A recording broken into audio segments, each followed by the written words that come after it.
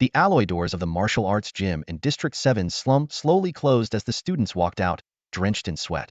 The 3-year free training period was coming to an end, and those whose punching strength hadn't reached the 500-kilogram threshold for a prospective martial artist were feeling disheartened. Just then, an astonishing piece of news broke. Qin Hung has come out, someone shouted.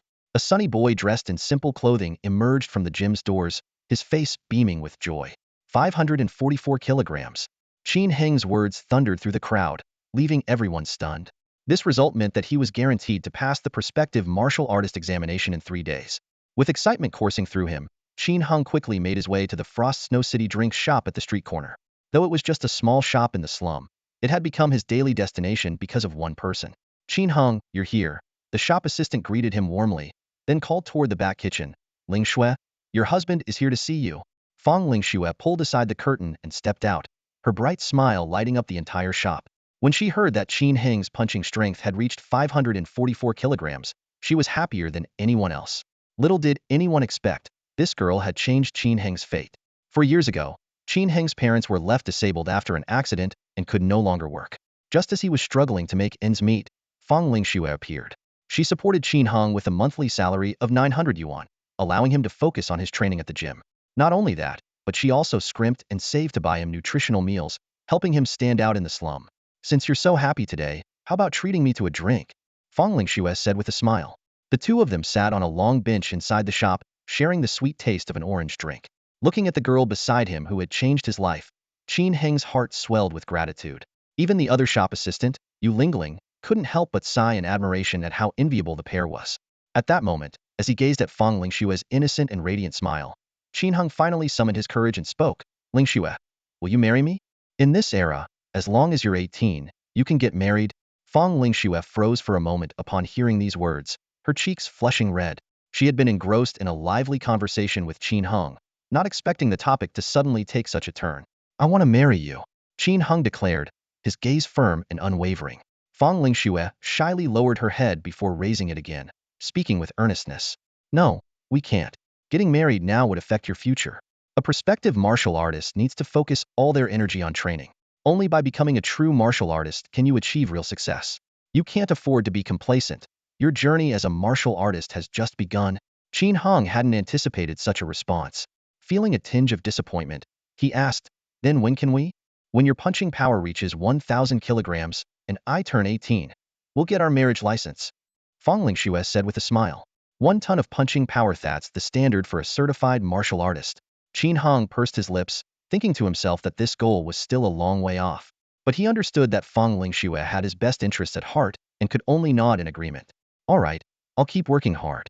First, I'll pass the assessment in 3 days, join one of the 4 great martial arts academies, and strive to meet your requirement as soon as possible. Speaking of that, Fang Ling Xue said seriously, have you decided which academy you want to join? She explained the selection process in detail. After passing the assessment for prospective martial artists, candidates could choose 2 academies to apply to.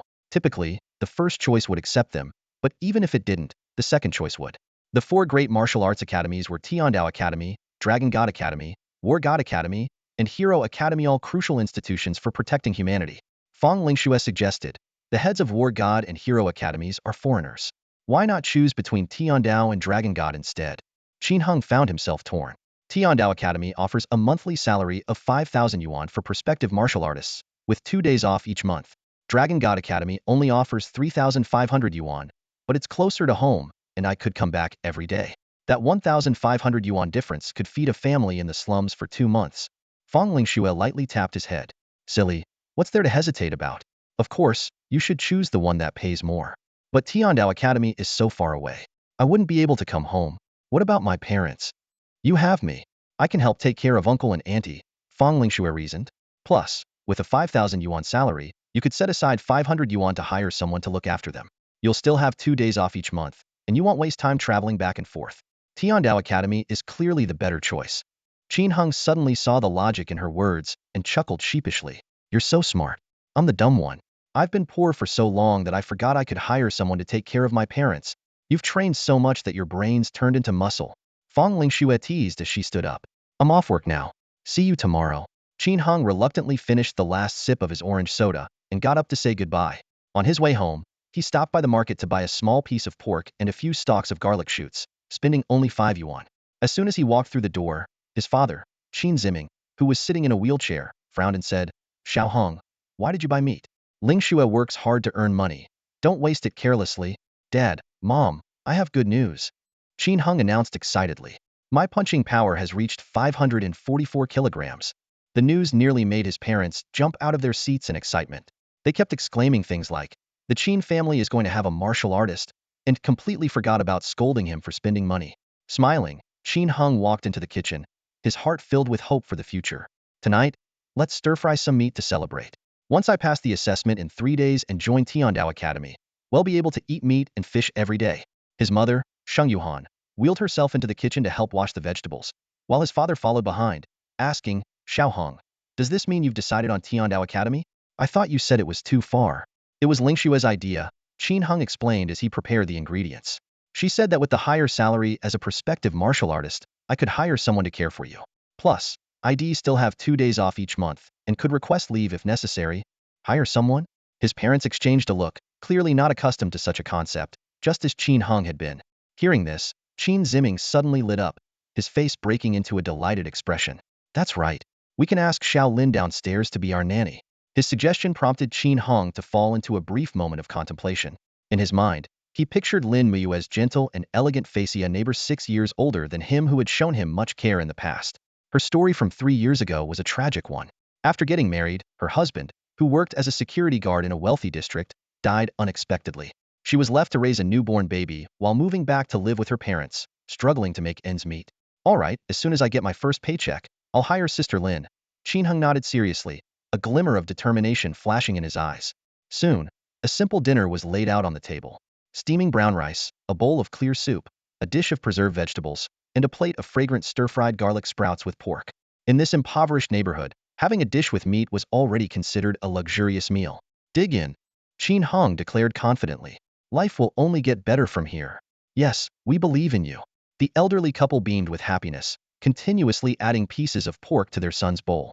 "Eat more meat. You're still growing, and you need proper nutrition. Only when you're well-fed will you have the energy to train. Work hard to become a true warrior soon. I can only imagine how handsome you'll look in a combat suit, definitely more dashing than those warriors on TV." Looking at the mound of meat that nearly covered the rice in his bowl, Qin Hung couldn't help but laugh. "Mom, Dad, you should eat some too. My training meals already include meat. This is prepared especially for you. Why is it all ending up in my bowl?" We're eating. We've had a few pieces already." The elderly couple chuckled, brushing him off as they urged, "Enough talking, eat quickly before it gets cold and loses its flavor." Faced with their insistence, Qin Hung initially wanted to return some of the meat to their plates, but worried about upsetting them. In the end, he had no choice but to finish the heaping bowl. Watching their son eat, the smiles on his parents' faces grew even warmer. After dinner, Qin Hung made his way to the rooftop terrace. In this cramped and crowded space, clotheslines and drying racks crisscrossed the area, while foam planting boxes belonging to various households were filled with scallions, garlic, chives, and leafy greens. In the corners, piles of old items the residents couldn't bear to throw away were stacked haphazardly. This was the reality of life in the slums. Every inch of space was precious, and even the rooftop was fully utilized. Fortunately, no one disturbed him at this moment. Qin Hung found an empty spot to sit down, preparing to try out the new meditation technique his coach had recently taught him, Shintian Tai Gong, or the primal breath technique. This was a special foundational training method he had gained after breaking the 500-kilogram punching force milestone. It was said to be a basic practice developed collaboratively by the 7 martial gods to promote human evolution, freely shared with martial arts schools worldwide. Following the instructions of the technique, Qin Hung adjusted his breathing and entered a state akin to sleep. Gradually, his consciousness took control of his bodily functions, no longer relying solely on lung respiration, but instead activating every inch of his skin to absorb the energy of nature. This was the essence of a martial artist's training, not just strengthening muscles, but also drawing on the energy of the universe. Before long, he felt his skin beginning to absorb energy from his surroundings. Moonlight, gentle breezes, and the magnetic field's energy seeped into his body through his pores, nourishing his muscles and fascia. A faint electric current coursed through him, bringing waves of tingling sensations. As it traveled through his meridians and acupoints, there was no obstruction at all. This surprised Qin Heng's coach had clearly mentioned that beginners' meridians were typically blocked and required gradual unblocking. Why was his flow so smooth? Instinctively, he sensed this was a good sign. He focused on his training, allowing the energy to nourish his body. Under the bright moonlight, with stars twinkling above, a streak of white light stretched across the sky like a celestial bridge. In this tranquil night, Qin Hung underwent his first transformation. When he awoke at dawn, his body was drenched in dew, yet he felt invigorated. As he stretched, his joints emitted crisp cracking sounds, and his entire body felt lighter than ever before.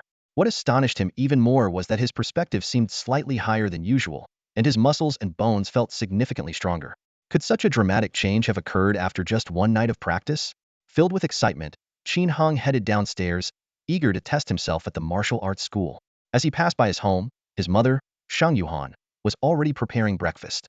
"Xiao Hong, where were you last night?" she asked. "On the rooftop, practicing," he replied. "Don't overdo it, make sure to rest. Here, have an egg." She handed him a warm boiled egg.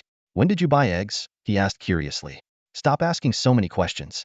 Hurry to the martial arts school. The assessment is the day after tomorrow. You can't afford any mistakes." "Got it, Mom." At 7:30 a.m., Qin Hung arrived at the trial martial arts school. It was the only martial arts school in District 7 of the slums, and it was already packed with students waiting to test their punching strength.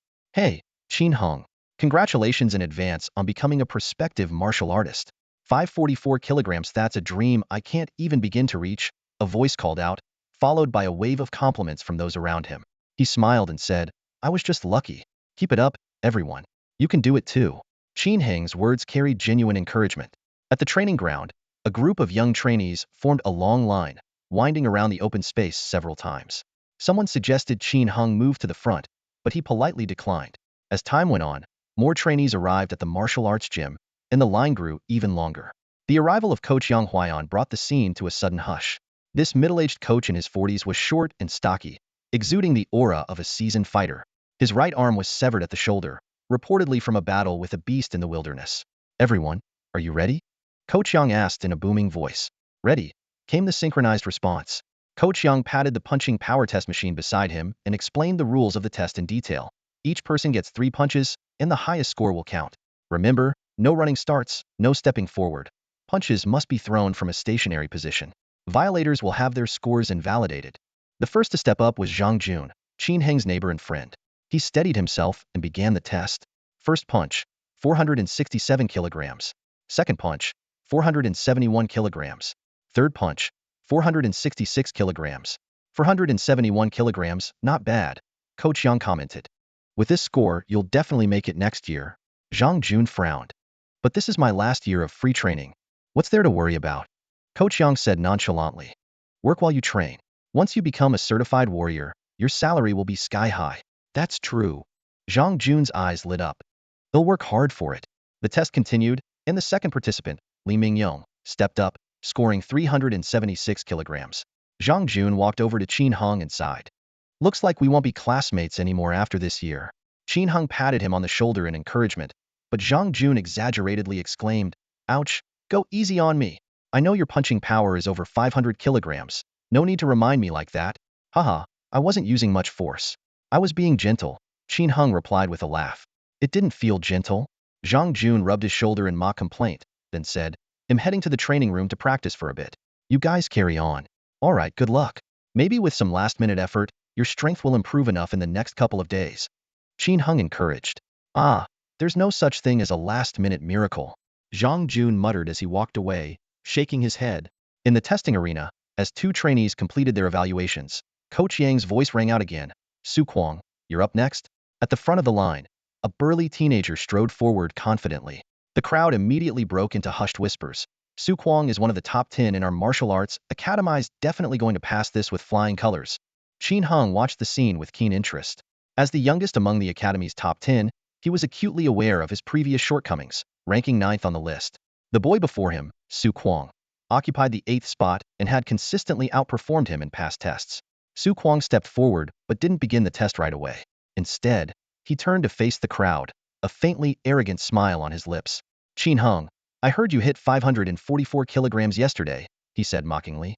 "Congratulations on that." After a brief pause, he added with a provocative edge, "Now, watch this punch of mine, think you can handle it?" Before anyone could respond, Su Kuang let out a low shout and threw a powerful punch at the testing machine. A heavy boom echoed through the arena. Coach Yang's eyes widened as he read the result. First strike 619 kilograms. "What? 619 kilograms. Gasps of astonishment rippled through the crowd. Everyone remembered that Su Kuang's previous test had only measured around 450 kilograms.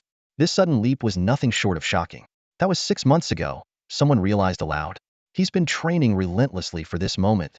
Even Qin Hong couldn't help but be impressed. A rival who had once been on par with him was now far ahead.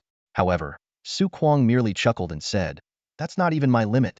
Under the stunned gaze of the crowd, Su Kuang struck again, delivering 2 more punches in quick succession, each 3 seconds apart.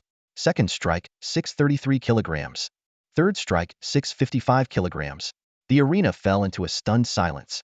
Qin Hong stared in disbelief, an increase of 205 kilograms in just 6 months, from 450 to 655 kilograms.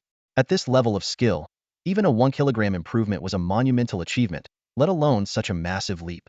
It was almost unimaginable. Su Kuang stepped down from the platform with a composed demeanor. As he passed Qin Hong, he threw out a pointed remark. "Looking forward to your performance, pretty boy." Qin Heng's brows furrowed slightly. The pretty boy jab was clearly a dig at the fact that Fang Lingxue financially supported him, a well-known topic among the Academy's members. Some admired it, others envied it. But Su Kuang was clearly in the latter camp. "If you want to watch, just stand there and watch. No need to announce it," Qin Hong replied calmly. No matter Su Kuang's strength, it wouldn't shake his determination to join the Academy, nor would it affect his relationship with Fang Lingxue. Su Kuang's face darkened, clearly feeling slighted, and he retreated sullenly to the sidelines. The murmurs around them grew louder. Between Su Kuang, Qin Hong, and Chen Yuan, who's the strongest? Isn't it obvious? Su Kuang's 655 kilograms speaks for itself. Chen Yuan's around 530 kilograms, similar to Qin Hong. Neither of them can match Su Kuang. The testing continued, and finally, it was Qin Heng's turn. "Coach Yang," he greeted respectfully as he approached the testing machine. "Did you do some training last night?" Yang Huayan asked. "Yes, I did. It felt great, like an intense workout that pushed my limits," Qin Hong replied. Coach Yang nodded approvingly. "That feeling indicates strong potential. You should be able to surpass yesterday's result by at least 20 kilograms. Behind him, some trainees curiously asked, "Coach, what kind of training are you talking about?" Coach Yang explained matter-of-factly, "According to Global Martial Arts Academy regulations, anyone who achieves a punch force of 500 kilograms qualifies to learn the innate breathing technique. Su Kuang hit 520 kilograms a month ago, and with the technique and diligent practice, he achieved today's breakthrough." "What? He went from 520 to 655 kilograms in just 1 month? That technique is incredible," the crowd exclaimed in awe. Qin Hong stood in the training field, a hint of surprise flashing in his eyes. "Coach Yang, why didn't you mention yesterday how powerful the innate breath technique is?" Coach Yang chuckled and shook his head. "What's there to mention? It's common knowledge among all martial artists." "Common knowledge among martial artists." Qin Hong murmured to himself, his gaze tinged with a trace of emotion. But in the slums, not everyone knows this. The poor and martial artists, they're practically from 2 different worlds. Thinking about Su Kuang's astonishing progress over the past month, a fiery determination ignited in his eyes. "I've also learned this cultivation technique. I wonder how much strength I can unleash today." Hearing his muttering, Coach Yang smiled and said, "Why don't you give it a try and find out?" "All right." Qin Hong didn't say more and planted his feet firmly on the ground. Taking a deep breath, he channeled all his strength into his right arm and punched the testing machine. Boom! The display on the testing device lit up with a number. Coach Yang's eyes widened, his voice trembling slightly. The first strike, 784 kilograms. 784 kilograms. Qin Hong's eyes widened in shock, and the training field fell silent. Everyone was stunned. This number had far exceeded their expectations. In the corner, Su Kuang, who had been waiting to see a good show, was utterly dumbfounded. "Coach, is this machine broken?" Qin Hong asked in a low voice. The result was far beyond what he had anticipated. He had thought he might be 30 or 40 kilograms stronger than yesterday at most, but to have his strength skyrocket by 240 kilograms was unimaginable. Such an improvement would have taken him years of grueling practice before. Coach Yang inspected the testing machine, gave it a couple of taps to confirm it was functioning correctly, then swallowed hard. "Try again." Qin Hong took a deep breath, adjusted his posture, and struck again. Boom! 779 kilograms. "Keep going," Coach Yang urged. Bang! The third punch, 785 kilograms. The results of all 3 tests ranged between 779 and 785 kilograms. The training field was silent. Su Kuang's arrogance had completely vanished, replaced by an expression of disbelief. Coach Yang's gaze at Qin Hong shifted from shock to admiration and finally to joy. He patted Qin Hung's shoulder and said, "Good kid. With talent like this, you might just have the potential to become a martial god. Go wait for me in my office. I have something to discuss with you." "All right, coach." Qin Hung's emotions were mixed. He was thrilled by his newfound strength, but also worried that his exceptional talent might bring trouble. As the saying goes, the tallest tree in the forest is the first to be felled. Coming from a poor neighborhood, he couldn't help but wonder if this gift would turn into a curse. After Qin Hung left, Yang Huaiyan called out to Su Kuang. "Su Kuang, help the others with their tests. They'll be stepping out for a bit." With that, he left without another word. Su Kuang responded begrudgingly. "Got it." He reluctantly walked over to take over the task, a sullen expression on his face. In the office, Qin Hung was restless. His heart involuntarily raced when Yang Huaiyan pushed the door open. The coach entered with a single swift motion, shutting the door behind him and drawing the curtains, sealing off the noise of the outside world. "You, kid, you've really given me a huge surprise," Yang Huaiyan exclaimed, pulling Qin Hung to sit down on the sofa, his face brimming with barely concealed excitement. "Coach, my test results, they won't cause any trouble, will they?" Qin Hung asked cautiously. "Trouble? What kind of trouble?" Yang Huaiyan replied, his eyes glinting with a hint of amusement. "I mean, could it attract any problems?" "Ha ha ha." Coach Yang burst into hearty laughter. "Trouble? Oh, there'll definitely be some trouble, but it's the good kind. Anyone who can increase their punching power by over 100 kilograms on their first cultivation attempt is a top-tier genius. The major martial arts academies will be scrambling to recruit you. You might even have a chance to join the martial god preparatory class for specialized training. What about my 240 kilograms then?" Qin Hung's eyes gleamed with curiosity. Coach Yang shook his head. "That's beyond me. As an intermediate martial artist, I'm not qualified to deal with such high-level matters. But I can guarantee this: once your results are submitted, the 4 major academies will do everything they can to win you over." "So what should I do?" Qin Hung asked, seeking guidance from his coach in this unfamiliar world. "That depends on your own choices," Coach Yang said seriously. "They'll offer all kinds of conditions. High salaries, luxurious villas, powerful mentors, legendary weapons, maybe even rare, miraculous elixirs. You just need to choose what suits your needs." Qin Hung felt overwhelmed. How high could those salaries be? What kind of villas were they talking about? How powerful were these mentors? All of it seemed so distant to him. All he knew was that he might be standing at a turning point in his life, ready to leave behind the identity of an ordinary boy from the slums. Coach Yang leisurely exhaled a puff of smoke, his eyes twinkling with a smile. "I never imagined I'd discover a genius like you under my guidance. They'll call the Martial Arts Alliance to recommend you later. As long as you pass tomorrow's assessment, not only will you and your family rise to prominence, but I, as your recommender, will also receive at least 100,000 in bonus rewards." 100,000. The number struck Qin Hung like a thunderbolt. Was an amount most impoverished people could never dream of earning in a lifetime. And this was just for making a recommendation. "Surprised?" Coach Yang asked. "A little," Qin Hung admitted honestly. Coach Yang patted his shoulder. 100,000 is nothing. Back when I used to go hunting in the wilderness with my comrades, we'd bring in 5-figure sums almost every time. Of course, I did lose an arm and spent over $1 million on treatment, but the speed at which martial artists earn money is beyond your imagination." Qin Hung began to understand. The lives of the impoverished and martial artists were indeed worlds apart. The poor ate coarse rice, old grains, and cheap vegetables that cost mere cents per pound, while martial artists enjoyed refined grains, fresh produce, exotic dishes, fruits, and meats items that were astronomically priced in comparison. In fact, martial artists probably wouldn't even bother with such ordinary food, opting instead for even more precious delicacies. He remembered seeing a news report once. A powerful martial artist had killed a terrifying beast, and the government awarded them $1 billion as a reward. Back then, he couldn't comprehend the weight of such a number. Now, he realized that for top-tier martial artists, it might just be a drop in the ocean. "Qin Hung, you have exceptional talent. I don't know how far you'll go in the future, but remember why you started practicing martial arts, and don't lose yourself along the way," Yang Huaiyan advised earnestly. "I will. Thank you for your guidance." Qin Hung nodded before asking, "By the way, Coach, I'm still not very clear about the rankings of martial artists." "I knew you'd ask that." Coach Yang chuckled, pulling a booklet from beneath his desk and handing it to him. As Qin Hung flipped through the booklet, it felt as though he was opening a door to an entirely new world. The realms of martial cultivation were numerous, ranging from the lowest rank of apprentice martial artist to the highest, beyond martial god, where one could cross the martial path bridge and venture into the depths of the cosmos. The martial path bridge. Qin Hung looked up instinctively. In the night sky, the bridge-like glowing structure beside the moon came to mind. As a child, had heard it was a heavenly road leading to happiness. Later, he learned it was the martial path bridge, accessible only to martial gods, containing the deepest secrets of life. The booklet detailed that 60 years ago, the Martial Path Bridge appeared in the starry skies near Earth, bringing mysterious energy that unlocked the path of cultivation for humans and creatures alike. But with it came chaos. Wars, disasters, famines, plagues. The first decade was rife with turmoil. During those years, countless talented cultivators rose to prominence, competing and collaborating in a complex web of alliances and rivalries.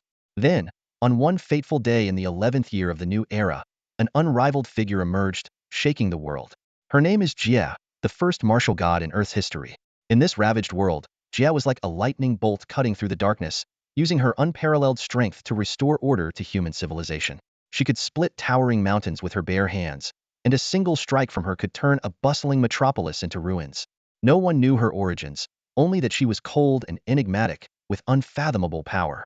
Under her iron-fisted rule, once defiant martial artists lowered their proud heads and began cooperating with local governments to rebuild society. Modernized base cities rose one after another, and the age of chaos finally came to an end. However, the cost of this catastrophe was unimaginably high. The global population plummeted from 8 billion to less than 500 million, with countless cities reduced to rubble.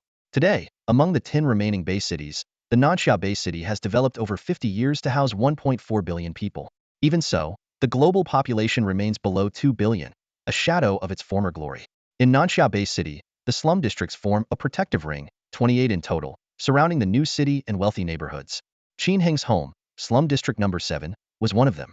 These stories of the past were ones he had heard as a child, not found in the martial artist rank guide given to him by Coach Yang. The guide detailed the hierarchy of martial artist ranks, starting from the most basic quasi-martial artist, technically a reserve rank, requiring 1,000 kilograms of punching power for a junior martial artist, 3,000 kilograms for an intermediate martial artist, and 10,000 kilograms for a senior martial artist. Beyond that were the more powerful martial master, grand martial master, martial grandmaster, and supreme grandmaster, culminating in the ultimate martial god level. On Earth today, while there are hundreds of supreme grandmasters, only 7 martial gods remain. Of the original 9, the most powerful female martial god, Jia, and the second martial god, Su Tianlin, have already ascended the martial path bridge, disappearing into the vast cosmos. Beyond humanity, there are beast gods, creatures with power equivalent to martial gods. These beings possess intelligence rivaling that of humans and can command other monsters. According to records, there are currently 18 beast gods in the wilderness, along with 7 plant gods entities evolved from plants. They rule over wilderness and oceans hundreds of times larger than the base cities. For 60 years, humans and these formidable beings have been locked in conflict, with no possibility of reconciliation. In such a world, martial artists bear a sacred Mishianto stand against the monsters and protect humanity's last refuge. After reading the introduction to the levels of martial artists, Qin Heng was deeply shaken. He finally understood that he was merely a novice who had just touched the threshold of martial arts. Coach Yang, there are 25 beast gods and demon gods combined, which is more than the number of human martial gods. How do we resist them? Qin Heng couldn't help but ask. Yang Huaiyan took a deep drag from his cigarette and said slowly, apart from the martial gods, we also have technology. Although beast gods are quick enough to evade thermal weapons, as long as we send a few grandmasters to entangle them, we can achieve mutual destruction. He paused and then added, but this has only happened once in history. The cost was too high, and neither side was willing to bear it again. Now, the territories of humans and beasts are relatively stable. Although small-scale conflicts happen frequently, god-level beings rarely take action. They mainly serve as a deterrent. Qin Heng nodded thoughtfully.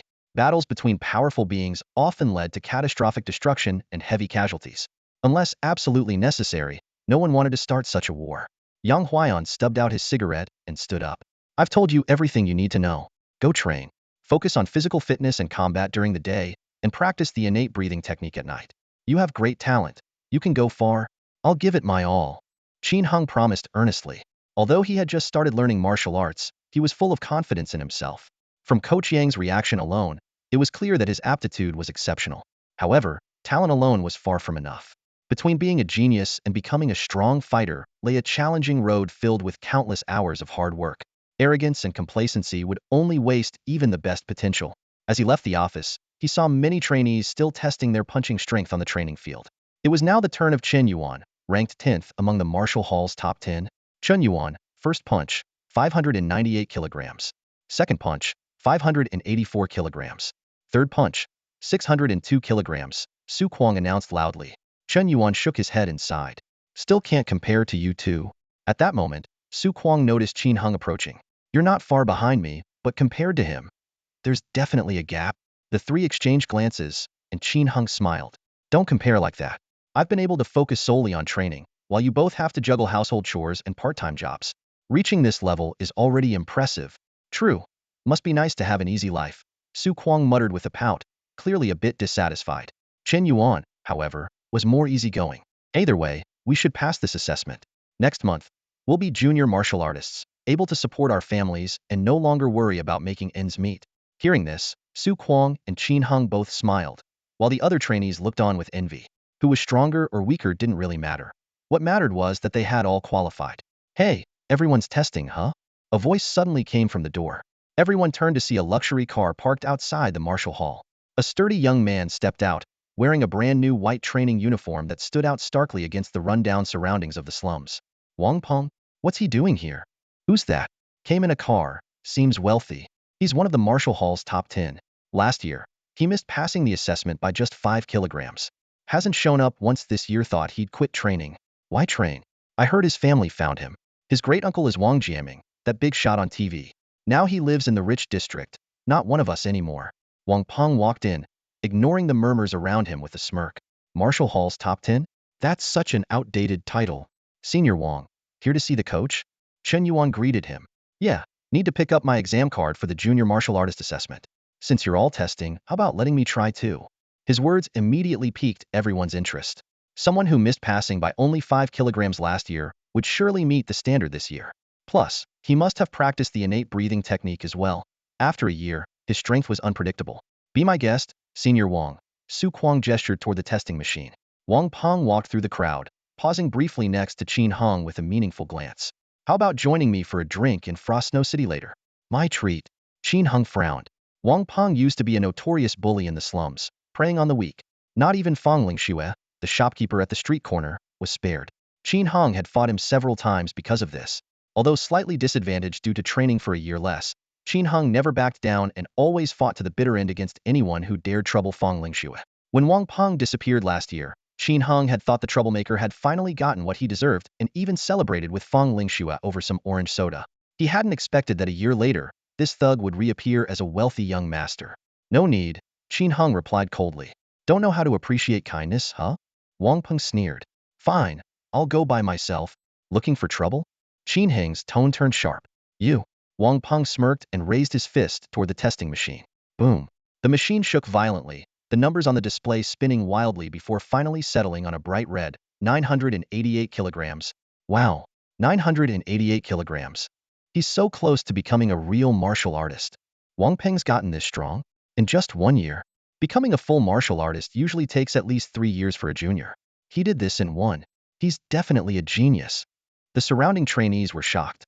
Even Su Kuang and Chen Yuan were stunned, unable to believe how much stronger Wang Peng had become in just a year. So, scared now? Wang Peng asked smugly, his eyes full of disdain as he looked at Qin Hung. Not impressed? Qin Hung responded calmly. What? Wang Peng's expression darkened, and his gaze turned dangerous, as if he was ready to make a move. Before he could act, Su Kuang spoke up. Senior Wang, Qin Heng's test result earlier was 785 kilograms. And he only started practicing the innate breathing technique last night. What? As soon as those words were spoken, Wang Peng's expression shifted instantly from smugness to disbelief, with a trace of panic flashing in his eyes. You're bluffing? He glared at Su Kuang, his voice trembling slightly. Su Kuang simply shrugged, his tone calm. I wish I were, but this guy is truly abnormal. Wang Peng's face darkened and brightened unpredictably, but he quickly regained his composure. So what? He's just a prospective martial artist. There are plenty of geniuses in this world, but how many actually manage to grow into something? Such tough talk, Qin Hung sneered. Although his current punching power was still weaker than Wang Peng's, he knew it wouldn't be long before he could overpower this arrogant guy. Heh, Wang Peng sneered disdainfully. Naive brat. You think a bit of talent gives you the right to act superior? Let me tell you, someone like me, even a grandmaster, would have to bow and scrape. If it weren't for the upcoming assessment and the need to avoid trouble, I could end your life right now without facing any consequences. The training ground fell silent in an instant. Such audacious words were practically lawless. The younger trainees around them looked terrified, but Qin Hung still maintained his cold smile. Senior Brother Wang, that's unnecessary, really. Chen Yuan quickly tried to smooth things over. Su Kuang also sensed the tension and hurriedly pulled Wang Peng aside. Senior brother Wang, let it go. Let's go get your admission ticket. The coach is waiting for you in the office. Humph. Wang Peng shot one last disdainful glance at Qin Hong before turning and leaving. Once the trio was gone, Zhang Jun finally dared to approach. Qin Hong, are you all right? It's nothing. Just a petty man enjoying his brief moment of glory, Qin Hong replied calmly, then headed toward the training room. He had heard a bit about Wang Peng's great uncle. That man, Wang Jiaming, was a renowned martial arts powerhouse in the Nansha Bay City and the deputy head of the Nansha branch of the War God Martial Hall. Such a figure was indeed not someone Qin Hong could afford to offend at the moment. But Wang Jiaming was Wang Jiaming, and Wang Peng was still just Wang Peng. A deputy head of a martial arts hall wouldn't trouble himself with dealing with someone as insignificant as Qin Hong, just for the sake of a younger relative. As for Wang Peng, his strength might currently be a bit higher, but with a few more days of training, that gap would close. Entering the smaller training room, Qin Hong first measured his height. Most kids from the slums suffered from malnutrition and were usually only around 165,170 centimeters tall by the age of 17 or 18. Thanks to Fang Lingshue's care and daily nutritious meals, Qin Hong had managed to reach 172 centimeters. However, to his surprise, after last night's training, he discovered his height had shot up by another inch, now standing at 175 centimeters. I wonder if I'll keep growing taller? Qin Hong silently looked forward to becoming taller, more handsome, and stronger. Now, it was time to begin his training. Before learning the innate breathing technique, his daily regimen consisted of just two focuses: strength and agility. Strength training was straightforward, relying on equipment like barbells and bench presses to stimulate muscle growth, or performing weighted exercises and running. Agility training, on the other hand, required the use of robots. The trainee would stand in the center, surrounded by up to 8 mechanical arms equipped with boxing gloves. Each arm could strike with a maximum frequency of one punch every 0.5 seconds. At the highest difficulty, the trainee would have to dodge 16 attacks per second or end up bruised and battered. Qin Hong immediately got into the zone, starting with strength training before moving on to reaction speed. He grabbed a barbell and adjusted the weights himself. Yesterday, his punching power was measured at 544 kilograms, with his right arm able to single-handedly lift 105 kilograms. Given today's significant improvement in strength, he decided to start by adding 25 kilograms. A total weight of 130 kilograms was already quite intimidating, but when he tried lifting it, he found it surprisingly manageable. His left hand easily raised the barbell off the ground and over his head, while his right hand did it with even less effort, far from reaching his limits. Why does it feel like my strength has increased more than the test machine indicated? Qin Hong wondered. Perhaps the rapid overnight improvement had temporarily affected his muscle control and coordination. He added another 25 kilograms to the barbell, bringing it to 155 kilograms. This time, the challenge was noticeably greater, but gritting his teeth, he successfully lifted the barbell over his head. The lifting strength of his left arm at 155 kilograms was already nearing its limit, but Qin Hong knew there was still room for improvement in his right arm. Carefully calculating, he thought, based on the power conversion technique he had been exploring, with a 1:5 conversion ratio, adding another 10 kilograms should allow his right arm to generate an astonishing 825 kilograms of punching force. Train harder, and maybe I can give the examiners a big surprise during the assessment, he mused. Every martial artist had varying levels of power conversion efficiency. With the same 100 kilograms of lifting strength, some could only convert it into 400 kilograms of punching force, while others could reach 500 kilograms. A rare few with exceptional talent could even hit over 600 kilograms. The higher the conversion rate, the better a fundamental skill every martial artist had to master. For the next 2 hours, Qin Hong focused on strength training, repeatedly pushing himself to the brink of his limits. Sweat soaked through his training clothes, but as his muscles and bones became fully engaged, he found himself feeling increasingly at ease with each repetition. Time to test my agility. He walked over to another training machine, skillfully attaching 5 mechanical arms. He adjusted the control computer, setting the attack frequency to one punch every 0.8 seconds and selecting the random attack mode. Yesterday, it was 4 arms at 1 punch per second. With my improved strength today, this frequency should be manageable, he thought as he stepped into the training area, waiting for the system's countdown. 5, 4, 3, 2, 1. With a sharp whirring sound, the 5 mechanical arms launched a relentless storm of attacks.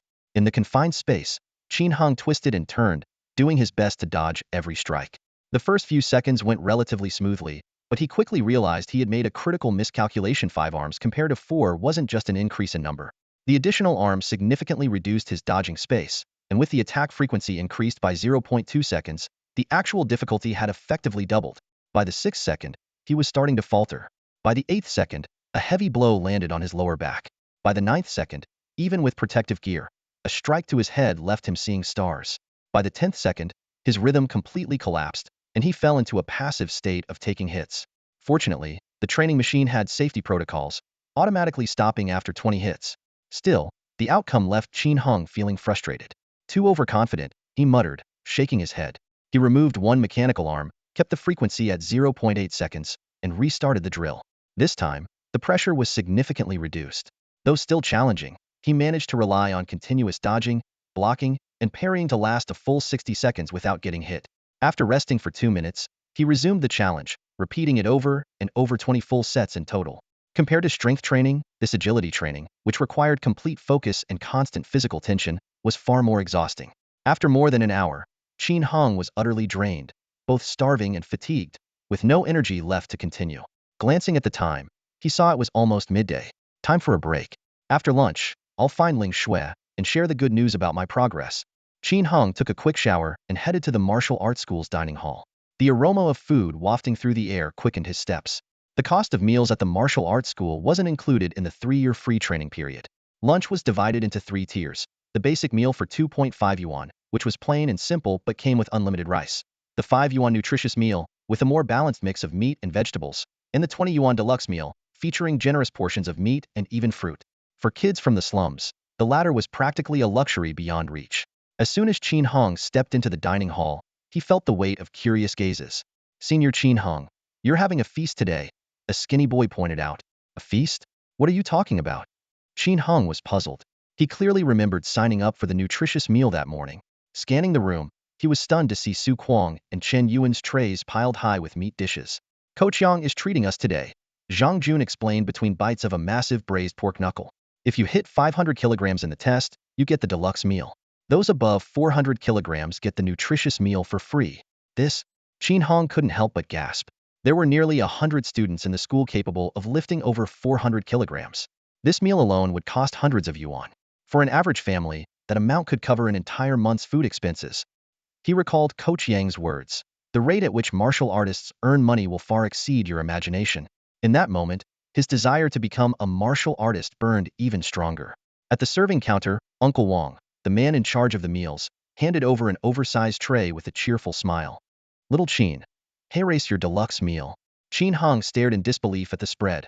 Braised pork knuckle, chicken drumsticks, stir-fried shredded pork with dried tofu, sautéed greens, and a steaming bowl of pork rib and corn soup, all radiating mouth-watering aromas. "Rice is unlimited, but remember, wasting even a single grain will cost you 1 yuan, Uncle Wang reminded him. "Got it." Qin Hung could hardly contain his excitement. He had never seen such a lavish lunch in his life. He found himself calculating if he earned a few thousand yuan a month in the future, wouldn't he be able to enjoy this kind of meal every day? From the moment he registered his 544-kilogram punch yesterday until now, it felt as though he had stepped into an entirely new world. He found a seat and settled down. Even someone as unruly and fearless as Su Kuang would only dare to tease Qin Hung with comments like, "pretty boy," but would never joke about Fong Ling Shui. He was well aware that angering Qin Hung wouldn't just end in a war of words, it would likely result in a thorough beating before the matter was settled. 10 minutes later, Qin Hung set down his chopsticks with satisfaction. This meal had been thoroughly enjoyable. The rich gravy from the braised pork knuckle and chicken drumsticks had been mixed with rice and devoured completely, not a single grain left behind. He even felt an urge to lick the plates clean. With the meat in the takeout bag still warm, he quickly got up and left the martial arts gym. Frost Snow City wasn't far away, so he decided to visit Lingzhou first. It was only a 5-minute walk from the trial martial arts gym to Frost Snow City, and soon he spotted the familiar shop sign. Normally, this time of day would be quiet for a milk tea shop, but there was a car parked in front of the store that made Qin Hung frown. Could Wang Peng have come back again? Upon closer inspection, the car was clearly not the one Wang Peng had driven earlier that morning. Wang Peng's was a lightweight city sports car, flashy and expensive enough to turn heads in the city. However, the vehicle in front of him was an off-road car. What shocked Qin Hung even more was the license plate, prominently marked with the character Zhan, meaning battle. Is this a wilderness battle vehicle? Qin Hung thought to himself in surprise. The battle mark on the license plate signified that this was a specially modified combat vehicle, capable of venturing into wilderness zones. It had bulletproof features, and was designed to withstand collisions with beasts. Such a car was worth a fortune, and its owner was undoubtedly a powerful martial artist. A question arose in his mind. Why would such a distinguished martial artist come to the slums for milk tea? Although the new district was just across the street, most martial artists lived in high-end apartments in the city center. far from the impoverished areas. It was unusual for someone of that status to appear here. As Qin Hung approached the shop's entrance, a young man wearing sunglasses stepped out. The man appeared to be under 30, exuding an aura of dominance with every move. His entire demeanor radiated an overbearing confidence, as if he looked down on everyone. When Qin Hung's eyes met his, even through the sunglasses, he could feel the piercing, bone-chilling gaze. It was as if a towering mountain was bearing down on him, and the sheer pressure made him unconsciously step aside. This man's strength must surpass that of Coach Yonghe's, very likely at the level of a martial master. Qin Hung silently assessed. The young martial artist merely glanced at him indifferently before getting into the car without a word. The roar of the engine soon faded as the vehicle disappeared down the street. Qin Hung, why are you here so early today? The crisp voice of a young girl reached him, pulling Qin Hung's gaze away from the SUV. What greeted him were the unusually worried expressions of Fang Lingxue and Yu Lingling, causing a pang of unease in his chest. Lingxue, why do you both look like this? Did something happen? Fang Lingxue let out a soft sigh, but Yu Lingling spoke first, her voice choking with emotion. That was our boss just now. He said the store's revenue is too low, and it's closing at the end of the month. We're both going to lose our jobs. Closing down? Qin Hung was momentarily stunned. He had assumed the two girls had been bullied, but it turned out that martial artist was their employer. Yu Lingling's eyes turned red. The first time we met the boss, and it's for this reason. Without this job, what will happen to my younger brother and sister? If Frost Snow City's store closed, the two girls would have to rely on odd jobs to get by, and their income would undoubtedly plummet. Qin Hung, don't worry, Fang Lingxue forced a smile. The boss gave us each 500 yuan in severance pay. It should be enough for you and your parents to get by for a while. Once you pass tomorrow's assessment and start school next month, you'll soon receive a probationary martial artist's salary. Lingxue. This Qin Hung's heart ached. She was the one losing her job, yet she was still comforting him. By the way, you haven't told me why you came looking for me so early today. Fang Lingxue quickly changed the subject. Qin Hung silently took out a packed meal of braised pork knuckle and chicken drumsticks. Wow, is this for me? Fang Lingxue's eyes lit up. Yeah, the coach treated us to a fancy meal today. I couldn't finish it all, so I brought some back. Then I'll take the drumstick. The pork knuckle should go to your parents, Fang Lingxue said, choosing the smaller drumstick. The girls' lunch was simply a small pot of plain porridge, pickled radishes, and a plate of green vegetables. With the addition of the drumstick, Fang Lingxue ate happily, and even shared a piece with Yu Lingling. Watching her nibble at the drumstick, not even sparing the cartilage on the joints, Qin Hung felt a sharp pain in his heart. She deserved a much better life. A monthly salary of 900 yuan was considered high in their impoverished area, and with no family burdens, she should have saved up a lot over the past 3 years. But for his sake, she had been living frugally, surviving on porridge and pickled vegetables. Stop spacing out. Go home already. The pork knuckle won't taste good if it gets cold, Fang Lingxue urged. Lingxue. Qin Hung's throat tightened. Suddenly remembering something, Fang Lingxue put down her chopsticks, ran over, and pulled 5 100 yuan bills from her pocket, stuffing them into his hand. This is the severance pay from the boss. Make it last until the month after next when you get your probationary salary. I don't have much left, so from now on, you'll have to rely on yourself. Qin Hung stood frozen, his throat dry, his vision blurred. Watching Fang Lingxue return to her seat and resume eating her plain porridge, he made a vow in his heart. He had to pass tomorrow's assessment, no matter what. Once he earned his first paycheck, he would never let her suffer like this again. No matter how wealthy he became in the future, no matter how high his martial arts achievements reached, he would share everything with Fang Lingxue. Otherwise, he wouldn't be worthy of being called human. Qin Hung turned and left, not daring to let Fang Lingxue see the redness in his eyes. But the two girls noticed everything. He's so moved he cried. Yu Lingling whispered as she watched Qin Hung walk away. Lingxue, you're too good to him. If it were me, I wouldn't be willing to give away all my money like that. Fang Lingxue smiled. I can't help it. Whenever I have money, I just want to give it to him. Maybe that's what love is. That's not love. That's just being a fool. Yu Lingling muttered. What if he becomes a martial artist, gets exposed to the glamorous world of the wealthy, and then leaves you behind? He won't, Fang Lingxue said firmly. He's not that kind of person. I trust him. Sigh. Silly girl, Yu Lingling shook her head and sighed. Fang Lingxue, you're calling me silly, but you're just as much a silly girl yourself. Yu Lingling fell into a brief silence, shaking her head lightly. I'm not silly, I'm just unlucky. Things will get better. Everything will turn out fine. Let's hope so. Inside the martial arts training hall in the afternoon, Qin Hung was fully immersed in his training. Images of Fang Lingxue and Yu Lingling sharing a chicken leg, and his parents splitting a piece of pork elbow, kept flashing through his mind. The fragments of the past, years of hardship, transformed into the driving force that pushed him forward. Even though he was confident that he'd pass tomorrow's assessment, he dared not relax for a moment. Every bit of progress meant better treatment and a higher salary. He wanted to give his parents and Lingxue a good life where they wouldn't have to worry about their next meal or treasure a piece of meat as if it were a rare gem. Beyond that, he aspired to become stronger and wealthier, so he could help people like Sister Lin and Yu Lingling, whose lives had been fraught with misfortune, to live in abundance. Who? The mechanical arms kept punching, stirring up gusts of wind. Chen Yuan, who was also training in the room, noticed the intensity Qin Hong had set for himself and couldn't help but exclaim, "Qin Hong, are you crazy? 4 mechanical punches in 0.7 seconds? I'd have been black and blue by now." Qin Hong, focused on his training, waited until the current round of reflex drills ended before replying, "You need to push yourself to the limit to survive. I'd rather take a few more hits from these 50-kilogram punches now than face the claws of a wild beast unprepared in the wilderness." That may be true, but you've got to pace yourself. Don't push too hard. There's a fine line between dedication and overdoing it, Chen Yuan advised. Qin Hong paid no attention. After a short break, he threw himself back into training. 3 hours later, a fellow trainee knocked on the door and entered. "Senior Qin, Senior Chun, the coach is calling for you." "Got it, we're coming." The two wiped their sweat and headed to the office. In the office, a few of the more skilled trainees, including Su Kuang, had already gathered. "Coach Yang, you called us?" Su Kuang spoke first. Yang Huaiyan handed out a stack of palm-sized cards. "These are your admission tickets. Keep them safe.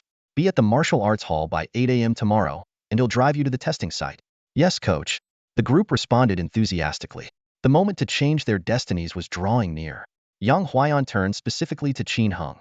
"Go home now, rest well tonight, and give the examiners a surprise tomorrow." "Yes, I won't let you down," Qin Hong promised, thumping his chest. After an intense night of practice, his punching strength had already increased by 240 kilograms, and he was confident he could improve even further tonight. "Go on," Yang Huaiyan said with a wave of his hand. This time, 26 people from District 7 of the impoverished area had signed up, most of whom were retaking the test. Only 9 were first-time examinees. Although they would be in the same testing venue, the treatment for first-timers and repeat testers was worlds apart. The shorter the training period and the higher the initial test scores, the better the future benefits. Even if a repeat tester managed to deliver an extraordinary punch of 800 kilograms, the treatment they received would still be considered average. At 6 p.m., Qin Hong returned to the rooftop once again. Yesterday's astonishing punching power test had left him brimming with anticipation for the innate Tai Chi Gong technique, and now he prepared for his training with utmost focus. As the sun dipped below the horizon, he sat down and began regulating his breathing. Before long, the familiar sense of comfort washed over him, accompanied by a faint, tingling sensation akin to electricity flowing through his body.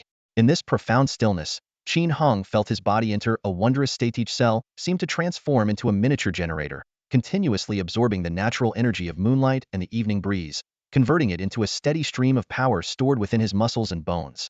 "This feels incredible," Qin Hong thought to himself. "It's nothing like the pain Chen Yuan described." Recalling his earlier conversation with Chen Yuan, who had spoken of agony and torment, Qin Hong couldn't help but feel that they were talking about two completely different techniques. To him, this was pure enjoyment.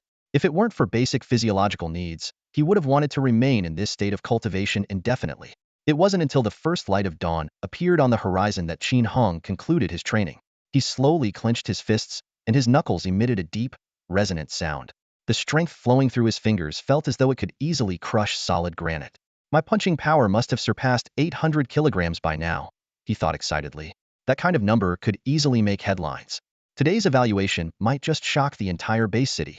When he returned home, his parents were already awake, preparing breakfast. The family of 3 gathered around the dining table, and his father patted him on the shoulder with a reminder.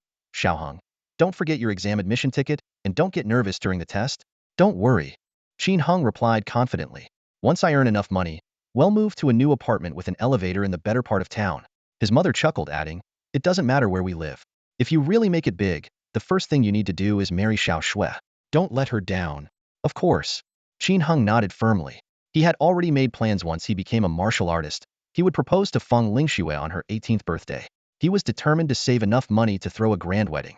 Sheng Yuhan brought over 2 boiled eggs. "Here, eat these and aim for a perfect score on your test." In the impoverished district they lived in, breakfast was a luxury, typically reserved for laborers doing physically demanding work. Since his parents couldn't work due to health reasons, they usually waited until midday for their first meal. But today was special. They had woken up early to prepare eggs for their son. The aroma of the food wafted through the air, and Qin Hung noticed a pot of pork knuckle bone stew with pickled vegetables from the previous day. Bone stew with pickled vegetables, this was the best treat when we were kids, Qin Zimming reminisced. Seeing the hopeful expressions on his parents' faces, Qin Hung silently vowed to himself. They had endured so much hardship and pinned all their hopes on him. Today's evaluation had to give it his all. After finishing breakfast and grabbing his admission ticket, Qin Hung set out under the watchful and encouraging eyes of his parents. By 7:20 a.m., he arrived early at the martial arts hall. Although there were still 40 minutes left until the assembly, candidates were already gathering, many accompanied by family members who had come to see them off. Hey, Qin Hung, a young man with sun-kissed bronze skin called out as he approached. Senior Zhou Yin, long time no see. Have you been training hard all this time? Zhou Yin gave a wry smile. Training? I couldn't even afford the membership fees. I've spent the past 6 months working odd jobs just to survive. If not, you wouldn't see me here today, you'd only find a starving ghost in my place. Ha ha ha, senior brother Zhou, you're too funny. Qin Hung chuckled along with the crowd, glancing at Zhou Yan's slightly protruding beer belly. You sure don't look like someone who's struggling to put food on the table, someone teased. Zhou Yan grinned and patted his stomach. Not bad, not bad. Mainly because I found a decent job. The meals are rich, so I've been eating well and putting on some blessings. Oh, what kind of job? Does it come with meals? Everyone's curiosity was piqued. Lowering his voice and looking mysterious, Zhou Yan said, it's at the Ziguang Club in the new district, serving rich women. If you're a quasi-martial artist with a punching force over 500 kilograms, you can earn 30 yuan per session. And if you make the client happy, you might even get tips. Qin Hung's expression froze instantly. Su Kuang burst out laughing. You know, this job suits Qin Hung perfectly. He's a natural at this. Zhou Yan looked surprised. For real? Qin Hung, you've got the skills for this? I could introduce you to my boss one day. Don't listen to Su Kuang's nonsense. Qin Hung quickly defended himself. He's just jealous I have a girlfriend. Ah, I see. Zhou Yan nodded in realization. I thought you were just really good at this kind of thing. The group erupted into laughter again. At that moment, Coach Young arrived. Is everyone here? Chen Yuan did a quick head count. Everyone's here except Wang Peng. What about your exam permits? Coach Young asked, concerned that someone might have forgotten this crucial item. Qin Hung and the others quickly took out their permits. The initial exam permits were slightly larger in size, with space on the back to fill out 2 preferences. The re-exam permits, however, were assigned randomly to one of the 4 major martial arts schools by the government system. All right, get on the bus. Coach Young instructed after carefully checking the permits to ensure everything was in order. Wang Peng, being from a wealthy family, could drive himself to the exam site. The remaining 25 candidates, along with Coach Young and the driver, boarded an old, retired bus, making a total of 27 passengers. Son, give it your all. Our family's future depends on you. Little brother, best of luck. My Su Kuang is the best. Encouraging cheers from family members rang out from the roadside. Don't worry, we've got this. Su Kuang and the others waved back through the windows. Qin Hung scanned the crowd, hoping to see Fong Lingxue among them, but her figure was nowhere to be found. The bus started up and slowly pulled away from the martial arts school. Zhou Yin squeezed into the seat next to Qin Hung, slung an arm around his shoulder, and whispered, Hey, bro, seriously, are you in? It's just an hour a day. Even if you become a quasi-martial artist, you'll still have time to earn some cash. No, forget it. Qin Hung waved his hand repeatedly. You should ask Su Kuang instead. He seems to need it more. Really? Zhou Yin took it seriously and immediately went to find Su Kuang. The bus rattled as it drove through the pothole-ridden roads of the slum area, turned a couple of corners, and eventually merged onto the main road on the outskirts of the new district. As they passed the Shuangshue city gate, Qin Hung instinctively glanced toward a small shop nearby. Unfortunately, it was still too early, and the shop hadn't opened yet. Fong Lingxue. Her face appeared in his mind, and Qin Hung silently vowed to himself, I won't let you down. The roads in the new district are smooth and wide, forming a stark contrast with the impoverished areas. Green trees lining the streets sway gently under the sunlight, while rows of towering skyscrapers add a touch of modernity to the cityscape. Coach Yang, do you think we'll be able to buy a house in the new district someday? He Shua asked, his eyes brimming with hope. Yang Huaiyan smiled faintly. If you become a quasi-martial artist and avoid unnecessary expenses, saving for 3 to 5 years should be enough. 3 to 5 years? He Shua immediately began calculating. A quasi-martial artist earns 4,500 a month, saves 3,000 each month, that's 36,000 in a year, and 180,000 in 5 years. His voice trailed off. And that's only enough for one house? Chun Yuan snorted. What did you expect? The starting price for the worst houses in the new district is 100,000. Without becoming a quasi-martial artist, there's no chance for people from the slums to move in. Then how do people in the new district manage to live there? He Shua asked, puzzled. Qin Hung chimed in. Our cultural studies teacher mentioned that many houses in the new district were allocated 30 years ago. Back then, over 12 million workers labored for 3 years without pay, bringing their own food, and managed to build this 38,000 square kilometer city. Yang Huaiyan nodded, adding, apart from that, city defense soldiers and workers in major factories are also granted free housing by the government as a reward for their contributions to the base city. The scenery outside the car window kept changing as Qin Hung silently observed. In the inner circle, the buildings were packed tightly together, with lighting conditions not much better than the slums. But as the car moved forward, he noticed that housing conditions in the new district were actually quite varied. There were densely packed resettlement apartments, but also aesthetically pleasing residential areas with spacious building distances, greenery, and 3-meter-high ceilings. Not to mention the low-rise housing zones of only 5 or 6 stories, situated near parks, rivers, and lakes, offering a particularly serene atmosphere. Half an hour later, the car pulled up in front of an imposing square. We're here. Let's get out, Yang Huaiyan said as he stood up. This is Wushan Square. Qin Hung gazed at the scene before him. A massive square with sides measuring 1,800 meters. At its center stood a statue of a female martial deity, surrounded by 8 smaller statues of martial deities, representing the 9 most powerful martial deities in the world. The perimeter of the square was packed with military and civilian vehicles, with armed police officers standing guard.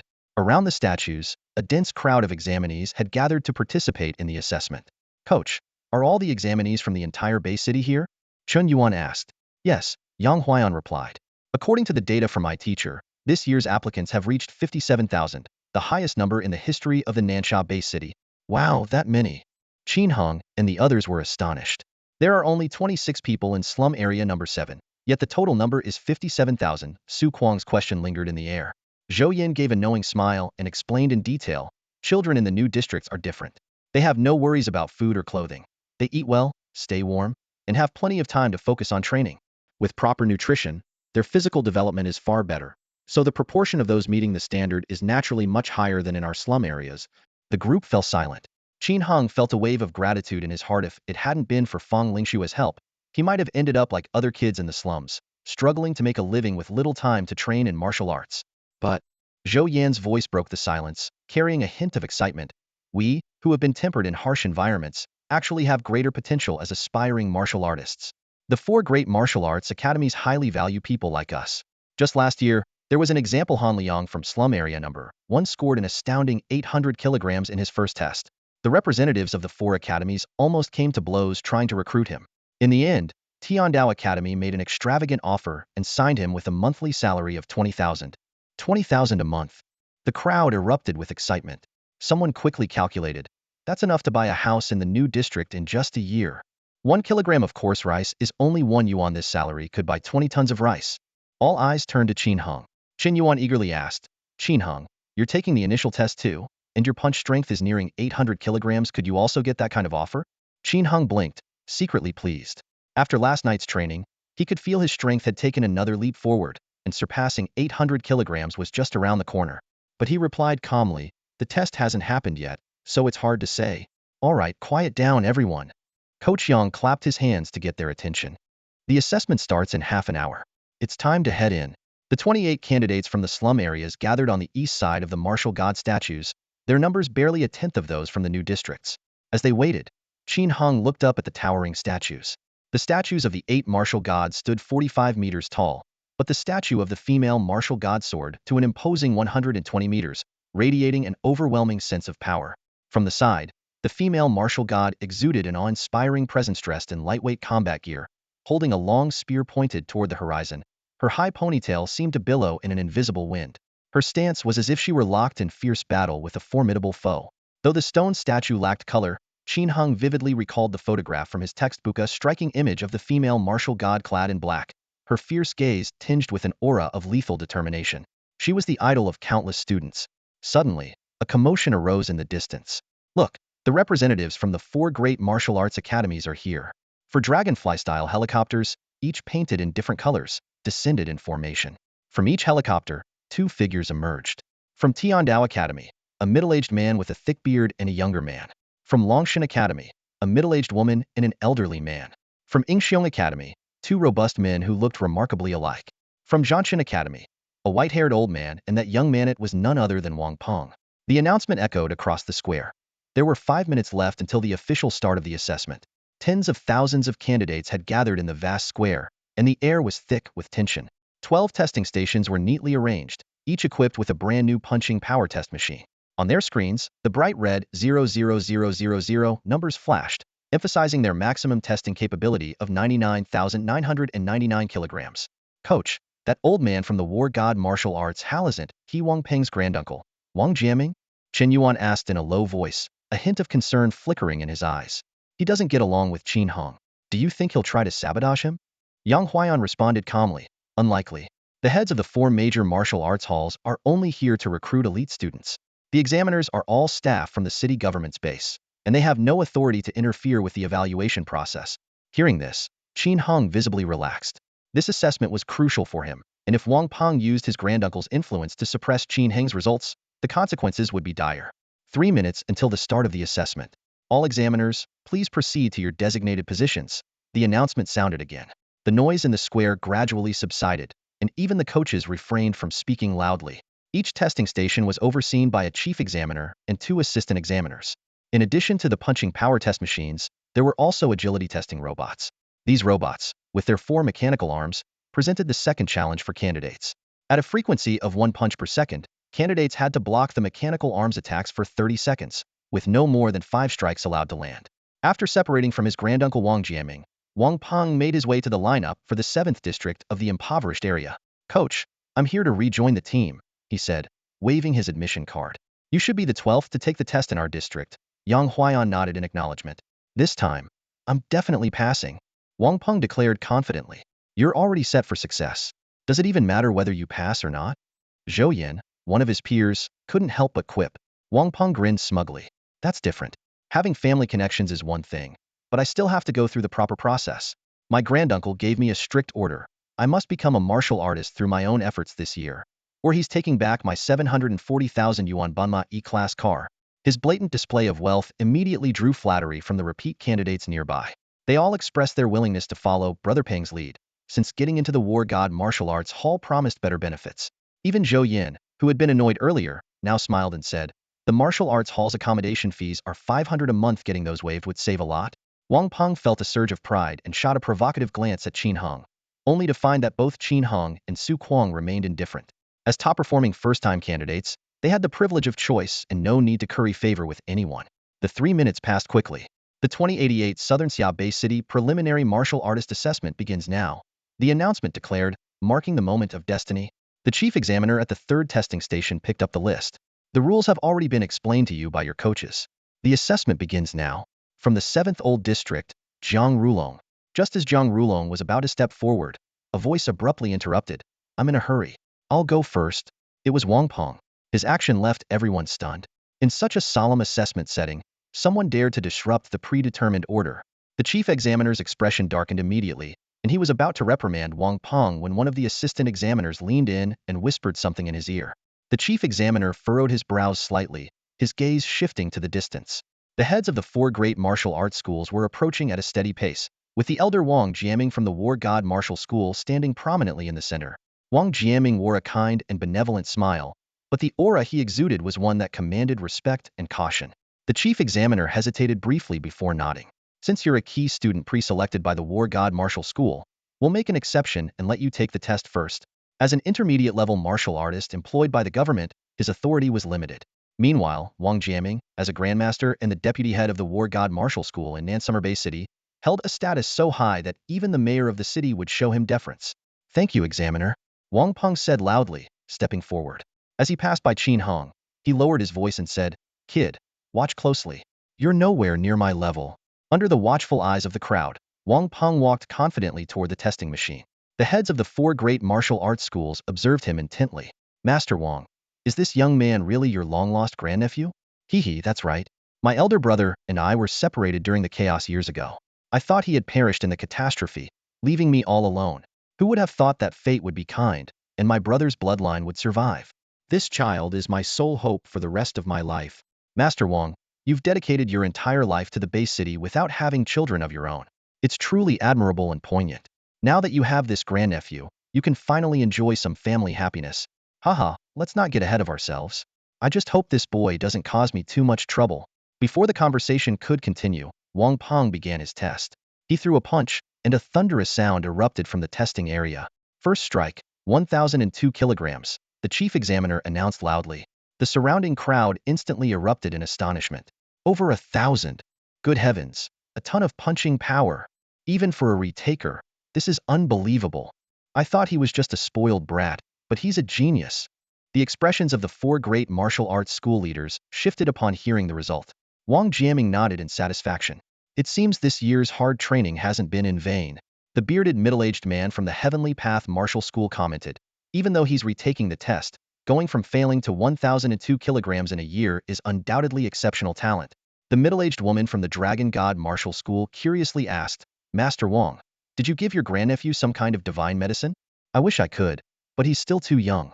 Taking divine medicine now would only ruin him, Wang Jiaming replied with a smile. Hua One from the Hero Martial School praised.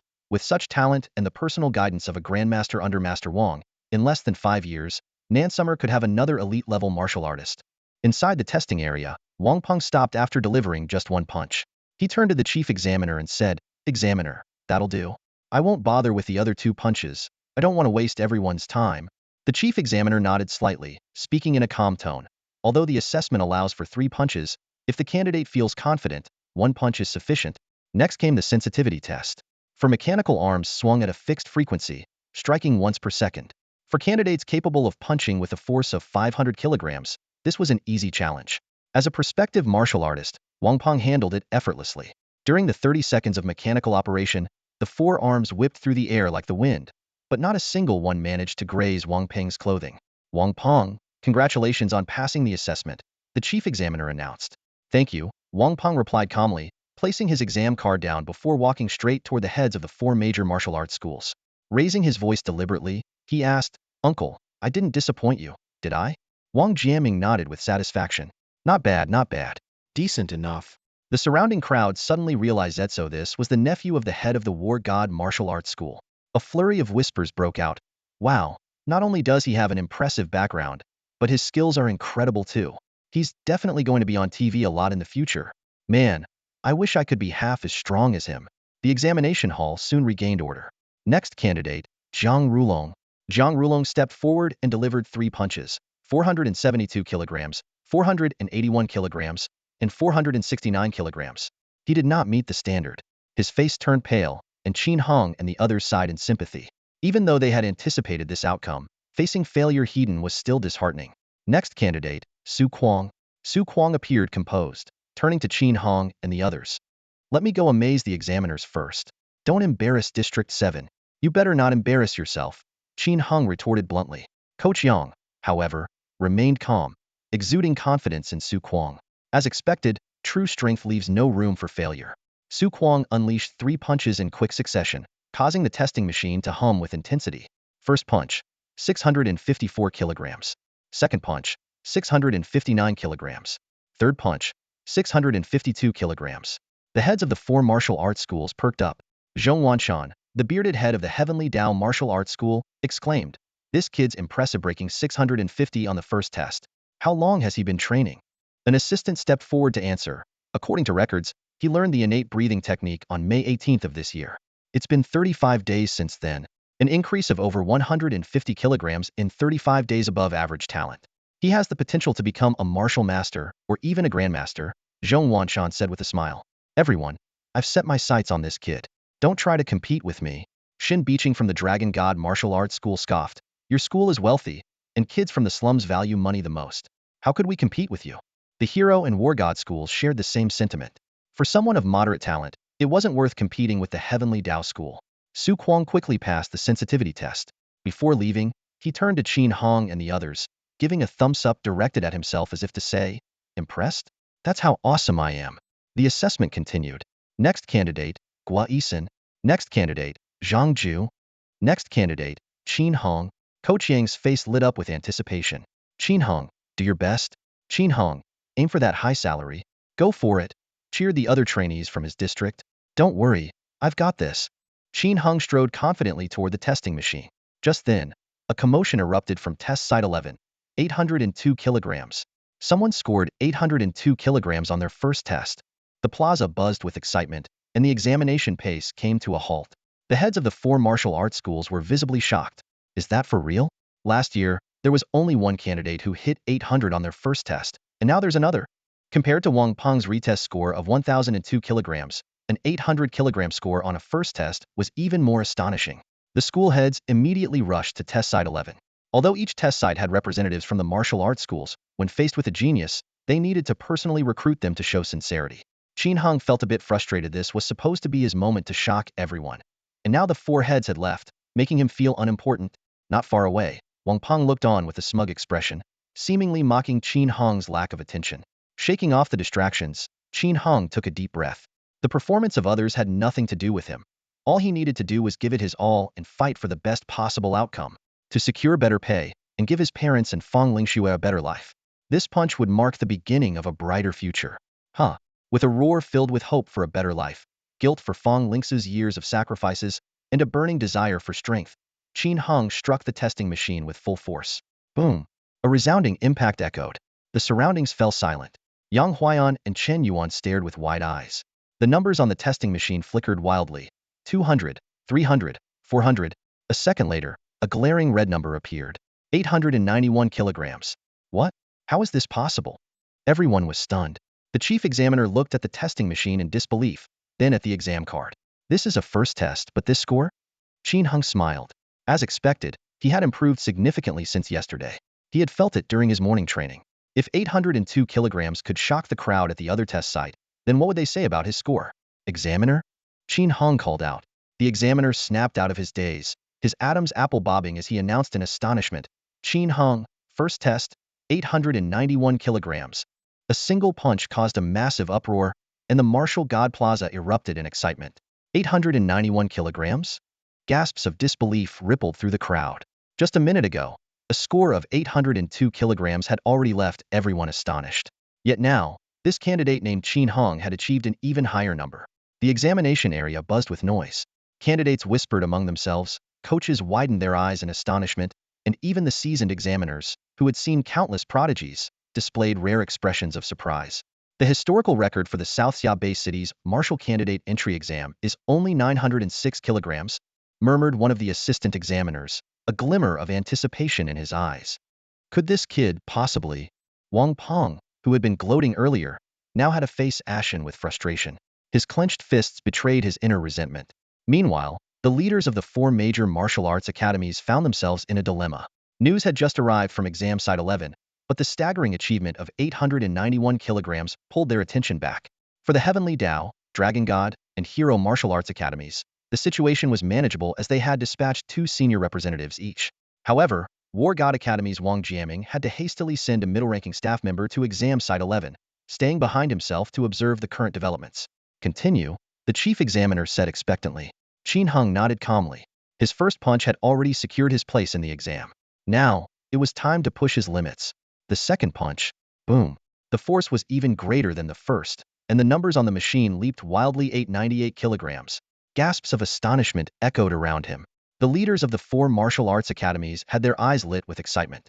The bearded representative from the Heavenly Tao Academy was already calculating how many resources they should allocate to recruit this prodigy. There's still the third punch, the chief examiner reminded him.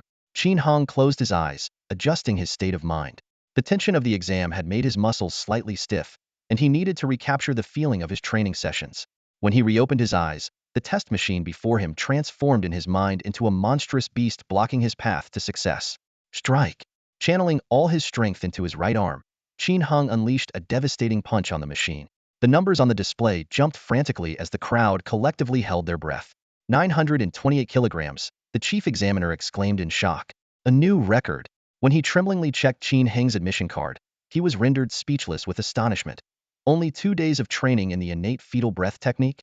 Examiner, let's proceed with the agility test, Qin Hong said calmly, walking towards the next testing machine. Facing the robot's attacks, Qin Hong dodged effortlessly, his movements smooth and fluid, like a slippery fish that couldn't be caught. 0 hits sustained. Excellent, the assistant examiner announced. This examination was destined to leave an indelible mark in the history of the South Xia Bay City. The smile on the examiner's face was no longer formal. Instead, It carried genuine joy as he handed the admission ticket back to Qin Hung.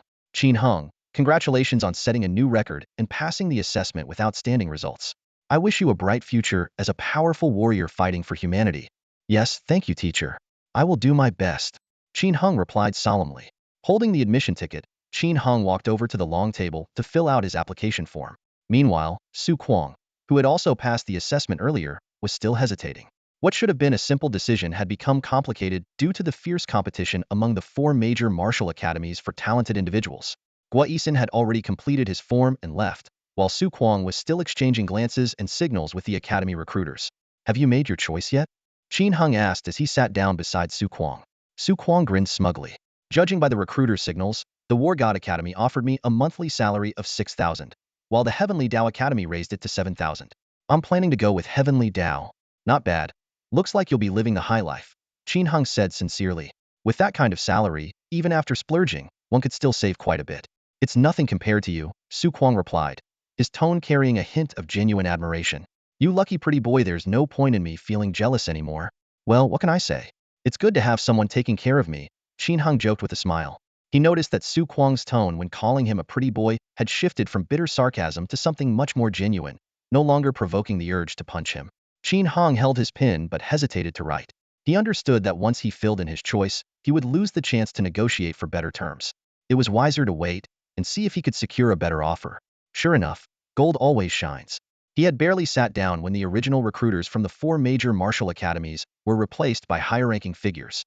Among them, the elder Wang Jiaming and 3 other senior officials appeared not far away, signaling toward Qin Hung. According to the rules of the examination site, academy personnel were not allowed to enter the area directly. However, using gestures to communicate with candidates had become an unspoken norm, one that the government turned a blind eye to.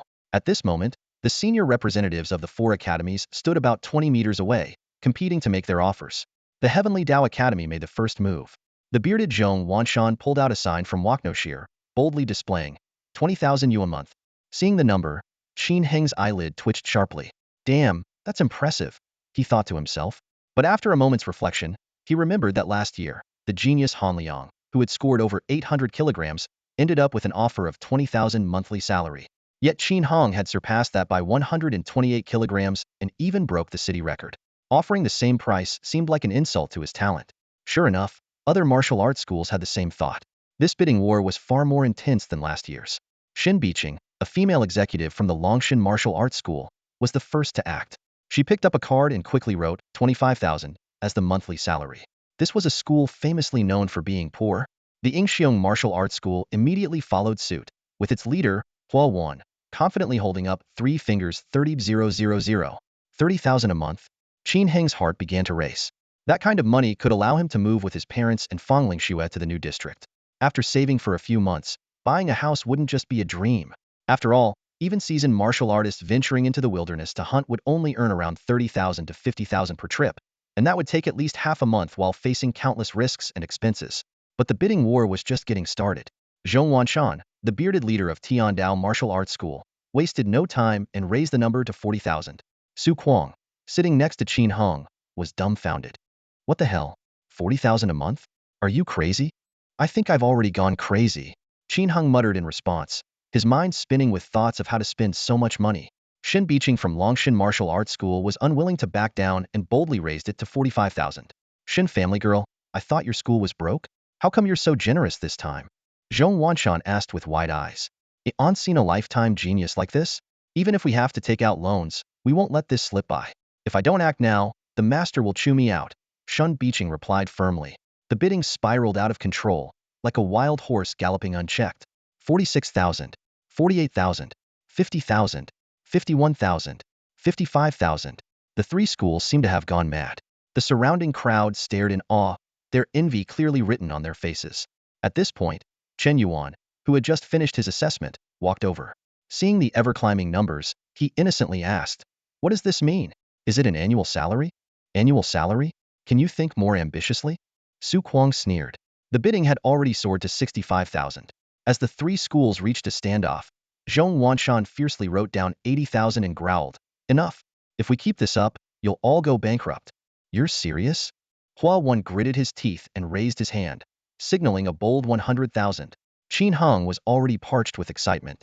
Zhong Wanshan, however, didn't hesitate and changed the number to 120,000. Xin Biqing from Longshan Martial Arts School was struggling to keep up.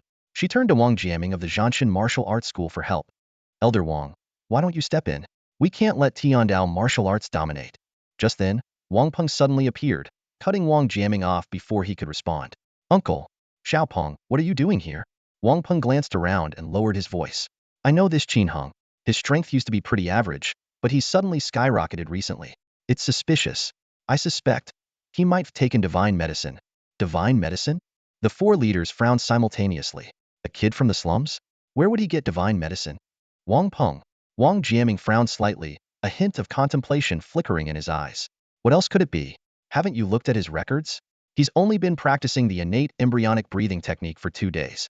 How could his punching strength jump from around 500 kilograms to 928 kilograms so suddenly?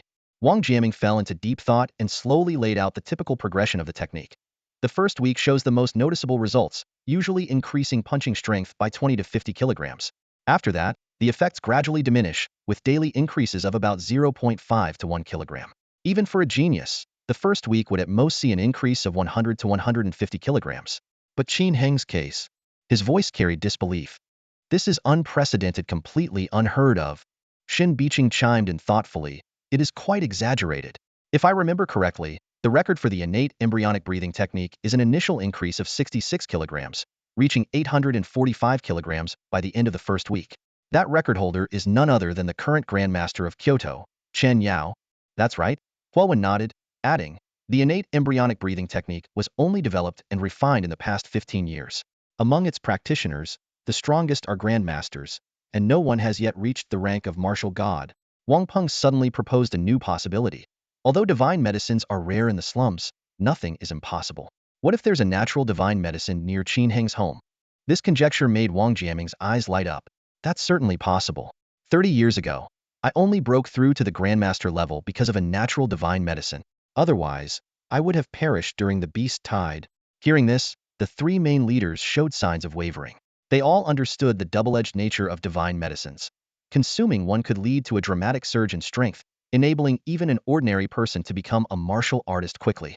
However, the fatal flaw was that divine medicines could only be taken once in a lifetime. They drained one's potential entirely. A second dose would not only cause organ failure and a significant loss of strength, but could also lead to rapid death. Because of this, all four major martial arts academies strictly prohibited students from consuming divine medicines prematurely. Only when a practitioner's potential was fully tapped, and they could no longer advance, were they encouraged to seek out divine medicines to break through their limits and maximize their gains. If Qin Heng's so-called genius status was due to a divine medicine, his value would plummet, rendering him less valuable than an average student barely passing the threshold. Kid, how confident are you about this? A bearded man asked, still skeptical. Wang Peng patted his chest confidently.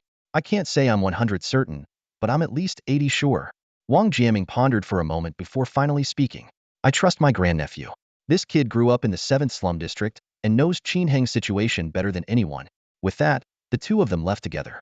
The three leaders exchanged uneasy glances, sinking into deep hesitation. At the other end of the long table, Qin Heng's expression grew darker.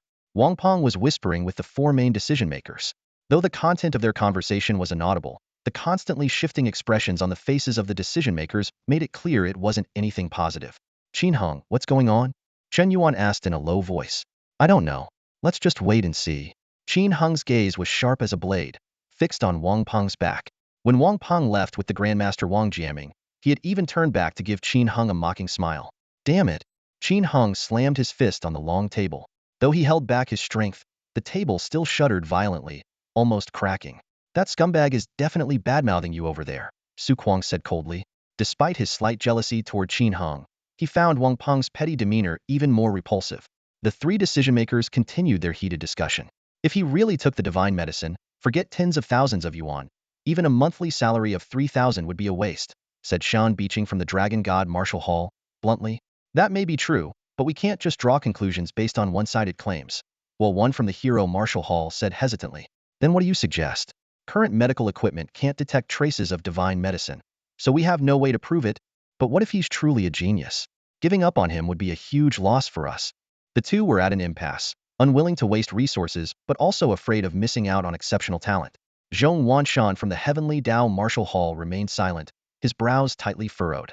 After a moment, he picked up a pen, wrote a line on a piece of paper, and held it up for everyone to see. Qin Hong, come to the Heavenly Dao Martial Hall. First year monthly salary, 120,000 yuan. Future adjustments based on performance. Brother Zhong, are you out of your mind? Shin Beeching exclaimed, wide-eyed. This is a huge gamble. What if it doesn't pay off? Huowen also found it unbelievable. 120,000 for the first year, with adjustments the following year based on performance, Zhong Wanshan said calmly. If he turns out to be a dud, we lower it to the standard rate. If he's a prodigy, we increase it further. At worst, we lose $1 million or so. If the Martial Hall won't cover it, they'll pay out of pocket. The other two were stunned by his boldness. A yearly expenditure of 1.44 million yuan was no small matter, especially for recruiting a student, not even a disciple. Even if the gamble succeeded, there would be little personal benefit for Zhong Wanshan. Fine. The Heavenly Dao Martial Hall truly has deep pockets. I concede this time, Shin Beeching said, shaking her head and giving up the competition. Me too. Brother Zhong, your strategy of renegotiating the salary in the second year is brilliant, Huowen added, no longer vying for Qin Hung. At the long table, Qin Hung finally breathed a sigh of relief. Thankfully, the bearded decision-maker had the foresight not to be swayed by Wang Peng's words. A monthly salary of 120,000 yuan. In just 2 months, he could afford a nice apartment in the new district, where his parents could finally take the elevator downstairs to enjoy the sunlight. Lin Shui could stop working and live a stable life. He picked up a pen and wrote his first choice on the back of the admission card. Heavenly Dao Martial Hall. He left the second choice blank. After finishing, he nodded in gratitude toward the bearded man and got up to head to the rest area. Qin Hung, you're amazing. You owe us a treat today. Chen Yuan and Su Kuang followed him, waiting for the other candidates to finish their evaluations. I'm broke right now. Once I get my paycheck, they'll treat you guys to a fancy meal in the city, Qin Hung said with a smile. I thought my 7,000 yuan monthly salary was decent, but you're earning over 10 times that, Su Kuang said, pouting. Yeah, 120,000 yuan, Chun Yuan sighed. That's a jaw-dropping annual salary, and you're getting it monthly. In the rest area, other candidates came over to greet Qin Hung and strike up conversations.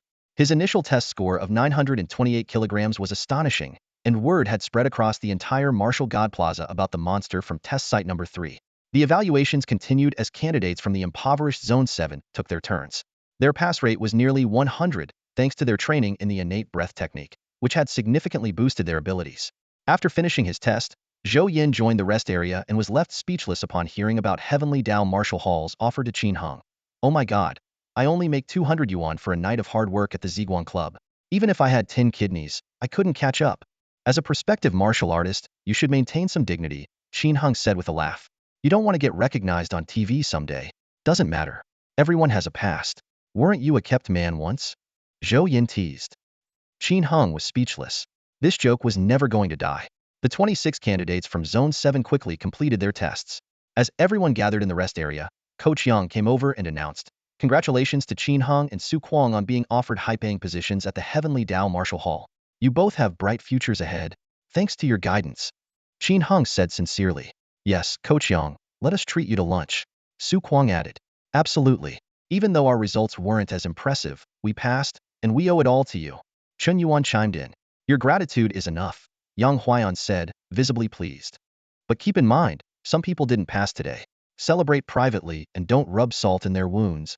It's okay. There's always next year, Qin Hung said, patting the shoulders of 2 classmates who didn't make the cut. Look at senior Zhou Yinhe trains while earning money, and he's even gained some weight. Are you suggesting they sell themselves too? Zhang Rulong said dryly. Qin Hung scratched his head. Everyone burst into laughter. Let's head back, Coach Yang called out. As they were leaving, a staff member reminded them, the results of your choices will be sent to the trial martial halls within 3 days. Once you receive your admission notice, report on time for a mandatory medical examination. The 3 stages of the aspiring warrior assessment punch strength test, background check, and physical examination are like sieves, filtering candidates layer by layer. Generally speaking, those who pass the first stage can usually clear the next 2. However, there are always exceptions, such as discovering a terminal illness during the medical exam or uncovering ties between a candidate's family and rebel forces. It is now June 22nd, just days away from the July 1st opening of the Martial Arts Academy. This period is critical, as the government and the 4 major martial arts academies work together to investigate applicants' backgrounds and conduct unified physical examinations. Old Wang, let's take a different route on the way back, Coach Yang said to the driver. Wang, take the Natural Disaster Avenue and head towards the border wall. Let the kids broaden their horizons. Got it, Wang replied cheerfully. The border wall? The students in the vehicle immediately perked up. You mean the 100-meter wall outside the slums and beyond the farmlands? To everyone, including Qin Hong, the border wall was shrouded in mystery. It was a forbidden zone for ordinary people, a battleground for warriors. Legends spoke of roaming beasts, fields of bones, and even deadly plants beyond the wall. Normally, the border wall was heavily guarded, lined with heavy weaponry, and completely off-limits to civilians. But today was different. The government had granted special permission for aspiring warriors to visit, hoping to inspire their ambition and determination. The Nansummer Bay City has been standing for 48 years now, Coach Yang's voice echoed through the bus. You and your parents were likely born and raised here. But out there, in the wilderness now overrun by beasts, was once the homeland of our ancestors. Qin Hung nodded silently. His parents were born during the early years of the Bay City's establishment, while his grandparents had fled here with refugee groups, taking part in the construction of the city walls and the reclamation of the wastelands. The small, 18-square-meter home in the slums had borne witness to 2 generations of growth, his father's and now his. The rickety bus swayed and stopped intermittently for nearly 2 hours before finally approaching the border wall. Along the way, they caught glimpses of the Bay City's essence: farmlands, airports, factories, training grounds, rivers, and lakes. This self-sufficient, enclosed city produced everything from food to weaponry. We're almost there. That over there is the border wall. Coach Young pointed toward a black line in the distance. Before them stretched endless farmland. As rice plants were in the grain-filling stage, their hues a mix of green and yellow. The border wall loomed at the edge of the protective fields, standing 200 meters tall and over 80 meters thick. It was constructed with layers of rock, concrete, and steel, making it virtually indestructible, capable of withstanding even a nuclear strike with only superficial damage. It looks like a giant python, Chen Yuan remarked, peering out of the window in awe. No, Su Kuang's eyes lit up. It's an eastern dragon. Are those black protrusions border defense weapons? Zhang Rulong asked, pointing into the distance. Coach Young explained, those are anti-aircraft cannons designed to combat aggressive predatory birds. In this era, the wings of a top-tier bird of prey can cause skyscrapers to collapse. But with these cannons and our warriors, they don't dare approach easily. The bus began to slow down as it passed through the checkpoint. Several other buses were parked nearby, all carrying aspiring warriors for the visit. After crossing the gate and following an incline for 2 kilometers, they finally reached the top of the border wall. Let's go, let's go. I can't wait. Su Kuang was the first to jump off the bus. A large group of aspiring martial artists had already gathered on the border wall. A border guard, clad in a crisp military uniform, strode confidently toward the team from District 7, his face resolute and his gaze sharp as a blade. Students, I am Su Yue from the 4th Army of the Border Defense Forces of Nansha Bay City. Today, I'll be explaining the details of the border wall to you, he announced. After a brief exchange of greetings with Coach Yang, Su Yue led the group along the expansive border wall. The road atop the wall was wide enough for vehicles, but the group opted to walk. As they proceeded, Su Yue explained the inner defense fields in detail. 2 seasons of rice and 1 season of sweet potatoes were planted here annually. However, the harvests were unpredictable, often reduced due to wild beast attacks or collateral damage from artillery fire. This farmland didn't look this good when we came here last year, Zhou Yin remarked. Su Yue's expression darkened. That's right. Around this time last year, we were hit by a beast tide. We lost 38,351 soldiers, and our equipment suffered severe damage. If it weren't for Mr. Wang Jiaming arriving in time, we wouldn't have been able to repel the monsters. That old man's really that strong? Zhou Yin asked with a hint of disbelief in his tone. Su Yue frowned. Mr. Wang is a hero of our Bay City, a grandmaster, and a cornerstone of Nansha. Show some respect. Zhou Yin quickly apologized. Meanwhile, Qin Hung sighed quietly. Though he admired Wang Jiaming's heroic deeds, he couldn't stand Wang Jiaming's son, Wang Peng. Earlier today, Wang Peng nearly caused the 4 major martial arts schools to reject him. One day, Qin Hung would settle this score, but with Wang Jiaming around, revenge wouldn't come easily. When they reached the outer side of the fortress wall, Su Yue pointed downward. This is the wilderness area. Every day, monsters attempt to invade. What you see below are the remains accumulated over decades. The group peered down and saw a vast expanse of grayish-white plains. Scorched earth was visible in some spots, but most of the ground was littered with countless bones. These monsters were killed by heavy weaponry. Their remains contain shrapnel and toxic substances, so they can't be used as food. We incinerate them on the spot. The edible ones are transported back to the base city, Su Yue explained.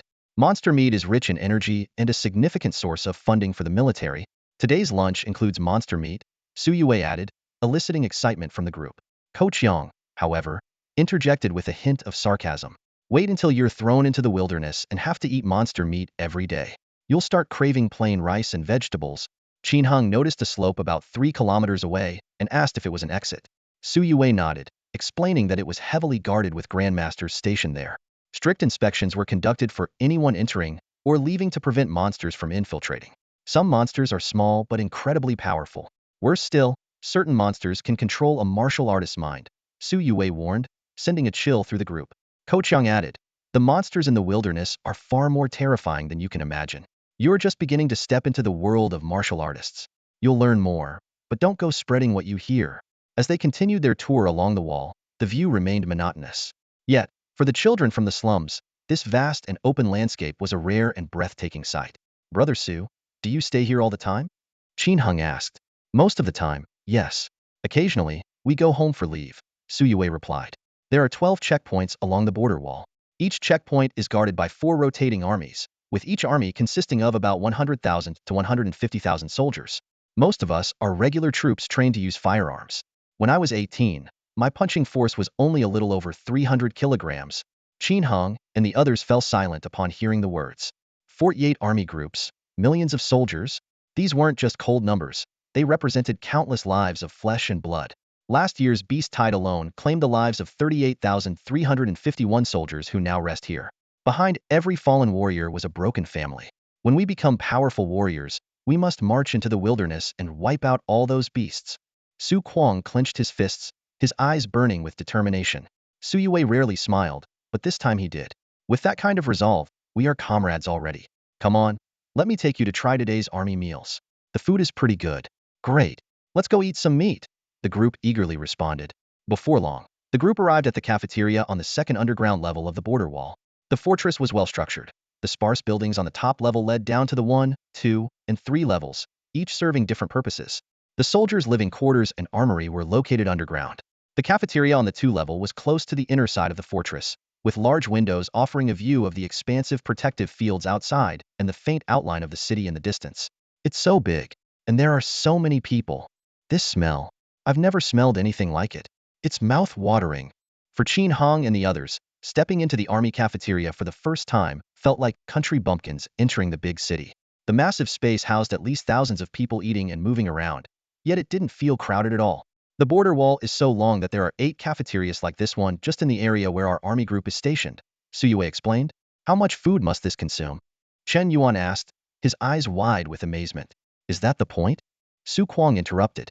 The point is why so many soldiers are needed on the front lines. If you were strong enough to wipe out the beasts, they could all go home to their families. Qin Heng quietly observed Su Kuang. He hadn't expected someone with such a fiery temper to have such a righteous and compassionate heart. Su Yue led the group to the serving windows. Hundreds of windows were neatly arranged, and through the glass, a dazzling array of dishes was on display: meat and vegetables, all paired with fresh fruit. Pick whatever you want, but remember 2 rules. Eat until you're full, and don't waste food.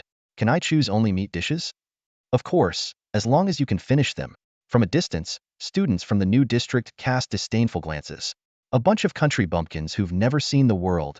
But Qin Heng and his group were already lost in the allure of the food. Zhou Yin, at the front, gestured excitedly as he made his choices. This drumstick. And that piece of beef. What's this?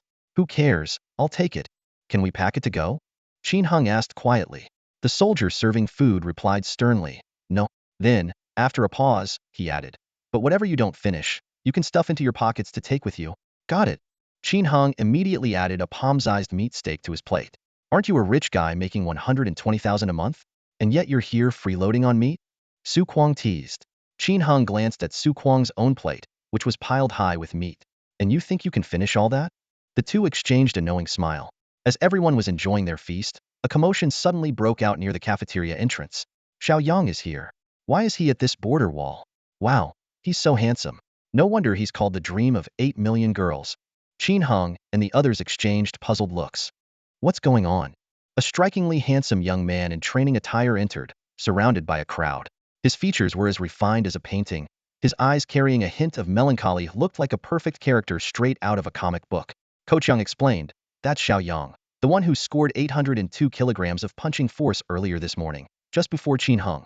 It said he achieved this after less than half a month of training. He's the most outstanding young talent in the Nansha Bay City. Of course, now that Qin hangs here, Xiaoyang is only second best. Guided by his assistant, Xiaoyang walked straight toward Qin Heng. You're the genius Qin Heng, the one who set the 928-kilogram record? I wouldn't call myself a genius. What do you want? Qin Heng put down his chopsticks. Around them, Xiaoyang's followers, especially the affluent female students from the new district, gathered. Though women were inherently less physically strong, many of them had achieved Kwasa warrior levels thanks to their privileged upbringing. These students clearly harbored animosity toward Qin Heng for surpassing their idol. I've joined the Hero Martial Hall. I heard you chose the Tiandao Martial Hall? Xiaoyang got straight to the point. 3 months from now, there will be a martial arts exchange event among the 4 major halls, and new students are allowed to participate. I hope to see you there. Qin Heng's lips slightly curled, and a flicker of amusement flashed in his eyes.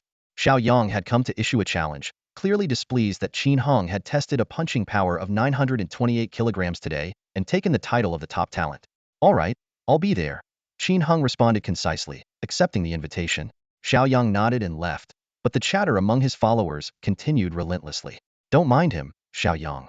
That guy isn't as handsome as you, doesn't have your background, and is inferior to you in every way, a girl said in a sweet voice, trying to comfort him. I heard Qin Heng only became strong because he took some kind of miracle drug. He's really just a nobody, another voice sneered. Look at their table, it's all meat. They don't even understand balanced nutrition. You can tell their poor eating like that will make them sick sooner or later, someone muttered under their breath.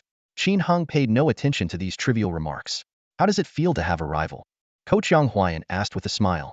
Not much of a feeling, Qin Heng shook his head. Xiaoyang might be a genius, but I don't think there's any need to compete to prove who's better. If someone challenges me, I'll accept it. Winning or losing doesn't matter. It's Wang Peng, that troublemaker, who really annoys me. I can't stand him and wish I could get rid of him. That's a good attitude, Yang Huayan said approvingly. Competition between martial artists can promote mutual growth, but remember not to hold grudges. It can easily backfire and hinder your progress. Thank you for the advice, coach, Qin Heng said earnestly, committing the words to memory. The group continued enjoying their meal until everyone was so full they couldn't eat another bite. Afterward, they wasted no time and were soon escorted out of the training camp. More than 20 people, carrying packed cooked meat discreetly taken from the cafeteria, boarded the old bus. Among the other trainees, some also carried meat. But no one mocked them after all. In this world, the poor understood each other's struggles. Old Wang, take us home, Coach Young ordered. The vehicle started up and began retracing its route. This time, the mood on the bus was noticeably different. As they gazed into the distance, the border Walla fortress that stretched like a giant dragon looked even more majestic, and the black silhouettes of the patrolling soldiers seemed particularly heroic. Coach, Zhang Rulong, who hadn't passed the assessment, spoke up. Do you think joining the army would be better than juggling work and training? That's up to you, Yang Huayan replied. The military also has martial artist training programs, but the conditions aren't as good as in a martial arts school. Then I'll enlist in a few days. Zhang Rulong decided on the spot. Yang Huayan said nothing, smiling knowingly. This kind of thing happened every year. Zhou Yan added with a grin. Last year, Zhou Lixia and Wang Lan did the same thing. They went straight to the military after returning home, and they're doing well now. For aspiring martial artists, the military offered generous benefits, and many trainees, especially those who hadn't passed the assessment and now faced tuition fees for the new school year, were visibly tempted. But Qin Heng had no such plans. It wasn't that he didn't want to serve his country. Rather, he understood that with his potential, studying at a martial arts school was the best path. Once he became a top-tier fighter, the value he could bring would be far greater. After more than 2 hours of bumpy travel, the bus finally arrived back in the impoverished district.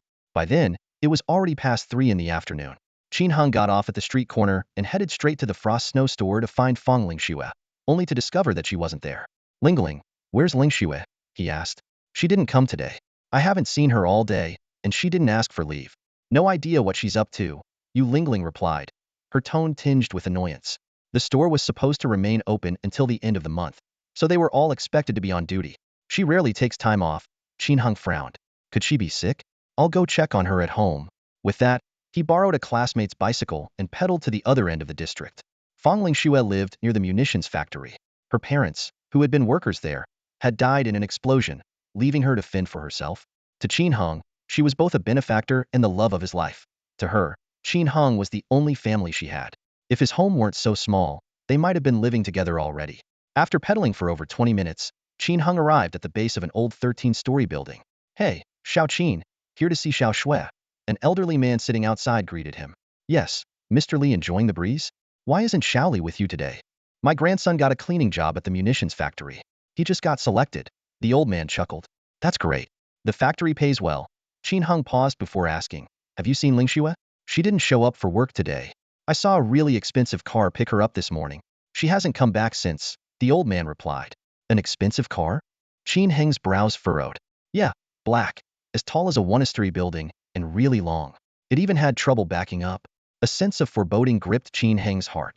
A car that tall about 2 meters and that long could only be either a luxury vehicle or an off-road combat vehicle. Could it be that martial artist boss from yesterday? But with Frost Snow store about to close, why would she still be in contact with him? I hope nothing's happened to her. Qin Heng thought anxiously as he rushed upstairs to check, only to find the door to her 7th-floor apartment locked. Fang Lingxue was indeed not home. I'll wait for her here, Qin Heng decided, stationing himself at the alley entrance with Mr. Li, waiting for Fang Lingxue to return. Time passed slowly as the slanting rays of the 5 p.m. sun spilled into the narrow alley. Qin Heng paced back and forth anxiously, his eyes constantly darting toward the road. 2 hours had passed, and Fang Lingxue still hadn't returned. His heart felt as though it was being gripped by an invisible hand, the waiting becoming more unbearable with each passing moment. To him, Fang Lingxue was already the most important person in his life. If anything had happened to her, Qin Heng didn't even dare to finish the thought. At 5:33, a black, extended tactical SUV finally appeared at the end of the road. Qin Heng's entire body tensed instantly, his nails digging deep into his palms. This was the car, the very one that had taken Lingxue away that morning. The vehicle slowly came to a stop at the entrance of the alley, and the door opened. A familiar figure hopped out lightly. Lingxue, Qin Heng blurted out, rushing toward her. Qin Heng? Fang Lingxue blinked in surprise. Weren't you supposed to be taking the martial apprentice exam? When did you get back? Qin Heng ignored her question, grabbing her wrist and asking urgently, where did you go today? Whose car is this? The rugged vehicle didn't look anything like the one her boss had used the previous day. Fang Lingxue glanced back at the black SUV and explained, this is Uncle Yes' car. He's an old friend of my parents from when they were young. He hasn't seen them in years, and when he found out they've passed away, he took me to the city to spend the day. That's it. Qin Heng frowned, sensing something unsaid in her tone. Of course. What else would it be?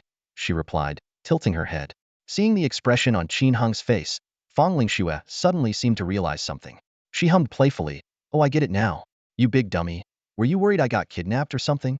Well, you disappeared the whole day without a word, Qin Heng muttered. And with the argument I just had with Wang Peng, I thought maybe he sent someone to take you. Fang Lingxue couldn't help but laugh at his aggrieved expression. All right. I'm sorry for worrying you. Let's go upstairs, and he'll tell you everything so you won't feel uneasy anymore. All right. Qin Heng finally relaxed a little. Still, the unusual car lingered in his mind. It awkwardly turned around at the alley's entrance and drove off without lowering its windows or saying goodbye to Fang Lingxue. Back upstairs, Fang Lingxue tossed her keys onto the table, kicked off her shoes and complained. Walking around the city all day, my feet are killing me. If I'd known, I wouldn't have been so polite. I should have just accepted Uncle Yes' offer. What do you mean? Uncle Yi said I didn't seem to be doing very well and offered to let me stay at his place. I felt it was inappropriate and declined. So then he offered me money. We barely know each other. How could I accept? I suggested he just treat me to a meal instead. He took me to the New Era Hotel in the new district, and lunch alone cost over 4,000 yuan. Afterward, he insisted on taking me shopping, trying to buy me everything I looked at. I kept refusing, and he almost got mad. I see. Uncle Yi sounds like a generous man. But why did he leave without a word just now? The driver was one of his subordinates. Uncle Yes actually really impressive. He's a grand martial artist. He got called away for something urgent in the city, so he had his subordinate drive me back. A grand martial artist. Qin Heng's eyes lit up. In the Nansummer Bay City, grand martial artists were second only to masters and grandmasters, holding critical roles in major organizations. I didn't expect your parents to have such a powerful friend. Looks like we've got ourselves a hidden ally now. Fang Lingxue grinned proudly. Exactly.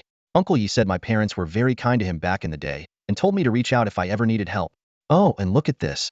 She pulled out a palm-sized object. He insisted on giving me this. A phone? Qin Heng's eyes widened in astonishment. In this era, phones were rare.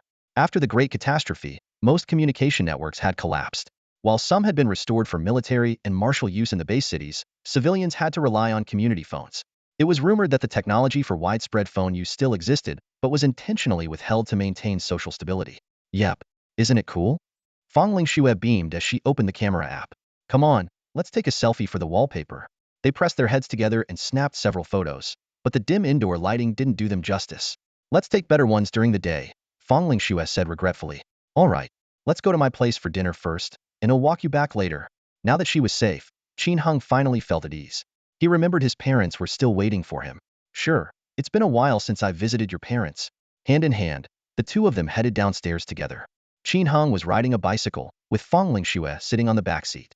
Her slender arms wrapped gently around his waist.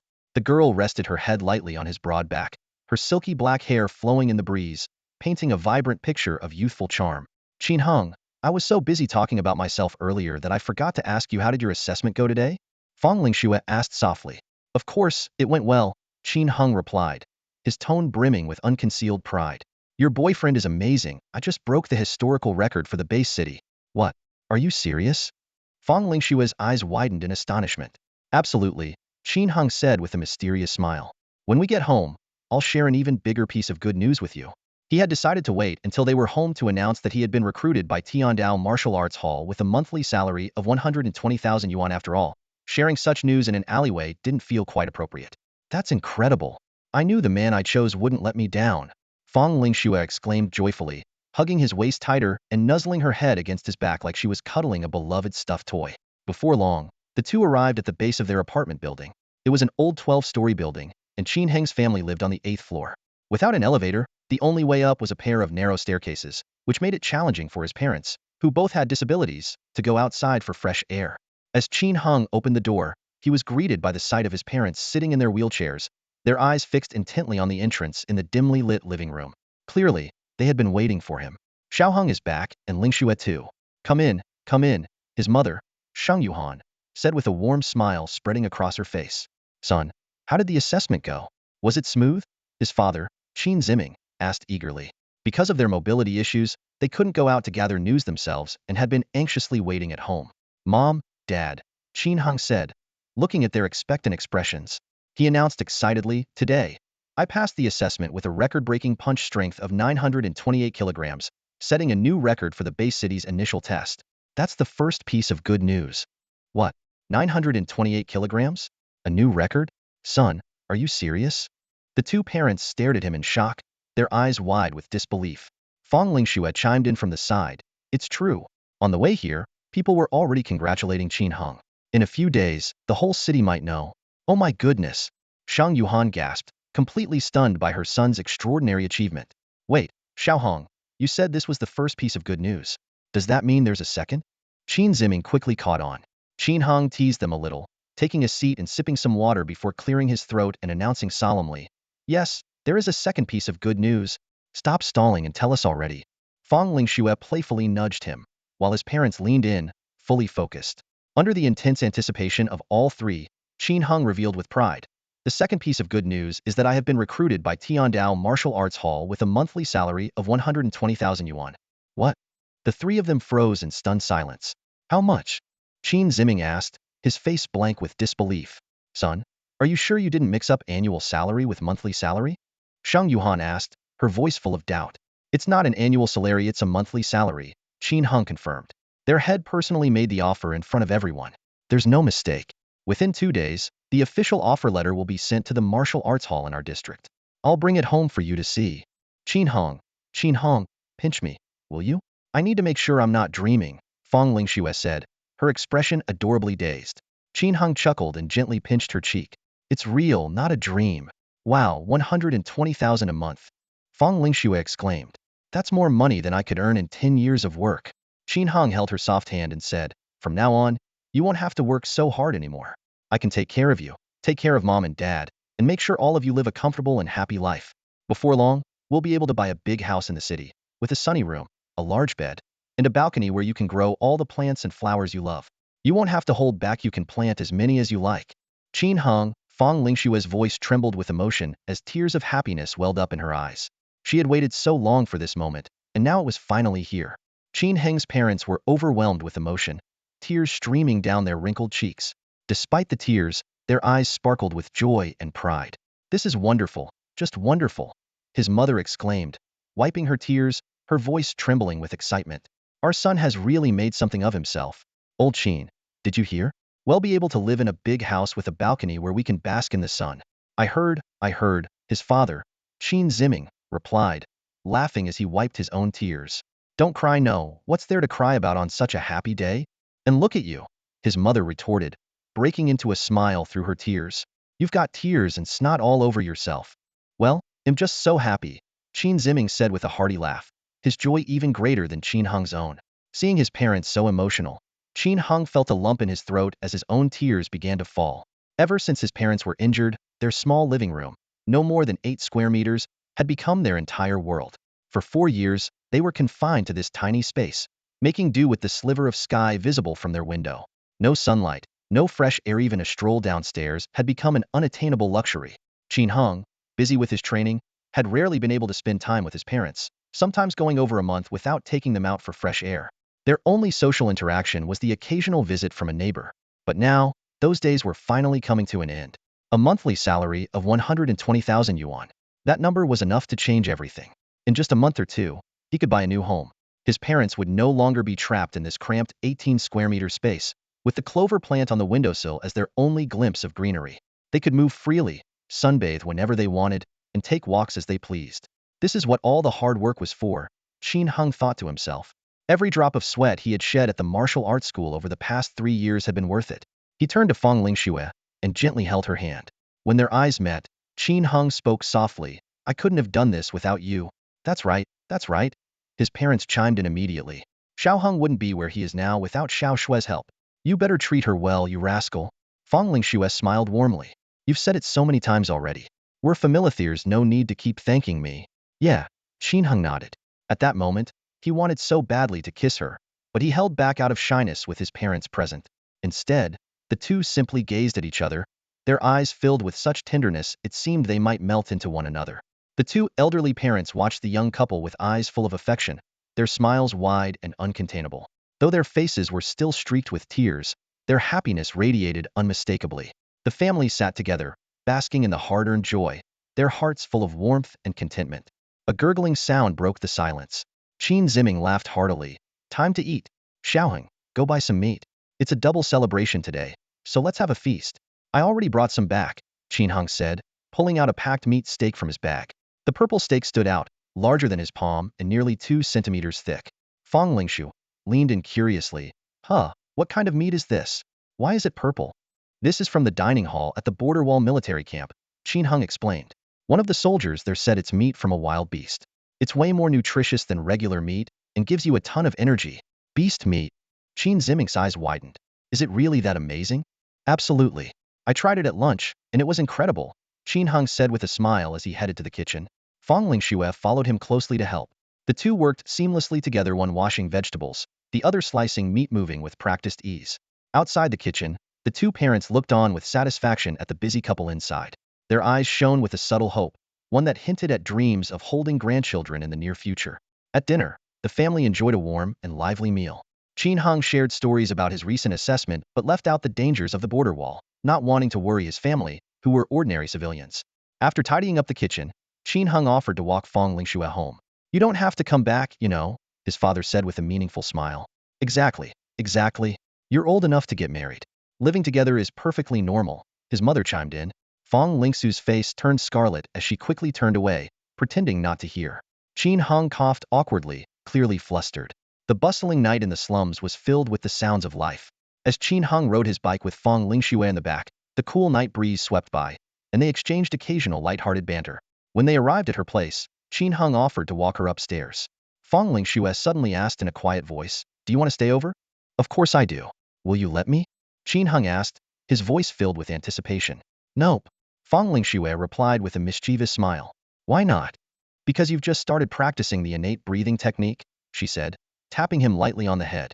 Uncle Yi said the first week is the most effective. You should stay focused on improving yourself, not thinking about other things. As for me, she paused. I'm not going anywhere. It'll be yours sooner or later.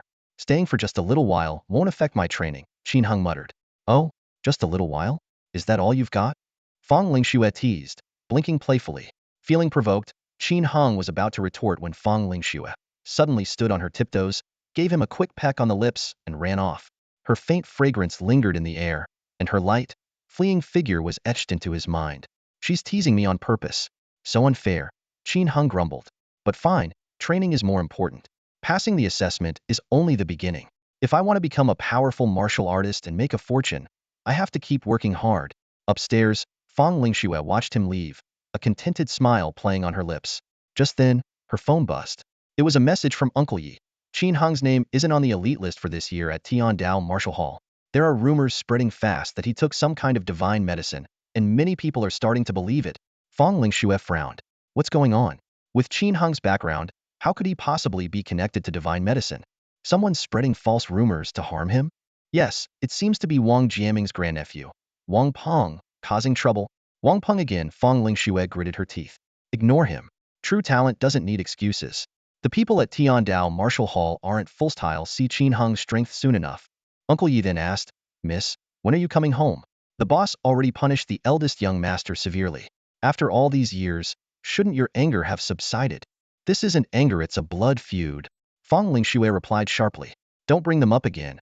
Or I'll cut ties with you too. After a long pause, Uncle Yi responded, some things are beyond my ability to help.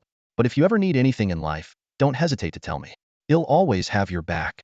Thank you. Putting down her phone, Fang Lingxue gazed out at the starry sky, lost in her memories. The lively noise of the slums felt distant and muted. Mom, I miss you so much. Your daughter is useless, unable to avenge you. But I found someone to rely on. He's amazing, so you don't need to worry about me anymore. If one day Qin Hung becomes a martial god, they'll ask him to wipe out those hateful people for you. If he can't, then please forgive your unfilial daughter. After all, Qin Hung is just one person, and I don't want to drag him down. In the small room, the girl murmured softly, her eyes glistening with unshed tears. In the early morning at the Trial Martial Arts Hall, sunlight streamed through the windows into the small training room. Qin Hung had just returned the bike keys and was eager to dive into today's training.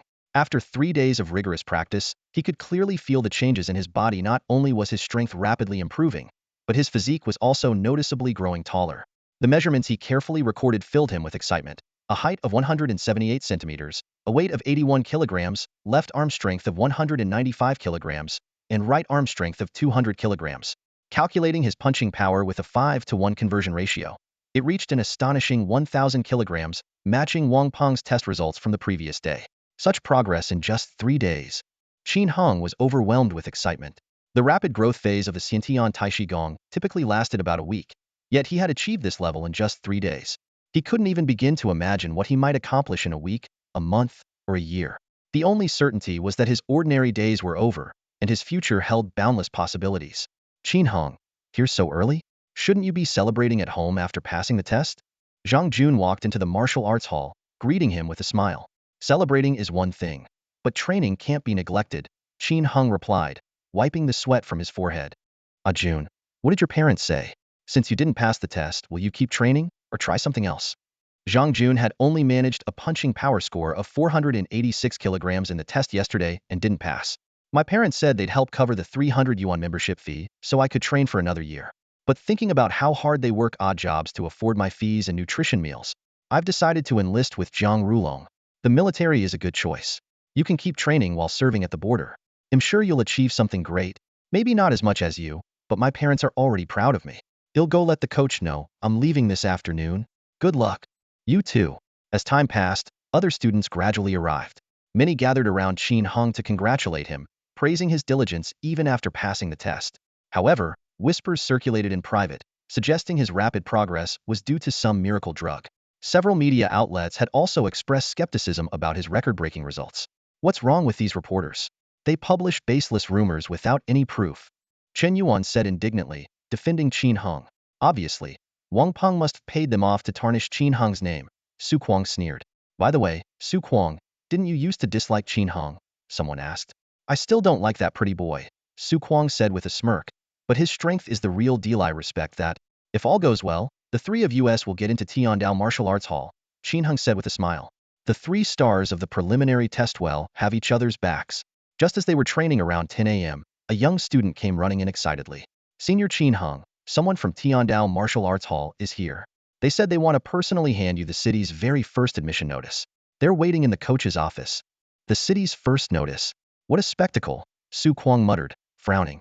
On one hand, they refuse to celebrate your record-breaking results publicly, but on the other, they're using the first notice to win you over.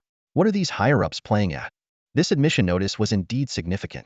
Out of roughly 10,000 students who passed the test across the city, government officials would complete background checks and issue notices within 72 hours. The first notice, as a symbol, would naturally be issued ahead of the rest. As the first student to receive an admission letter, Qin Hong's every move drew significant attention. The Martial Arts Academy always valued such prodigious students, regularly updating the public on their progress. Take Han Liang from last year. For instance, his name frequently appeared in news headlines. New recruit Han Liang surpasses XXX kilograms in punch strength test. Outstanding student Han Liang and others receive special awards from the Martial Arts Alliance, and similar stories were constantly in the spotlight. However, Qin Hong's situation was particularly complex. His prodigy status was entangled with rampant rumors of him using miraculous drugs, leading to polarized opinions about him. Was he truly a genius, or merely a fraud relying on such substances? This controversy likely wouldn't settle until he officially became a martial artist. That said, these disputes seem to have no impact on Qin Hong's state of mind. He remained calm and indifferent to public chatter. In his view, other speculations wouldn't affect him in the slightest, especially since his current strength meant he was close to qualifying for the basic martial artist exam. When that time came, all doubts would naturally be dispelled. "They'll head to the office," Qin Hong said, pausing his training and striding toward Coach Yang's office. Su Kuang and Chen Yuan, curious about the admission letter, followed closely behind. Before long, the three arrived at the office door. Qin Hong lightly knocked on the half-open door. "Coach Yang, I'm here." Through the gap, he saw Coach Yang Huaiyan sitting across from a middle-aged man with a thick beard, both sipping tea. Upon closer inspection, Qin Hong recognized the bearded man as the head of Tiandao Martial Arts Academy, the one who had approached him with a proposal the day before. "Come in," Coach Yang gestured, motioning him inside. Qin Hong stepped into the office, and Coach Yang immediately introduced him to the bearded man. "Senior brother Zhong, this is Qin Hong, the one you met yesterday. He just turned 18 this year. Though his practice of the innate fetal breathing technique has been brief, his future potential is limitless. You must nurture him well." Zhong Wanshan nodded with a satisfied smile. "As long as he hasn't been tampered with by any miraculous drugs, we will spare no effort to train him as a potential martial god candidate." Yang Huaiyan smiled warmly and introduced the three of them. "This is Master Zhong Wanshan, a senior martial arts professor at Tiandao Martial Arts Academy. You can just call him Teacher Zhong." "Hello, Teacher Zhong," the three greeted in unison. Zhong Wanshan nodded with satisfaction, his gaze finally settling on Qin Hong. "Qin Hong, regarding the matter of the divine medicine, do you have anything to say?" "An upright heart fears no shadow," Qin Hong replied without hesitation. "Good," Zhong Wanshan said approvingly. "As a martial artist, you shouldn't fear doubt or slander. As long as your strength is sufficient, any criticism will eventually turn into praise, just like our great Valkyrie." The Valkyrie? The title sent a shiver through Qin Heng's heart. To be compared to the Valkyrie, what an extraordinary honor. He recalled the history. During a time of chaos, the Valkyrie Jia endured widespread criticism. Some accused her of reckless killing, others called her domineering, and some even questioned whether she was a monster in disguise. Yet, as one base city after another rose under her leadership, and as the world witnessed her vanquishing three beast gods on live television, all doubts vanished. Today, she was the savior of a new era, a revered legend. "I will work hard to dispel the rumors and restore my name and the reputation of Tiandao Martial Arts Academy," Qin Hong declared firmly. Zhong Wanshan nodded and took out a sealed document from his coat. "This is your admission letter, signed and stamped by both the mayor and the academy master. There's only one like this year." Qin Hong accepted it with both hands. This admission letter was no ordinary document typically. Only the academy's stamp was required. "Open it and take a look," Zhong Wanshan instructed. Carefully, Qin Hong unsealed the envelope. The letter was printed on sturdy cardstock, its back adorned with intricate patterns. As he unfolded it, he read, "Student Qin Hong, after a joint evaluation by the base city government and Tiandao Martial Arts Academy, you are hereby admitted as a member of the 2088th class of this academy. Please report to the academy by July 1st. At the bottom were the signatures and seals of Mayor Zhou Zhiping and Academy Master Wang Daoui. Inside the envelope, there was also a thin booklet and a card. "This is the new student handbook, which explains the academy's organizational structure and important information for newcomers," Zhong Wanshan explained. "The card is your salary card. The initial password is 123,456. A monthly salary of 120,000 will be deposited here. Keep it safe." Qin Heng's eyes lit up. "Thank you, Teacher Zhong. Yang junior brother mentioned that your family is struggling financially, so I added 10,000 to the card in advance.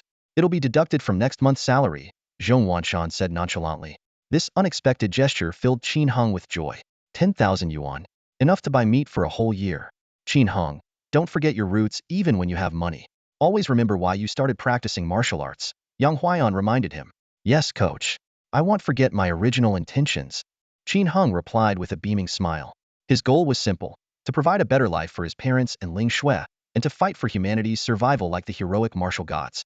By the way, Zhong Wanshan suddenly asked, that nephew of Master Wang claimed you took divine medicine and tried to tarnish your reputation. Is this a personal grudge? We've had a feud for a long time. We used to fight to a draw, but now that his status has changed, he wants revenge, Qin Heng admitted. Zhong Wanshan frowned slightly. That is indeed troublesome. If it were anyone else, Tiandao Martial Arts Academy could easily stand up for you. But Master Wang is a grandmaster, and he has no other relatives. That nephew of his, Wang Peng, is very important to him. He paused. In the entire Nansha Bay City, there are only about 30 or 40 grandmasters like Wang Jiaming. As his only family, Wang Peng will be protected no matter what. I'll handle my own grudges. I won't trouble the academy, Qin Heng said firmly. As long as I'm strong enough, he won't dare to mess with me. Neither servile nor overbearing. Very good, Zhong Wanshan praised. Then he added, but if he truly sends someone strong enough to threaten your life, don't try to face it alone. Tiandao Martial Arts Academy fears no one, not even martial gods. The confidence in his words was unmistakable. After all, the headmaster of Tiandao Martial Arts Academy was one of the most powerful martial gods on earth. Qin Heng's spirit soared. Understood. Thank you, Teacher Zhong. With Tiandao Martial Arts Academy as his backing, Wang Peng was indeed not worth fearing. One more thing, Zhong Wanshan said, changing the subject. Please go ahead, Teacher Zhong, Qin Heng said attentively. You must participate in the martial arts tournament 3 months from now. Zhong Wanshan's voice echoed through the training hall. Qin Heng raised an eyebrow. The martial arts tournament? The one Xiao Yang mentioned? You know Xiao Yang? Zhong Wanshan sounded slightly surprised. I ran into him yesterday at the Border Wall's military cafeteria. He challenged me, Qin Heng replied honestly. A faint smile appeared on Zhong Wanshan's lips. A genius against a genius. This fight will certainly be worth watching. Teacher Zhong, is there a specific reason you want me to compete? Qin Heng asked. Zhong Wanshan's expression turned serious. Because of the rumors about the divine medicine, the deputy director of the administration has temporarily removed you from the elite class. Only by proving through your actual performance that your skills are steadily improving can you regain that opportunity. The elite class? Qin Heng, Su Kuang, and Chun Yuan all showed curious expressions. Each of the 4 martial arts academies has an elite class specifically designed to train prodigies with the potential to become masters, Zhong Wanshan explained. It's not divided by age or grade, and the resources allocated far exceed those of regular classes. Currently, the Tiandao Martial Arts Academy's elite class has 12 members. If you can demonstrate strength surpassing yesterday's test results during the tournament, you'll become the 13th member. Qin Heng's eyes lit up. The elite class, each member a top-tier genius with the potential to become a grandmaster. The resources they received must be beyond imagination. Teacher Zhong, I will prove myself, Qin Heng declared confidently. At his current rate of progress, he was certain he could reach the level of a beginner martial artist in 3 months, with a punching force of at least 1,200 kilograms. With that strength, he could clear his name, defeat Xiao Yang, and secure a spot in the elite class. Work hard, Zhong Wanshan reminded him. Xiao Yang comes from a martial arts family, has been training since childhood, and has extensive combat experience. Beating him won't be easy. Understood. Qin Heng nodded resolutely, then left with Su Kuang and Chen Yuan. Zhong Wanshan watched Qin Heng's departing figure, a gratified smile on his face. Yet, he suddenly let out a sigh. Brother Zhong, why the sigh? Coach Yang asked. I admire Qin Heng greatly, but he's so young and already at odds with someone as powerful as Wang Jiaming, a grandmaster. I fear his road ahead will be fraught with challenges. Yang Huaiyan, however, seemed unconcerned. A true talent will always shine, like gold that can't remain hidden. This kid may be young and even rely on others for support, but I can see he's resilient and sharp. He's not someone destined for an early end. Oh, that's good to hear. Zhong Wanshan nodded, then suddenly paused. Wait, what? Rely on others for support? The news of the first acceptance letter spread like wildfire through the Martial Arts Academy and quickly reached every corner of District 7's impoverished neighborhood. Qin Heng's name became the talk of the town. However, beneath the waves of praise, an undercurrent of doubt was brewing. Online forums and television channels were abuzz with skepticism. One particular TV station even launched a program inviting so-called experts to analyze the claim of achieving 928 kilograms of punching force in just 2 days. These experts unanimously declared it impossible, pointing out that even the prodigy Chen Yao, who set the record for the fastest breakthrough, had never achieved anything so extraordinary. Some even compared Qin Heng to Valkyrie Jia. arguing that his performance was even more far-fetched. Behind this storm of public opinion lurked the shadow of Wang Peng. He was secretly fueling the controversy, hoping to crush Qin Heng. For someone with a fragile mindset, enduring such widespread doubt might have led to depression, anger, or even a loss of willpower. But Qin Heng remained unaffected, going to the martial arts academy for training every day and returning home on time. To him, as long as Fang Lingxue and his parents believed in him, the opinions of the outside world were nothing but passing smoke. Yet, this calm demeanor subtly shifted on June 26th. That evening, after finishing his training, Qin Heng arrived at the Frost Snow City bubble tea shop, which had a for sale notice posted on the door. Perhaps due to its impending closure, the shop was busier than usual. Fang Lingxue and Yu Lingling were bustling about, trying to keep up with the crowd. Lingxue, 2 orange drinks, 1 for each of us, Qin Heng said as he approached the counter, handing over 1 yuan. Fang Lingxue beamed at him, her smile radiant despite the sweat on her forehead. I'll make them without ice for you. You just finished training, so no cold drinks. All right, whatever you say, Qin Heng replied, finding a seat. Watching his girlfriend move skillfully behind the counter, he felt an overwhelming sense of peace. But then, hushed voices from the nearby table caught his attention. That's Qin Heng, the one who ranked first in the city's martial artist exam this year. He looks pretty honest. How could he be a fraud? You don't get it. 12,000 a month in salary, that's enough money to buy beef and bury you in it. That guy is supposedly Bubble Tea Girl's boyfriend. Word is he's mooching off her too. As a man, that's just shameless. Scamming people while living off his girlfriend, how disgusting can someone get? Hearing these remarks, Qin Heng felt a wave of irritation. If the gossip was only about him, he could ignore it.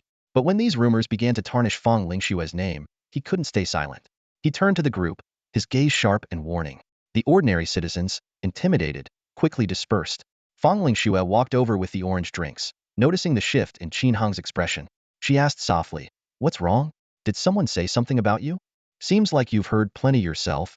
"Yeah, but I know those are just baseless rumors. It doesn't matter. Let them talk, it won't change the fact that you've been accepted into Tiandao Martial Arts Academy." Qin Heng sighed lightly. "Stop overthinking it. Drink your orange juice. They'll be off work soon, and we can have dinner at your place tonight," Fang Lingxue said with a gentle smile. Her pure, innocent expression lifted Qin Heng's mood considerably.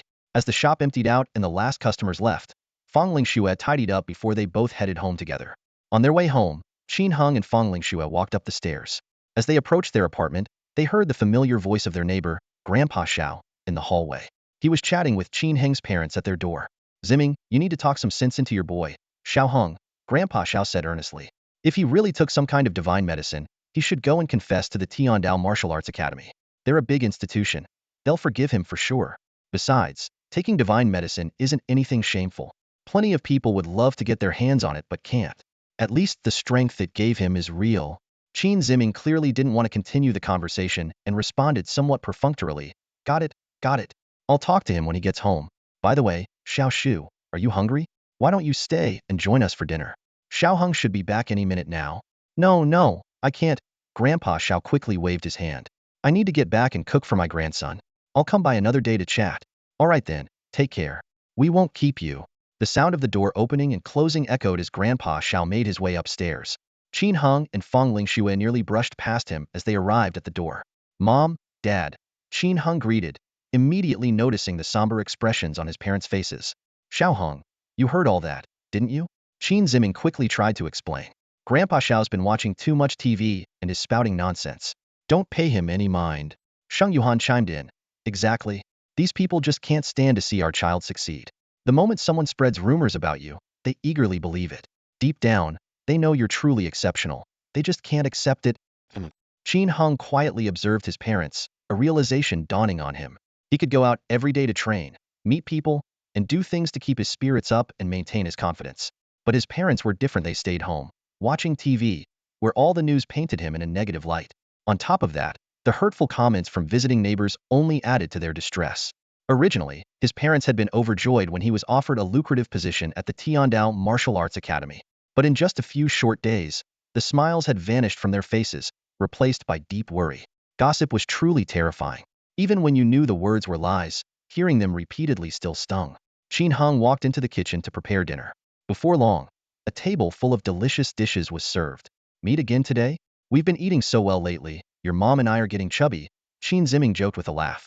Fang Lingxue spoke up on Qin Heng's behalf. "Of course, We have to improve our living standards now that we're earning money. Things will only get better from here. You old man, you don't know how to appreciate blessings. Gaining a little weight is a sign of good fortune. Your son and daughter-in-law are being so filial, and you're still complaining? Fine, if you don't want to eat, they'll eat your share. Hey, I didn't say I wouldn't eat. Save me a piece. Haha. Laughter filled the room as the in-laws and daughter-in-law enjoyed their lively conversation. Meanwhile, Qin Hung quietly ate his meal, not saying a word the entire time. After dinner, Qin Hung walked Fong Lingxue home. The night deepened, and the streets grew quiet with only a few pedestrians passing by. Are you upset? Fong Lingxue turned her head to look at Qin Hung beside her. You've been so silent, just know it was a little intimidating. I am a bit upset, but not with you, Qin Hung replied calmly. I know it's not with us, but it's the same with others too, Fong Lingxue said softly, lowering her voice. The neighbors are just ordinary people. Now that you're a prospective martial artist, if you retaliate, you might lose your martial arts school enrollment. Her tone carried a distinct note of concern. Qin Hung chuckled lightly. What are you thinking? Do I seem like that kind of person? Then what are you planning? She asked. Grudges have their rightful owners.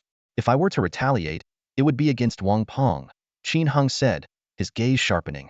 But that guy has a grandmaster backing him, so there doesn't seem to be an opportunity for now. At the mention of the word grandmaster, Fong Lingxue sighed softly before offering comfort. Just focus on your training for now, and don't overthink it. Once you've earned enough money, we can move to the new district. Then uncle and auntie won't have to deal with the neighbors' harassment anymore. Yeah, Qin Hung muttered, saying no more, though a plan was already forming in his mind. After dropping Fong Lingxue off, Qin Hung headed back. On the way, he pulled out his new phone, a 3,000 yuan purchase he had recently made. His family had also gotten one so they could stay in touch when he went to Tiandao Martial Arts School. Dialing Zhong Wanxin's number, he waited as the line connected. On the other end, the sound of a lively drinking party could be heard. Zhong Wanxin's lazy voice came through. What's up? Mr. Zhong, my punching force has surpassed 1,000 kilograms now. Can I apply to register as a certified martial artist? Qin Hung asked. What? 1,000 kilograms? The sound of a breaking glass echoed over the line as Zhong Wanxin exclaimed in shock. You're not joking, are you? Just a few days ago, your test result was 928 kilograms.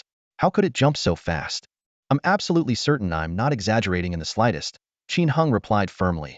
This was the 7th day of practicing his innate fetal breathing technique. Every morning after training, he could distinctly feel his physical strength increasing. Over the past week, he had grown 10 centimeters taller, and breaking the 1,000 kilogram threshold for his punching force was a solid reality. After some discussion, Zhong Wanxin confirmed that this wouldn't affect Qin Hung's eligibility for admission. If he passed the test, he could directly join the martial artist class.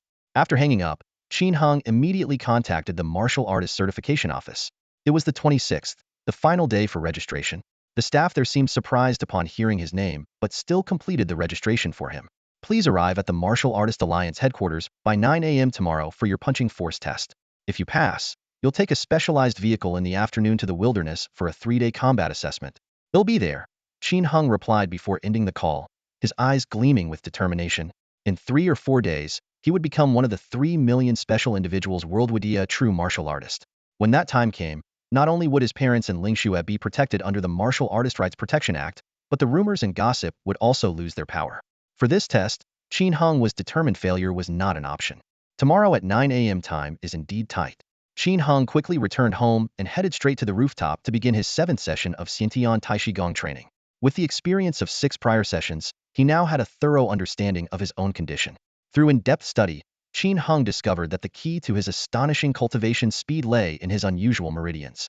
For most martial artists, meridians are blocked and require years of arduous practice to gradually open. However, martial prodigies like him, who are born with fully open meridians, number fewer than 3,000 worldwide a rarity. Another martial arts genius from the Nansummer Bay City this year, Xiaoyang, likely belonged to this category as well. Still, Qin Hung vaguely felt that he was different from ordinary martial prodigies. Even among those with extraordinary talent, the rapid growth phase in the first week typically peaked at a punching force of 750 kilograms. Surpassing 800 kilograms was considered freakish. Yet his punching force had already exceeded the 1-ton mark.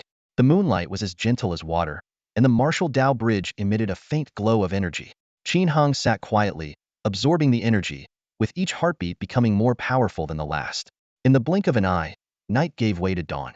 At 6:30 a.m., Qin Hung opened his eyes. It had been days since he last tested his punching force. It was time to visit the Martial Alliance to check his progress this week. As he stood up, His entire body emitted crisp, cracking sounds from his bones, and with a slight clench of his fingers, he could feel the power to shatter walls. Looking down, he noticed his pants had clearly become shorter, the hem now above his ankles, and the waistband uncomfortably tight. What a country bumpkin I am, Qin Hung chuckled at himself. Back at home, his parents were just waking up. After preparing breakfast, Qin Hung informed them, Dad, Mom, they'll be out for 3 or 4 days. If anything comes up, you can contact Ling Shui.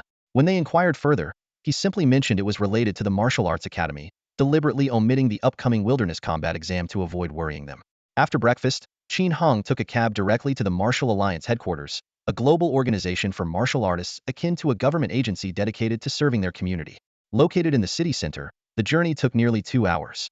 Arriving at 8:50 a.m., Qin Hung was surprised to find the scene unexpectedly quiet. The 8-story white building, shaped like a towering shield, stood majestically. From the front, it resembled a massive sword planted into the ground. Scattered cars were parked in the plaza, and small groups of young people were making their way inside. Following the signs, Qin Hung arrived at the waiting hall for the primary martial artist certification exam. With fewer than 200 people present, the hall felt particularly spacious. No sooner had he sat down than someone struck up a conversation. Here for the assessment too, little brother? Which organization are you with? You look pretty young. The speaker was a man in his late 20s, accompanied by someone of a similar age. I guess you could say I'm with the Tiandao Martial Academy, Qin Hung replied. Ah, a talented academy student, no wonder you're so young. The man laughed heartily. I'm Huang Jiansheng, and this is my partner, Jin Wenxin. We're with MS Group. MS Group, short for Monster Materials Group, specialized in extracting unique substances from wilderness beasts to produce weapons and combat suits. The company monopolized 60% of the global market for new materials and maintained close ties with the governments of major bay cities, ranking among the top 10 wealthiest corporations worldwide. So, little brother, how long until you graduate from the academy? Any plans after that? Jin Wenxin asked. Graduate, Qin Hung thought to himself. He hadn't even officially started at the academy, yet how could he talk about graduating? The 4 major martial academies were like schools, serving as cradles for nurturing aspiring martial artists. The question of career prospects after graduating from martial arts academies has always been a pragmatic concern.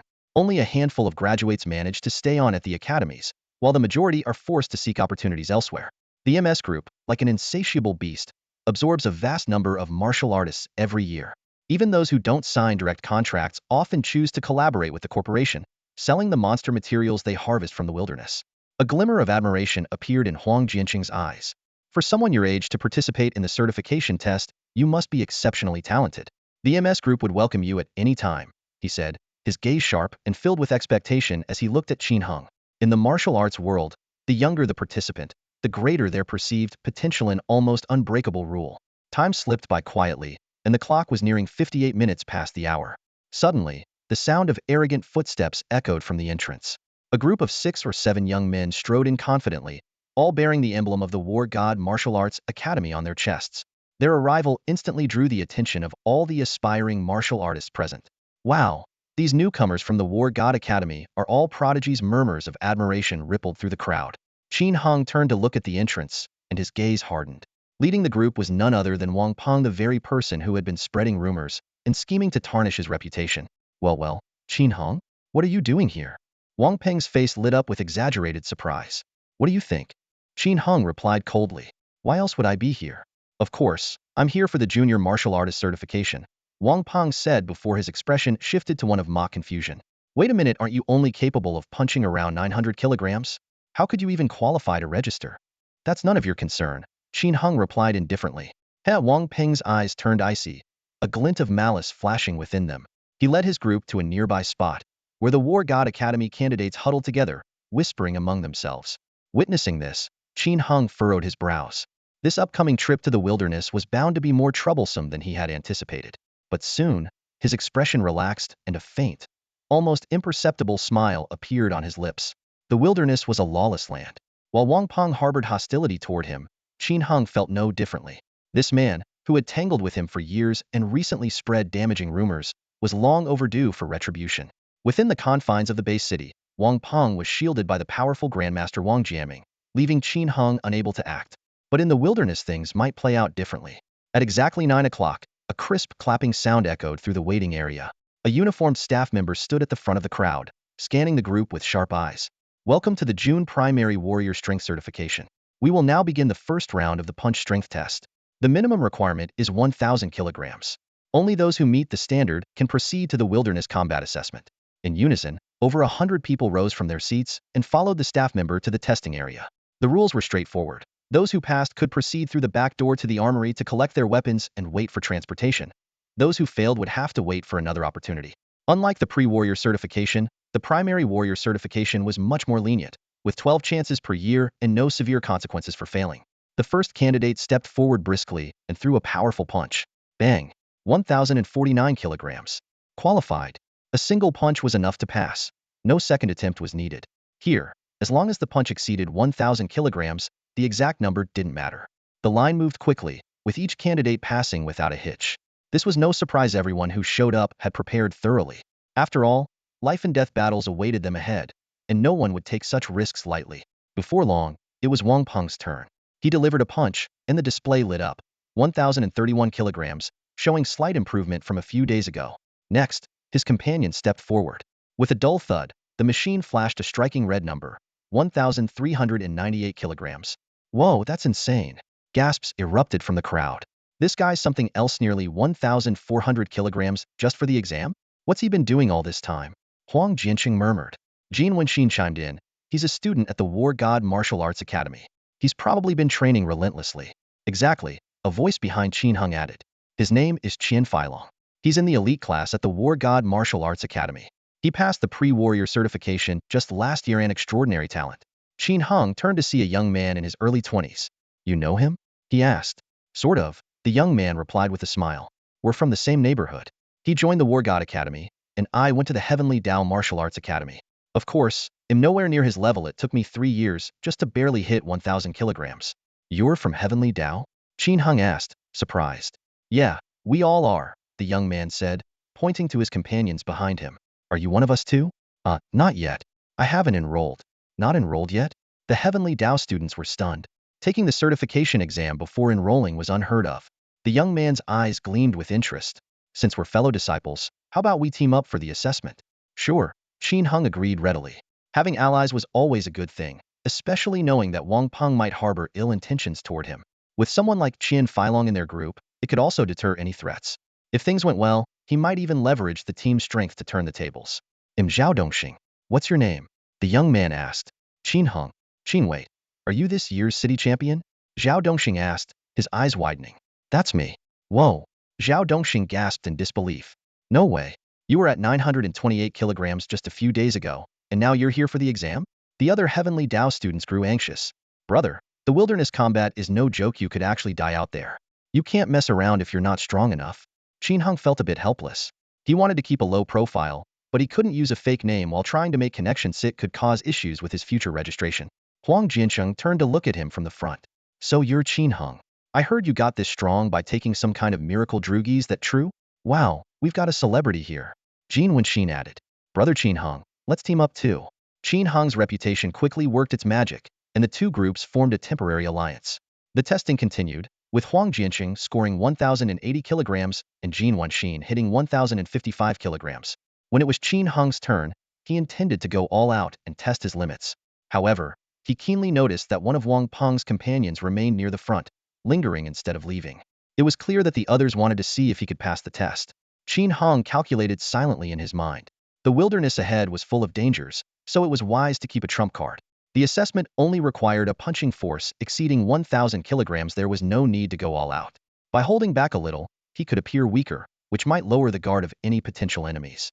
If a conflict arose in the future, catching them off guard would be much easier. With this thought in mind, Qin Hung restrained some of his strength, using only 70 to 80% of his power. Boom! His fist slammed heavily into the testing machine. Punch force, 1,022 kilograms. Qualified, the staff member announced. Junior brother Qin Hung, you're incredible. Zhao Dongxing exclaimed in awe. This result was nearly 100 kilograms higher than the standard for the quasi-martial artist test a few days ago. An impressive feat. What they didn't know, however, was that this was far from Qin Hung's full strength. If he had struck with all his might, his punch would have easily surpassed 1,300 kilograms. Next, Zhao Dongxing stepped forward to test himself, scoring 1,048 kilograms. Soon after, everyone successfully passed the strength test. The group exited through the testing area's rear door and entered a warehouse. Though not very large, The space was filled with an array of weapons displayed neatly on the shelves. Cold weapons of all kinds were available, with blades being particularly abundant: long, short, wide, narrow, heavy, light, everything one could imagine. A staff member explained the rules concisely. The weapons are on the shelves, and the combat suits are in the boxes. Choose what you need. Each person is limited to 2 weapons.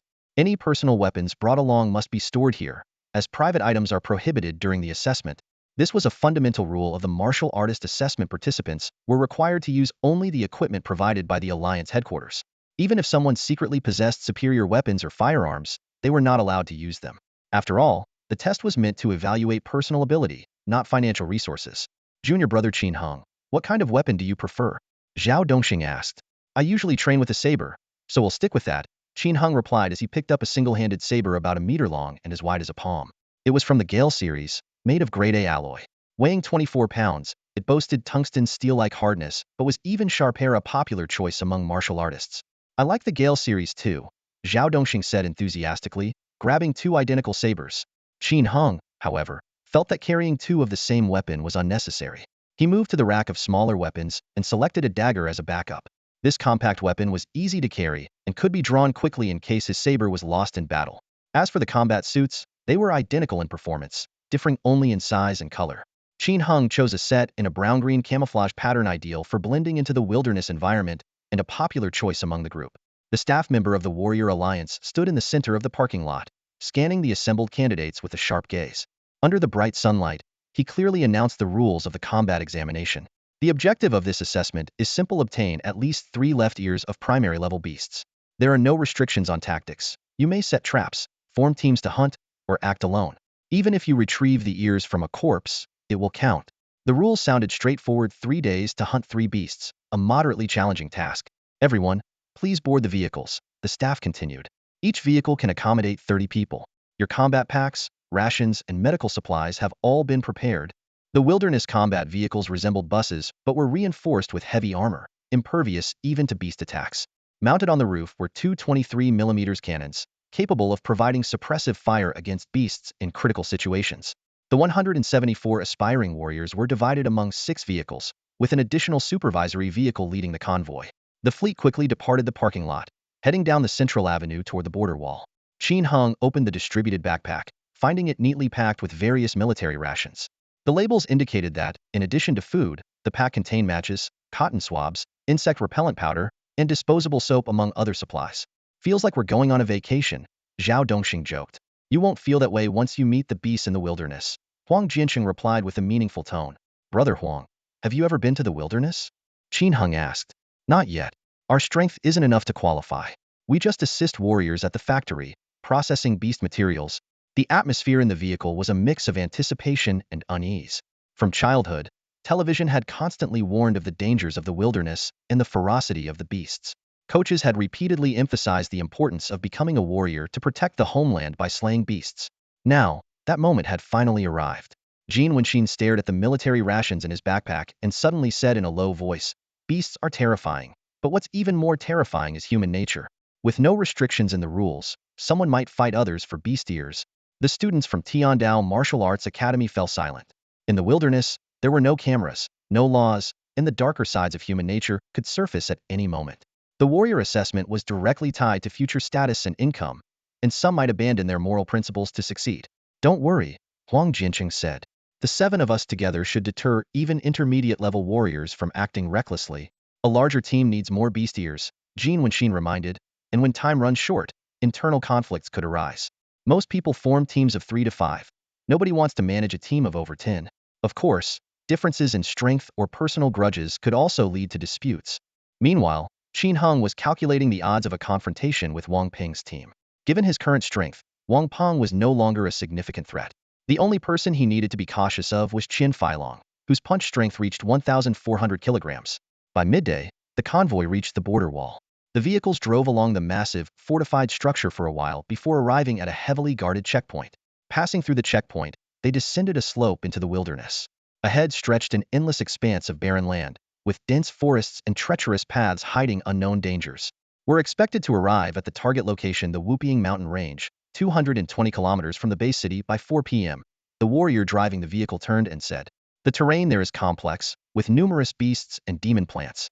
If you encounter an uncontrollable danger, use the signal flares in your backpack to call for help.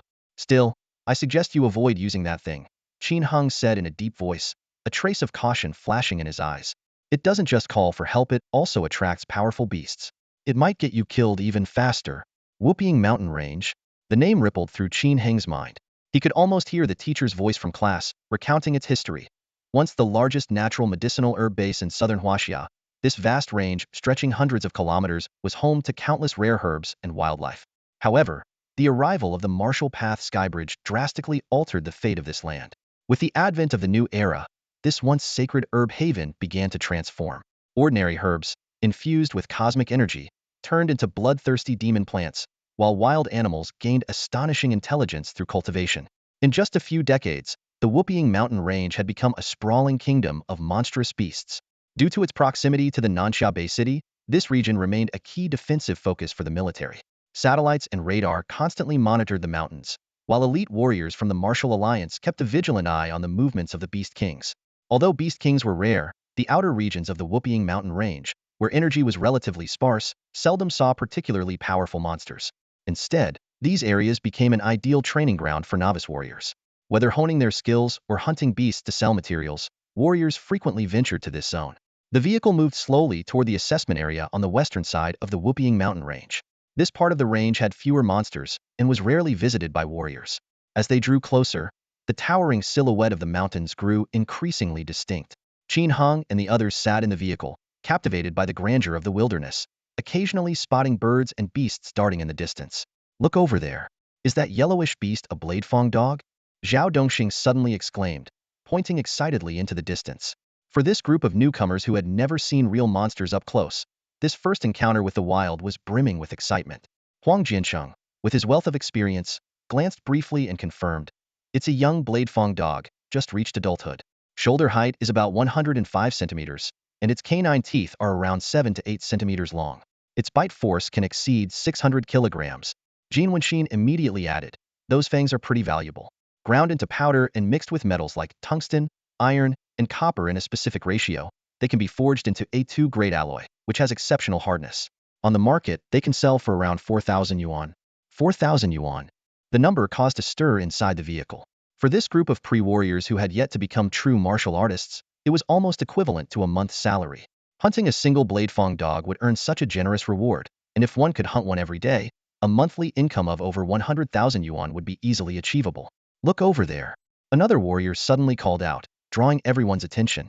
In the bushes, a large bird-like creature was leisurely strutting around. It resembled an oversized hen but stood as tall as a full-grown adult. Huang Jianqing immediately explained, that's a purple-feathered chicken, a low-level beast. While its intelligence is low, its feathers can sell for around 4,500 yuan on the market. Wow, such a plump chicken would taste amazing roasted. Someone couldn't help but swallow in anticipation. Everyone had experienced the deliciousness of beast meat, and just imagining the taste of this large, juicy chicken made their mouths water. The convoy continued forward, encountering a variety of beasts along the way. Huang Jiancheng and Jin Wenxin acted as guides, providing detailed descriptions of each beast's characteristics and market value. Qin Heng listened attentively while pondering to himself. The assessment required collecting the ears of beasts, which meant that flying creatures and insect-like beasts were not targets. The focus would have to be on land-dwelling beasts. The hours-long journey passed quickly amidst the lively discussions about the beasts. After traversing the uninhabited zone, the convoy finally arrived at the outskirts of the Whooping Mountain Range. Time to disembark, the driver announced. Qin Heng and the others grabbed their gear, armed themselves, and exited the vehicles in an orderly manner. The 7 rugged wilderness vehicles were neatly arranged, and the 174 candidates quickly formed ranks. The combat assessment was about to begin. The commander-in-chief, Fu Yuntai, a bald young man and a grandmaster of the Warrior Alliance, spoke in a booming voice, future warriors, you have 3 days and 3 nights of free activity. By 2 p.m. on June 30th, you must gather here.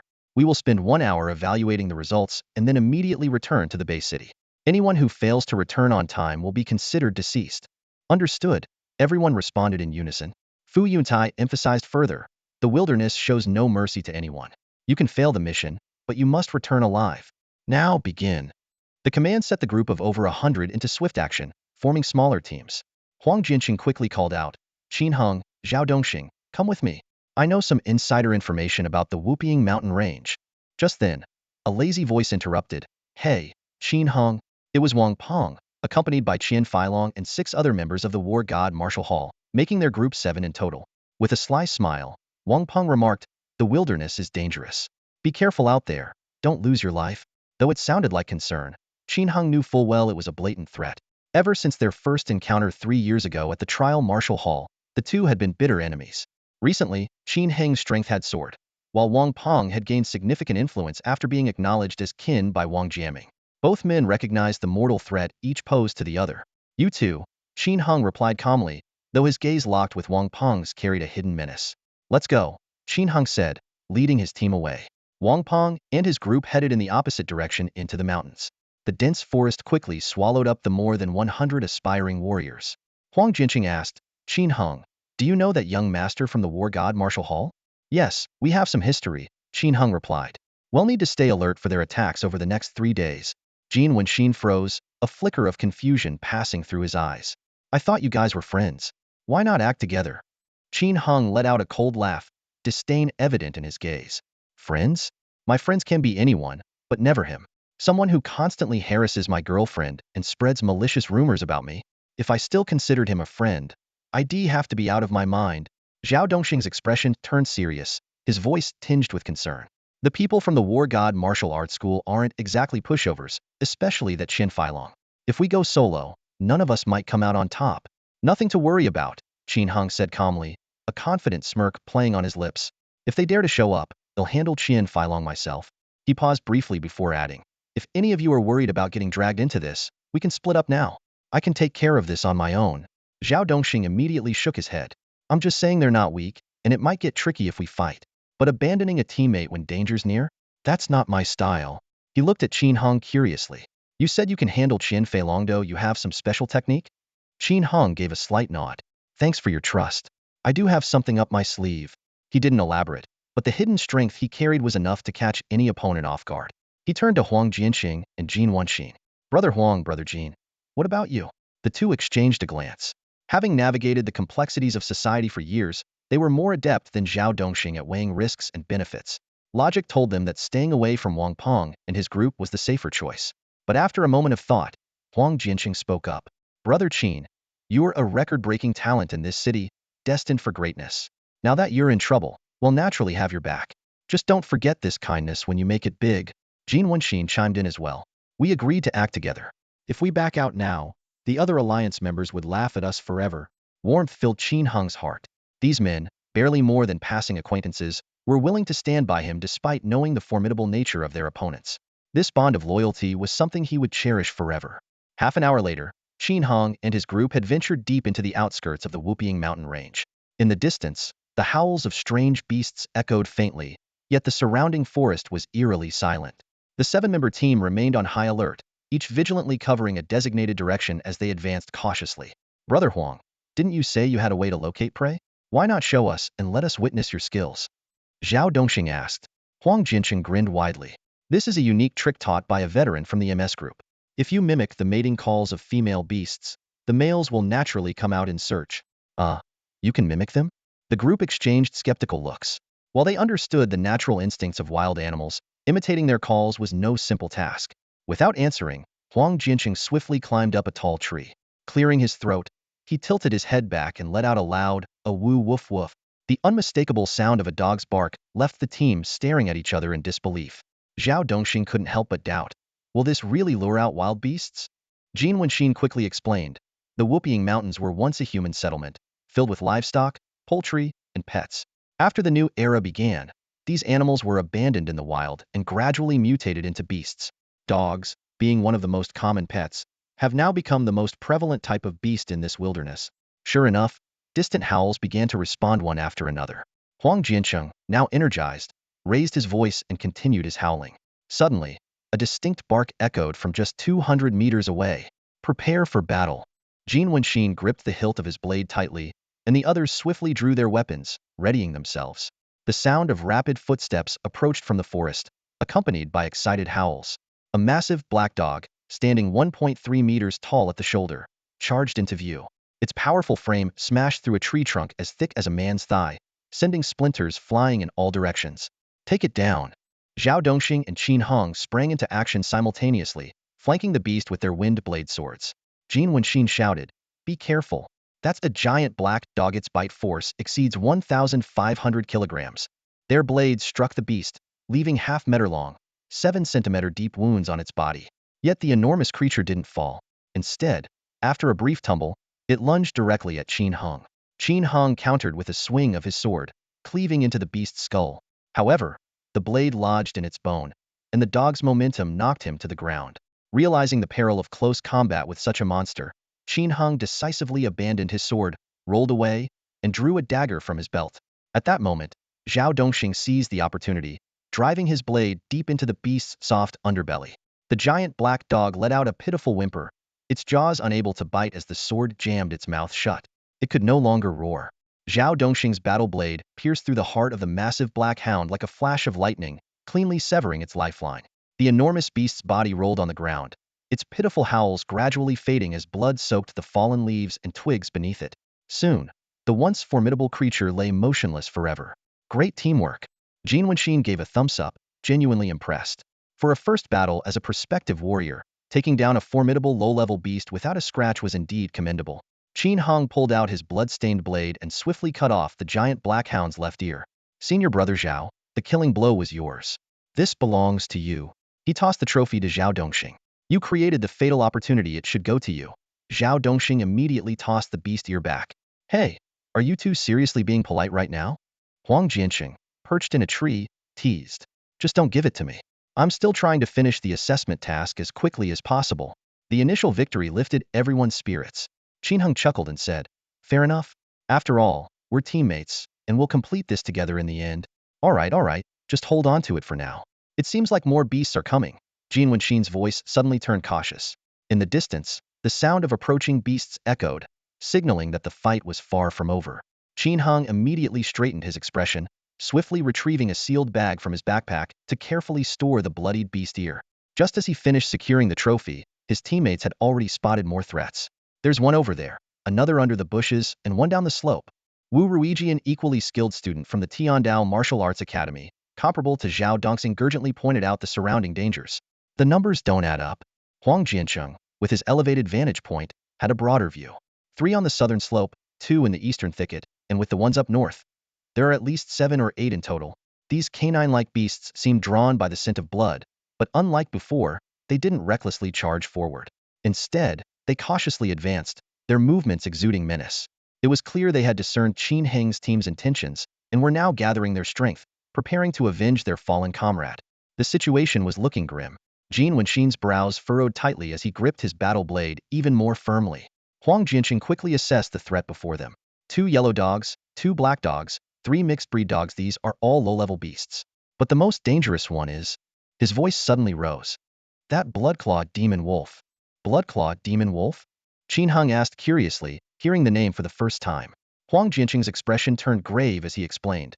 "It's a mutated canine beast that can briefly stand and fight like a human. Its claws are as sharp as A2-grade weapons. Once it matures, it's classified as a mid-level beast." Mid-level? The words made Zhao Dongxing and the others' faces pale. A mid-level beast was equivalent to a mid-level human warrior, with an attack power of 3,000 kilograms, far exceeding their abilities as entry-level warriors. However, Huang Jianqing added quickly, his gaze fixed on the creature. "Judging by its size, this one isn't fully grown yet. If we're careful, we might still have a chance." The 8 beasts had already formed a loose encirclement, closing in slowly. There was no avoiding this fight. Qin Heng's eyes locked onto the blood-clawed demon wolf, which stood upright. It was a towering 2.4 meters tall, with powerful hind legs, long and agile forelimbs, a high-arched back, and a slender waist.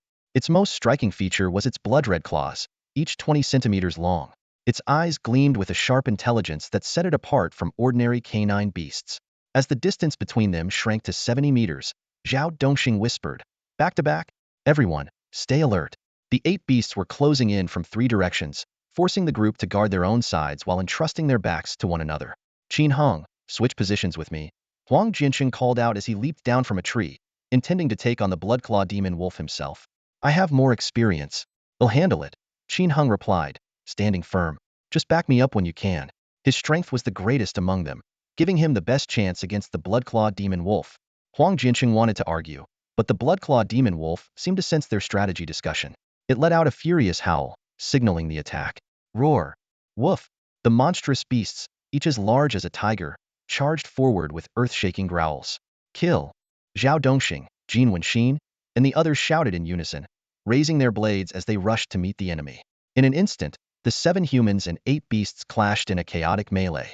Qin Heng faced the blood-clawed demon wolf directly, and immediately felt the difference compared to his earlier fight with the giant black dog. This creature was incredibly fast, its legs spring-like as it lunged forward, its sharp claws aimed straight for his throat. Prepared, Qin Heng sidestepped and countered with a horizontal slash. The blood-clawed demon wolf deflected the blade with its claws, the clash ringing out like metal striking metal, before launching another swift and deadly swipe. Whoosh! The sharp claws sliced through the air, missing their target but leaving Qin Heng with a chilling sensation across his chest. Were it not for the toughness of his combat suit, he would already be bleeding. After a brief exchange, Qin Heng made a judgment. This creature's speed and strength surpassed his own. He would have to bide his time, evading and countering until he found an opening. Though he often sparred with Chen Yuan and Su Kuang at the training hall, this was his first life-or-death fight against a beast. Swish! Swish! Swish! The blood-clawed demon wolf's relentless attacks created sharp gusts of wind, forcing Qin Heng to retreat step by step. The pressure was immense, yet instead of fear, he felt his blood boiling with excitement. A strange exhilaration coursed through him. Combat! This is what combat feels like. His eyes sparkled with determination. Claw and blade clashed repeatedly in a fierce back and forth. Each exchange was a new thrill for Qin Heng. 3 years of grueling training, 3 years of sweat and toil all for this moment. The life-or-death struggle ignited something primal within him, an indescribable sense of purpose. Clang! Clink! The sound of weapons colliding echoed in the air, each strike carrying thousands of kilograms of force, leaving both combatants' arms trembling from the impact. Yes. Ha, come on. Qin Heng roared with laughter, growing bolder as he began seeking opportunities to counterattack. Whoosh! His blade swept through a pine tree, slicing cleanly through its 20-centimeter trunk. The blood-clawed demon wolf's claws raked another tree, leaving 3 deep gashes and snapping the trunk in an instant. Both man and beast unleashed attacks of incredible ferocity, each strike aiming to kill. Qin Heng's arms were already numb from the strain, yet his excitement only grew. Maybe I can kill it. The thought flashed through Qin Heng's mind, burning brighter with every passing moment. If this blood-clawed demon wolf were an adult, possessing the strength of a mid-level beast, Qin Heng would indeed stand no chance. However, the creature before him was only a subadult, with the power level of a low-tier beast. Even though it was battle-hardened, swift in its movements, and cunning in its tactics, how could it possibly compare to a human, the ruler of all living beings, at the same level? Qin Heng's gaze grew sharper. After a bout of skirmishing, he had completely seen through the blood-clawed demon wolf's combat patterns. Its greatest weaknesses lay in its flanks and rear. Its forelimbs had a limited range of motion, confined to a 120-degree arc in front, far inferior to the human arm's 180-degree flexibility. Moreover, the structure of its hind legs made it less agile in turning compared to humans. Now's the time. Qin Heng began circling the wolf, constantly looking for an opportunity to strike at its flanks. The blood-clawed demon wolf, sensing his intent, continuously adjusted its position, guarding its vulnerable rear with vigilance. Qin Heng remained patient, ensuring his own safety while waiting for an opening. Though his arms were beginning to go numb and the fight was becoming increasingly strenuous, his combat capability remained intact, unharmed in any significant way. Elsewhere on the battlefield, the situation for the others was far less optimistic. Zhao Dongxing, in particular, was in dire straits, fending off attacks from 2 beasts at once. Someone help me. I can't hold them off much longer. Zhao Dongxing shouted desperately. His left forearm had already been bitten, his combat suit shredded, leaving his flesh torn and bloody. Hold on. I'm coming. Liang Yunkai from the Tiandao Martial Hall immediately responded. Normally a quiet and reserved trainee, he now displayed astonishing combat prowess. Wielding a battle axe, he was locked in a fierce fight with a yellow-furred beast standing 1.4 meters tall at the shoulder, clearly gaining the upper hand. With a dull thud, Liang Yunkai's axe struck true, cleaving the yellow-furred beast at the waist, cutting it in half on the spot. As the beast let out a blood-curdling scream, its innards spilled onto the ground. Without hesitation, Liang Yunkai turned and rushed to assist Zhao Dongxing, alleviating some of the pressure by taking on one of the beasts.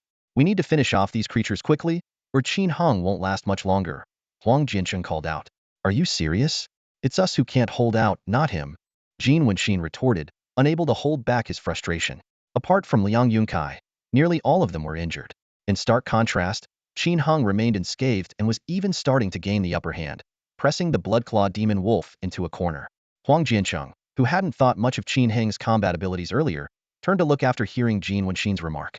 At that very moment, Qin Heng seized an opportunity and maneuvered to the wolf's side. In a flash, his battle blade thrust forward like lightning. Thud! A spray of blood erupted as the blood-claw demon wolf's flank was pierced, leaving a gaping wound. Victory!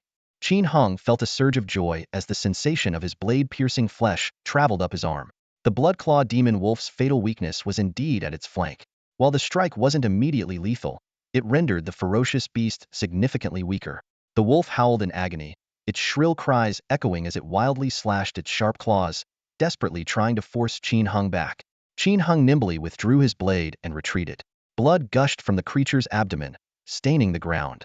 Qin Heng, you're absolutely incredible, Huang Jianqing exclaimed in astonishment.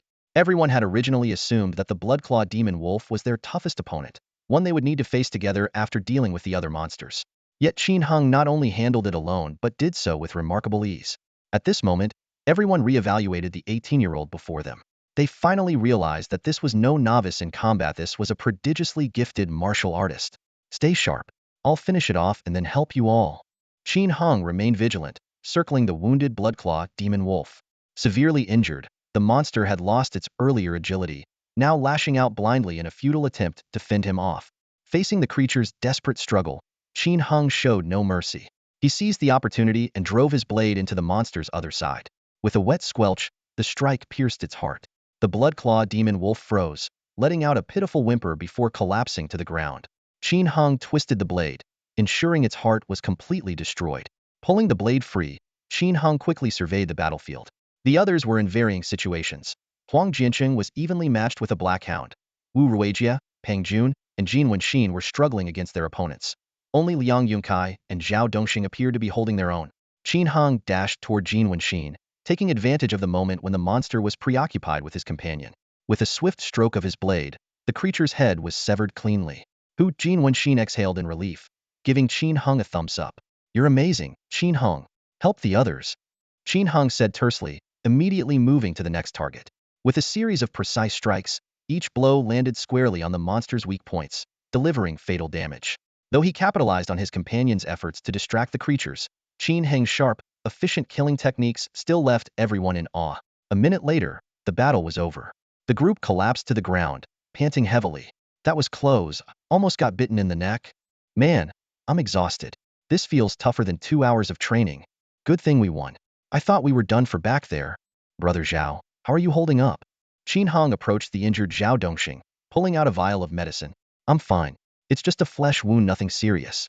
I'll be good after a few days of rest, Zhao Dongxing said through gritted teeth.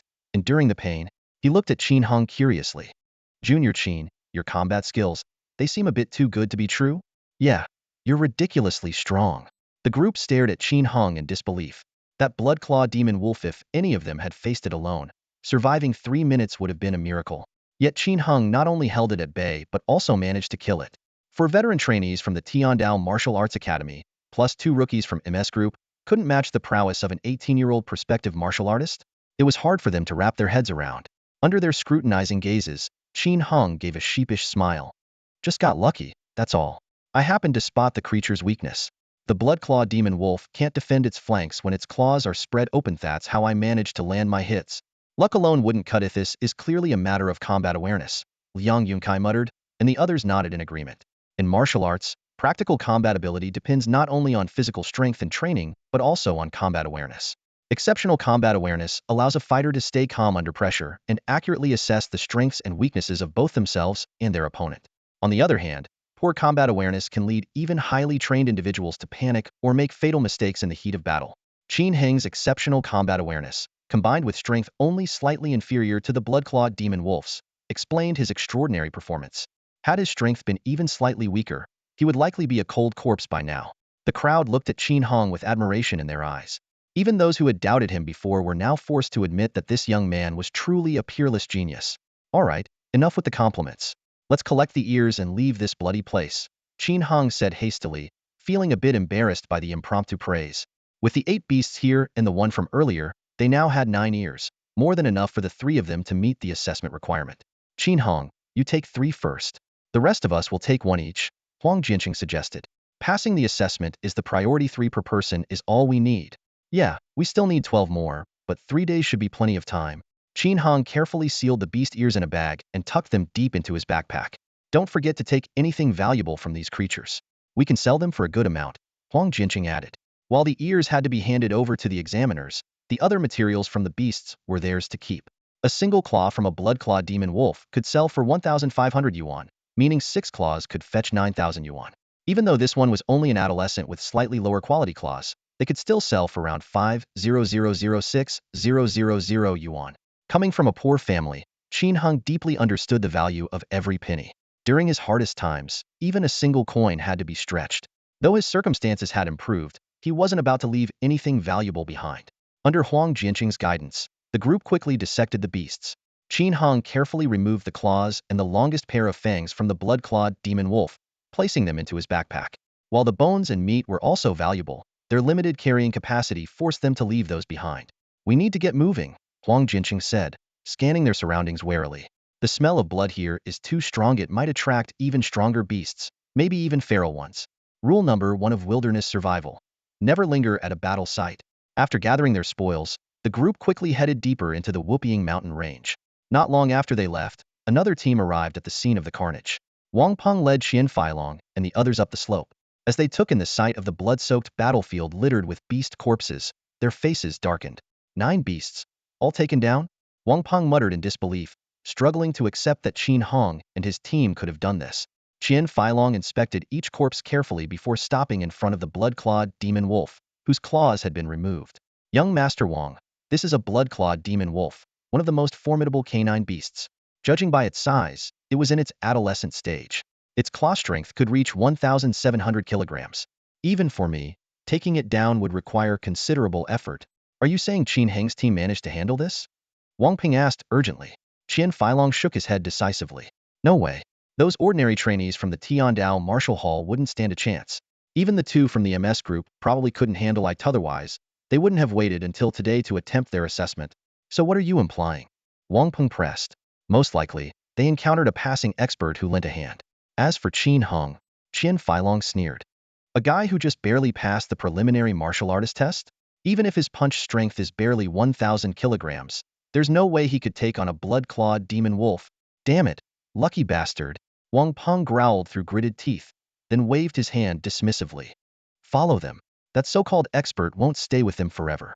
When night falls, we'll find an opportunity to take them all out. Crossing over the mountain ridge, a desolate valley town came into view. This place was once a bustling hub, with densely packed houses and crisscrossing fields that told stories of its vibrant past. But after decades of human absence, all that remained were ruins, overgrown with vegetation that relentlessly consumed every trace of human civilization. Let's find a house up ahead to rest for a while, suggested Wu Ruijia, still recovering from a fierce battle. All right, but we need to stay alert for any monsters that might show up, Huang Jianqing replied cautiously with a nod. Following the abandoned road, they soon came across a peculiar building. It was a 3-story structure, seemingly sliced cleanly in half by a massive, razor-sharp weapon. Half of it stood intact, while the other half had collapsed, resembling a giant cake precisely cut in 2. Qin Hong examined the clean break in the building closely and exclaimed, "This cut is so smooth it must have been made by an incredibly sharp weapon." Zhao Dongxing ran his uninjured right hand along the broken edge, his fingertips coated in a layer of ancient dust. Judging by the marks, it's been many years. Whatever caused this level of destruction had to be the work of at least a martial master. I wonder when we'll ever reach that level of power, Qin Hong mused, holding up his battle blade and gazing at it with longing. As novice martial artists, they were still far from the realm of martial masters. A martial master? Zhao Dongxing shook his head. It's hard to say whether any of us will ever reach that level. But you, Qin Hong, you might have a shot. Give it your all for 3 to 5 years, and who knows? That would be amazing if it were true, Qin Hong said with a smile. Over the past few days, under Coach Yang's guidance, he had gained a deeper understanding of the vast gap between martial artists and martial masters. The 3 levels of martial artists were essentially about increasing muscle strength. But becoming a martial master was a qualitative leap. They mastered the use of qi. Qi was the ultimate weapon of advanced martial artists. Internally, it could accelerate cellular evolution and prolong life. Externally, it could unleash destructive force. Take the building before them, for instance. No matter how strong a martial artist was, they couldn't possibly slice through a structure 10 meters wide in a single strike. But a martial master could. They could project blade energy that delivered devastating power within a meter and retained its force even 10 meters away. Huang Jincheng volunteered to keep watch and agilely climbed up to the third floor. The others stayed inside the damaged building to rest. Injured, Zhao Dongxing sat quietly in a corner to recuperate, while Qin Heng pulled out his phone, intending to chat with Feng Lingxue, only to find there was no signal. He reluctantly put it away. Sitting beside Zhao Dongxing, Qin Heng couldn't help but recall the earlier battle with the blood-clawed demon wolf. The sensation of every cell in his body seemingly gaining consciousness and working in unison to confront the enemy fascinated him. Once a gentle and mild-mannered person, he was now beginning to relish the thrill of combat. It felt as though this was his true nature. A short while later, Huang Jinqing descended from the third floor to report, "There are signs of monster activity around this town, but not many. As long as we're cautious, we can rest here for a bit." In the wilderness, finding a completely monster-free location was almost impossible. However, as long as they stayed together, those semi-intelligent monsters would likely think twice before attacking. "How long are we resting?" Qin Heng asked, his eyes gleaming with battle intent. His fingers unconsciously traced the scars left by the recent fight, clearly still immersed in the adrenaline of combat. Huang Jinqing glanced around at the group, leaving the decision to the team. They exchanged looks, reaching a silent agreement. Finally, Zhao Dongxing spoke up. "We're ahead of schedule on our mission. There's no need to rush into another hunt. Let's rest here, recover our strength, and head out to search for prey tomorrow morning." "All right, that's settled." Huang Jinqing nodded in agreement and began assigning watch duties. "We'll take turns standing guard, 4 hours per shift. First shift will be me and Wen Xian. Second shift Qin Heng and Liang Yunkai. Third shift Peng Jun and Wu Ruijie." Although there was still some time before nightfall, the intense battle earlier had left a deep impression on everyone. The grotesque images of the beasts they'd fought lingered in their minds, and no one was eager to jump into another fight just yet. Except for Qin Hengyi's youthful warrior spirit burned brightly in his eyes. However, seeing his comrade's exhaustion, he chose not to press the matter. "I'm heading upstairs to train," Qin Heng said softly. With a leap, he ascended to the second floor, landing lightly on a broken ledge, then pushed off again, quickly reaching the third floor. The dilapidated building had only half its structure remaining, with 3 floors and 6 rooms in total. Qin Heng chose one of the rooms on the top floor. Pushing open the door, which was covered in cobwebs, he was greeted by withered weeds and a thick layer of dust. After clearing a small space, he sat cross-legged and began practicing the Xiantian Tai Shi Gong innate embryonic breath technique. This cultivation method had been his constant companion for the past week, becoming an integral part of his routine. In this desolate wilderness, the cosmic energy was far denser than in the slums. Invisible strands of energy seeped through his pores, nourishing his body. Even the warm breeze drifting through the broken windows was absorbed and refined into pure energy. But this serene training session didn't last long. Boom! A thunderous crash shook the entire building, as though some massive creature had collided with it. Qin Heng's eyes snapped open, and a chillingly familiar voice echoed from downstairs. "Where is Qin Heng? Dare to lie to me, and I'll kill you on the spot." "It's Wang Peng." Qin Heng peered through the broken doorway, looking downstairs. The earlier commotion came from Qian Feilong's swift and powerful kick, slamming Huang Jinqing hard against the wall.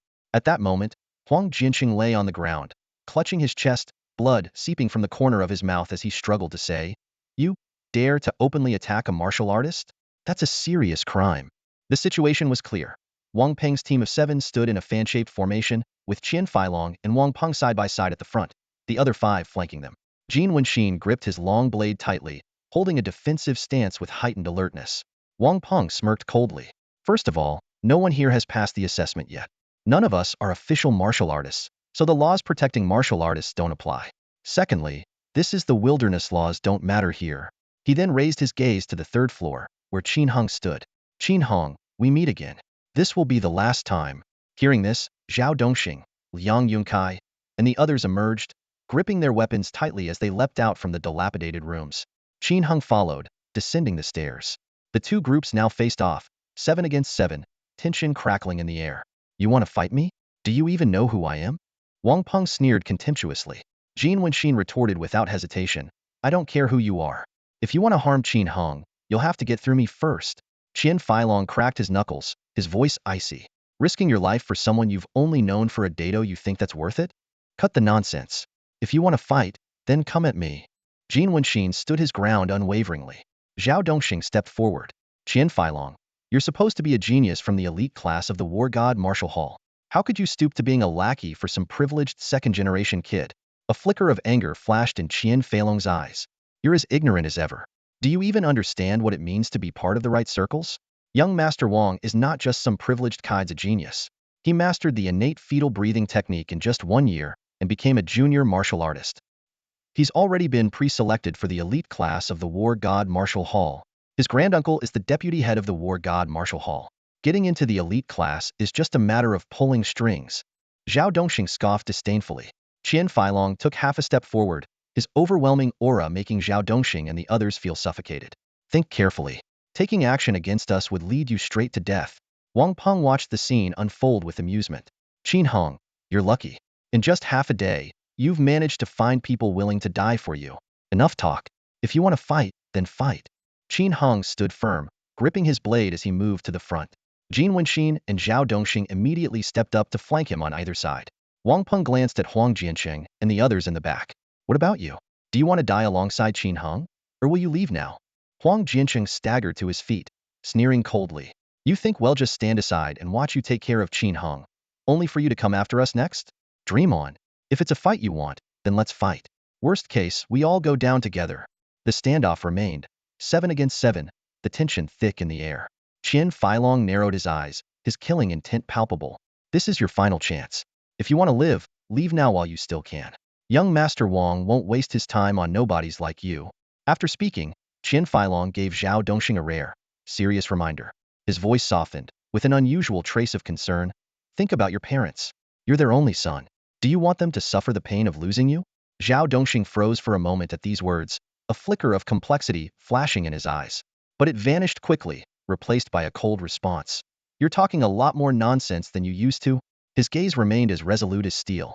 If you won't take the easy way, don't blame me for what happens next, Qian Feilong said, his eyes suddenly brimming with murderous intent. The air around him shifted drastically. Come fight, Zhao Dongxing shouted lowly. Without waiting for his opponent to make a move, he lunged forward, blade in hand. Qian Feilong let out a cold snort, his figure darting like a phantom. With a dull thud, Zhao Dongxing was sent flying by a fierce kick before he could even see his opponent's movements. In just one move, the vast gap in their abilities was laid bare. Everyone stay back. Leave him to me. Qin Hong stepped forward decisively, seeing through Qian Feilong's formidable strength, which was far beyond what Zhao Dongxing and the others could handle. Just you? Qian Feilong sneered with disdain. He didn't even bother to draw his weapon, instead closing the distance in a flash and sweeping his leg at Qin Hong. However, the outcome of this strike took him completely by surprise. Qin Heng's strength far surpassed Zhao Dongxing's. In that brief exchange, Qian Feilong realized he'd made a grave error. Instead of being knocked back, his opponent absorbed the blow with ease and countered with a swift, deadly slash. Such power? Qian Feilong thought, startled, as he quickly retreated to evade the attack. Nearby, Wang Peng chuckled mockingly. Take it easy, Along. Don't kill him too quickly. Where's the fun in that? Clearly, he remained oblivious to Qin Heng's true capabilities. With a sharp clang, Qian Feilong finally drew his sword. Qin Heng's strength was on par with his own, and continuing to fight barehanded would only lead to disadvantage within a few moves. This time, he cast aside his arrogance and resolved to fight with everything he had. Seriously? You need to draw your sword to deal with a weakling like that? Wang Peng taunted from the sidelines, still failing to grasp the gravity of the situation. Qin Hong, I'll help you. Jin Wenxin shouted as he joined the fray. Facing two formidable opponents, Qian Feilong felt the pressure mount sharply. Swallowing his pride, he barked out an order. Stop standing around. Get in here and fight. Wang Xiao, something's not right. Someone from Wang Peng's side finally noticed the unusual turn of events. The sight before them was unbelievable. Qin Hong was not only holding his own against Brother Long, but his astonishing speed and overwhelming strength had forced Qian Feilong into a purely defensive position. On the battlefield, every strike from Qin Hong carried immense, earth-shattering force. Though his moves appeared simple and unadorned, with Jin Wenxin's assistance, the two of them had managed to corner an expert like Qian Feilong. Wang Peng's brows furrowed deeply, his face betraying his shock. Along. Stop holding back. End this quickly. Wang Peng barked sharply. I'm not holding back. Qian Feilong growled through gritted teeth. This guy's strength is at least 1,400 kilograms. Hurry up, everyone. Get in here. The situation was spiraling out of control. With a wave of his hand, Wang Peng commanded all in. The order instantly ignited a murderous intent among his men. The seven-man team charged into the fray like a pack of wolves. On Qin Heng's side, his allies weren't about to back down either. Even the injured Zhao Dongxing and Huang Jiansheng joined the chaotic melee. Amid the clashing blades and flashing steel, Qin Heng rediscovered the exhilaration he once felt when battling the blood-clawed demon wolf. Despite the immense pressure from Qian Feilong's lightning-fast sword techniques, he relentlessly searched for openings in his opponent's defense. "How is your strength this monstrous?" Qian Feilong couldn't help but ask during the fight. "I took a divine pill," Qin Heng replied with a cold sneer, the sarcasm in his tone unmistakable. The response only fueled Qian Feilong's fury. "Even with a divine pill, you're still going to die." His pride as a prodigy had been provoked, and his attacks grew even fiercer. With a deafening roar, the dilapidated three-story building trembled, cracks spreading along its walls. As Qin Heng focused on countering Qian Feilong, a blood-curdling scream from Huang Jiansheng shattered the balance of the battle. "Qin Heng, get out of here. We can't hold on much longer." In an instant, injured comrades began to fall one after another. Distracted by the situation, Qin Heng felt a sharp pain as a cut appeared on his left arm. To make matters worse, Wang Peng was now charging toward him with a blade in hand. At this life-and-death moment, Qin Heng decisively pivoted and bolted toward an abandoned road. Trying to run? After him, Wang Peng and Qian Feilong gave chase without hesitation. As the others on the battlefield moved to pursue, Jin Wenxin and his allies stepped in to hold them off. With two key players now gone, the tide of the fight began to shift in subtle but significant ways. Now it was 6 against 5, with the Tiandao martial arts school holding the numerical advantage. Every member of their team was determined to prove they weren't worthless. They launched a frenzied assault, entangling their opponents and vowing to stop them from pursuing Qin Heng. Huang Jiansheng, enduring the excruciating pain of a knife wound to his chest, roared at the top of his lungs, "Take down these bastards first, then we'll all go help brother Qin Heng. Fight them to the end. Tiandao Martial Arts School is the strongest." Amid the chaotic battle, Qin Heng was already sprinting at full speed, racing toward the forest outside the small town. Wang Peng and Qian Feilong followed closely behind. Despite knowing their comrades were at a disadvantage in the Fivian 6 brawl, Qian Feilong didn't dare turn back to help. They both understood Wang Peng's strength, but Qian Feilong feared that Wang Peng alone might not be able to handle Qin Heng. 2 against 1. The odds are slim. Qin Heng thought as he ran, weighing his options. This was a life-or-death situation, and he couldn't afford even the slightest mistake. The speed of martial artists was like a gale, and in the blink of an eye, the three figures had dashed out of the abandoned town into a chaotic expanse of greenery. Into the forest. Maybe I can lose them there. Qin Heng made a split-second decision and darted straight into the woods. Wang Xiao, never enter a forest in pursuit. "Let's get him next time," Qian Feilong called out in caution. "No way." Wang Peng cursed angrily. "I have to kill him today. If I can't get Feng Lingxue, I refuse to believe I can't take down this poor nobody." Before Qian Feilong could say more, Wang Peng had already charged into the forest. The wilderness outside the small town was riddled with low shrubs, severely hindering movement. Even with Qin Heng fully focused, his speed inevitably slowed. The pursuers behind him were closing in fast at this pace. They'd catch up in a single breath. Qin Heng leapt over a patch of vines, using his momentum to propel himself forward and spring from branch to branch. Wang Peng and Qian Feilong arrived at the same spot just a second later. But at that moment, something unexpected happened. The thick vines suddenly came to life. They had started to tighten when Qin Heng passed through, but his speed was too great for them to catch him. However, when Wang Peng and Qian Feilong stepped in, the tightening vines immediately ensnared them. "Not good. It's blood-sucking vines." Qian Feilong recognized the deadly demon plant and turned pale, frantically slashing with his sword. "Blood-sucking vines?" Wang Peng, tripped and sprawled on the ground, was panic-stricken. "They're demon plants." Qian Feilong struggled as he explained. "Once they latch on, they'll drain a person into a withered corpse. Even mid-level martial artists struggle to deal with them. Quick, use sharp blades to cut them and escape." Wang Peng's face turned ashen at the explanation. He desperately tried to free himself, but the vines moved faster, quickly binding his arms and preventing him from swinging his blade. "Along! Help me!" he screamed in terror. "I can't even save myself." Qian Feilong shouted, as frantic as an ant on a hot pan. Ahead, Qin Heng heard the commotion and glanced back, unable to hold back a laugh. Heaven is truly on my side. But in the very next moment, his smile froze. Those horrifying vines were everywhere around him too. Ahead, behind, to the left, and to the right, the blood-sucking vines spread across the ground like an enormous web, densely covering the area and coiling around every tree trunk. Wang Peng and Qian Feilong's struggles completely activated the vines in this region. Countless tendrils, like a swarm of blood-scenting serpents, slithered toward them hungrily. Standing at a safe distance, Qin Hung recalled what he had learned from educational programs about this demonic plant. Although it neither ranked high in power nor intelligence among such plants, it was considered one of the 10 most dangerous plants in the wilderness. Its unassuming appearance, resembling ordinary vines, combined with its astonishing reproductive ability, made it a deadly threat.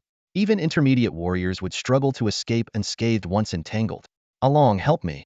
Wang Peng was tightly ensnared, with the vines wrapping around his limbs. No matter how desperately he twisted and struggled, he could only slightly distort the vine's grip. I can't even free myself. Qian Feilong shouted in panic, swinging his sword wildly. The blade flashed like the wind, severing the vines around his legs, but he still couldn't break through the encirclement. More tendrils were converging on them, drawn by the scent of blood. Wang Peng's combat suit had already been pierced by the vine's countless needle-like barbs. The sharp spikes embedded themselves into his skin, and the searing pain forced him to cry out for help, this time toward Qin Hung. Qin Hung, I was wrong. Please save me. Qin Hung sneered coldly. Who would have thought the great young master Wang could admit he was wrong? His left arm was bleeding, attracting the vine's attention as well. Swinging his battle blade, he slashed through a dozen approaching tendrils, but more kept surging forward in endless waves. I'm sorry. I'm really sorry. I know you're a good person, please save me. Wang Peng's voice cracked as he began to sob. The blood-sucking vine's venom was paralyzing his body, and his blood was being steadily drained, leaving his face pale and lifeless. A good person? Qin Hung let out a derisive laugh. Helping someone who's wronged you? That's not being a good person, that's being an idiot. You're on your own. While fending off the encroaching vines, Qin Hung recalled more details from the educational program. Blood-sucking vines had a primary root, from which 300 to 500 tendrils could grow. Destroying the primary root would temporarily incapacitate the other vines. Though it wouldn't kill them permanently, it would buy some time to escape. Focusing intently, he began searching for the primary root. Amid the sea of green vines, the primary root thicker than an arm and dark purplish in color would stand out. Older vines could even grow as thick as a human thigh. Wang Peng's screams echoed through the forest, but Qin Hung ignored them, his attention fully on locating the critical primary root. All around were thin vines, no thicker than a thumb, lacking the characteristics of a main root. Qin Hung swung his battle blade defensively while cautiously shifting his steps, searching for a chance to break through. Qin Hung, Qin Hung. Qian Feilong's voice was filled with urgency. These blood-sucking vines are too tough to handle. How about we team up? Otherwise, we're all going to die. His legs were already entangled by hundreds of vines, and every struggle only invited more to wrap around him. Wang Peng's situation was even worse. 3 vines had tightly bound his mouth, leaving him able only to let out muffled, painful whimpers. Qin Hung glanced at the desperate Wang Peng. Even in this critical moment, seeing his enemy in such a pitiful state brought a faint sense of satisfaction to his heart. Qin Hung, help me. Qian Feilong shouted again. The vines on him were 2 or 3 times as numerous as those on Qin Hung. Each time he tried to lift a leg to escape, a dozen more vines would coil around him. Tiny, sharp thorns pierced through his combat suit, injecting paralytic toxins while greedily sucking his blood. I don't make a habit of helping enemies, Qin Hung replied coldly, especially ones who wanted to kill me just a minute ago. Qian Feilong desperately tried to reason with him. This is different now. We're all in danger. The only way to survive is to work together. Wang Peng is beyond saving, and your grudge with him has nothing to do with me. If we make it out alive, we'll be like brothers. I don't need brothers as cheap as you, Qin Hung said suddenly, his eyes lighting up. Hey, I think I found a way out. He noticed that the vines were sparsest on the northeastern slope and immediately sped toward it. The few vines blocking his path were swiftly severed by his sharp blade. Qin Hung, don't leave. Qian Feilong's voice was filled with regret. By now, Wang Peng had been completely wrapped up like a cocoon, his weapons scattered on the ground. Through the twisted gaps in his combat suit, half of his face could be seen, filled with terror and despair. Don't blame me. You brought this upon yourselves, Qin Hung said calmly, stepping out of the vine-infested area in just a few strides. At that moment, Wang Peng struggled to let out a raspy plea. Qin Hung, save me, I'll tell you a secret about Feng Lingxue. Qin Hung turned his head, and the sight before him made his pupils constrict sharply. Wang Peng had bitten through the vine with his sharp teeth, tearing it apart. Blood dripped from his ruptured gums, his face had turned a dark purple, and it seemed as though his internal organs could be crushed at any moment. What are you talking about? What's secret about Lin Shui? Qin Hung frowned and interrogated him. Lin Shui was not only his girlfriend but also his savior, holding a place in his heart even higher than his own parents. His life and death battle with Wang Peng was largely because of her. Wang Peng clearly knew this, so he deliberately mentioned Lin Shui as he lay dying. She's not an ordinary person, he said weakly. Save me and I'll tell you. Qin Hong hesitated. He wanted nothing more than to watch Wang Peng die right then and there, but the mention of Lin Shui suggested there might be more to the story. After a moment of thought, he decided to save Wang Peng first. After all, he was already gravely injured and could be dealt with later. With a swing of his blade, the vines snapped. Since most of the vines were entangling Qian Feilong and Wang Peng, Qin Hong easily fought his way back. The severed vines sprayed out a large amount of red liquid fresh blood they had just absorbed. Strangely, the intact vines around them stopped attacking and began writhing on the ground, attempting to reabsorb the spilled blood. Talk! Qin Hong used the tip of his blade to lift the vines off Wang Peng's face. By now, Wang Peng was so weak he was barely recognizable. His entire body emaciated and his consciousness fading as he mumbled, "Help me!" Qin Hong slashed through the bindings, revealing Wang Peng's body. His combat suit was in tatters, his skin covered in tiny puncture wounds, and he looked like a dried-out corpse. The sight sent a chill down Qin Heng's spine. If he had been the one ensnared earlier, his fate would likely have been just as grim. Tell me about Lin Shui now.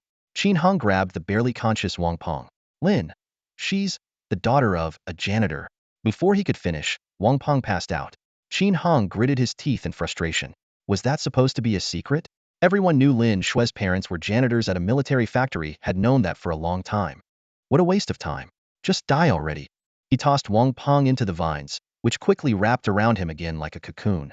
Qin Hong, help me. Qian Feilong's voice came from nearby. He was barely holding on, his legs already twisted out of shape as he struggled in vain. Qin Hong shot him a cold glance and swiftly retreated along the sparsest section of vines. He had originally intended to find the main root of the blood-sucking plant and destroy it, but now it seemed unnecessary. Standing outside the forest, Qin Hong finally relaxed as Qian Feilong's screams grew fainter. In the wilderness, human life is so fragile, he muttered to himself. In less than 5 minutes, Wang Peng had gone from a lively young man to a shriveled corpse. The terrifying nature of this demonic plant exceeded anything described on television. Even Qian Feilong, a top talent from the elite class of the 4 great martial arts schools, could only struggle helplessly against the endless vines. If it weren't for his luck in avoiding being the primary target, Qin Hong's fate might not have been much better. Once I pass the assessment, I must focus on training at Tiandao Martial Arts School. I need to reach the level of an advanced martial artist before daring to venture into the wilderness again, Qin Hong resolved silently. He had once thought martial artists were the guardians of human society, the sharpest weapons of the base cities. But now he understood martial artists were still human. They could die, and they could feel fear. Yes, fear. The thrill and excitement of battling humans or beasts were entirely different from this kind of terror. Faced with the seemingly endless vines of the blood-sucking thorn, Qin Hong felt a trace of fear rising in his heart. This deadly demon plant was rare in the wilderness, but encountering it often meant a near-certain death. He knew all too well that one couldn't always rely on luck to survive. In this desolate land, strength was the most dependable asset. I need to check on Brother Huang and the others, Qin Hong muttered as he turned back, retracing his steps to the abandoned town. Before long, he arrived at a crumbling, dilapidated house. Look, Qin Heng's back. Jin Wenxin's voice was the first to break the silence. The battle had clearly ended, but neither side had emerged unscathed. The 11 people were split into 2 groups, standing about 30 meters apart, each bearing injuries of varying severity. Huang Jiancheng was the most seriously injured, lying on the ground as his companions tended to him, barely able to move. Zhao Dongxing, though heavily wounded, was still able to stand with difficulty. Qin Hong, are you all right? What about those 2? He asked. Qin Hong glanced at the few students from the War God Martial Hall on the other side. His response brief, ran into the blood-sucking thorn. Both of them are dead. I was lucky to escape because of my speed. Blood-sucking thorn. The name exploded like thunder, and everyone's expression changed drastically. There's a blood-sucking thorn here? Damn, that's way too dangerous. We can't stay here overnight. Pack up now. We need to leave immediately. Panic-stricken, everyone hastily gathered their belongings. Even the injured Huang Jianqing forced himself to his feet despite the pain. The 5 students from the War God Martial Hall looked even more stricken. Wang Peng was the only relative of Vice Master Wang Jiaming, and Qian Feilong was a member of the elite class. Both were individuals they were obligated to protect. Now that both had perished, the 5 knew they would face severe punishment upon their return. They slumped to the ground, their faces filled with despair. Qin Hong, here's your bag. Let's find a safer place to hunt, Jin Wenxin said as he handed over the backpack, urging Qin Hong with urgency. The others were equally anxious, wanting nothing more than to flee this perilous area as quickly as possible. Just as Qin Hong was about to leave with the group, Liang Yunkai, who had been silent until now, suddenly spoke up. Qin Hong, did you see the main root of the blood-sucking thorn? Didn't find it, Qin Hong replied, shaking his head. Liang Yunkai rubbed his nose and lowered his voice. I heard that the energy value of the blood-sucking vine is extremely high. The red rootlets beneath its main root are comparable to low-grade divine medicine and won't deplete potential. If we get the chance, we should try to take it down and share the rootlets to boost our strength. Is that true? Qin Heng's eyes lit up. I've never heard that mentioned on any science program. Even Huang Jiancheng, a well-informed member of the MS group, looked surprised. Liang Yunkai, where did you hear that? Is the information reliable? It was senior sister Chen Yu from our elite class who told me. It's absolutely reliable, Liang Yunkai said seriously. At the mention of Chen Yu, a martial master-level expert, a flicker of admiration appeared in the eyes of the Tiandao martial arts school students present. This exceptionally talented senior sister had become the youngest martial master in the school's history at the age of 24, her strength surpassing that of many instructors in the pre-warrior class. More importantly, her master was a renowned grandmaster, second only to Wang Jiaming, and the deputy director of Tiandao Martial Arts School. Naturally, her access to insider knowledge was unparalleled. Can you elaborate? What exactly did senior sister Chen say? Zhao Dongxing asked eagerly. Liang Yunkai recounted slowly. Senior sister Chen said the blood-sucking vine is cunning weak against the strong and strong against the weak. The older the main root, the more valuable it is. Those under 10 years old can save 3 months of training. Those between 10 and 30 years can provide the benefits of half a year's effort. As for those over 30 years old, they aren't called blood-sucking vines anymore, they evolve into devil vines, which even martial masters fear, and are extremely rare worldwide. Even the weakest can save 3 months of training. The group's eyes lit up, and even Qin Hong couldn't help but feel tempted. A treasure that could rival low-grade divine medicine without depleting potential would undoubtedly elevate his strength. If he obtained it, the rumors spread by Wang Peng about divine medicine would naturally be dispelled. He wouldn't even need to wait for the martial arts tournament 3 months later to enter the elite class. Let's search for it together and split the spoils once we find it, Qin Hong suggested. The blood-sucking vine is dangerous. Are you sure you want to go after it? Huang Jianqing asked with a frown. Liang Yunkai turned to Qin Hong. You fought it earlier. How thick were its rootlets? How many vines were there approximately? About as thick as a thumb, and at least 400 vines. Then it should be a relatively young blood-sucking vine under 10 years old, not too much of a threat, Liang Yunkai analyzed, nodding. With the 7 of us, we can act once Brother Huang and Dongxing recover. As long as we know its location in advance and proceed cautiously, cutting down the vines one by one, its threat will be minimized. Plant-type monsters excel at ambushes, but once they lose that advantage, they're just tough plants. Hearing this, the group's initial fear gradually subsided. All right, we'll act tomorrow morning, Qin Hong agreed to the plan. With the sun setting, their top priority was finding a safe place to spend the night. By the way, what about those people? Jin Wenxin asked, pointing to a group of War God martial arts school students nearby. Those students, aware that the blood-sucking vine in the area had killed Wang Peng and Qian Feilong, seemed eager to leave quickly. After a moment of thought, Qin Hong decided they might still be useful. I'll go talk to them. As Qin Hong approached alone, the 5 students from the War God martial arts school tensed up immediately. They had witnessed Qin Heng's strength firsthand holding his own against Qian Feilong in an unknown fight, and they knew he had 6 others backing him up. Hey, what do you want? They called out warily. Qin Hong sheathed his blade and spoke calmly. Relax, I'm not here to fight. Then what do you want? The 5 relaxed slightly but remained on guard. Do you want me to take you to see Wang Peng and Qian Feilong's bodies? The 5 exchanged glances, whispering among themselves. The territory of the blood-sucking vines. Qin Hong stood still, his gaze sweeping over the group of students from the War God Martial Arts Academy in front of him. A faint, enigmatic smile played on his lips. Instead of urging them to venture into the perilous area, he skillfully redirected the conversation. Actually, the reason I brought you here is to ask you to bear witness to something, Qin Hong said calmly. The deaths of Wang Peng and Qian Feilong have nothing to do with me. They trespassed into the lair of the blood-sucking vines on their own and ended up as dried corpses sucked lifeless by those demonic plants. Even if Wang Jiaming wants to investigate, this matter has no connection to me. The students exchanged hesitant glances, clearly caught off guard by his words. They quickly weighed the situation in their minds.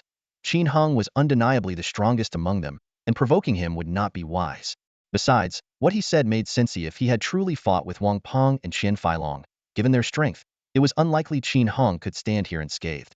We will report the truth to the deputy master, one of the students said solemnly with a nod of agreement. Qin Hong waved his hand in satisfaction. Good. You may leave now. In the coming days, take care of yourselves. As he watched them hastily pack their belongings and depart, Qin Hung felt a surge of smugness. Their testimonies were crucial for him. With their statements, even if Wang Jiaming, the Grandmaster, were enraged, he would have no solid evidence to pin the blame on Qin Hung. Acting impulsively and killing these students would only raise suspicion that he was trying to cover his tracks. For Qin Hung, the outcome could not have been more ideal. Wang Peng's death had rid him of a grudge, and he had avoided provoking the Grandmaster's wrath. As he observed the group disappearing toward the edge of the small town, his eyes suddenly fell on two backpacks lying on the ground, belongings left behind by Qian Feilong and Wang Peng. Qin Hung crouched down and unzipped Wang Peng's backpack. As expected, besides military rations, it contained 3 beast ears, still stained with fresh blood, neatly sealed in transparent bags. The corners of his mouth lifted slightly as he waved to his teammates. "Come over and split the loot." The second backpack proved just as fruitful, another 3 beast ears. Qin Hung couldn't help but marvel at Qian Feilong's skills. The moment they entered the wilderness, he had begun hunting beasts, quickly completing the quota for 2 core team members.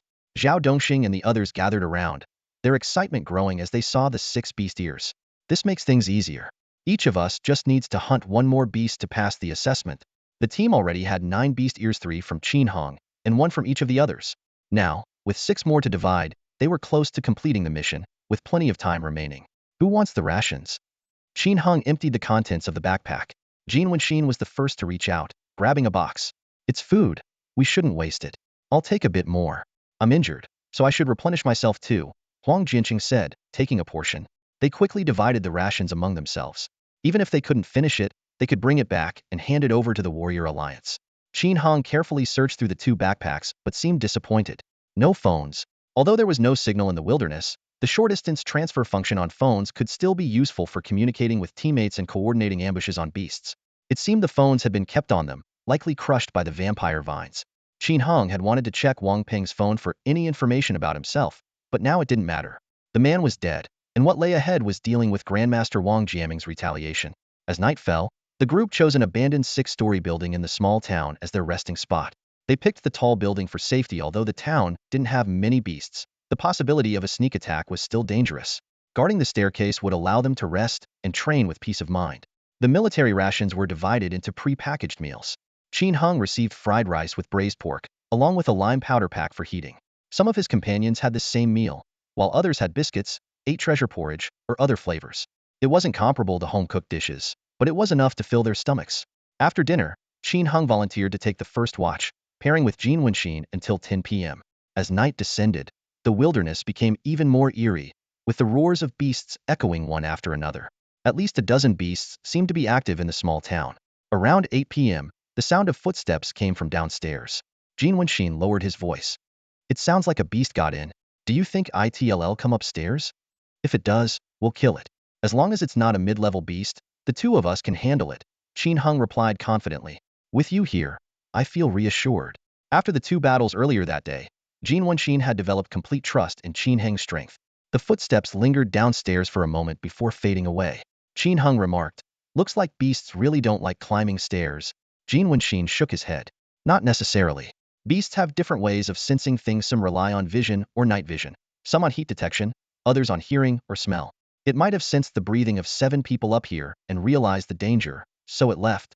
Qin Hung nodded slightly, deep in thought. "Even beasts fear death," he murmured to himself. "Remember, never venture into the wilderness alone," Jin Wenxin said sternly. "Unless you've reached the Grandmaster level, capable of multitasking and staying alert even while sleeping. Otherwise, having a companion is essential for ensuring safe rest." Qin Hung took those words to heart, but couldn't help pondering who should he team up with in the wilderness in the future. His current teammates lacked his potential, and over time, the gap between them would only grow. Even friends like Chen Yuan and Su Kuang were more suited for casual company than as true battle partners. "Maybe once I join the elite class at Tiandao Martial Hall?" he thought to himself with anticipation. Recalling Qian Feilong's impressive strength and the mention of the talented young woman Chen Yu by Liang Yunkai, Qin Hung felt a surge of excitement for the life awaiting him in the elite class. Perhaps there, he would find like-minded allies and lifelong battle companions. As night deepened, the clock struck 10. Liang Yunkai and Peng Jun arrived on time to take over the watch. "Get some proper rest and recharge for tomorrow's battles," Peng Jun said. "All right, it's in your hands now," Qin Hung and Jin Wenxin replied, stepping aside.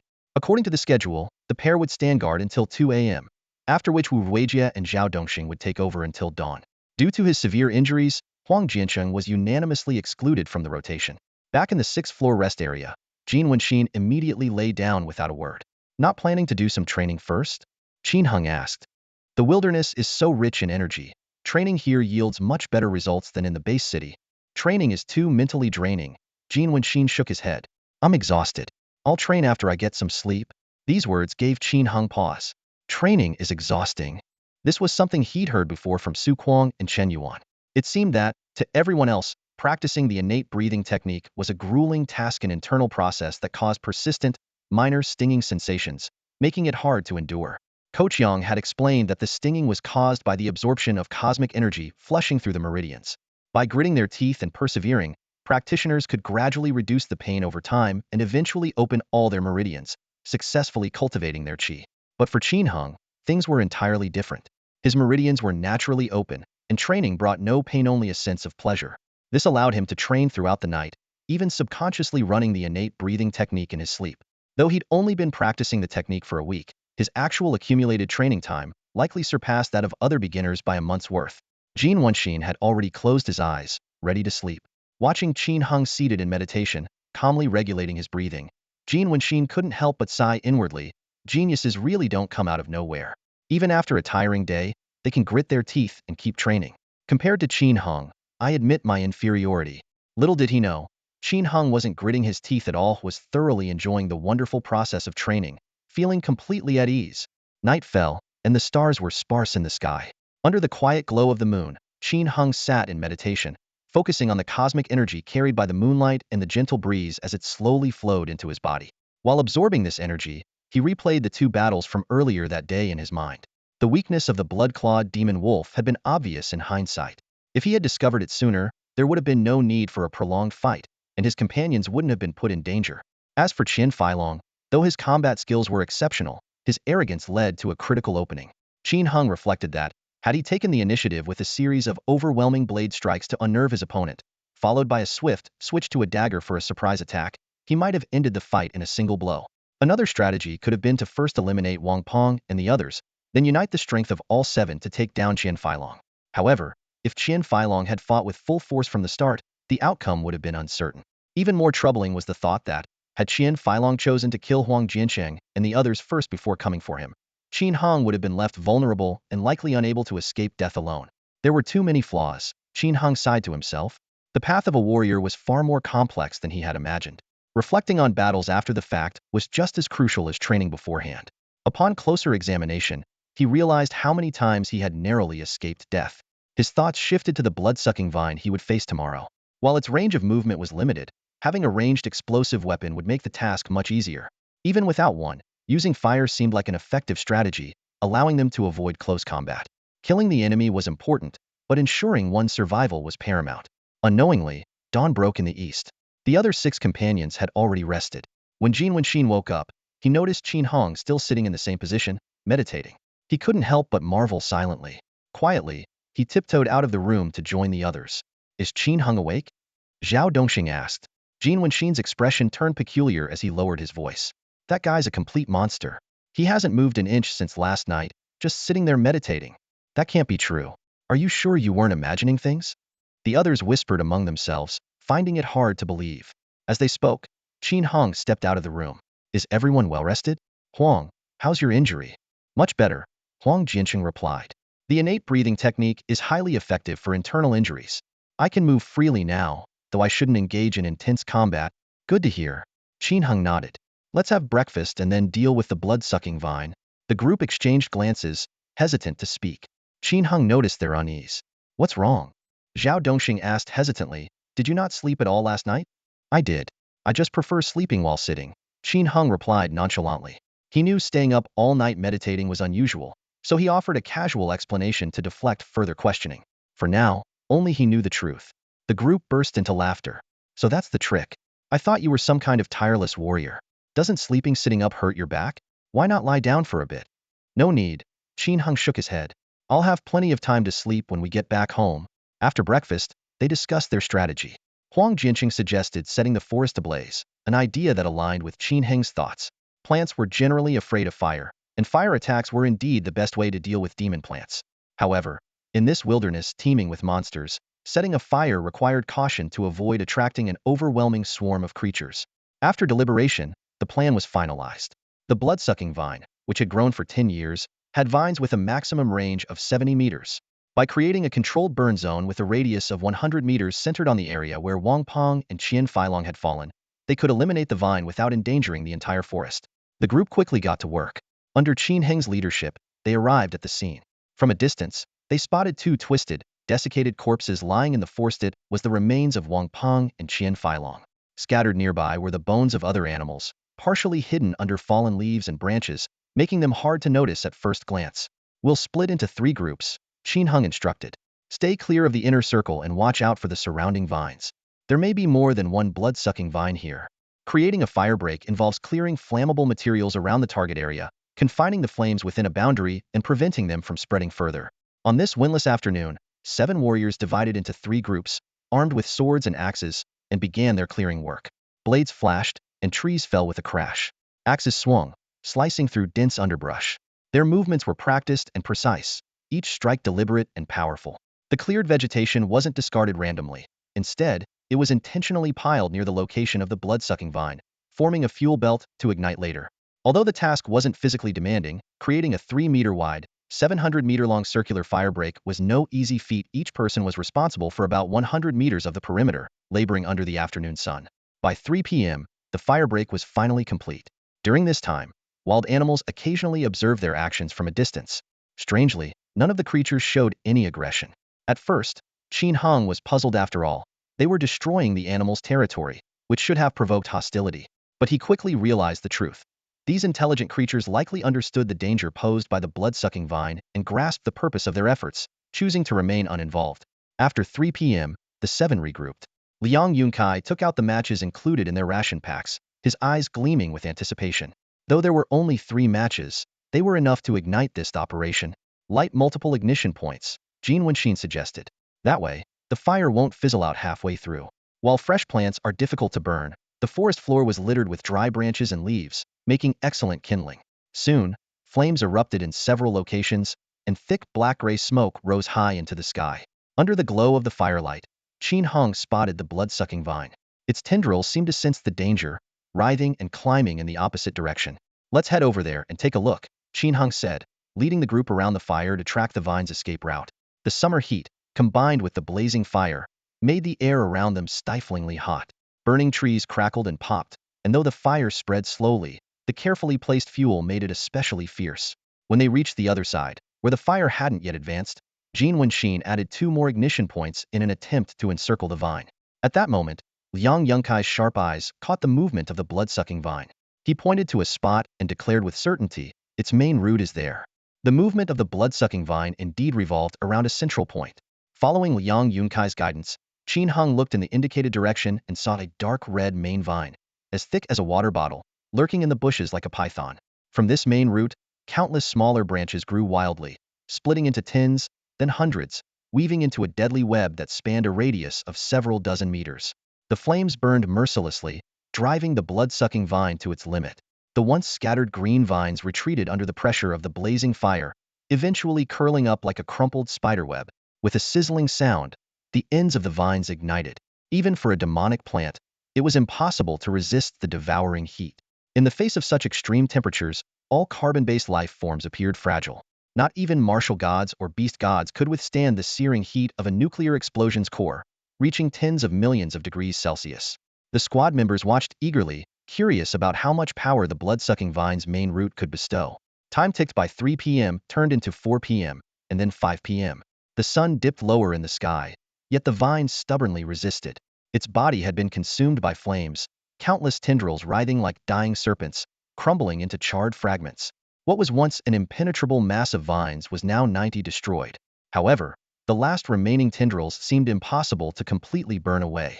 As the combustible material diminished, the fire gradually weakened and eventually went out. The surrounding grass had long turned to ash, and the distant trees stood isolated, far from the reach of the flames. It's incredible that it survived this. The vitality of demonic plants is truly tenacious, Qin Heng remarked in awe. Liang Yunkai chuckled softly. But that's all it has left. The remaining vines are no longer a threat, we can handle them easily. As the informant, He had the highest expectations for the blood-sucking vine and was eager to personally experience the pseudo-divine medicine that Senior Sister Chen Yu had described. Let's finish this. With fewer than 5 vines left, each no longer than 20 meters, the threat was minimal. The 7-member team had more than enough strength to take it down. Qin Heng and Liang Yunkai led the charge, with the others following close behind, weapons in hand and determination evident. Suddenly, the blood-sucking vine launched a desperate counterattack. 3 pale red main vines, as thick as a forearm, shot out like serpents, striking toward Qin Heng and Liang Yunkai. Be careful, Liang Yunkai warned. Qin Heng remained silent, channeling his strength into the blade in his hand and striking down fiercely. With a sharp crack, the vine was severed, its cut smooth and clean. He dashed forward, delivering 3 more swift strikes, slicing the blood-sucking vine into multiple pieces. Watching the frenzied thrashing of the vine, Qin Heng smirked coldly. I guess this counts as avenging Wang Pong. If Wang Jiaming finds out, do you think he'll thank me? Before he finished speaking, his blade fell again with a resounding snap. All the tendrils were severed, leaving only a tumter-long section of the main root, as hard as steel. The once dominant demonic plant that had terrorized the forest was now powerless, reduced to an ordinary vine. The 7 members gathered around. Liang Yunkai suggested, let's pull it out and see how many red roots it has. The main root above ground is just the trunk. The true treasure lies in the roots underground. Qin Heng grabbed the thick, dark red vine and pulled with all his strength. Despite his efforts, with his feet sinking into the soil, he couldn't budge it. It's really stuck in there. Let's do it together. The tumber-long trunk was just enough for all 7 to grab hold. Working together, they heaved repeatedly. With a loud crack, the blood-sucking vine was lifted half a foot, the soil breaking apart to reveal a dense network of roots beneath. After repeated efforts, they finally uprooted the monstrous vine entirely. Its root system was extraordinarily developed, divided into 3 types. Thin roots for absorbing nutrients, as fine and dense as hair, most of which broke off and remained in the soil. Thick roots for anchoring the plant, even sturdier than the trunk above ground. And crimson, semi-transparent crystal roots for storing energy. These were the essence of the blood-sucking vine. Liang Yunkai crouched to examine the roots closely, his face lighting up with increasing excitement. He carefully counted the crystal roots before him, each one glimmering with an alluring red glow in the faint light. 9. His voice carried an unmistakable excitement. These crystal roots have been growing for 9 whole years. A hint of curiosity flashed in Qin Heng's eyes. How much training time can a single root save? Liang Yunkai pondered for a moment. That depends on the individual's absorption efficiency. Senior Sister Chun chimed in, her tone professional and earnest. For martial artists with average or below average aptitude, a single crystal root can save about 3 weeks of hard training and increase their strength by 20 to 30 kilograms. But for those with extraordinary talent, it can boost strength by 30 to 50 kilograms. The higher the talent, the better the effect. Qin Heng nodded thoughtfully, finally understanding the intricacies. The energy within the crystal roots was fixed, but absorption efficiency varied from person to person. Those with blocked meridians might only absorb 10 to 20, while those with fully open meridians could absorb over 50. Even a martial deity couldn't achieve 100 perfect absorption. 9 roots, 7 people. The uneven number led to a momentary silence among the group. Crystal roots had to be consumed whole. Once broken, their energy would quickly dissipate. Huang Jianqing broke the silence. Qin Heng discovered the blood-sucking vine, so he deserves an extra root. Liang Yunkai shared this secret with us, so he should also get an additional one. Agreed. Seconded. Getting even 1 root is already a great deal. The group quickly reached a consensus. While everyone yearned for more power, they understood that excessive greed would only lead to conflict. A near-even distribution was the best approach. Liang Yunkai carefully harvested the crystal roots. Each delicate root, about 30 centimeters long and as thin as a straw, had a dark red bulb at the tip, which served as the blood-sucking vine's energy filter. Harvesting from this point temporarily preserved the energy. During the distribution, Liang Yunkai specifically reminded Qin Heng, take 1 root first, then wait a couple of days before consuming the second. This way, your body can fully absorb it. Thanks for the advice, Qin Heng replied with a smile, though inwardly he thought, with my fully open meridians, I should be able to absorb 2 roots at once. As dusk settled in, the group decided to return to their lodging from the previous night. They planned to use the evening to absorb the energy from the crystal roots in preparation for tomorrow's hunt. With 2 days left until the practical assessment ended, they still needed to hunt 6 more beasts with left ears to pass. Back at the 6-story residential building, it was Qin Heng's turn to take the late-night watch. Wasting no time, he went straight to his room to begin training.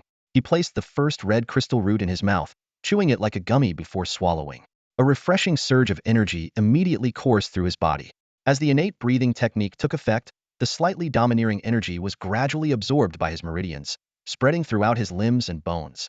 Qin Hong could clearly feel his strength growing, the effects far more pronounced than his usual training sessions. 3 hours later, when he opened his eyes, he noticed Jin Wenxin had already finished his training and was resting. Feeling the surging power within him, Qin Hong estimated that his punch could now exert a force of approximately 1,500 kilograms. Relishing the improvement, he decided to continue and consumed a second crystal root. The training lasted until 2 a.m. Gazing at the moon through the broken window, Qin Hong smiled faintly.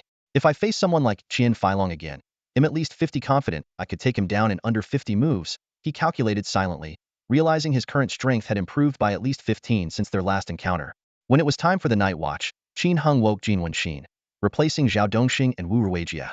The two exchanged quiet words at the stairwell. Qin Hong, how do you feel? How much strength did the crystal roots add? About 30 kilograms. That much? I only got around 20 kilograms. Normally, it takes a whole day just to gain 1 kilogram of strength. Heh, well, I am a genius after all. True, but it's ridiculous how people spread rumors about you taking divine medicine. They deserve to be punished. Yeah, they did deserve it. That's why he's already dead.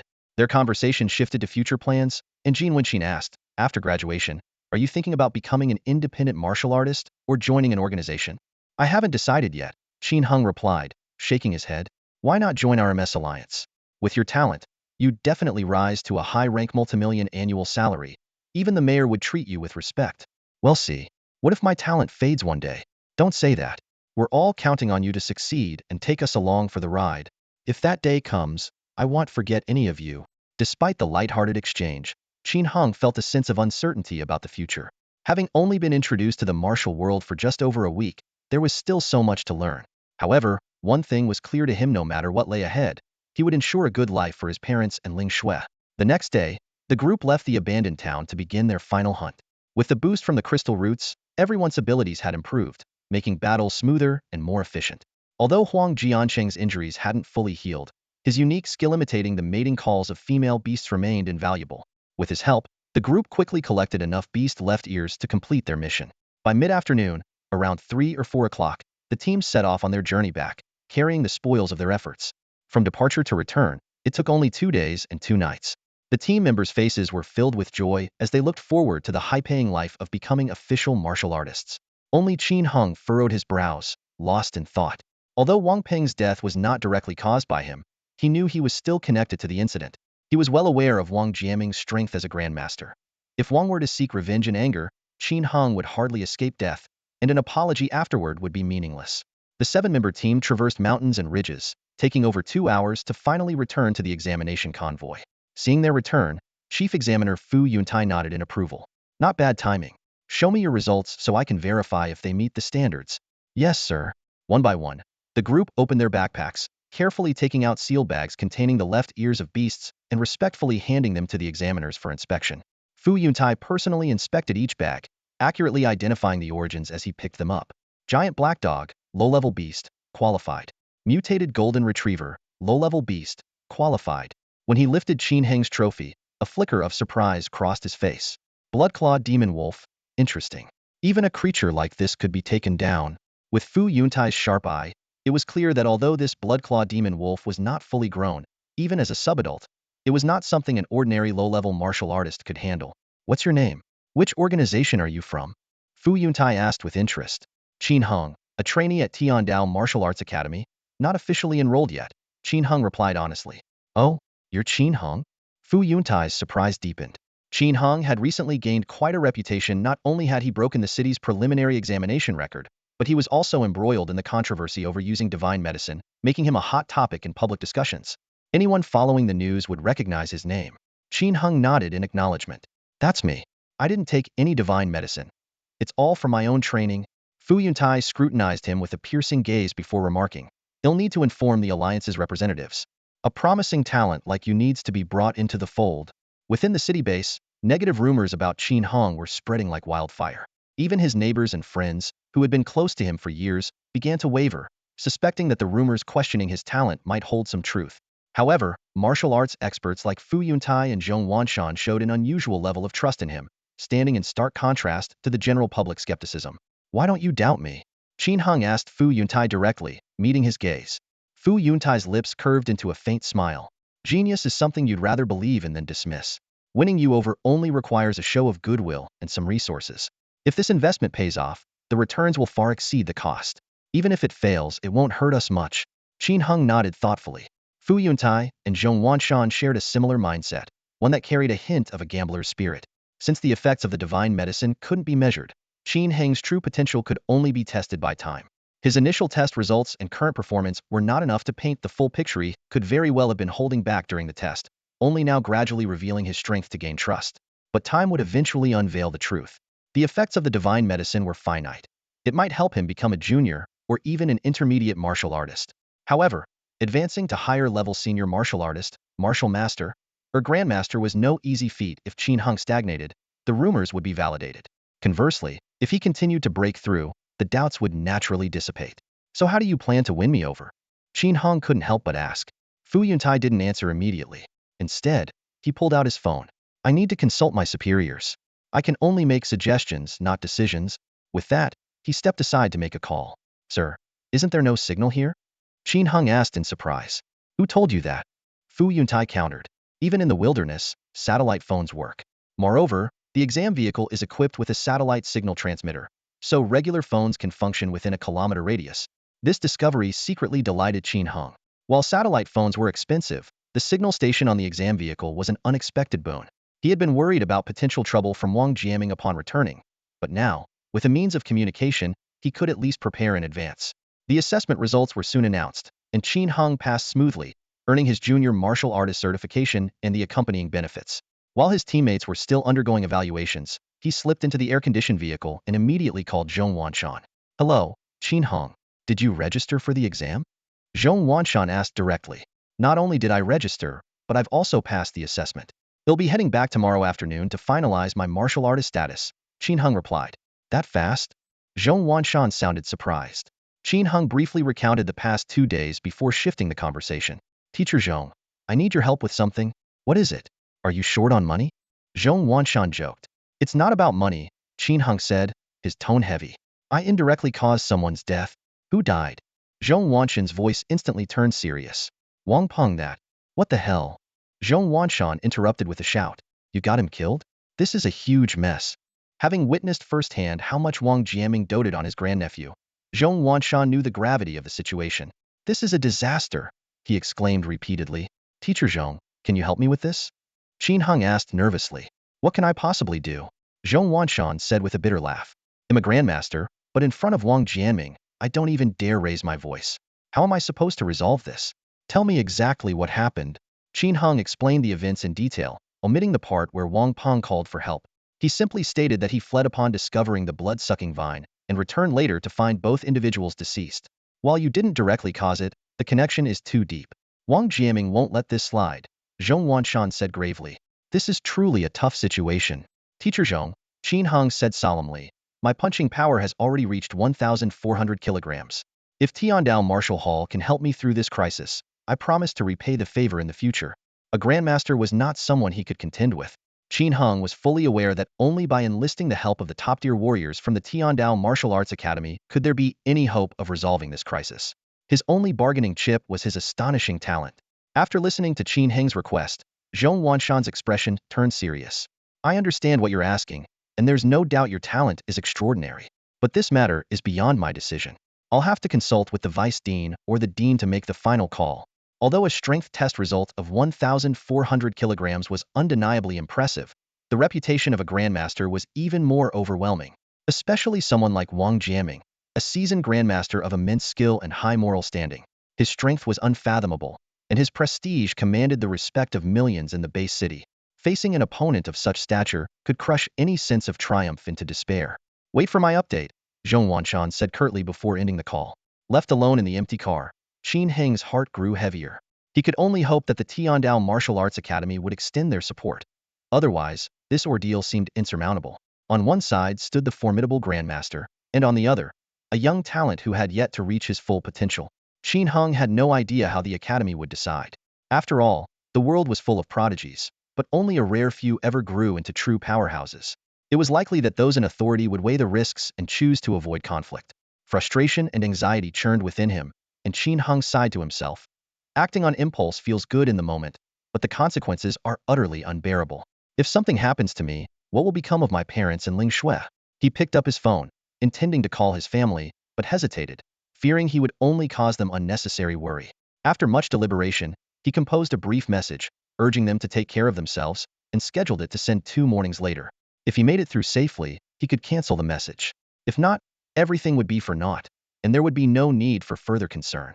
Before long, Zhao Dongxing and the others returned to the car after completing their assessments. Qin Hung moved to Huang Jianqing's side and spoke in a low voice. Brother Huang, I have a favor to ask of you. Huang Jianqing beamed. What is it? This time, we owe you big. Whatever you need, just say the word, and we'll help. Qin Hung opened his backpack, taking out the bloodclaw wolf talons and other materials they had acquired on this trip.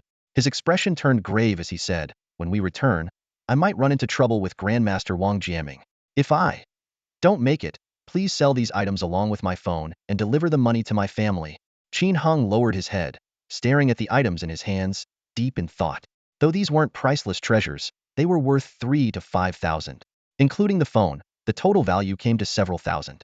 Thinking of his parents, who had worked tirelessly to raise him for more than a decade, and Feng Lingxue, who had given him her wholehearted devotion for 3 years, he made a silent vow if he couldn't take care of them for the rest of their lives, he would at least leave them everything he could now. As for my family's safety, Qin Hung murmured to himself, a flicker of determination in his eyes. He believed that with Wang Jiaming's status as a grandmaster, even if vengeance was sought, it would be directed solely at him. A man of such stature would not violate the martial artist protection law by indiscriminately killing innocents. Qin Hung, don't say that. Huang Jianqing quickly interrupted him. Things might not be as bad as they seem.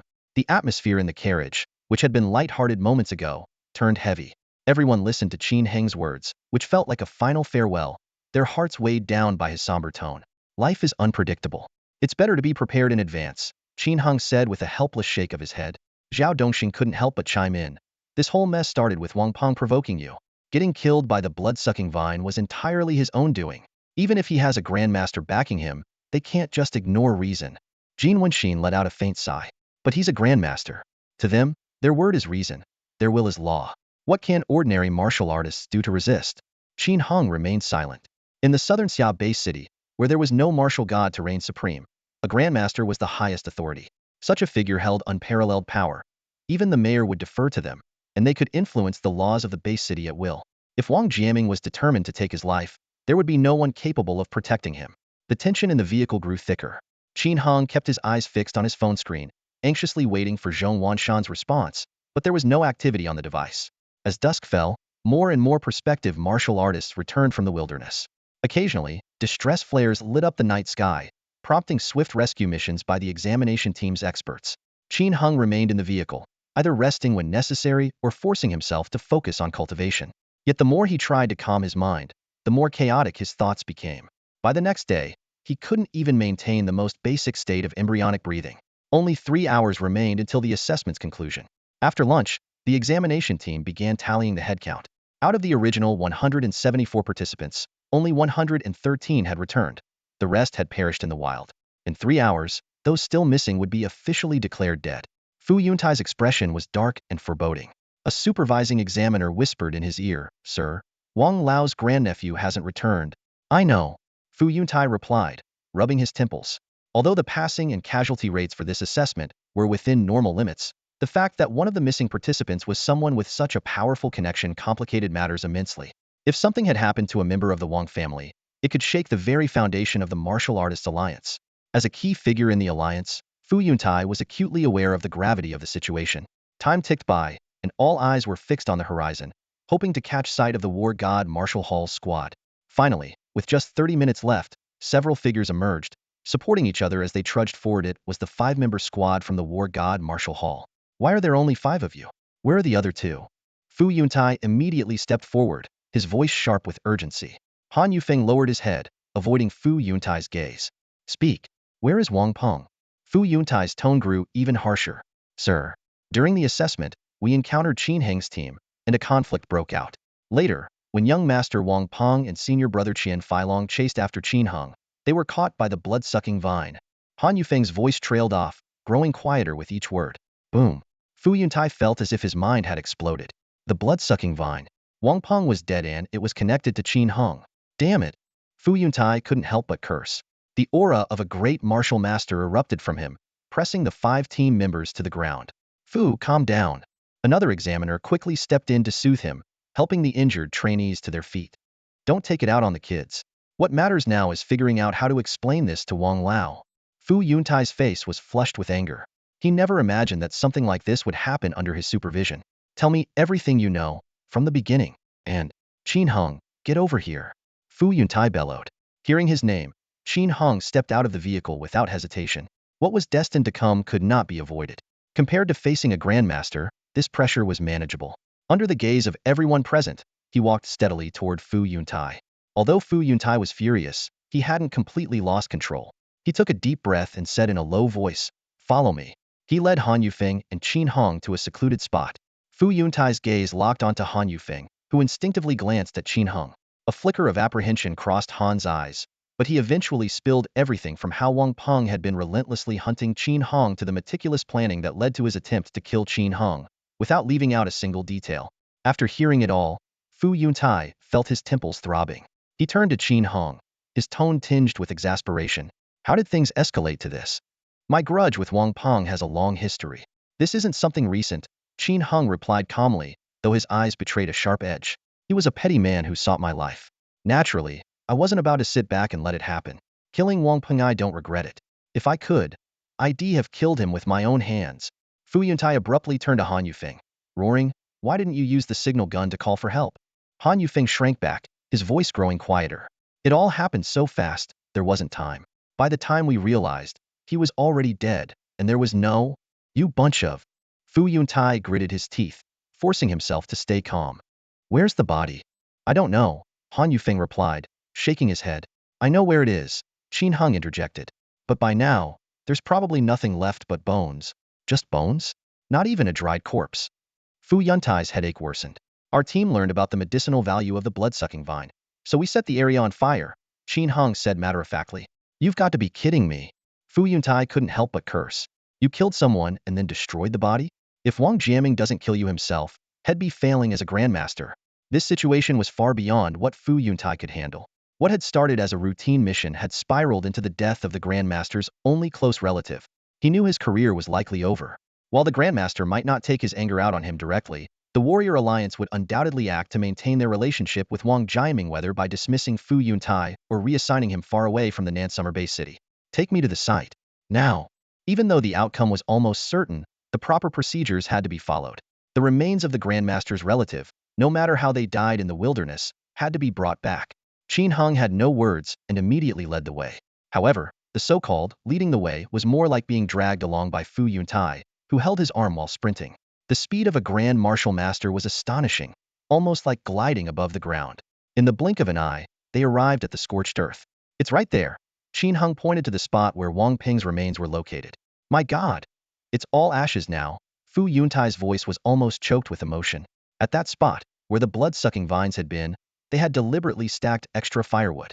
After the blaze, the 2 already mummified corpses had mixed completely with the charcoal, making it nearly impossible to recognize their original forms. Fu Yuntai sighed, crouched down, and carefully collected the powder, whether it was bone ash or charcoal, into a special bag he had brought. Qin Heng stood silently nearby, an inexplicable and eerie smile flickering across his face, despite knowing the gravity of the situation. Sir, how do you plan to handle this? Qin Heng asked. Handle it? Fu Yuntai retorted irritably. I'm just an ordinary officer. I don't have the authority to handle this. All I can do is report it to my superiors. After a brief pause, he added, I was going to tell you that the higher-ups think highly of your potential and were planning to appoint you as the representative of young martial artists in this city. But now, it seems staying alive will be your biggest challenge. Perhaps that's just fate, Qin Heng replied helplessly. After packing up the ashes, Fu Yuntai's anger subsided, leaving only deep melancholy. Dusting off his hands, he solemnly said to Qin Heng, Young man, contact everyone you know immediately. I have to report this at once. Once the convoy returns, Wang Jiaming will surely show up, and he might take action against you right on the spot.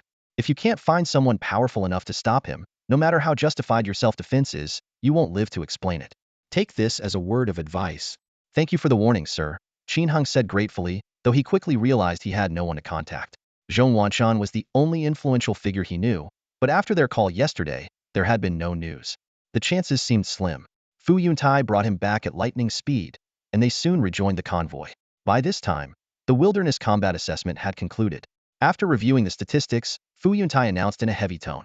This month, 174 participants took the test, 89 passed, 19 failed, and 66 were killed. Congratulations to those who passed, and condolences for the fallen. As the chief examiner, his voice carried the weight of responsibility. Everyone, board the vehicles. We're heading back. The 108 surviving prospective and newly promoted martial artists began boarding the vehicles, preparing to return to the base city. As soon as Qin Hung sat down, his teammates gathered around him. Qin Hung, what did the chief examiner say to you? They asked. Qin Hung simply shook his head and gazed silently out the window at the outlines of the mountains. The vehicles rolled across the wilderness, gradually leaving the whooping mountain range behind. He could hear the others whispering about him but paid them no mind, barely responding to Huang Jiancheng and the others' words of comfort. The 3-hour return journey would bring them back to the base city by dusk. Qin Hung couldn't be sure whether what awaited him was the joint martial artist government issued ID or Wang Jiaming's deadly wrath. As the bumpy ride continued, memories from the past decade played out in Qin Heng's mind. A childhood of poverty but contentment, the love and care of his parents, their worn faces after being injured, and the sweet moments shared with Fang Lingxue. Thinking of it all, he felt a deep reluctance to let go. It felt like a lifetime ago, yet also as fleeting as a blink. The silhouette of the border wall came into view as the sky darkened. Qin Heng's heartbeat quickened. He checked his phone, but there was still no call or message from Zhong Wanshan. It was as if the man had vanished into thin air after going to report the matter. Qin Hung let out a heavy sigh, his heart aching at the thought of his parents potentially having no one to care for them, or Fang Lingzhou being left unprotected. The pain was like a knife twisting in his chest. Suddenly, the convoy began to slow down. Damn, a grandmaster has really shown up, the driver muttered. Qin Heng's heart skipped a beat. Looking out the window toward the border wall, he saw an elderly man with white hair hovering midair, 100 meters above the ground, like a deity descended from the heavens. The aura emanating from him was more dazzling than the setting sun, inspiring an instinctive sense of awe. It's Wang Jiaming. The figure in the air was none other than one of the guardians of the Nansummer base city. At this moment, he bore no resemblance to the kind and approachable persona often seen on television. The loss of his only close family member had transformed this old hero into an unsheathed blade, radiating a chilling, bloodthirsty aura. Stop the vehicles, everyone stop. Fu Yuntai's voice came from the front. The convoy came to an abrupt halt 5 kilometers away from the border wall gate. Carefully holding the box containing Wang Peng's ashes, he took a few steps forward, raised his head, and shouted towards the sky above the border wall. Mr. Wang, this incident happened so suddenly, and we deeply apologize on behalf of the Alliance. But as someone of your esteemed position, with so many eyes on you, could you please calm down for now and address this matter after returning? Despite the distance of several kilometers, his words were transmitted with remarkable clarity. Suspended in midair, Wang Jiaming's voice carried no trace of emotion as he responded, "Bring Qin Hung out." These 5 simple words sent a shiver down Fu Yuntai's spine. 3 hours earlier, he had already reported the entire incident to the Warrior Alliance, which had in turn conveyed it all to Wang Jiaming. Now that the elder had personally arrived here, intercepting them outside the border wall without waiting for the convoy to return to the base, his intentions could not have been more apparent. Fu Yuntai understood all too well if Qin Hung showed his face, he would likely be obliterated in an instant. For a grandmaster, 5 kilometers was nothing more than the blink of an eye. Wang Jiaming wouldn't even need to lift a finger.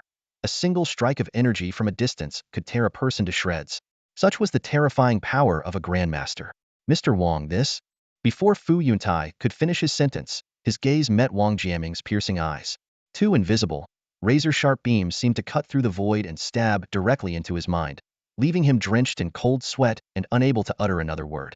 The eyes of everyone in the convoy turned to Qin Hung, some filled with worry, others with schadenfreude. Qin Hung let out a sigh and slowly stood up. It seems there's no escaping this. Since a grandmaster had made a personal appearance, clearly disregarding any laws or regulations, determined to kill him on the spot, there was no point in hiding in the vehicle. Staying inside might even endanger others. He handed his phone and backpack to Huang Jiancheng and spoke softly. "Remember the promise you made to me?" Qin Hung strode confidently towards the car door. "Driver, open the door." The driver looked at him with a complex expression, part admiration, part regret. As the door opened, Qin Hung stepped out slowly, heading toward the border wall. "Mr. Wang, such a grand setup. Are you here to judge me yourself?" Qin Heng's voice was eerily calm. Having come this far, death no longer seemed so frightening. At the very least, He intended to maintain his final shred of dignity. Qin Heng, do you know your crime? Wang Jiaming's thunderous voice echoed like a roar. Qin Heng let out a cold chuckle. And what crime would that be? Standing off to the side, Fu Yuntai was frantically signaling with his eyes, urging Qin Heng to concede and admit fault in hopes of saving his life. You killed my grandnephew. Do you even need to ask? Wang Jiaming's voice was deafening, shaking everyone to their core. Qin Heng, being the closest, felt the impact reverberate through his body like a searing fire, but he gritted his teeth and stood firm. Your grandnephew has been targeting me for 3 years, Qin Heng said coldly, staring directly at Wang Jiaming. He not only stole my resources and insulted my girlfriend, but he also used your influence to escalate his actions. He spread lies, tarnished my reputation, and manipulated public opinion to block my future. During this recent wilderness training, he even conspired with several members of your war god Martial Hall to kill me. If not for my skills, I would already be a corpse in the wild. Utter nonsense. Wang Jiaming roared, his fury palpable. My grandnephew is upright and principled, with not a trace of wrongdoing. How dare you slander him? How do you wake someone who pretends to sleep? If you, sir, choose to turn a blind eye, then there's nothing more to say. Qin Heng's words completely enraged Wang Jiaming. In truth, Wang Jiaming was unaware of his grandnephew's extensive misdeeds. When his subordinates had tracked down Wang Peng, they had praised him to the skies, calling him a paragon of youthful talent. Overjoyed, Wang Jiaming had rewarded them handsomely with millions and introduced Wang Peng to the upper echelons of the base city. Wang Peng, cunning as he was, knew exactly how to play the game. Understanding Wang Jiaming's disdain for societal parasites, he had worked with those same subordinates to scrub his dark past clean before their reunion. Even after their reconciliation, any subsequent misdeeds had been carefully concealed, never reaching Wang Jiaming's ears. Very well. If that's the case, I'll send you on your way myself. Wang Jiaming raised his hand, channeling the overwhelming power of a grandmaster, ready to strike Qin Heng down with a single blow. At that critical moment, a lazy voice rang out from the other side of the border wall. No need to rush. Let the boy finish speaking. A beam of white light shot through the air, instantly dispersing Wang Jiaming's attack. Wang Dawi, are you trying to stop me? Wang Jiaming's white eyebrows furrowed deeply. High above, a figure materialized, clad in a Taoist robe. His long eyebrows hung down to his cheeks, his hair was white yet his face youthful, and he held a horsetail whisk in hand. This was none other than Wang Dawi, the headmaster of the Tiandao Martial Hall in the southern Xiaobei city. As the headmaster of Tiandao Martial Hall, no one executes one of my students without my approval, Wang Dawi said lazily. Besides, the truth hasn't been fully uncovered yet. Acting so hastily to kill someone doesn't quite match your reputation for fair judgment, does it? Seeing the legendary Taoist master, someone he had only ever glimpsed on television, Qin Heng's heart surged with joy. He was saved, truly saved this time. Though he had already resigned himself to death, the glimmer of hope reignited his will to fight, even amidst the injustice he had endured. The arrival of Wang Dawi was like a bolt of lightning, shattering the tense standoff. As the master of the Tiandao Martial Arts Hall in Nanxia and a legendary figure known as the one closest to the martial god, his appearance ignited a glimmer of hope in Qin Heng's heart. With Master Wang here, I won't die. Qin Heng thought with relief, though a trace of confusion lingered. How powerful is Teacher Zhong to be able to summon this reclusive legend who hasn't appeared in public for over a decade? In the air, the confrontation between the two grandmasters was so intense it seemed to freeze the atmosphere itself. What is there to debate? A life for a life, fight's only natural. Wang Jiaming snorted coldly, his killing intent unmistakable. Wang Dawi raised his hand slightly, his tone calm yet authoritative. Not necessarily. According to the law, killing in self-defense is not a crime.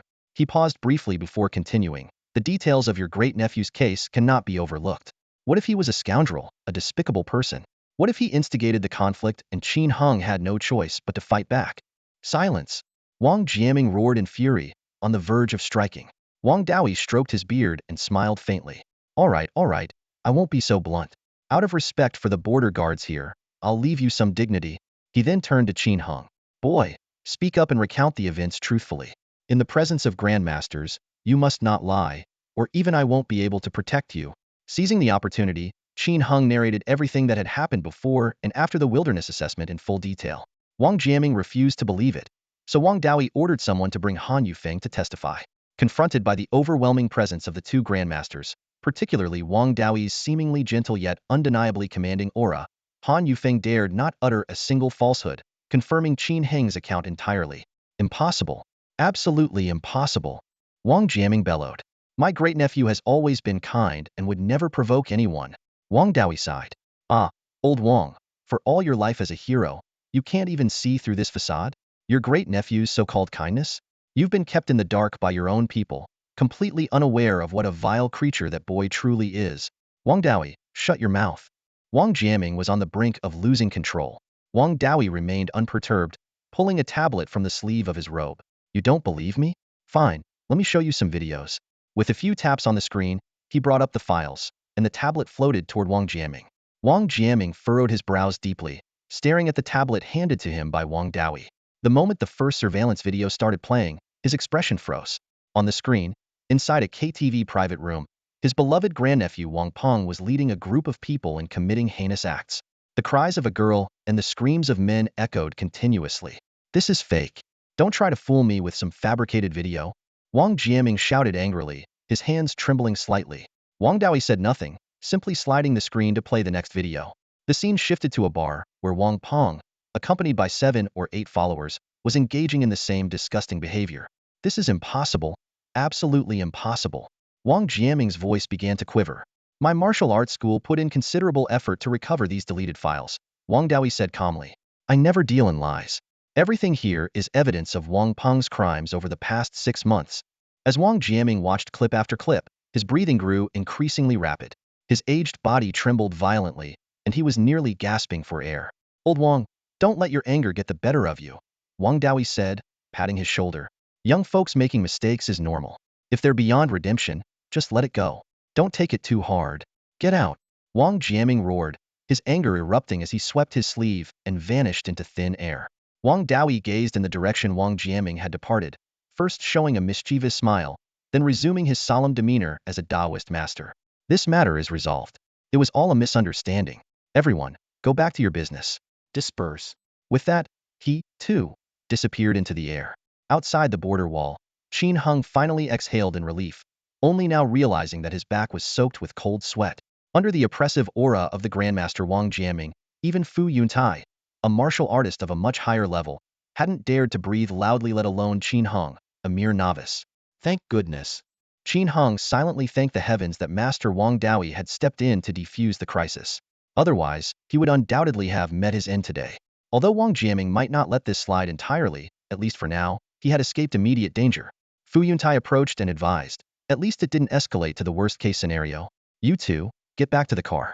Qin Hung, keep a low profile for now and avoid going out. Don't give Wang Jiaming's subordinates a chance to come after you. Understood. Thank you for the warning, sir, Qin Hung replied earnestly. Though Wang Jiaming had left, his subordinates, disciples, and fanatical followers were still a force to be reckoned with. Having narrowly escaped death, Qin Hung couldn't afford to let himself fall victim to their schemes. Back in the car, Qin Hung collapsed into his seat, closing his eyes to rest. His phone buzzed. It was a text from Zhong Wanshan.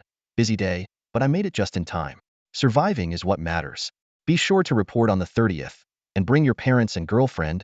Qin Hung's heart skipped a beat, and he quickly replied, Teacher Zhong, were you involved in gathering evidence against Wang Peng? Zhong Wanshan simply responded, no need to thank me. Just contribute more to the martial arts school in the future. That one simple sentence moved Qin Hung deeply. He wasn't even an official student of Tiandao Martial Arts School yet the school had gone to such lengths to protect him. Even Master Wang Dawi himself had intervened. It was no wonder Tiandao Martial Arts School had earned its place as one of the top 4 martial arts schools in the world. Its reputation was well deserved.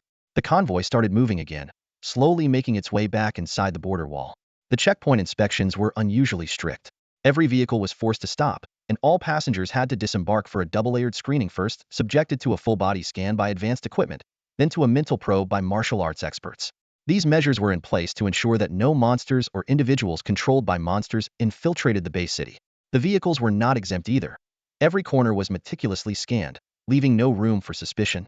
By the time Qin Hung and his group got back into the car, night had already blanketed the city. Qin Hung, feeling better now? Huang Jianqing asked with concern, patting Qin Hung on the shoulder.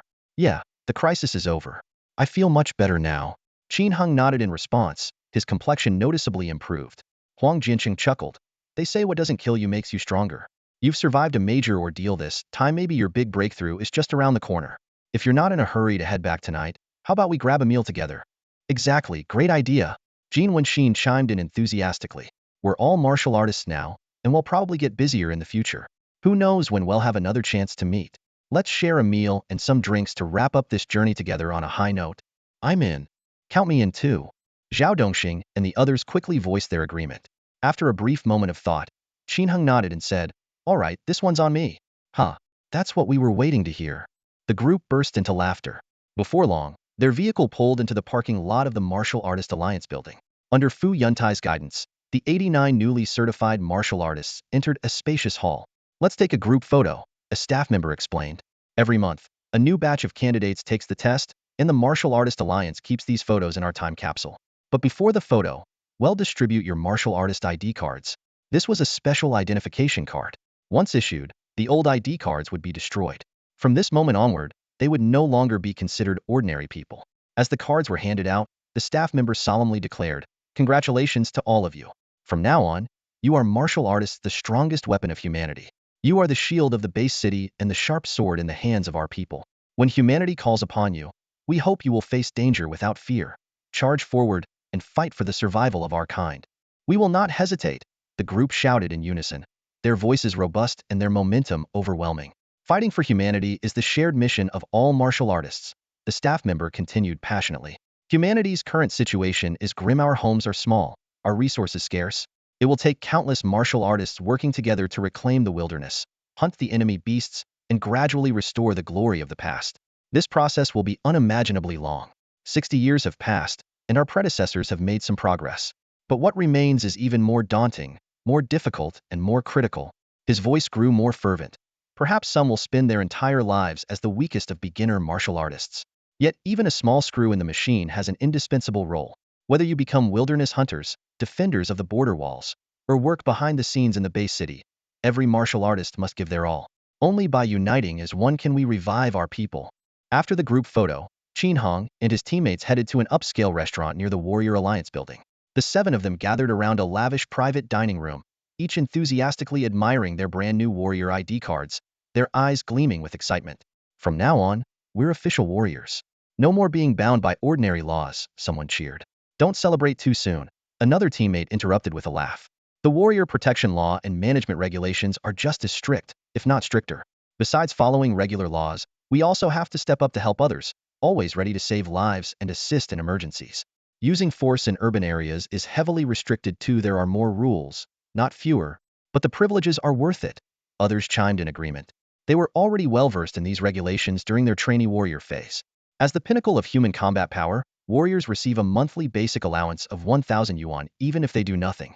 That said, almost no one collects this allowance since even disabled warriors can find well-paying jobs. The privileges extend to legal treatment as well. Any infractions by warriors are handled exclusively by the Warrior Alliance and the Warrior Management Bureau, often resulting in lenient outcomes. Even in cases of manslaughter, warriors are usually spared the death penalty and instead sent to the field army to hunt monsters as atonement. However, disputes between warriors are treated more seriously. The law also provides special protection for warriors' families. If a family member commits an offense, they may receive lighter punishment, with the warrior required to hunt a specified number of monsters to atone. Anyone who harms a warrior's family, whether a civilian or another warrior, faces severe consequences. "Heroes, your food is here." The restaurant owner personally brought the dishes to their table, showing exceptional hospitality toward the newly minted warriors. It was Qin Heng's first time trying white liquor. Though he wasn't used to its fiery taste, the cheerful atmosphere encouraged him to take sip after sip. After a few glasses, he felt a pleasant buzz. "Share your number so we can stay in touch," Huang Jianqing said with a grin. "Qin the genius, don't ghost us later." Tiandao Martial Hall has a semi-closed management system. "We only get 2 days off a month," Qin Heng replied with a helpless smile. "I might not always be able to come out." "No worries," Zhao Dongxing chimed in. "A bunch of us are also at Tiandao Martial Hall, so we can hang out there." As for Huang and Jean, well, toast over video. Everyone burst into laughter. The meal cost 300 yuan, which made Qin Heng wince a little, but forming friendships with fellow warriors, 4 of whom were senior brothers from Tiandao Martial Hall, was well worth it. After dinner, the group moved on to the MS Group building. Led by Huang Jianqing and Jin Wenxin, they arrived at the 24-hour trading market. The intelligence system quickly appraised Qin Heng's spoils: 2 giant black hound fangs valued at 1,000 yuan and 6 blood-clawed demon wolf claws worth 3,800 yuan. With the transaction completed, Qin Heng's bank balance rose to 8,300 yuan. This amount came from his 10,000 yuan advance salary from Tiandao Martial Hall, minus 6,000 yuan for a new phone, 200 yuan for phone credit, and the proceeds from selling his spoils. Though his recent expenses were significant, he felt they were all justified. As night fell, it was already past 9. When the group parted ways, Zhao Dongxing called out, "We'll be waiting for you at Tiandao Martial Hall." Meanwhile, Huang Jiansheng and Jin Wenxin joked, "Come to MS Group and help us boost our performance." When Qin Heng hailed a cab, the alcohol had taken hold, and instead of heading home, he decided to visit Fang Lingxue. With his warrior ID in hand and the good news of Wang Peng's demise, he couldn't wait to share it with his beloved. On the way, he recalled Zhong Wanshan's text message advising him to bring his parents and Lingxue to Tiandao Martial Hall for registration, likely out of concern for retaliation from Wang Jiaming's people. That arrangement sounded ideal. Living in the Martial Hall with his family would mean seeing Lingxue every day. An hour later, Qin Heng stood outside Fang Lingxue's building. The night was deep, but he could still see the warm light glowing from a window upstairs. Without calling ahead, he quietly made his way up. Reaching her door, he noticed light spilling through the crack. Just as he raised his hand to knock, Fang Lingxue's anxious voice came from inside. "What about Qin Heng? Is he okay? Where is he now? How is he?" Qin Heng froze mid-motion. He couldn't hear the response on the other end of the call, but Fang Lingxue's relieved sigh was unmistakable. "You scared me to death. Could you please start with the good news next time?" I thought. Her voice trailed off, followed by the sound of soft sobbing. Qin Heng understood immediately she was talking to Uncle Yi, a renowned martial master, as famous as Zhong Wanshan and Fu Yuntai. Uncle Yi held a prestigious position in the base city. The incident tonight, where Wang Jiaming intercepted the assessment convoy at the border wall, must have already circulated among the elite martial artist community. While such insider news wouldn't make it to the media, it was common for those in the know to discuss it privately. Knock, knock. "Who is it?" Fang Lingxue asked, trying to suppress her sobs. "It's me, Qin Heng." Her delighted voice rang out. Without even hanging up the phone, she rushed to open the door. As it swung open, the light illuminated Qin Heng's handsome face. Eyes red from crying, Fang Lingxue let out a soft cry and threw herself into his arms, bursting into tears. "You're back. You're back. Uncle Yi said you were confronted by a grandmaster. I thought something had happened to you." Qin Heng held her close, gently patting her back. "I'm sorry for worrying you." "Don't say you're sorry," she murmured, shaking her head against his chest. Her small head nuzzled into him, and her tears soaked through his shirt. "I'm just glad you're safe. That's all that matters, that you're safe. Shwe. Please, don't put yourself in danger like that again. I don't want to lose you," she cried. "I promise there won't be a next time. I swear." Qin Heng vowed immediately. When someone faces danger, the pain isn't just theirs, it's also felt deeply by those who care about them. He couldn't bear the thought of how devastated his parents and Fang Lingxue would be if anything happened to him. Inside the apartment, Fang Lingxue still clung tightly to his waist, her head resting against him. On the bed, her phone screen was still lit, displaying the name Uncle Yi. "Xiaoxue, is Qin Heng back?" Uncle Ye's voice came through the phone. Qin Heng picked up the phone. "Uncle Yi, it's me, Qin Heng. I'm back and I'm fine." That's good, Uncle Yi said with relief. "Don't be upset with me, all right? I didn't mean to tell Xiaoxue anything alarming. I overheard some friends mentioning it during our chat, and Xiaoxue caught on. So I had to explain." "Not at all, Uncle Yi. I'm just grateful for how much you care for Lingxue." "Thank you," Qin Heng replied quickly. Fang Lingxue had no family of her own, but Uncle Yi, though not related by blood, treated her exceptionally well. He even gave her a phone, acting like a surrogate family member. As her boyfriend, Qin Heng naturally regarded Uncle Yi with the utmost respect. After exchanging a few more pleasantries, Uncle Yi considerately ended the call. Fang Lingxue, who had been quietly watching Qin Heng's profile as he spoke, remained silent. "What are you staring at?" Qin Heng asked with a chuckle as he set the phone down. "Just you. You've been looking at me for years." "What's so interesting?" he teased. "I want to look at you a bit more, in case you disappear on me one day," she said, her voice trembling as tears threatened to fall again. All right, I was wrong. Okay? You can hit me if you want, just don't talk like that, it makes me nervous," Qin Heng said quickly, trying to comfort her. Fang Lingxue huffed softly and gave him a light punch. "Hitting you is letting you off easy. If I were stronger, I'd beat you so you couldn't walk, then you wouldn't be able to run off on dangerous missions. I didn't know I'd run into Wang Peng this time, and besides, I took care of him, didn't I? We should be celebrating, not arguing." Qin Heng protested, feeling wronged. "You didn't even tell me you were heading into the wilderness." Fang Lingxue punched him again, though her strength was so faint it felt more like a tickle than a blow. Qin Heng's guilt was genuine, but Fang Lingxue's anger was even greater. This time, when he went out for the wilderness survival assessment, he had only informed 3 of his closest people, claiming it was related to the martial arts school. He had planned to surprise them upon his return. Who would have thought he'd encounter Wang Peng halfway and almost fall into Wang Jiaming's hands? I was wrong. I was wrong. Please punish me, my dear wife, Qin Hung said, lying down in a submissive posture, ready to take her wrath without resistance. Oomph. Fong Lingxue hit him a few times, venting her frustration. After a moment, her anger began to subside, and concern took over. She leaned gently on his chest, her voice trembling. Are you hurt? Uncle Yi said the person beside Wang Peng was very powerful, far beyond an ordinary martial artist. I'm fine, really, not a scratch on much. Before he could finish, her hand brushed against the wound on his left arm, causing him to wince in pain. You're bleeding, and you said you're fine. Fong Lingxue exclaimed, noticing the haphazardly treated wound on his arm. She immediately got up, flustered, to find the medical kit. The stress of the past few days had been so overwhelming that Qin Hong had completely forgotten about his injury. It was a blade wound left by Qian Feilong, not too deep, but not shallow either. He had casually applied some field ointment earlier, but after drinking strong liquor tonight, the wound had reopened without him realizing it. Fong Lingxue dragged him into the bathroom and carefully cleaned the wound, her movements gentle. She then meticulously applied medicine and bandaged it. Her eyes were filled with a mix of tenderness and reproach, and the sight of her like this made Qin Hung's heart melt. Lingxue, having you by my side is the best thing, he said sincerely. Her response was a soft huff, followed by a sudden tightening of the bandage. Ouch! Ow, ow, easy, easy. Qin Hung exaggerated his cries. Seeing his reaction, Fong Lingxue immediately eased up, though she continued grumbling. If you ever do this again, go out without telling me and come back injured, I won't take care of you next time. I promise, from now on, I'll report all my whereabouts to you, my dear wife. I won't act on my own anymore, Qin Hung vowed earnestly. All done. Fong Lingxue stepped back after finishing the bandaging, carefully inspecting him to ensure there were no other injuries before finally relaxing. You should head back now. Uncle and Auntie will be worried about you. My parents don't know I went to the wilderness. It's fine, Qin Hung said reluctantly. We'll call them and let them know I'm back. How about I stay here tonight? No way. Fong Lingxue's face instantly turned bright red as she instinctively took a step back. Her tone was resolute, though tinged with a hint of playful reproach. You reek of alcohol, and am sure your mind is full of improper thoughts. There's no way I'm letting you stay the night.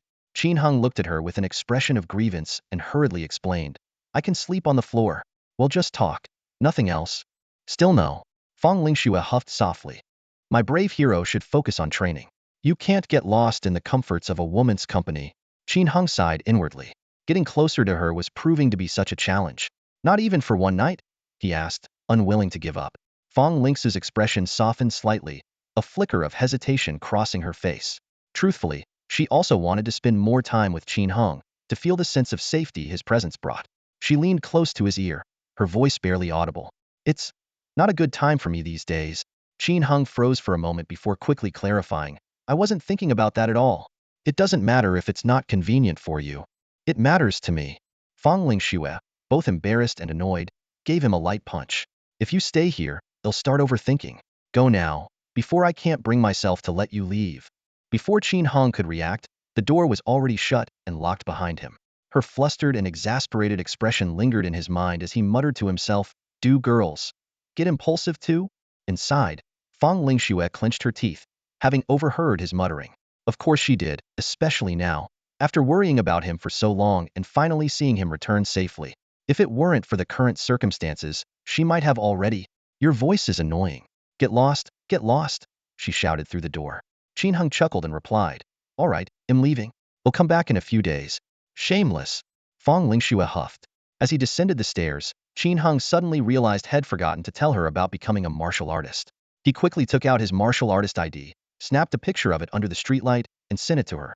From now on, you're officially the family of a martial artist, protected by the Martial Artist Protection Law and the Martial Artist Management Regulations. Fong Lingxue's dry reply came back. We're not married yet. She didn't even include punctuation. After a moment, she added, I'll be of age in 164 days. Remember to marry me on time. Qin Hung's heart skipped a beat as he realized she would soon turn 18. Then they could finally get married. He felt a surge of joy, his steps becoming light and rhythmic as he walked home. When he arrived, he eagerly handed his new martial artist ID to his parents. Qin Ziming and Shang Yuhan stared at the distinctive card with a mix of shock and delight. This is a martial artist ID? Yes. Qin Hung grinned. Dad, Mom, your son is now a real martial artist, and he'll get a monthly stipend of 1,000 yuan. For a moment, there was silence. Then cheers erupted, piercing the night. My son is a martial artist. A martial artist. and he gets a stipend every month. My son is unbeatable. The neighbors were soon drawn by the commotion, coming over one after another to congratulate them. The small house quickly filled with people, and the celebratory atmosphere lasted well into the night. Though Qin Hong couldn't focus on training that evening, he felt deeply content. Seeing his parents' faces glowing with pride in front of the neighbors made all his hardships worthwhile. The next morning, the alleyway was bustling with a feast being set up. In a poor neighborhood, someone becoming a martial artist was an extraordinary event, even more significant than passing the martial artist qualification exam. Everyone gathered to celebrate. After discussing with his parents, Qin Hong decided to host a grand banquet. He withdrew 4,500 yuan from his bank account, a significant amount at the time, enough to purchase thousands of kilograms of rice, along with plenty of vegetables and meat. The courtyard quickly became lively. Neighbors came over to help. Some were busy chopping and washing vegetables in the kitchen, others carried plates and set the tableware, and even those who couldn't help would offer a few congratulatory words. As for the earlier rumors about the miraculous medicine, it was as if they had never existed. No one brought them up again. From morning until evening, 30 tables were set in total. Standing in the courtyard, Qin Hong watched the stream of villagers coming and going. Sister Lin from downstairs sat at a table holding her child, eating with great relish. This meal had unknowingly saved her family a day's worth of food expenses. The elderly Mrs. Zhang from the next building, though toothless, carefully sipped chicken soup while reminiscing about the prosperous days of decades past with her husband. Seeing these scenes, Qin Hong felt a warm glow in his heart. Though achieving success couldn't elevate everyone around him, at least it allowed him to share this joy with them. At noon, Qin Heng's classmates from the martial arts school also arrived. The moment Su Kuang saw him, he punched him lightly and complained with a frown, "You brat, how could you become a martial artist without saying a word?" Qin Heng shrugged and replied with a grin, "What can I say? Just too talented. I couldn't wait for you guys, so I broke through on my own. Guess I'll never catch up to you in this lifetime," Su Kuang said with a sigh. Chen Yuan teased from the side, "Not too long ago, someone said to Qin Heng, 'Can you even block my punch?' That must have been Zhou Yin." Su Kuang's face turned red with embarrassment. "Me? No way. I didn't say that. Stop slandering an honest man." Zhou Yin quickly denied it. The group burst into laughter. After the laughter subsided, Qin Heng asked seriously, "Hey, when are you guys heading to Tiandao Martial Arts Academy? Today's June 30th deadline. You could go tomorrow, but it'd be rushed. You'd have to scramble to complete class assignments, check in, health exams, and wouldn't even have time to explore properly. We're just about to leave. We were going to ask you to come with us," Su Kuang said, pointing to the luggage behind him. "But when we heard at the alley that you had become a martial artist, we decided to stop by for a free meal first." It was only then that Qin Heng noticed their luggage. Smiling, he said, "Perfect, let's head out together after the meal. But we'll need to hire 2 vehicles. I'm bringing my family along too." Qin Heng dialed Fang Lingshue's number and informed her that his whole family would soon be moving into the Tiandao Martial Arts Academy. On the other end of the line, Fang Lingshue was clearly taken aback. Isn't it a long-standing rule that the 4 great martial academies don't allow outsiders in? Even family visits are prohibited. "What's going on?" she asked, puzzled. "I'm not entirely sure. This was arranged by Teacher Zhong," Qin Heng explained. "Maybe Master Wang is worried that Wang Jiaming might cause trouble and wants us to stay there for better protection. It seems Tiandao Martial Arts Academy holds you in very high regard," Fang Lingshue remarked thoughtfully. Only then did Qin Heng start to reflect. For Master Wang Daoyi personally stepping in to dissuade Wang Jiaming to Zhong Wanshan's messages, Tiandao Martial Arts Academy had indeed treated him like one of their own. Although everything appeared calm on the surface, with this level of attention, there might already be skilled martial artists secretly protecting him from Wang Jiaming's faction. Perhaps this was the privilege of being in the elite class. Out of the tens of thousands of students at Tiandao Martial Arts Academy, fewer than 20 were part of the elite class. Each of them had the potential to become a grandmaster or even a supreme grandmaster, so it was only natural for them to receive special protection. Regular students had limited ties to the academy after graduation, but elite class members were likely to rise to high positions in the future. "I was even thinking about finding a new job," Fang Lingshue muttered softly. "But now that we're moving to Tiandao Martial Arts Academy, I have no idea how they'll arrange things. I can't just do nothing, right? Why not? You've worked so hard for so long. It's time for you to take a break. I'll take care of you from now on. My salary is pretty high, 120,000 a month, tax-free." Qin Heng quickly reassured her. "Who retires and starts living off someone else at the age of 18? Fang Lingshue clearly didn't agree with this suggestion. "This isn't retirement. Don't overthink it for now. We'll figure it out when we get there," Qin Heng said helplessly. "All right then. When do we leave?" "The car leaves at 5 p.m. "What? That's soon. I need to start packing right away," Fang Lingshue exclaimed, hurriedly hanging up the phone. Qin Heng was just as busy, gathering clothes and essentials for the move. By the time he finished packing, it was already past 3 in the afternoon. When the neighbors heard that Qin Heng's family was about to leave, they came by to bid them a heartfelt farewell. During the farewell gathering, people took turns toasting Qin Ziming and Shang Yuhan, offering both congratulations and reluctant goodbyes. Even the students from the Trial Martial Academy showed up after hearing the news. By around 4 p.m., Coach Young himself arrived. Qin Heng immediately invited him to sit down and toasted him as a gesture of gratitude. Yang Huayan, seeing Qin Heng's rapid progress, was both surprised and pleased. Hardworking people are always rewarded by fate. Keep it UPI, look forward to the day you become a martial god, he said before downing the drink Qin Heng offered him. Departure time came quickly. After bidding farewell to their neighbors, Qin Heng's parents and Fang Lingxue got into one car, while Qin Heng rode with Su Kuang and Chen Yuan in another. Together, they left the impoverished district and set off for Tiandao Martial Arts Academy. The academy was located in the northwest corner of the base city, directly opposite Nansummer Base City. Even with the Ring Highway providing direct access, the journey still took 3 hours. The ride passed in silence, and by 8:20 p.m., the two cars finally arrived at the gates of Tiandao Martial Arts Academy. Despite the late hour, the academy was bustling with activity, as many prospective martial artists were busy completing their enrollment procedures. What a massive academy! Chen Yuan couldn't help but marvel as he stepped out of the car. Tiandao Martial Arts Academy spanned over 50,000 acres, making it one of the most extensive and impressive headquarters in the base city, where land was extremely valuable. As the largest, most influential, and overall strongest of the 4 great martial academies, its sheer scale was awe-inspiring. Of course, this didn't mean the other 3 academies were inferior. In fact, each had its own area of expertise. Tiandao Martial Arts Academy, being a domestic organization rooted in Huaxia, had its headquarters in the Central Plains Bay City and placed great emphasis on its branches in the Central Plains and Nansummer. Meanwhile, the Dragon God Martial Arts Academy dominated the Kyoto Bay City. Overseas, however, Tiandao and Dragon God's influence waned in comparison. For instance, in Nansummer, the Hero Martial Arts Academy and the War God Martial Arts Academy were both formidable, though they still fell slightly behind in terms of scale and overall strength. Qin Heng and his group stood in front of the Tiandao Martial Arts Academy, the brightly lit complex glowing against the night sky. Training halls stood tall and imposing, while the illuminated buildings sparkled with radiance. The entire academy resembled a bustling city that never slept, exuding an awe-inspiring energy. Are you the incoming martial arts candidates? A student wearing a volunteer vest approached them quickly. I'm Su Jifan, your senior brother. Follow me to complete your enrollment procedures. All right, thank you, senior brother, Qin Heng replied. He and Fang Lingxue pushed their parents' wheelchairs, while Su Kuang and Chen Yuan carried the luggage, trailing behind. Noticing that Qin Heng had brought family members, Su Jifan smiled kindly. Junior brother, usually family members aren't allowed inside the academy. After finishing your check-in, you'll need to take your parents back. According to the rules, families are only allowed to visit twice a month. Even the parents dropping off students today can only go as far as the administrative building to complete paperwork. They're not permitted to tour the inner grounds. Senior brother, Qin Heng explained, it was teacher Zhong Wanshan who specifically asked me to bring my family along. So? Really? Su Zaifan's voice suddenly rose in surprise.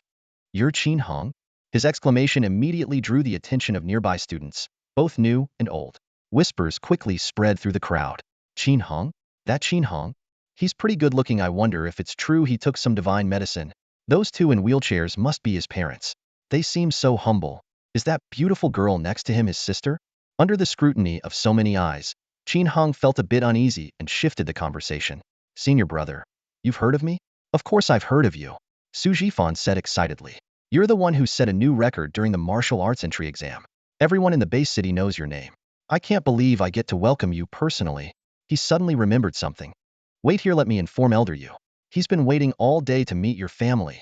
Without another word, Su Jifan hurried off to the front, leaving Qin Heng and his companions standing there. Qin Heng looked at his parents, a subtle glint in his eyes. It seems the martial arts school has already made arrangements. Qin Ziming chuckled warmly. Whatever the arrangements are, your mother and I are just thrilled. The couple was still basking in the joy of their son's extraordinary talent, completely unaware of the hidden conflict Qin Heng had with the Grandmaster. They simply assumed the school was prioritizing their gifted son. Before long, Su Jifan approached, accompanied by an elderly man with a kind face. Qin Heng, this is Mr. Yu Xian, a martial artist of exceptional caliber. Though retired, he is highly respected in the martial arts community and has mentored countless students. Mr. Yu, Qin Heng and his family greeted respectfully.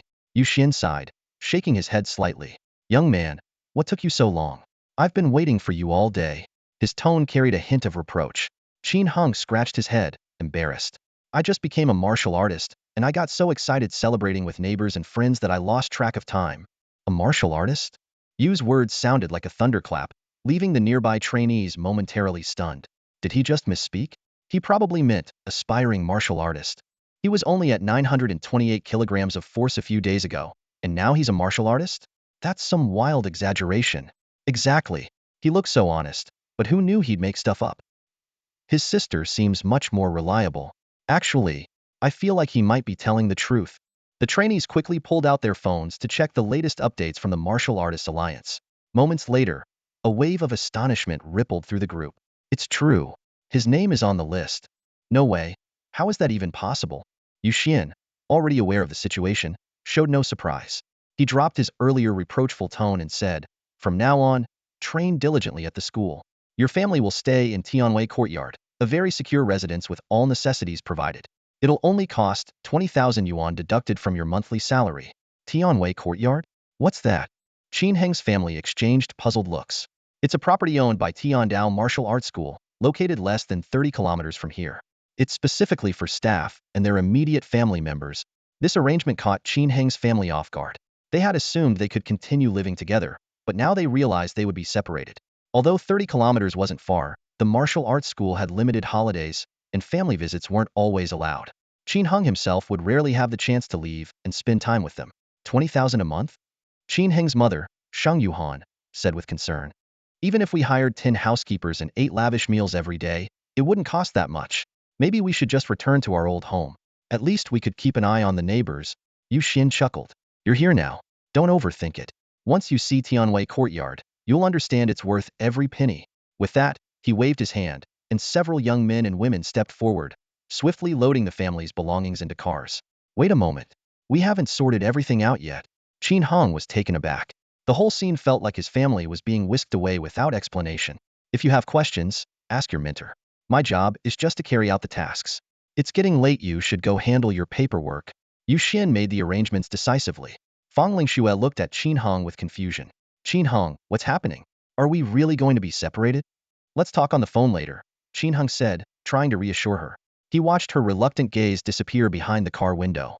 Throughout the journey, Fang Lingxue had been full of anticipation, thinking she could stay by Qin Heng's side. She hadn't expected they would end up living apart. Yu Xian personally drove off with Qin Heng's family. Su Jifan, standing nearby, tried to comfort him. Don't worry, brother Qin Heng. Your family will be well taken care of. Tianwei Courtyard is an amazing place. People fight tooth and nail for a spot there. I hope so. Qin Heng sighed. He wasn't worried that the school would mistreat his family. He was just disheartened that things weren't unfolding as he had imagined. Suddenly, he realized something. Wait, what did you just call me? I called you brother, Su Jifan replied. Haha, Qin Heng, you're now a full-fledged warrior, while I'm just a prospective one. Technically, that makes you my senior brother. Qin Heng frowned slightly, feeling a bit uncomfortable with the title. He looked at Su Jifan and asked in confusion. This doesn't seem right, does it? I haven't even completed the enrollment process yet. You're already a senior student, but you're calling me senior brother. Isn't that odd? Su Jifan's lips curved into a meaningful smile. In the martial arts academy, strength is what truly matters. If you're strong, you're the senior brother. But if someone surpasses you one day, you'll have to obediently settle for being the junior brother. He gestured with a wave of his hand. Come on, let's get your paperwork done first. All right, Qin Heng replied, wearing an awkward expression. Chen Yuan, standing nearby, teased. Qin Heng, looks like a lot of people are going to start calling you senior brother from now on. The youngest senior brother ever. Su Kuang chimed in. The Tiandao Martial Arts Academy currently has around 20,000 students, but fewer than 1 in 10 make it to warrior status. That means at least 10,000 people will have to call you senior brother, including some older students over 25 years old. Now that you put it that way, I feel like I've suddenly aged, Qin Heng said with a helpless shake of his head. He couldn't help but notice the curious and unusual looks from the surrounding students. It was clear that they had plenty of thoughts about this unique noob senior brother. The 4 major martial arts academies were essentially training grounds for warriors. Prospective warriors made up the majority of the student body, while fully fledged warriors, those capable of punching with a force of over 1,000 kilograms, were a rarity. Most would graduate shortly after reaching that level of strength. Of course, the academy had special warrior classes for stronger students, offering a stark contrast in treatment compared to the prospective warrior classes.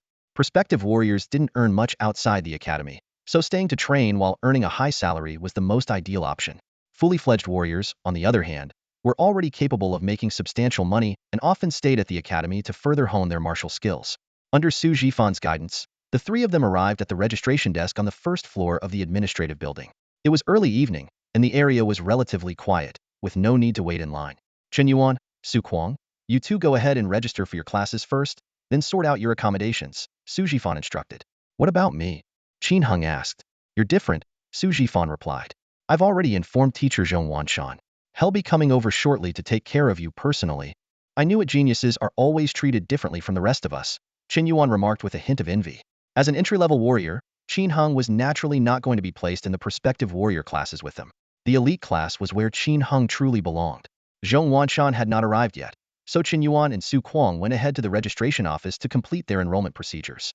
Please hand me your admission letter and ID card, the female teacher sitting at the computer said, extending her hand. Su Kuang stepped forward first and handed over the documents.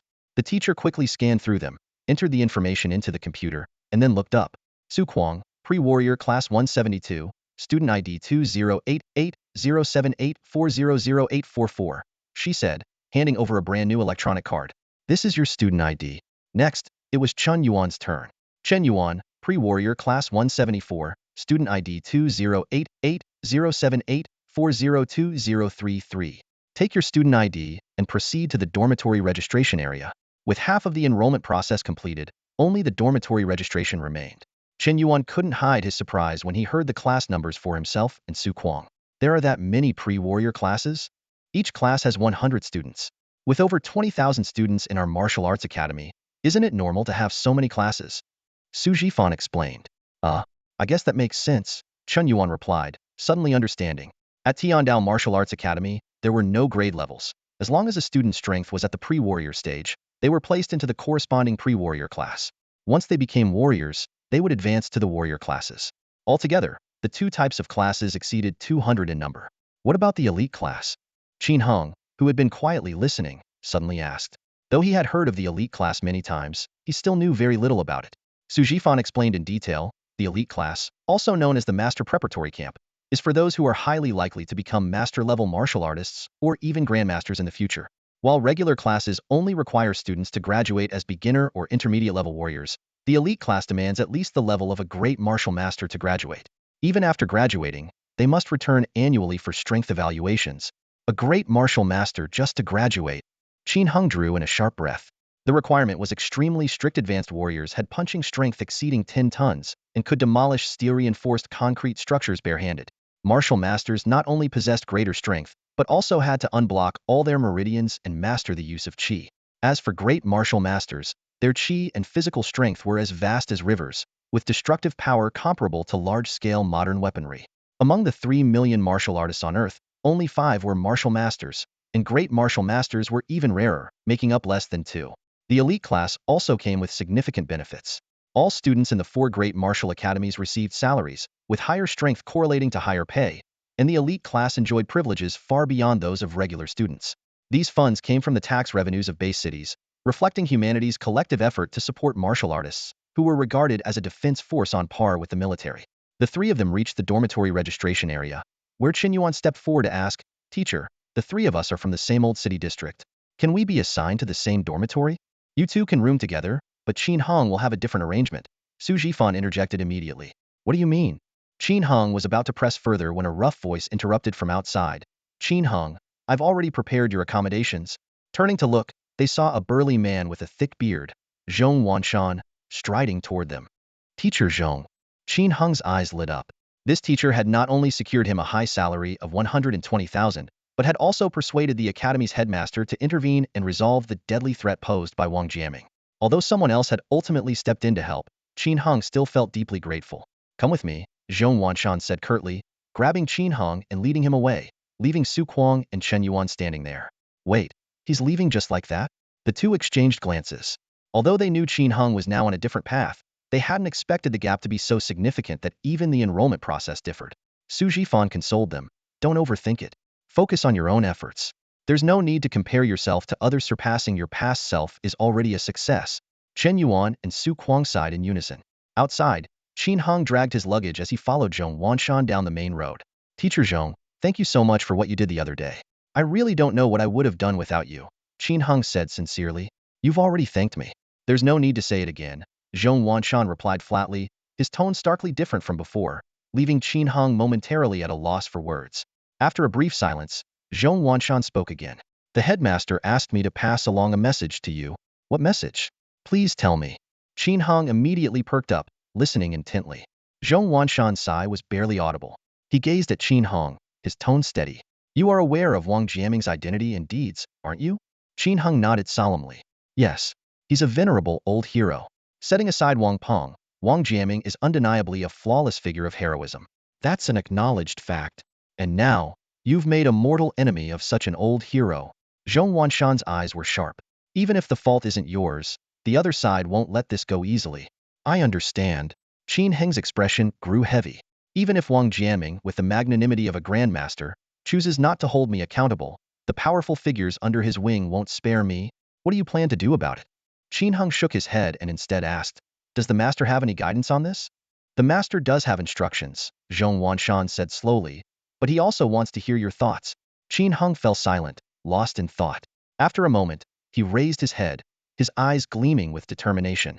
To stand against a hero is to invite the contempt of the masses. Right now, I lack strength and accomplishments. If this matter spreads, it will be disastrous for both me and my family. So, I need to grow stronger as quickly as possible. And what else? I need to become a hero. Qin Heng's voice was resolute. Slay monsters, protect the city, catch up to Wang Jiaming, become Wang Jiaming, and then surpass Wang Jiaming. The coldness on Zhong Wanshan's face melted away. He nodded approvingly. Not bad, not bad. The fact that you see this shows you still have ambition. He grew serious. The most terrifying thing about becoming Wang Jiaming's enemy isn't his grandmaster level strength. With Tiandao Martial Hall backing you, and given that the fault lies with Wang Peng, Wang Jiaming knows he's in the wrong and won't pursue the matter further. You are, in fact, already safe. But the real threat is public opinion. Zhong Wanshan's gaze was piercing. Think about it. An old hero who has dedicated his life to the base city and humanity, who has fought countless bloody battles from his youth to old age, saving the day time and again, and now, his only relative has been killed. If this story spreads, how do you think people will react? Even if Wang Peng committed wrongdoings and was a scoundrel, his misdeeds will be overshadowed by Wang Jiaming's towering legacy. People will only feel sympathy for the old hero, saying he's too pitiable, losing his only family in his twilight years heartbreaking. They'll argue that even if his kin was at fault, he should have been corrected, not killed, sparing the old man such a devastating blow. Your reputation is already shaky. Many outside claim you've risen to prominence through divine medicine and trickery to earn a high salary. If this incident is added to the mix, you'll truly become a pariah. Countless media outlets will condemn you, and even organizations allied with Wang Jiaming might pressure Tiandao Martial Hall to expel you. Qin Heng's expression turned grim. He knew he couldn't afford to ignore this. Tiandao Martial Hall's reputation had to be upheld, and his parents couldn't be subjected to unwarranted criticism. He had to carefully manage his own image. Only by becoming a hero could he stand on equal footing with a hero. Wang Jiaming became a hero in 30 years, and spent another 30 solidifying his status as a revered old hero, ultimately earning his place as one of the grandmasters admired by all in the Nanxia Bay City. But Qin Heng didn't have that much time. He had to be faster, stronger, and more relentless. He had to become a standout young hero in the shortest time possible, earning the recognition of the outside world. Only then could he break free from the shackles of reputation and gain the right to face Wang Jiaming head-on. What does the master think about this? Qin Heng looked at Zhong Wanshan, his eyes filled with a trace of anticipation. Zhong Wanshan's expression turned serious. The master has set 3 goals for you that you must accomplish. What are they? Qin Heng asked. The first one, Zhong Wanshan raised a finger, is to participate in the intermediate level of the martial arts tournament 3 months from now, skipping the rookie level entirely, and secure a spot in the top 4. Hearing the words intermediate level of the martial arts tournament, Qin Heng couldn't help but clench his fists. This was precisely the competition Xiao Yang had mentioned when he challenged him. The martial arts tournament had 3 divisions. The rookie level, which was for those who had been training for less than a year. The intermediate level, which was for students with less than 5 years of experience without the strength of a junior martial artist. One wouldn't even make it through the qualifiers, and achieving the top 3 usually required the strength of an intermediate martial artist. And the advanced level, which was reserved for the elites of the 4 major martial arts schools, where participants were almost exclusively advanced martial artists, and the ultimate winner was always a top-tier elite. As a junior martial artist, securing a top 4 spot in the intermediate level would be no easy feat however. With 3 months to prepare, there was still room for change. And the second goal? Qin Heng pressed further. Within a year, you must become an advanced martial artist and break the city record again, Zhong Wanshan said. Qin Heng drew in a sharp breath at this. Becoming an advanced martial artist in a year meant increasing his punching power from 500 kilograms to 10,000 kilograms. For an average person, it would take over 3 years just to progress from a novice to a junior martial artist, and for those with less aptitude, even 10 years might not suffice. Even prodigies would require 3 to 5 years to move from junior to intermediate, and another 5 to 8 years to advance to the next level. Not even the geniuses in the elite classes would dare to claim they could become advanced martial artists in a year. Qin Heng quickly recalled the records for breaking through each stage. From novice to junior martial artist, he himself had set a new record of 9 days. From junior to intermediate, Lu Shuyan from the Heroes Martial Hall had taken 6 months 11 years ago. From intermediate to advanced, Xuechong from the elite class of the Tiandao Martial Hall had taken 21 months 7 years ago. And from advanced martial artist to martial master, Qin Yu from Tiandao Martial Hall had taken 52 months last year. Even combining these records, progressing from novice to advanced martial artist would take 27 months. I can only do my best, Qin Heng said with a wry smile. Already losing confidence? Zhong Wanshan raised an eyebrow. I barely understand the process of martial artist cultivation. How can I have confidence in something I don't fully grasp? Zhong Wanshan nodded. That's true. There's still so much for you to learn. However, let me explain the master's reasoning behind setting this goal. Becoming an advanced martial artist in a year would be a world record-breaking achievement.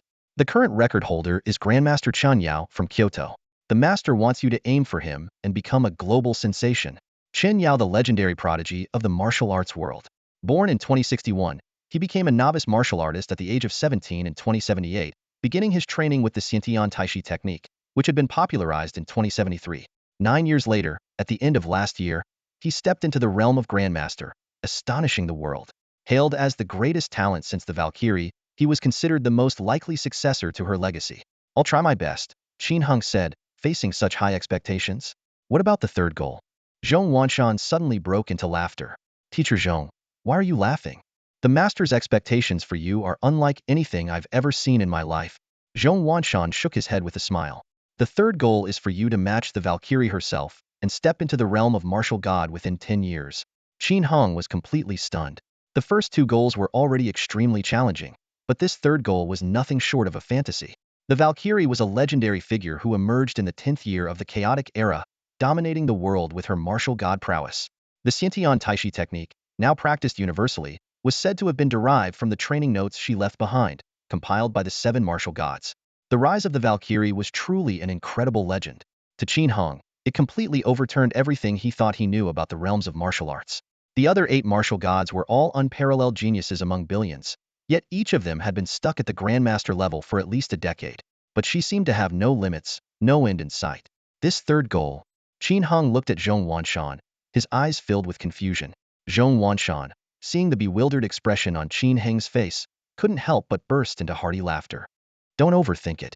Focus on completing the first 2 goals first. Then head into the wilderness to train, help the military clear out beasts, and expand the territory. Before long, the people will naturally come to recognize you, and Wang Jiaming's influence will gradually fade. Then why did the master even set a third goal? Qin Heng couldn't help but mutter under his breath. My guess is he just said it offhandedly, Zhong Wanshan said with a wink. But if you really manage to achieve it, then everything on this earth would be yours to command. The old sage sure has high expectations of me, Qin Heng said with a wry smile, shaking his head. The 2 of them continued walking and chatting, eventually arriving in front of a residential building without even realizing it. Although the 3 goals had significantly increased the pressure on Qin Heng in terms of training, the heavy burden on his mind had been lifted. He knew that within the Tiandao Martial Arts Academy, his safety was assured. His parents and Fangling Xue were also being specially protected at Tianwei Courtyard, safe from any harm. As for the trouble brought by Wang Pong, it had been temporarily resolved. Even though there might still be attacks when he left the academy in the future, that was a problem for later. By then, he wouldn't be the helpless rookie he was now. For the moment, he could focus entirely on his training, striving to achieve the first 2 goals set by the master and preemptively quelling any potential public backlash. Teacher Zhong, does this mean I've already joined the elite class? Qin Heng asked. Zhong Wanshan nodded affirmatively. The academy's leadership changed their stance the moment they learned you'd become a junior martial artist. You don't even need to wait for the martial arts competition 3 months from now. You can directly join the elite class. It's just that it happened so quickly. Your student ID is still being reissued and will be ready by tomorrow. He gestured toward the building in front of them. This building will be your dormitory from now on. The elite dormitory stood independently on the outermost edge of the Martial Arts Academy complex. In front of the building stretched a vast outdoor training ground, beyond which loomed tall perimeter walls. Outside the walls lay the boundless protective fields of the northwest border. This layout allowed the instructors and experts of Tiandao Martial Arts Academy to provide immediate support to the frontier if needed. Qin Hong looked up at the towering 13-story elite dormitory, raising an eyebrow. This entire building's it all for the elite class? Including you, there are only 13 people, Zhong Wanshan explained. On average, 2 to 3 students make it in each year. This year wasn't great. The other academies poached some talents, so it's just you. 13 people in a 13-story building, one per floor? Qin Hong blinked in surprise. The first floor is a communal area and doesn't count, Zhong Wanshan replied. The previous 12 students each had a floor to themselves. Since you're new, you won't have an entire floor. But each floor has 4 apartments, so it's still very quiet. Qin Hong remained silent, his thoughts drifting back to his childhood, crammed with his parents into a dilapidated apartment in the slums. That building housed over 100 families, yet its total area didn't come close to this dormitory. Then again, he reasoned, the elite class graduates would become powerful martial masters capable of slaying countless beasts and safeguarding humanity's cities. Living in comfort seemed justified. Teacher Zhong, you said 2 to 3 elite students are admitted each year, and we can stay here for up to 10 years. By that logic, there should be 20 or 30 people. Why are there only 13? Zhong Wanshan's expression grew heavy. Some students graduate early upon reaching the martial master level. Others sustain injuries or even lose their lives during wilderness training, forcing them to withdraw. The elite class offers better resources, but the challenges it presents far exceed those of regular classes. You need to be mentally prepared. Qin Hong frowned slightly. The injury rate in the elite class was alarmingly high. A single severed limb or damaged meridian could permanently end one's cultivation journey, just like Coach Yang Huayan, who had been stuck at the intermediate warrior level. Yet, rather than discouraging him, this only fueled his determination. The tougher the challenge, the more reason to face it he'd. Only by doing so could he become stronger, gain more power, and earn more money. Let's go inside, Zhong Wanshan said, leading him through the entrance. The sweltering summer night was immediately replaced by a refreshing coolness, dispelling the heat in an instant. Hey, Old Lin, Zhong Wanshan greeted the dormitory supervisor.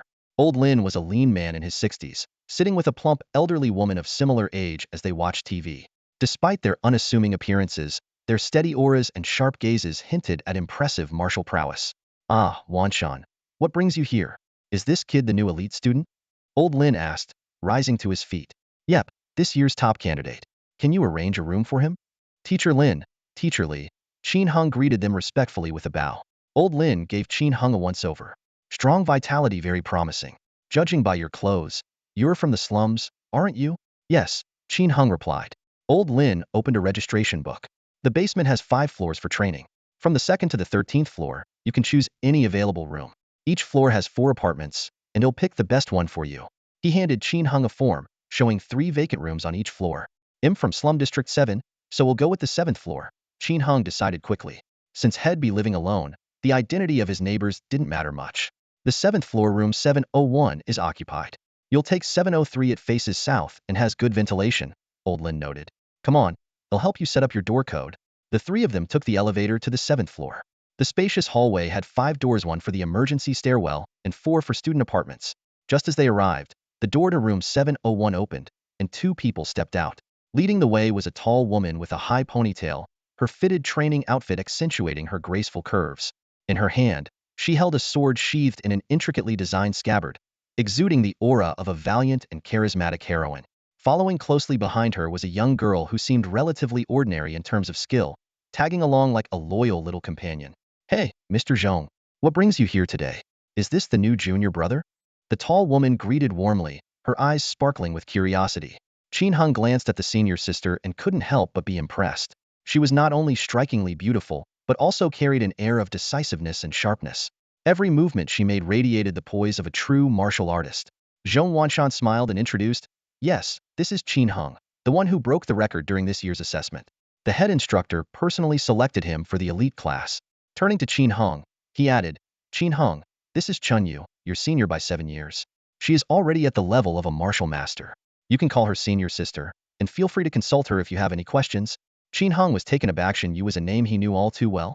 The youngest martial master in the Nansha Bay City, and the genius martial artist who uncovered the mysteries of the vampire vine roots. Senior sister Chun, he said quickly, clasping his hands in a respectful salute, his eyes filled with genuine admiration. Junior brother Qin, nice to meet you. Chun Yu elegantly returned the salute with her sword in hand, a confident smile gracing her lips. I've heard a bit about you. Don't mind the rumors outside. Focus on your training, and you'll naturally dispel all doubts. Understood, Qin Hung replied with a firm nod. Chen Yu turned to leave, but paused as if remembering something. Mr. Zhong, Mr. Lin, I'll head downstairs to train first. Oh, and junior brother Qin, am a direct disciple of Deputy Instructor Zhang and specialize in swordsmanship. If you're interested, I can introduce you to my master in the future. With that, she stepped into the elevator. A direct disciple? Qin Hung blinked, his expression full of curiosity. Noticing his reaction, Zhong Wanshan patiently explained, there's a difference between a teacher and a master. Once you demonstrate enough talent, the experts in the martial arts academy will naturally come forward to take you under their wing. These words gave Qin Hung much to ponder. In the martial arts world, teachers were public educators who imparted widely accessible martial skills and knowledge. Masters, however, represented a more personal lineage, teaching unique and profound techniques. Establishing a master-disciple relationship was akin to forming a bond as significant as that of family. Aside from the first generation of awakened martial artists, every practitioner had teachers or trainers. But the opportunity to have a true master was a rare and extraordinary privilege, reserved for only a select few. Old Lin led Qin Hung to room 703, entered the password, and opened the door. A spacious two-bedroom apartment with a living room unfolded before them, sunlight streaming through the bright windows and filling the entire space. You can set your own password, Old Lin said with a smile. From now on, this is your place. If you get a girlfriend, she can stay here with you too, as long as you don't disturb the other trainees. Can I bring someone who isn't a student at the martial arts school? Qin Hung couldn't help but ask. What are you thinking? Do you think this is a hotel? Zhong Wanshan replied with a hint of irritation. Qin Hung immediately felt deflated. Of course, if anyone could move in freely, he wouldn't have needed to arrange for his family to stay at Tianwei Garden. So young, Zhong Wanshan said, knocking on Qin Heng's head, you should focus on working hard. Wasting time on love and relationships not only eats away at your time but also drains your energy. Sensing the deeper meaning behind the words, Qin Hung awkwardly explained. I've been working hard all along, I wasn't. Enough, no need to explain. Zhong Wanshan interrupted him. Old Lin chuckled on the side and said, it's normal for young people to be full of energy and passion. Wanshan, stop worrying about things that aren't your business. I'm just saying I couldn't care less, Zhong Wanshan retorted with a shrug. He's neither my student nor my apprentice. The three of them stepped into the apartment. The size of the elite class dormitory left Qin Hung in awe. The living room alone was larger than the total area of his home. The south-facing master bedroom had excellent lighting and ventilation, and the 1.8-meter wide bed looked incredibly comfortable, a stark contrast to the cramped rooms he was used to in the slums. The monthly rent is 5,000, deducted directly from your salary, Old Lin explained. This includes utilities and access to the underground training facilities. You'll have to clean the room yourself, or you can hire another trainee to help. I only manage the public areas. If your room gets dirty or smelly, I'll make a formal complaint.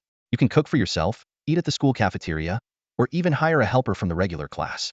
Like that girl helping Chin Yar monthly salary is a few thousand, Old Lin continued. You'll be staying here for at least 5 years. There aren't many rules, just don't disturb others, and you're free to live however you like. Hearing the monthly rent of 5,000, Qin Hung felt a pang of heartache. But considering it included access to the training facilities, it seemed reasonable. Leave your luggage for now. I'll take you to see the training rooms downstairs, Old Lin said. The three of them then took the elevator down. There are 5 underground levels, Old Lin explained. The first and second basement levels are meditation rooms, with 24 rooms on each floor. Any room without a lit indicator is available for use. Can't you meditate in your own room? Qin Hung asked. The meditation rooms have special pressure equipment. Training in a high-gravity environment can stimulate cell growth. But for now, don't exceed 5 times gravity, it could cause injuries. Qin Hung nodded thoughtfully. The amenities in this building far exceeded his expectations. The third basement level is for weapon training. You can practice alone or spar with others. The walls are designed to absorb impact, so even a grandmaster's full-force strike wouldn't damage them. The fourth level is the testing area, where you can measure strength, speed, reflexes, and endurance. The fifth level is for strength training, and it's especially effective when combined with the gravity facilities. The elevator stopped at the 5th basement level. The bright training space was filled with various equipment, and several gravity rooms displayed their status at the entrances. One of them had its light on, showing the number 28. Who's crazy enough to use 28 times gravity? Zhong Wanshan exclaimed in surprise. Must be Xuechong. He's the only one that intense, Old Lin replied with a laugh. What does 28 times gravity even mean? Qin Heng asked, puzzled. Simply put, it's like having 27 of you sitting on your back, Zhong Wanshan explained. Qin Heng quickly did the math. At 181 centimeters tall and 86 kilograms, 27 of himself would amount to 2,322 kilograms. 2.3 tons of weight? Qin Heng drew in a sharp breath, his eyes flashing with shock. And that doesn't even account for the pressure endured by the internal organs and blood vessels. Even a fighter capable of exerting 10 tons of force might struggle to withstand such immense pressure. He turned and asked, Xuechong, I've heard that name before. Isn't he the one who set the record for becoming an advanced martial artist the fastest? He should be close to graduating by now, right? Zhong Wanshan nodded approvingly. That's correct. Xuechong is indeed a rare talent. Although his current ranking is still at the martial master level, his actual combat strength is on par with mine as a grandmaster. Among the 13 elite trainees, his power ranks second. Pausing for a moment, he added, advancing in martial artist rankings isn't just about strength. One must also complete a series of hunting tasks for the Martial Artist Alliance. Xuechong has been entirely focused on his cultivation and hasn't gone hunting, so his ranking hasn't progressed.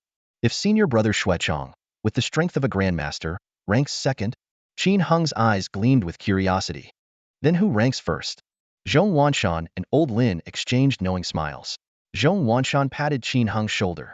The one who holds the top position will be your role model for learning in the future. Qin Heng blinked. Does that mean he's already a grandmaster?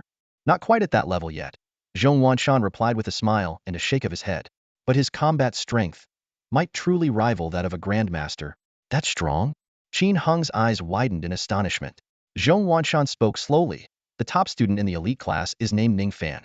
While he hasn't broken any cultivation records, every step he's taken has been incredibly solid, maintaining a peak state throughout. He's a very low-key person, rarely participating in group activities or seeking attention, to the point where almost no one outside knows of his existence. At this point, Zhong Wanshan's tone shifted. As for why he's so powerful, it's because, when he broke through to the martial master level, he comprehended an extremely rare type of Qishuanjin Qi. This type of Qi can deliver 3 times the destructive power compared to ordinary Qi of the same level, making him nearly unmatched among those of his rank. Xianjin Qi. Qin Heng murmured thoughtfully. Is it really that rare? Every martial artist generates Qi during their cultivation, but each person's Qi is unique, Zhong Wanshan explained. Most people have Qi that's neutral and without special attributes. Only a rare few can comprehend Qi with unique characteristics, granting them more profound techniques. Xianjin Qi's most notable feature is its sharpness, exceptionally sharp. Among all the combat Qi recorded by the Martial Artist Alliance, it ranks in the top 3 for cutting power. In terms of overall strength, it's also among the top 10. Being ranked among the global top 10, this realization left Qin Heng deep in thought. Senior sister Qin Yu and senior brother Xuechong had indeed set astonishing records, but their strengths were primarily reflected in their cultivation speed. It didn't necessarily mean they could dominate opponents of the same level in actual combat. Only with specialized battle energy like the Xianjin Qi, combined with exceptional combat skills, could someone truly stand out among their peers and become a top-tier fighter. Of course, the fact that Xuechong and Qin Yu could train under 28 times gravity was proof enough that their strength was formidable. As the tour came to an end, Zhong Wanshan prepared to leave. Before departing, he instructed Qin Heng, tomorrow, head to the medical building for a routine checkup. Later, someone will deliver your student ID and class schedule. You must strictly adhere to all the designated times. Outside of that, you're free to arrange your own schedule. Remember, the high salary in the elite class isn't handed out for nothing. There are strict requirements in every aspect. Fail to meet the standards, and you'll be dismissed. Understood. Thank you, Teacher Zhong. Qin Heng responded with a nod. Zhong Wanshan said no more and left alongside Old Lin. Returning to room 703, Qin Heng gazed at the spacious elite dormitory, feeling a mix of emotions. In just 10 days, he had gone from being an ordinary boy in the slums to passing the preliminary and junior martial artist assessments, earning a place in the elite class at the Tiandao Martial Arts Academy, and receiving a 120,000 salary. The drastic change felt almost dreamlike. Such a big room just for might does feel like a bit of a waste. If only Mom, Dad, and Ling Shui were here, Qin Heng thought to himself, but he quickly adjusted his mindset. Still, if I aim to surpass someone like Chen Yao, I need to focus on cultivating greater strength. Living alone is better for dedicated training. Seeing family occasionally will suffice. People have to learn to stand on their own. Thinking of his family, Qin Heng took out his phone and made a video call. Xiao Heng, did you finish all the enrollment procedures? His father asked directly as he answered. All done. I've been placed in the elite class. My student ID is being reissued, so we'll get it tomorrow. The elite class? Haha. My son is amazing. His parents' faces lit up with pride. Dad, Mom, how are things on your end? What about Ling Shui? Qin Ziming excitedly showed off their new home. It's fantastic here. The living room alone is so spacious it's 100 times bigger than our old place. He turned the phone camera to show Qin Hong the wide living room, the comfortable sofas, and a massive floor-to-ceiling window spanning 10 meters. Wow, it's like a villa. Qin Hong exclaimed in awe. His mother, Sheng Yuhan, took the phone and gently corrected, "Don't listen to your dad exaggerate. It's 400 square meters, so it's only about 20 times bigger than our old home." After chatting for a while, his father handed the phone to Fong Lingxue, who was holding an appliance manual. In a soft voice, she asked, "Qin Hong, are you finished with everything?" "Yeah, I'm already in my dorm. How are things over there?" "Great, as you've already seen," she replied with a smile. "I was just worried. Are you all free to move around?" Fong Lingxue chuckled lightly. "You silly guy. This is the martial artist's family residential area. Many families of geniuses like you live here, under the protection of Tiandao Martial Arts Academy's top fighters. Mr. Yuxian even mentioned that the private residence of Director Wang Daoyi is here. This is the safest place in the entire base city. Is that so? Then I can rest easy." Qin Hong finally let go of his lingering concerns. "You overthink everything," Fong Lingxue teased with a grin. "By the way, Qin Hong," Fong Lingxue suddenly lit up as if she had remembered something.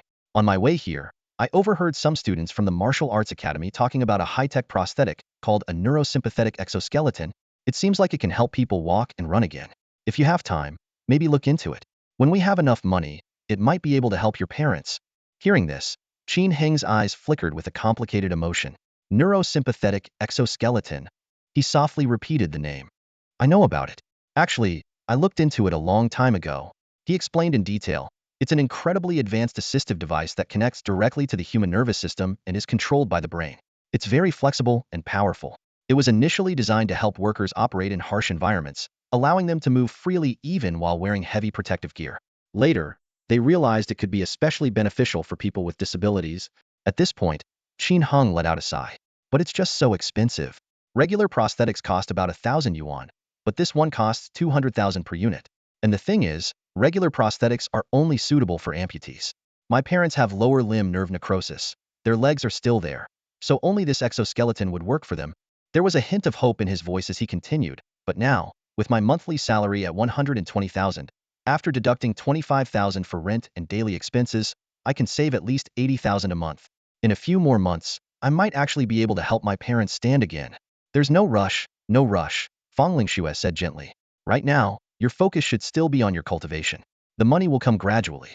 Tomorrow, I plan to visit some nearby shops and see if I can find a job as a sales assistant to help out a bit." "No, no, no." Qin Hong quickly interrupted her. "You need to rest properly.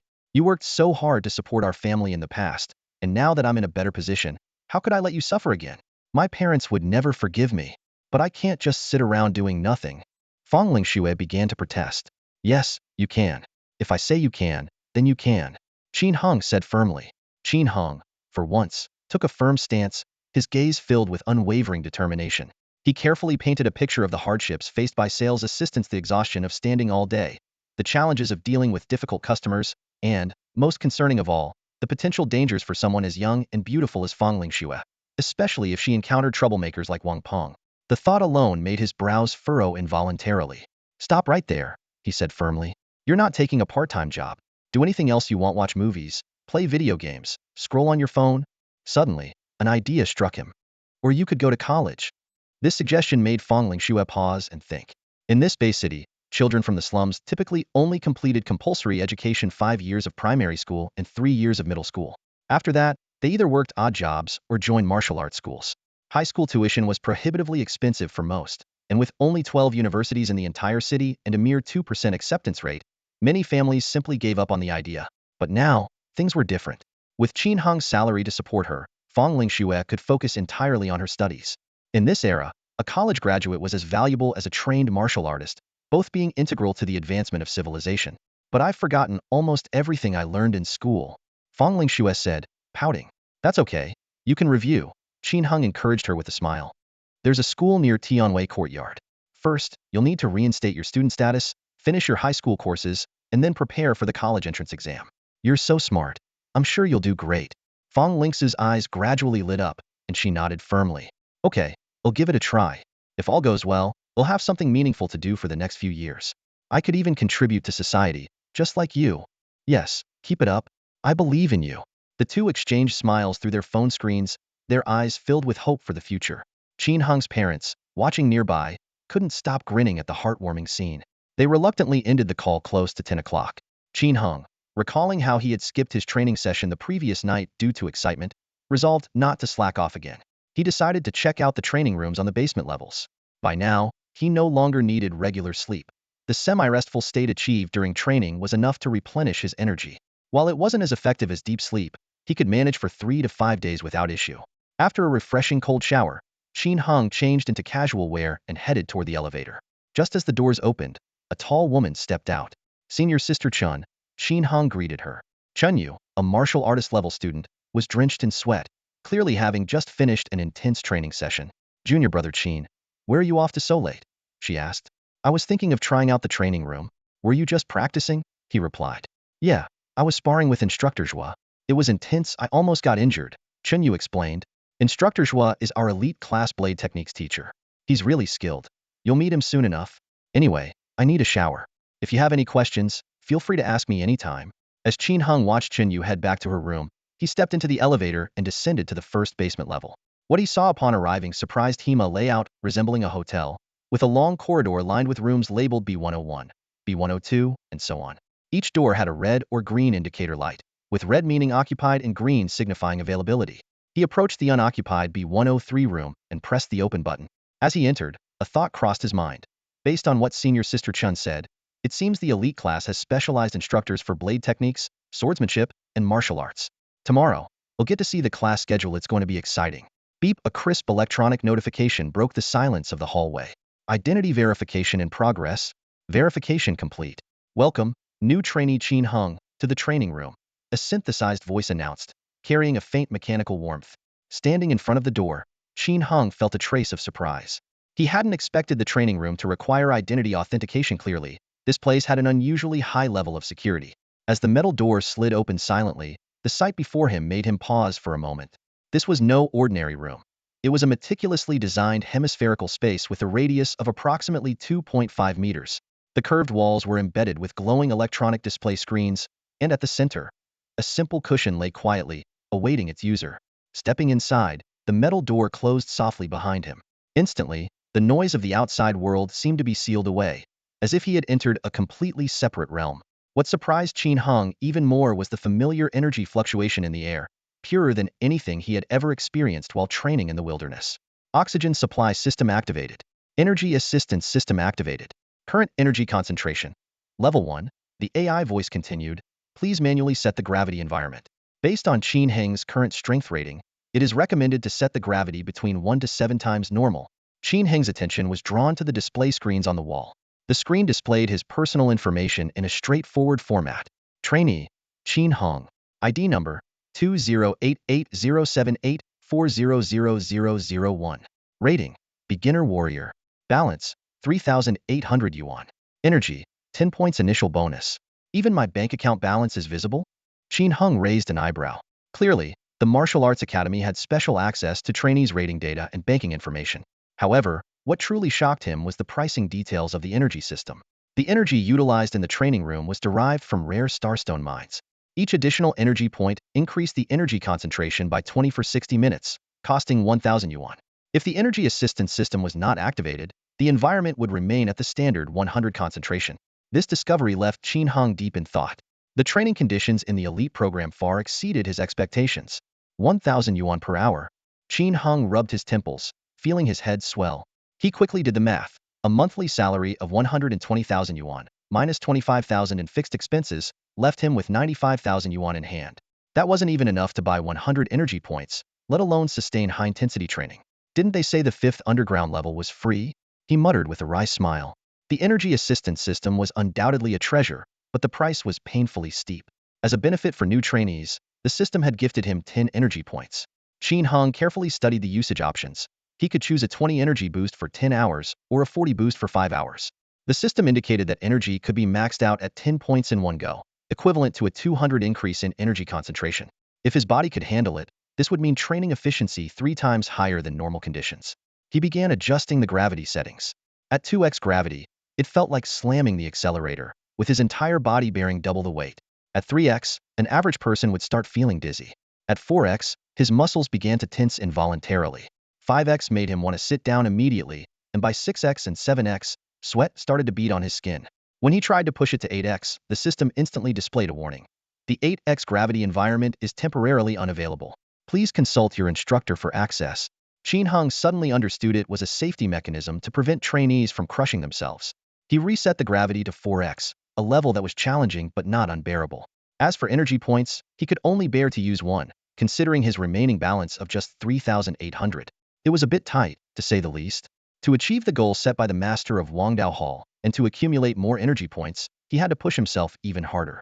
Sitting cross-legged in the center of the training room, Qin Hung regulated his breathing and activated the Xiantian Taishi technique.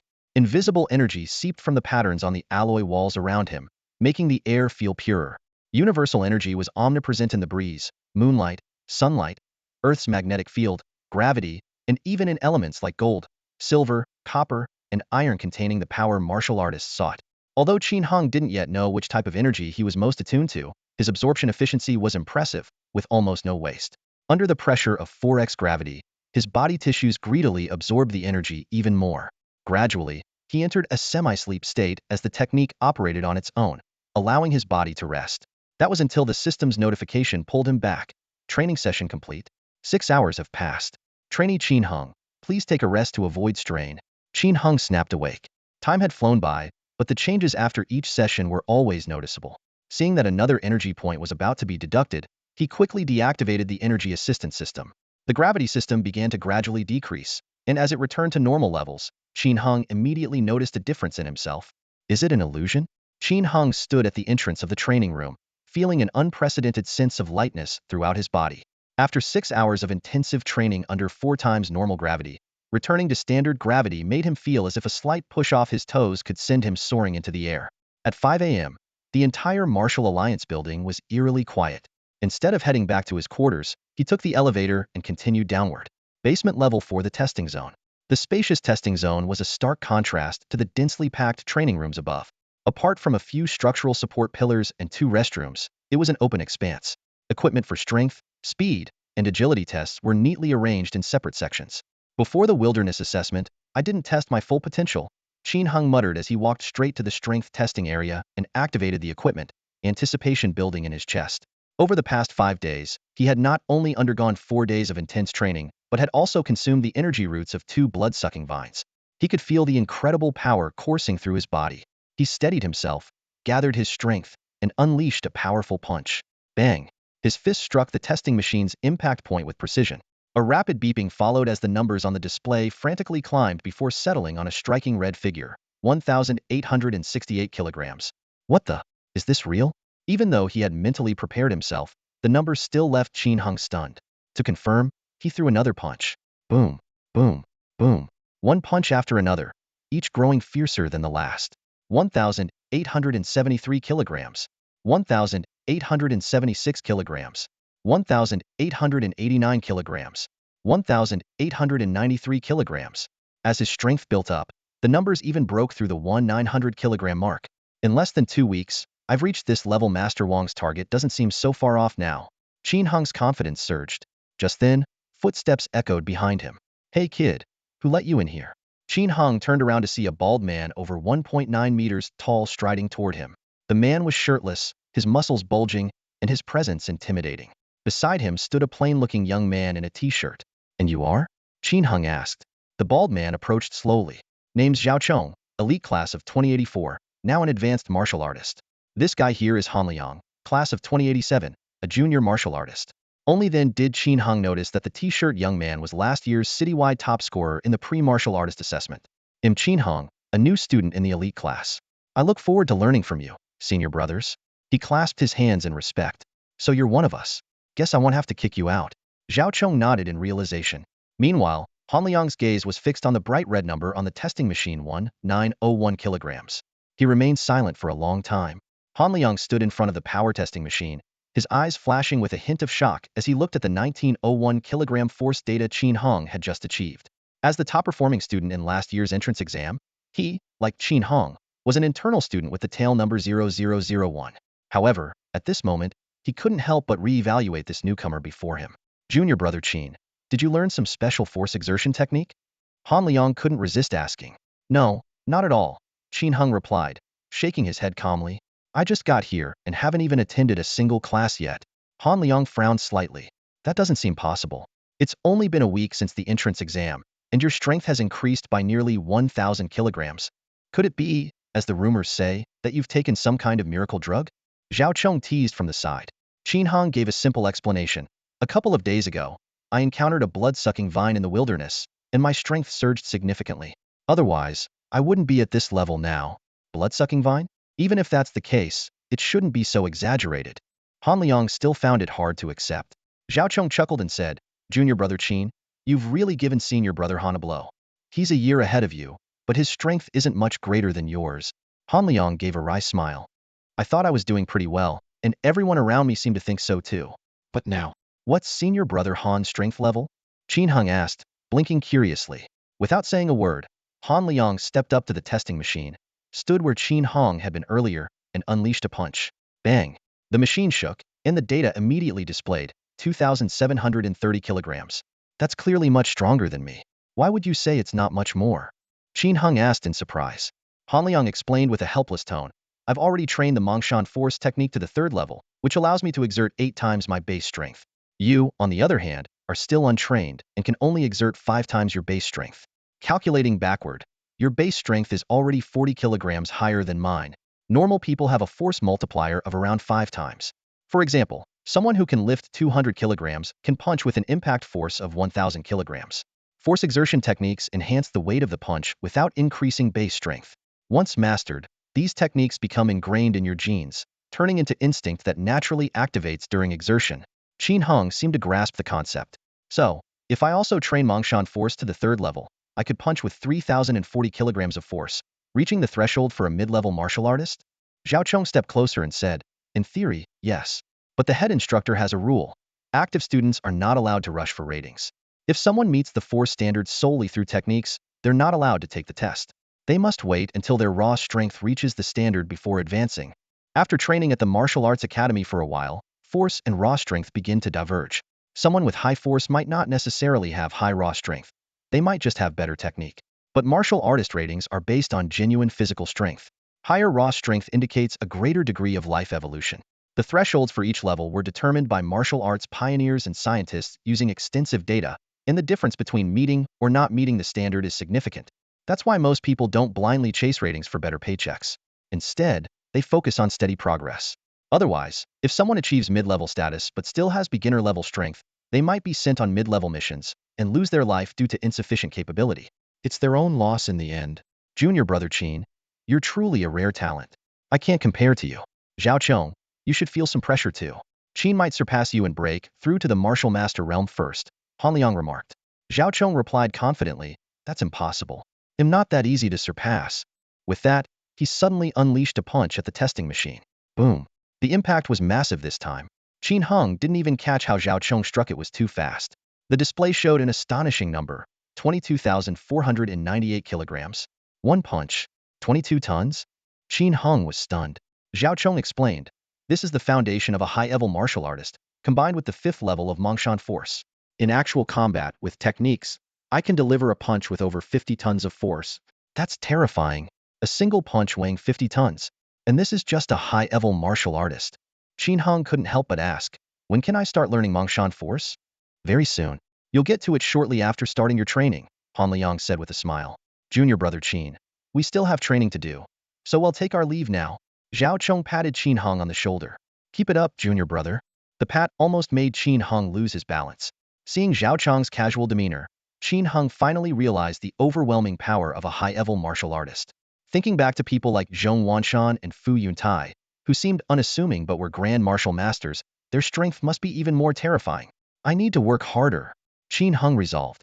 First, he planned to go for a medical examination, pick up his class schedule, and officially start learning tomorrow. Leaving the underground area, Qin Hung returned to his residence for a quick wash. The medical examination was conducted at the infirmary building, and all new students had to participate. It was open from 7 a.m. to 5 p.m., allowing flexibility in scheduling. Since it was still early, Qin Hung decided to explore the martial arts academy a bit. Qin Hung took out his phone and dialed Chen Yuan's number. Shortly after, the three of them met at the entrance of the cafeteria. Under the sunlight, Chen Yuan's eyes sparkled with envy. Qin Hung, you're really living the good life now. Chen Yuan couldn't help but exclaim. I heard from the senior students that the elite class dorms are practically villa level, equipped with all kinds of advanced training facilities. The craziest part is that you can even bring girls over to stay. It's like a vacation. Qin Hung shook his head with a wry smile. Don't even mention it. I'd rather stay in the regular dorms. Over there, they deduct 5,000 a month from my pay, and I have to pay extra for the training rooms. Even with a monthly salary of 500,000, if I don't budget carefully, I can't afford to spend like that. Seriously? Is it that bad? Su Kuang looked incredulous. Even with your high salary, it's still expensive for you? Qin Hung went on to explain the energy costs of the training rooms. After hearing the details, Chen Yuan drew in a sharp breath.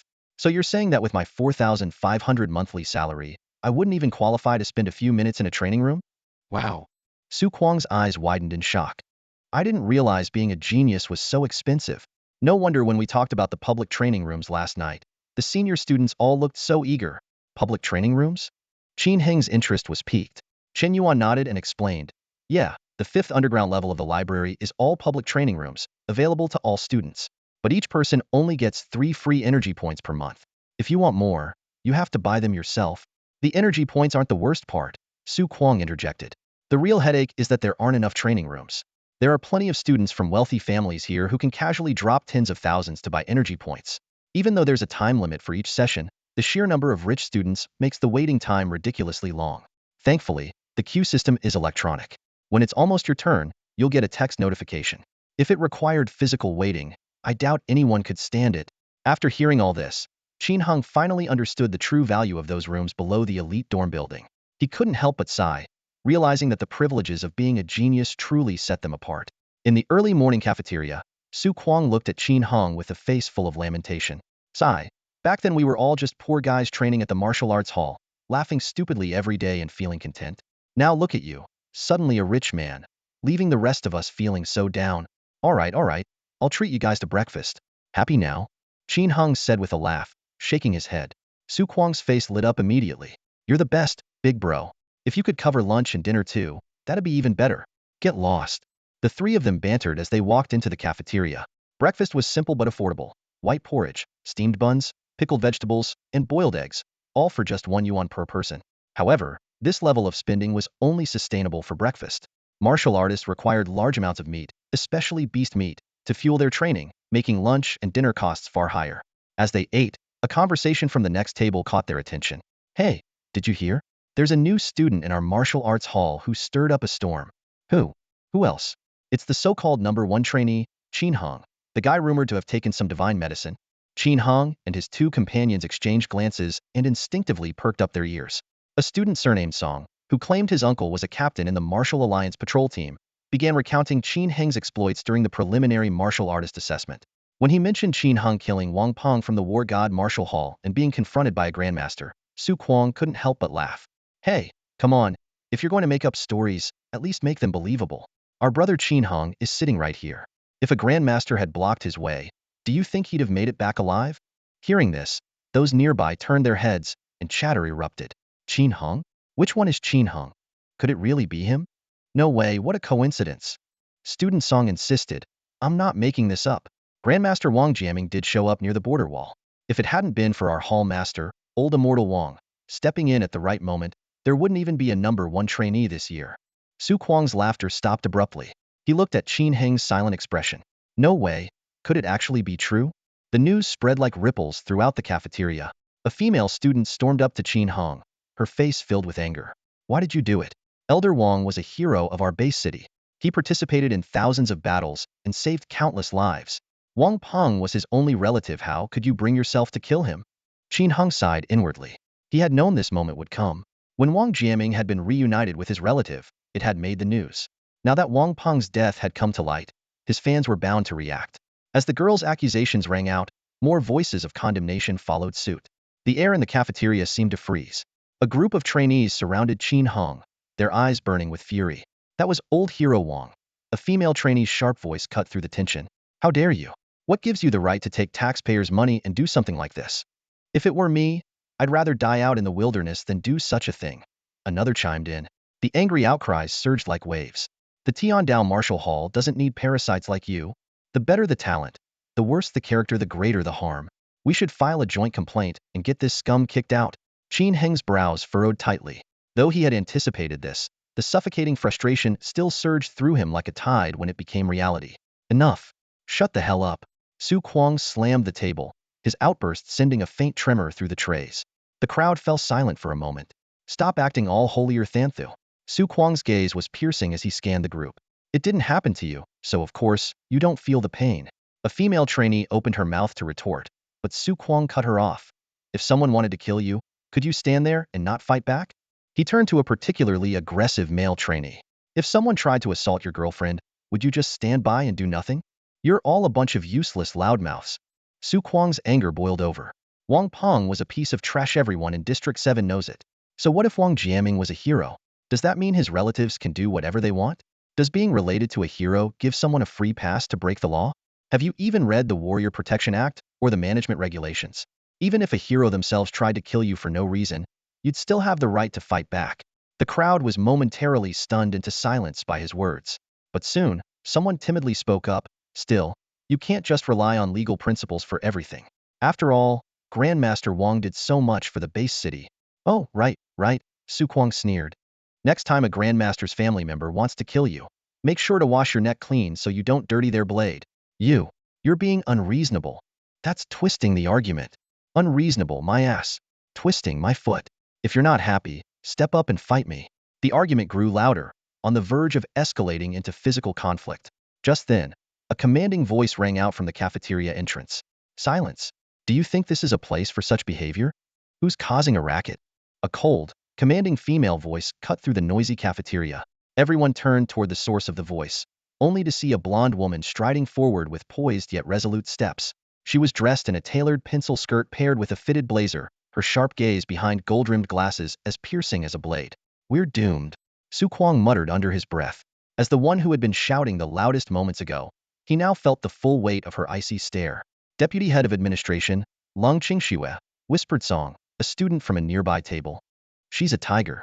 You guys are in serious trouble now. Those 3 words made Su Kuang's face go pale in an instant. In the Tiandao Martial Hall, the 3 deputy heads were household names. Zhang Junwei, the deputy head of martial arts, was a grandmaster on par with the hall master, the legendary Master Wang. Chu Qingshan, the deputy head of military affairs, oversaw military relations and border defense, also a grandmaster. And then there was Lung Qingxue, who, though uninvolved in martial matters, managed all internal operations from city partnerships to student discipline. Despite her youthful and striking appearance, she was actually in her 40s and had held this position for over a decade. Apart from the hall master and the other 2 deputies, even the martial arts professors, many of whom were more physically powerful, treated her with deep respect and a bit of fear. What's going on here? Why the argument? Lung Qingxue's gaze locked onto Su Kuang. The once aggressive young man now deflated like a punctured balloon, stammering, "They insulted my friend. I was just standing up for him." After hearing his explanation, Lung Qingxue remained expressionless as she declared, "It seems you all have too much free time. The administrative building happens to need cleaning. Everyone here will report for duty. Fail to do a good job, and each of you will lose 2 credits. Deputy Head, I was just eating my lunch. I didn't say a word." Chen Yuan timidly protested. "Do I need to repeat myself? I said everyone." Lung Qingxu's tone left no room for negotiation. She added, "They'll inspect the results this afternoon." With that, she turned and walked away. Groans erupted around the room. "Come on. I was just having breakfast. Even being a bystander is risky these days. The administrative building has 12 floors, each thousands of square meters. How are we supposed to clean all that with just a handful of us?" Qin Heng glanced at the surveillance cameras around the room and smirked. "These are high-definition cameras. They even capture facial expressions clearly. There's no escaping this one. Ugh, these days." Su Kuang began to grumble, but Chen Yuan quickly cut him off. "Sure, keep it down. The cameras record audio too." "Wait a second, Qin Heng." Su Kuang suddenly realized something. "You said, you guys have to do the work. What about you?" Qin Heng shrugged. "Elite class students don't use the credit system. We just need to reach the level of great martial master to graduate." Su Kuang and Chen Yuan were left speechless. The trouble had started because of Qin Heng, yet he was walking away scot-free while the rest of them were being punished. "Let's go. First, we've got medical checkups to do," Qin Heng said, patting their shoulders with a grin. After that, you guys can go clean, and I'll head back to my dorm and enjoy the air conditioning. Seriously? Rubbing salt in the wound? It'll kill you. Su Kuang lunged as if to hit him, but Qin Hong just laughed and dashed out of the cafeteria. Though Qin Hong had been upset earlier about being insulted and ganged up on, Long Qingshua's interruption had completely dissipated his anger. He knew deep down that killing Wang Peng had been the right decision. As long as his conscience was clear, that was enough. The hall master had already pointed him in the right direction. His only focus now was to grow stronger. Everything else would be proven in time. The three of them jogged toward the medical building. This year, the Tiandao Martial Arts School has enrolled around 2,400 new students, more than ever before. In the morning light outside the medical building, a long, winding line of people had already formed. Although the physical examination time had not yet begun, Qin Hong, Su Kuang, and Chen Yuan arrived early and managed to secure spots near the front of the line. As the sun climbed higher, the physical examination process began. The focus for prospective martial artists was on identifying hidden risks that could hinder their training, such as genetic disorders, terminal illnesses, organ failure, or skeletal deformities. Surface-level data like height and weight were considered much less important. The blood tests and X-rays were conducted quickly, and everyone then gathered in the first-floor lobby to await their results. The medical building of the martial arts school was one of the most advanced in the entire base city, equipped with state-of-the-art technology and highly efficient. Results were typically available within 60 minutes. About 40 minutes later, Su Kuang and Chan Yuan received their notifications and checked their results using the public devices in the lobby. Both were in excellent health. However, Qin Heng's results still hadn't come out. The three of them had undergone their checkups one after another, so the timing should have been similar. Yet, Qin Heng's test report was nowhere to be found. 1 hour passed, then 2. Su Kuang and Chen Yuan had long since received their results, but Qin Heng's report remained missing. Could there be something wrong? Qin Hong couldn't help but feel uneasy. Su Kuang and Chen Yuan tried to reassure him, saying, "Don't worry, it's probably just an oversight. It'll be your turn soon." But they couldn't wait any longer. They still had to head to the General Affairs building for cleaning duties, or they'd lose academic credits. Qin Hong had no choice but to let them leave, staying behind alone in the lobby to continue waiting. Time ticked by, minute by minute. It was nearing lunchtime, yet there was still no sign of his test report. Then, at 11:31 a.m., a call came in from an unfamiliar number. "Is this Qin Hong? Please come to the 8th floor of the medical center. We need to conduct a more detailed examination." Hearing this, Qin Heng's heart sank. Is there something wrong with my body? The long wait left Qin Hong feeling restless, and this unexpected phone call only made his heart race. He walked towards the elevator, pressed the button for the 8th floor, and felt his heartbeat quicken as the elevator ascended. As soon as the elevator doors opened, a young nurse in a white uniform was waiting just outside. "Are you Qin Hong?" she asked softly. Qin Hong glanced around. This floor was unusually quiet, a stark contrast to the bustling activity on the other levels. Looking up, he noticed a sign that read Meridian Department, a name that felt unfamiliar to him. "Yes, that's me," Qin Hong replied briefly, though his confusion lingered. "Please follow me," the nurse said, leading the way with light, graceful steps down the long hallway. "Miss, is there something wrong with my physical exam?" Qin Hong finally asked, unable to suppress the anxiety building inside him. "I'm not sure. You can ask the doctor in a moment," she replied, her words doing little to ease his concerns. Before long, they stopped in front of a consultation room. The nurse knocked lightly on the door. "Dr. Su, Qin Hong is here," she announced. "Let him in," came a calm but aged voice from inside. Qin Hong stepped into the room and was greeted by the sight of an elderly man with white hair and a flowing beard. The man wore a lab coat and reading glasses, and the name tag on his chest clearly read Senior Physician Su Yunhe. In the Tiandao Martial Arts Academy, physicians were ranked in 3 levels, with level 1 being the highest. There were only 3 level 1 physicians in the entire academy, and this man was one of them. "Dr. Su, is there a problem with my physical exam?" Qin Hong asked, his voice betraying the worry he felt. After all, this was about his future. Su Yunhe smiled kindly. "There is an issue, but it's not a bad one. Come, sit down and give me your hand." Those words were like a balm to Qin Heng's nerves, easing his tension slightly. He sat down as instructed and extended his right hand. Dr. Su placed his fingers gently on Qin Heng's wrist, his expression gradually growing thoughtful. The room fell into a deep silence, and Qin Hong noticed a file containing his student records on the desk behind the doctor. "Let me check the other hand," Su Yunhe said after a moment. After taking the pulse of his left hand, Dr. Su nodded in satisfaction. "As I suspected, you have a natural martial meridian. No wonder you've become a junior martial artist in such a short time." A natural martial meridian? Qin Hong was puzzled. He knew his energy channels were clear, but during the physical exam, no one had checked his pulse. They had only done blood tests and X-rays, and energy channels wouldn't show up on an X-ray. As if sensing his confusion, Dr. Su explained in a calm tone, your blood maintains a constant temperature and does not coagulate over time. The physician who tested your blood initially thought you were lacking clotting factors, but further analysis proved otherwise. When your file was passed to me, I concluded that you likely possess a 09 million Martial Meridian constitution. The revelation left Qin Hung stunned. Looking back, he realized he had rarely been injured throughout his life. Even 2 years ago, when he had a scuffle with Wang Peng and suffered minor abrasions, there had been almost no bleeding. Have you confirmed this now? Qin Hung pressed. Dr. Su nodded, and Qin Hung asked again, what makes a natural Martial Meridian special? Beyond knowing that he progressed faster than others in training, he was clueless about its other characteristics. Those with a natural Martial Meridian have an exceptionally smooth path in cultivation. Reaching the level of a Grandmaster is nearly guaranteed, Su Yunha explained. Additionally, your blood is unique, possessing extraordinary self-healing properties. Even if you suffer severe injuries, you will recover quickly. If you one day become a martial god, even a severed limb can regenerate within a month. Qin Heng's eyes widened in disbelief. While he wasn't surprised about the potential to become a grandmaster, had indeed found training unusually easy, the idea of regenerating severed limbs was beyond comprehension. Modern medicine could reattach severed limbs at best, and even then, functionality was greatly diminished. But according to Dr. Su, as a martial god, his body could regrow destroyed limbs entirely. Dr. Su, is this really true? Has it ever happened before? Qin Hung asked, still struggling to believe it. There is one documented case, Dr. Su replied with a nod. Who? Martial God Warden, the chief of the War God Martial Academy. Qin Hung was stunned. To think someone in the world could truly regenerate lost limbs, and it turned out to be none other than a martial god. But how could someone as powerful as Warden have suffered such an injury? Dr. Su spoke slowly. That incident is something of a secret among martial artists. The epic battle that took place over 30 years ago left an indelible mark on the history of Berlin Bay City. At that time, the newly ascended Warden, the martial god, faced a catastrophic beast tide and displayed astonishing combat prowess. Single-handedly, he swept through countless monsters, relentlessly pursuing two beast kings with unstoppable momentum, chasing them deep into the Atlantic Ocean. The truth of that battle was far more shocking than what the textbooks recorded.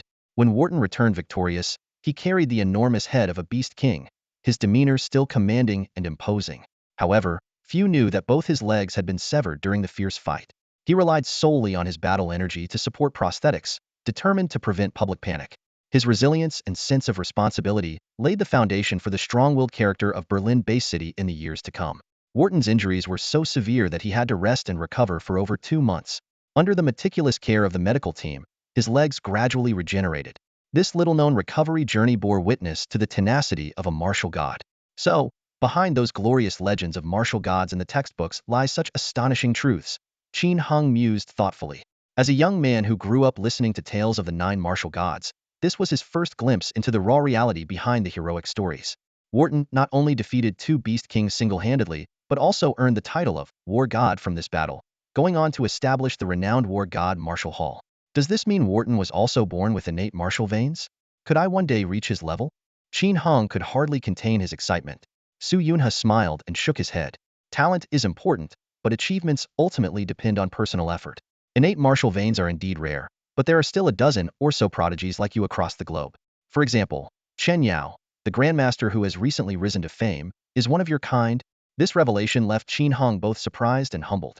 Among billions of people, knowing there were others who shared his extraordinary gift about a dozen filled him with both pride and a sense of modesty. Thank you, Mr. Su, for telling me all this. Qin Hung expressed his heartfelt gratitude, finally gaining a clearer understanding of his own situation. Su Yunha stroked his beard with a gentle smile. Young man, you must know that in the southern Xia branch of the Martial Hall, you are the only one with innate martial veins. Once I report this to Master Wang, I expect many masters and grandmasters will compete to take you as their disciple. You should think carefully about your decision. Hearing this, Qin Hung couldn't help but scratch his head shyly. To be sought after by so many masters and grandmasters was an incredible honor.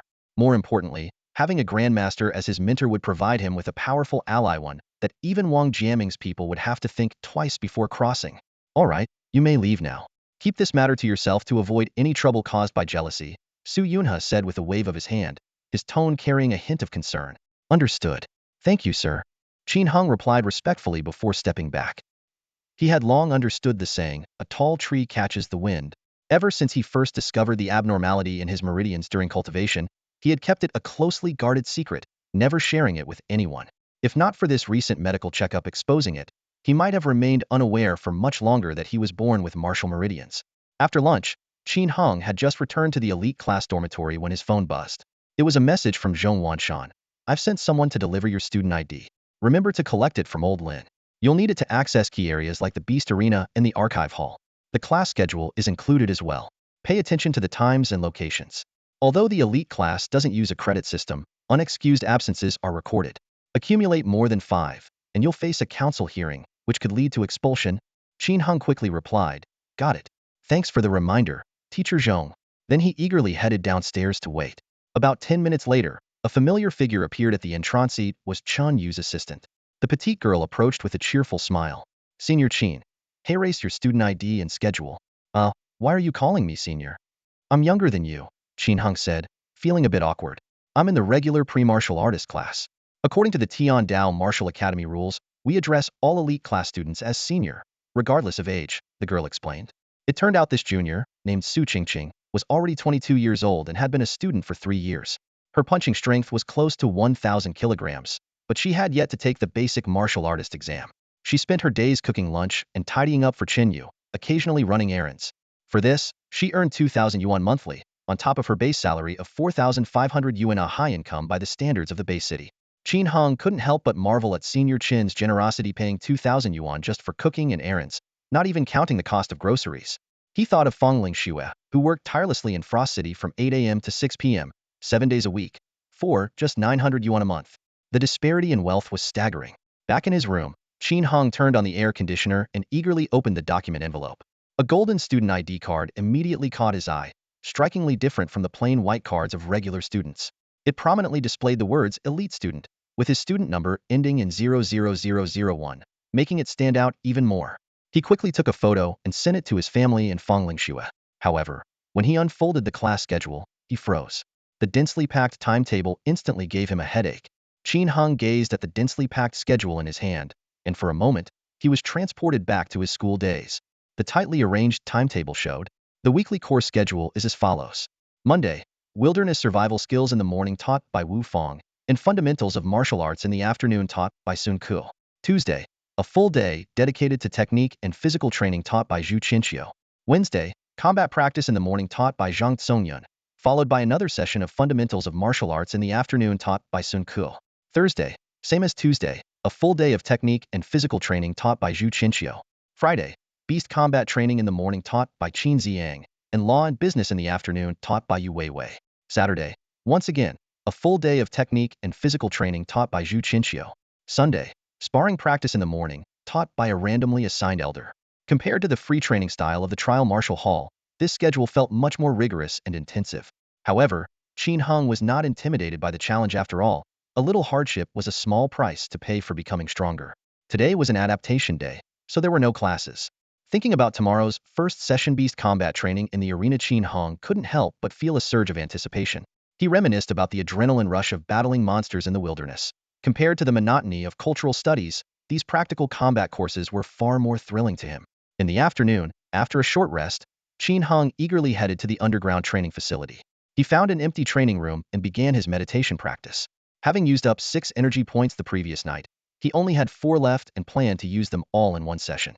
Adjusting the gravity system and energy assistance settings to match yesterday's configuration, he crossed his legs and entered a meditative state to practice the innate breathing technique. 4 hours flew by in the blink of an eye. When the system notification chimed, energy points depleted, please recharge promptly, Qin Hong slowly opened his eyes. The session felt fleeting, as if it had lasted only a moment. Yet the energy points, equivalent to 4,000 yuan, had been completely consumed. Looking at the dwindling balance in his bank account, Qin Hong felt a pang of worry. His next paycheck hadn't arrived yet, and he still needed to save up to buy a neurosympathetic exoskeleton for his parents. He couldn't justify spending so much money on energy points alone. If only there were other ways to earn energy points, he muttered to himself. Suddenly, an idea struck him. Wait, I could ask senior brothers and sisters. Maybe they'll know some ways to earn energy points. Energy points could be purchased with money, but Qin Hong knew that wasn't the only way. With this thought in mind, he left the gravity chamber and began exploring the various levels of the Martial Arts Academy for answers. Skipping the meditation rooms on the restricted B1 and B2 levels, Qin Hong arrived at the weapon training area on B3. A lively scene immediately caught his attention. Two familiar figures were engaged in an intense sparring session.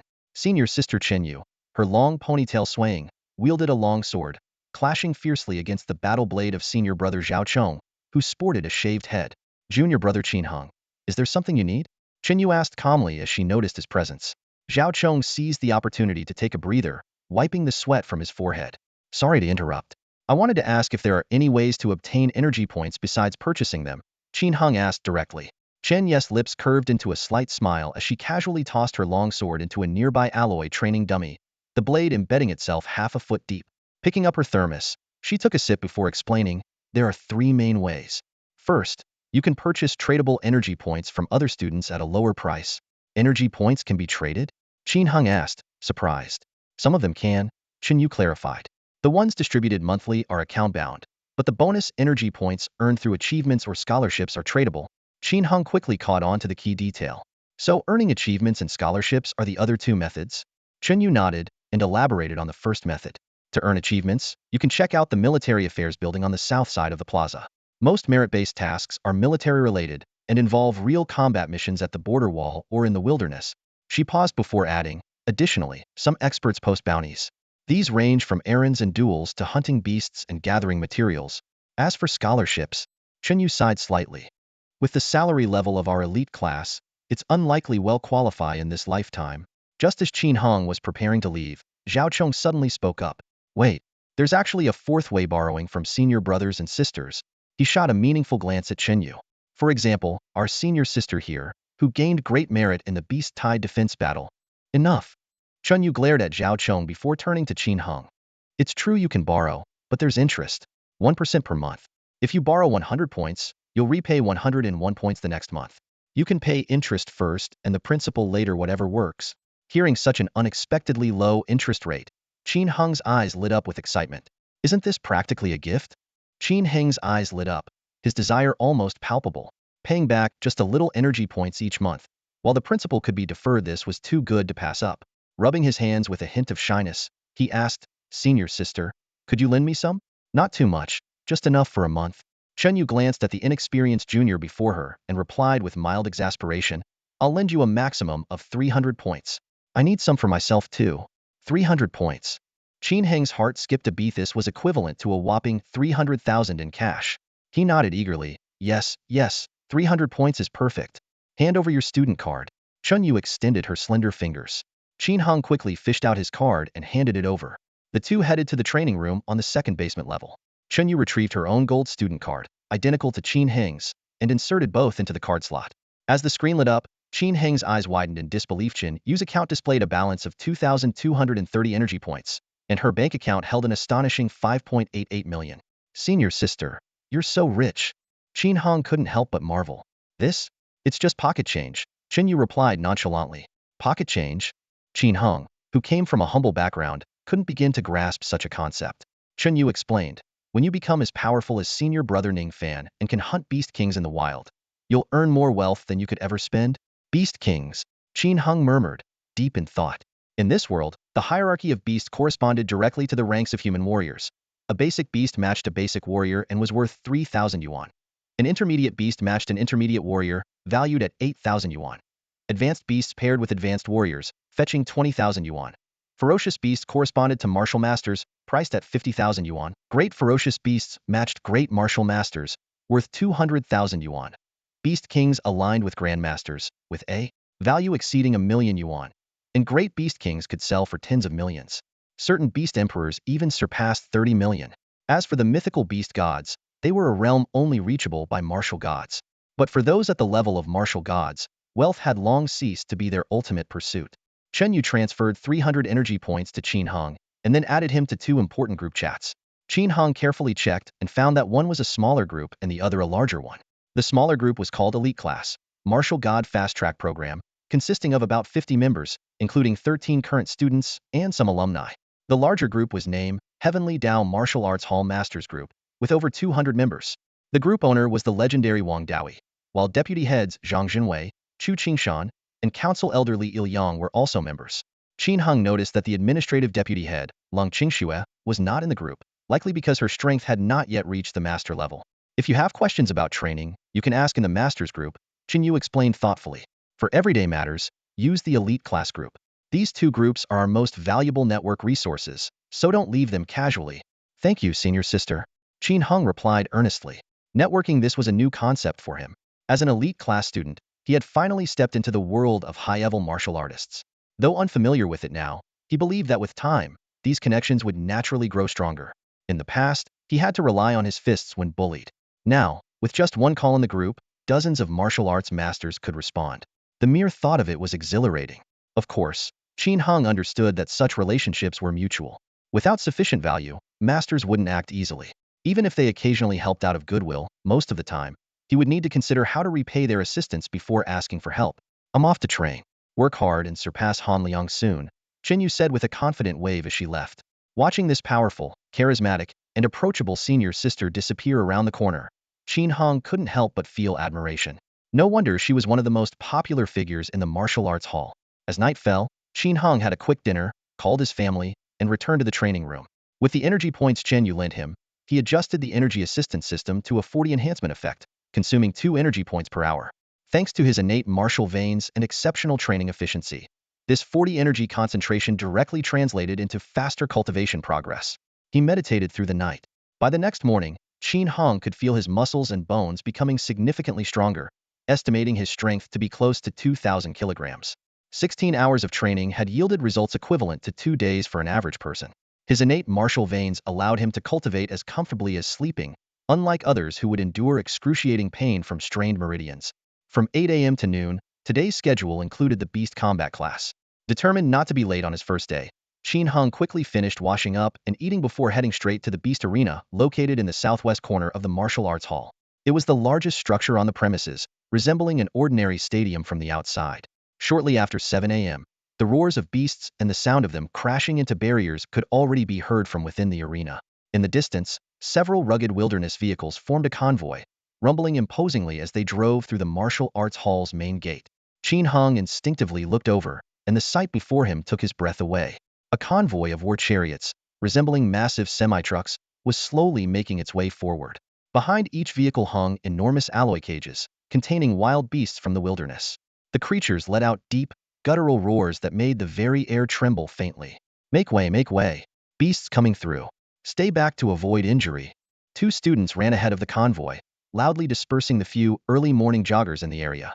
Though it was still early and there weren't many people around, the grand spectacle managed to draw a small crowd of about 20 curious onlookers. Oh my god, it's an iron skull monkey. A few students beside Qin Hung exclaimed in awe. That's a mid-level beast, and they managed to capture it alive. Look over there, the one-horned fury bull. Another student pointed excitedly. That's the king among mid-level beasts. Its ramming strength can reach 9,500 kilograms, almost comparable to a high-level beast. Although Qin Hung didn't know much about beasts, the ferocious and menacing creatures in the cages, combined with the murmurs of excitement around him, made him realize how extraordinary this batch of beasts was. The alloy gates of the arena were slowly opening. The convoy came to a halt, and the passenger door of the first transport vehicle swung open. A young man in combat gear gracefully jumped out. It's Senior Yun Wei. A wave of gasps erupted from the crowd, filled with admiration and awe. Is this Yun Wei Senior really that famous? Qin Hung curiously asked the female student beside him. She gave him a disdainful glance. You must be new here, huh? You don't even know Senior Yun Wei? Seeing Qin Hung nod and admit he was a newcomer, she became even more smug. Senior Yun Wei is the most outstanding student in the Tiandao Martial Arts Academy in the past 8 years. He's won the scholarship every year for 8 consecutive terms, better than many in the elite classes. He's already a high-level warrior now, and was recruited into MS Group's level talent development program. He's one of the most exceptional martial arts geniuses in the entire base city. Qin Hung nodded silently in acknowledgement. Reaching the level of a high-level warrior in just 8 years, starting as a beginner, indeed demonstrated remarkable talent. Even without joining the elite classes, Yun Wei's achievements stood out brilliantly among ordinary students. Senior Yun Wei just smiled at me. The female student suddenly squealed, her eyes sparkling with infatuation. Sure enough, Yun Wei was looking in their direction, a gentle smile on his face. Students over there, are there any junior warriors among you? Someone on our team is injured, and we need 2 people to help escort the beasts into the cages. If you're available, I'll treat you to a meal. Senior Yun Wei, I. A female trainee eagerly raised her hand, her face full of anticipation. I'm Chu Yani from Pre-Warrior Class 105. I can help. Yunwei turned to look at her. Are you a beginner-level warrior? I almost am. Chu Yanni's voice gradually softened. No, no. Yunwei shook his head decisively. These are mid-level beasts. Even with tranquilizer guns, you need to have beginner-level warrior strength to handle them.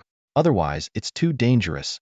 Hearing this, Chu Yanni's face fell in disappointment, but she quickly replaced it with a blissful expression. Senior Yunwei cares about my safety. He's so thoughtful. Standing nearby, Qin Hong couldn't help but feel speechless. He stepped forward voluntarily. I'll help. And you are? Yunwei asked. Elite class, Qin Hong. Beginner-level warrior. As soon as he said this, the surrounding crowd fell silent, followed by waves of murmured discussions. What? Elite class? Is that for real? What are the odds? There are only 13 elite class trainees in the entire martial arts academy. Qin Hong. Isn't he that record-breaking, pill-eating slacker genius from this year? Even Chu Yanni, who had just looked down on Qin Hong, now appeared surprised. Still, she muttered stubbornly under her breath, beginner-level warrior only. Not as amazing as Senior Yunwei. Qin Hong heard her but didn't bother responding. He simply stepped forward to prepare for the task. Come on, Yunwei said with a smile. If you're from the elite class, I can rest easy. These beasts are tough to deal with. Ordinary trainees might not be able to handle them. As the convoy entered the beast arena, Yunwei called over another beginner-level warrior trainee to join Qin Hong, and the two jogged along behind the group. Senior Qin Hong, you're a new student this year, right? I haven't heard your name before, Yunwei asked. Yeah, I just registered the day before yesterday, Qin Hong replied. Senior Yunwei, you've probably spent quite a bit of time in the wilderness, haven't you? Qin Hong asked in return.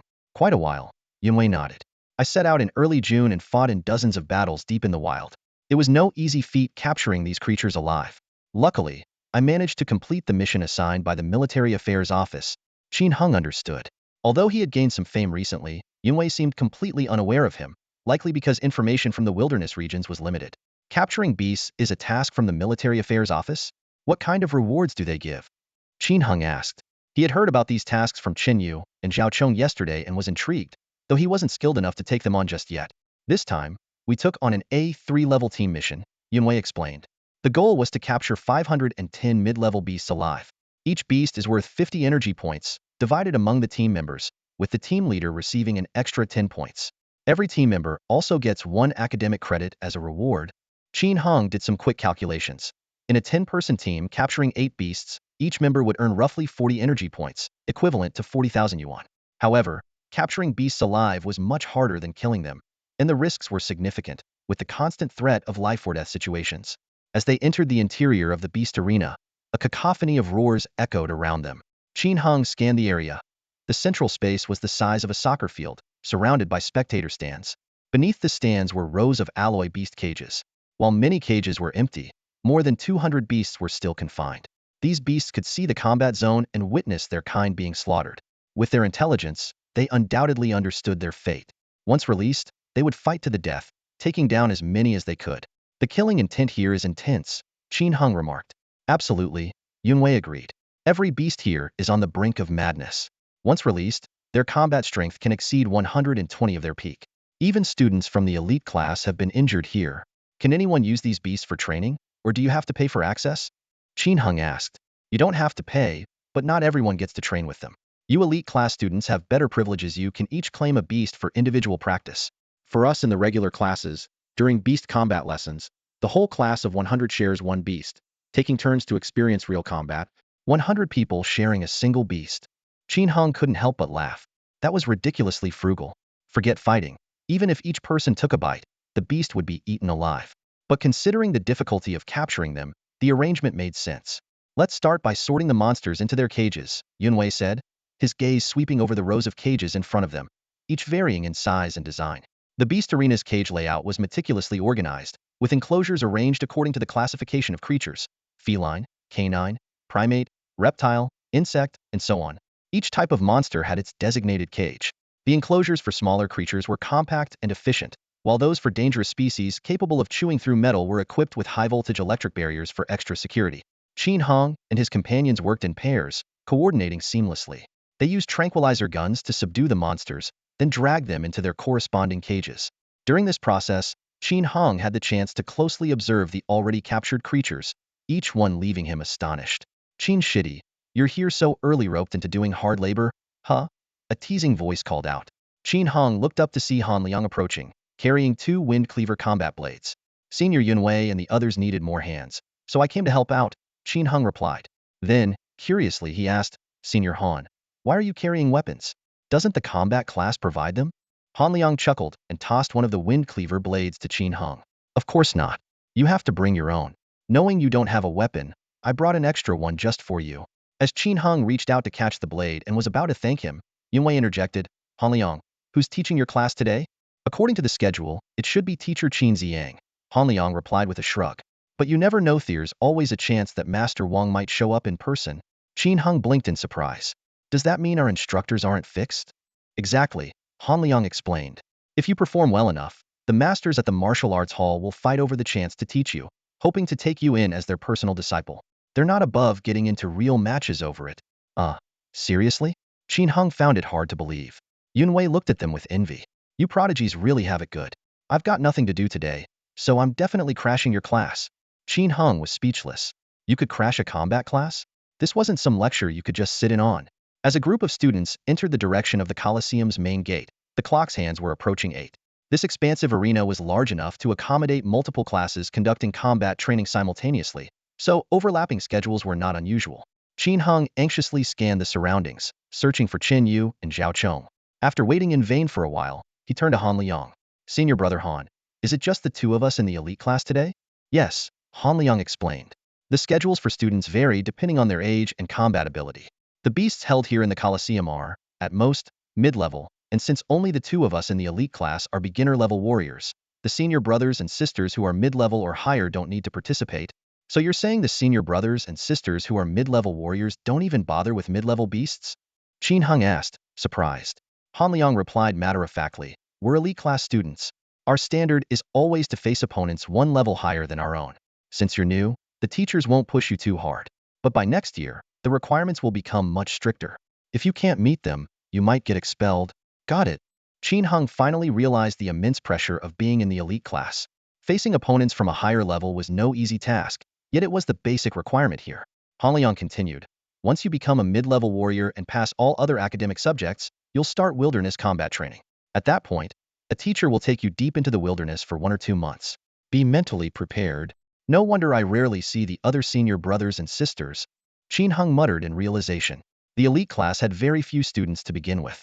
Ning Fan and Xue Chong, the 2 strongest, were focused on advancing to the next level. Some of the other senior students were out in the wilderness, leaving only Qin Yu, Zhao Chong, and Han Liang around on most days.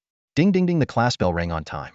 With the sound of chains moving, a metal barrier rose in the center of the Colosseum, dividing the area in 2.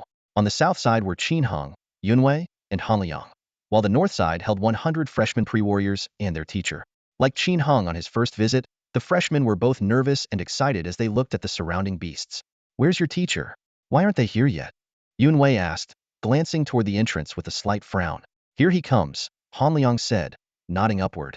A young man dressed in a t-shirt, casual pants, and flip-flops, with black-framed glasses, descended gracefully from above the Colosseum. His appearance was completely different from the imposing grandmasters Qin Hong had imagined, like Wang Jiaming or Wang Daoyi.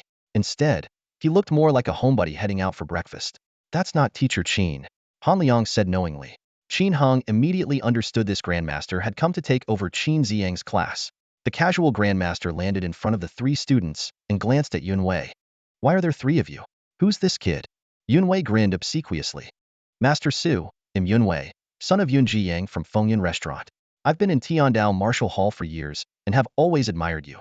When I heard you were coming today, I wanted to sit in on the class. Ah, so you're old Yun's son. Fine, you can stay. Grandmaster Su Yichin nodded in approval. Qin Hong was secretly surprised. Yunwei clearly had a significant background. His father being able to earn such a familiar address from a grandmaster meant he was likely a master-level figure himself. Master Su, did teacher Qin take the day off? Han Liang asked with a smile. Yes, his wife's having a prenatal checkup, so he asked me to cover for him, Su Yichin said nonchalantly. Han Liang stifled a laugh. It was more likely that Qin Ziyang had been forced to give up the class. Su Yichin sized up Qin Hong for 2 seconds. Have you killed any beasts before? During the wilderness combat test a few days ago, I killed a few beginner-level ones, Qin Hong answered honestly. Not bad. Su Yichin turned to Yunwei. Release a mid-level beast, one that's well-balanced. Yunwei quickly ran to the control panel and skillfully selected a beast with balanced attributes. As the iron gate descended, a brown-furred gorilla appeared in the cage. However, it cowered in the corner, intimidated by Su Yichen's aura. Come out and fight my student. Win, and you'll be set free. Lose, and I'll make it quick for you, Su Yichen said to the beast. The primate clearly understood human language. After a moment of hesitation, it crawled out of the cage and approached Qin Hong and the others on all fours. Master Su, isn't this a bit too much for Qin Hong? Yunwei asked worriedly.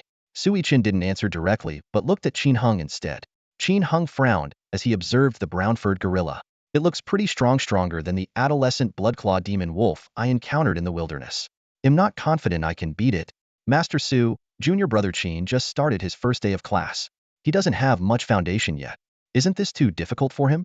Han Liang added, concerned. He won't die. Let him try, Su Yichen said calmly. The three fell silent.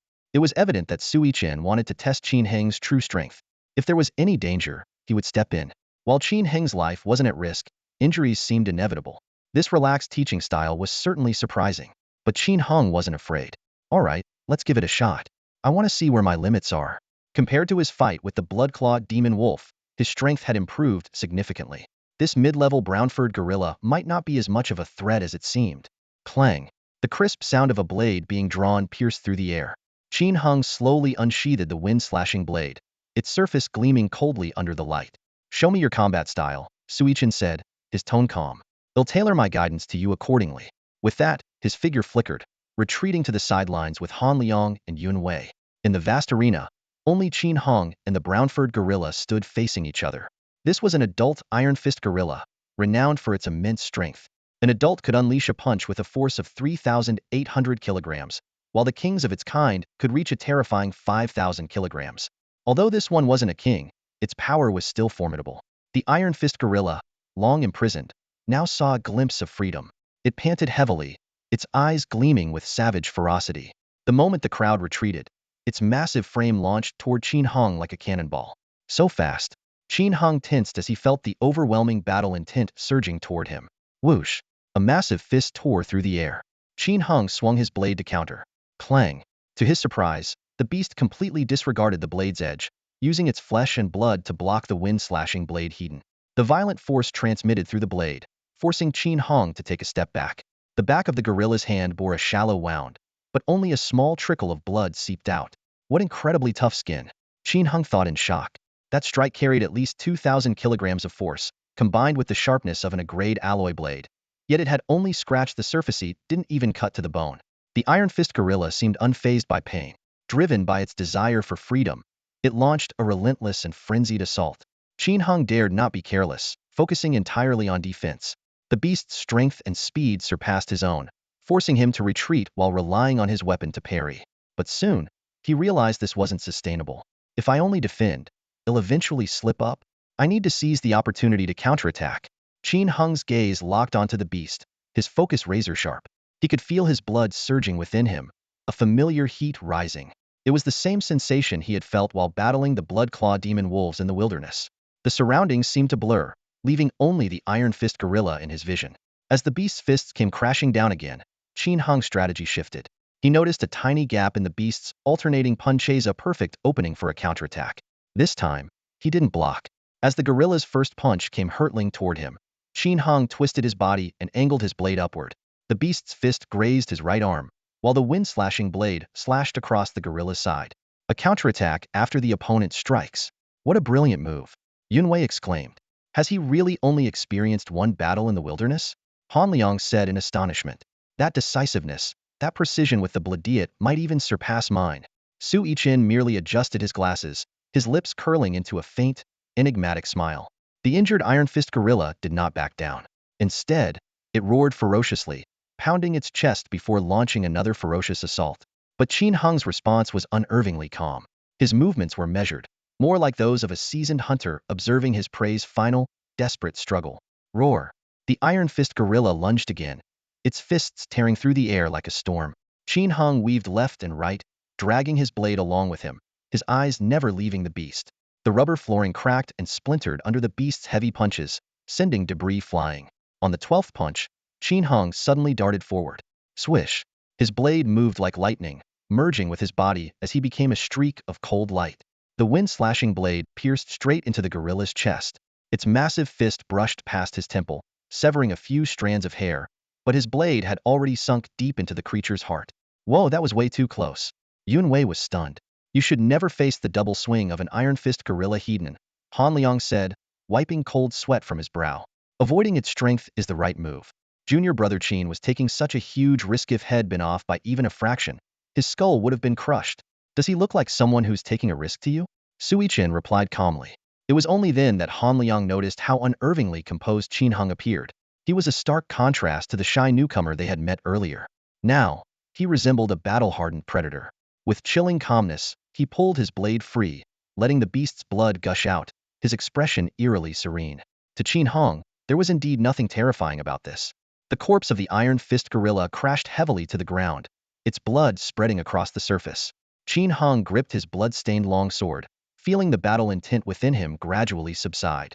His gaze moved away from the monster's lifeless body, and a ripple of emotion stirred in his heart. I actually managed to take down a mid-level beast on my own? And without any guidance from the Tiandao Martial Arts Academy, Qin Hung looked down at his hands, momentarily lost in thought. This power far exceeded his expectations. Junior brother Qin? Han Liang's anxious voice broke through the silence as he and Yunwei hurried onto the scene. Yunwei crouched down to examine the monster's wounds and quickly concluded, a single strike to the heart, what a precise and deadly attack. Qin Hung, your strength is truly impressive. As the tension dissipated, Qin Hung gave a modest smile. Maybe it was just luck. The timing felt right, so I acted. Faced with his senior brother's astonished expressions, he chose to remain humble. At that moment, Sui Chen approached them slowly.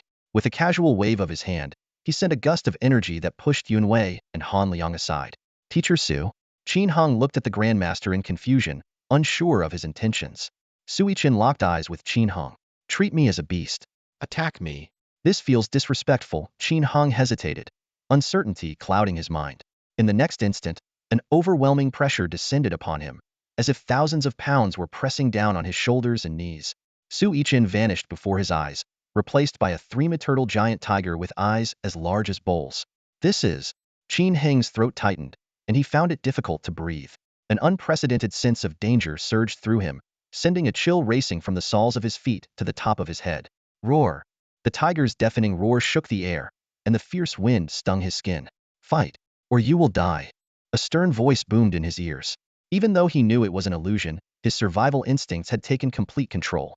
Qin Hung tightened his grip on the long sword and charged forward without hesitation. Bang! Qin Hung moved swiftly, but the massive tiger was even faster.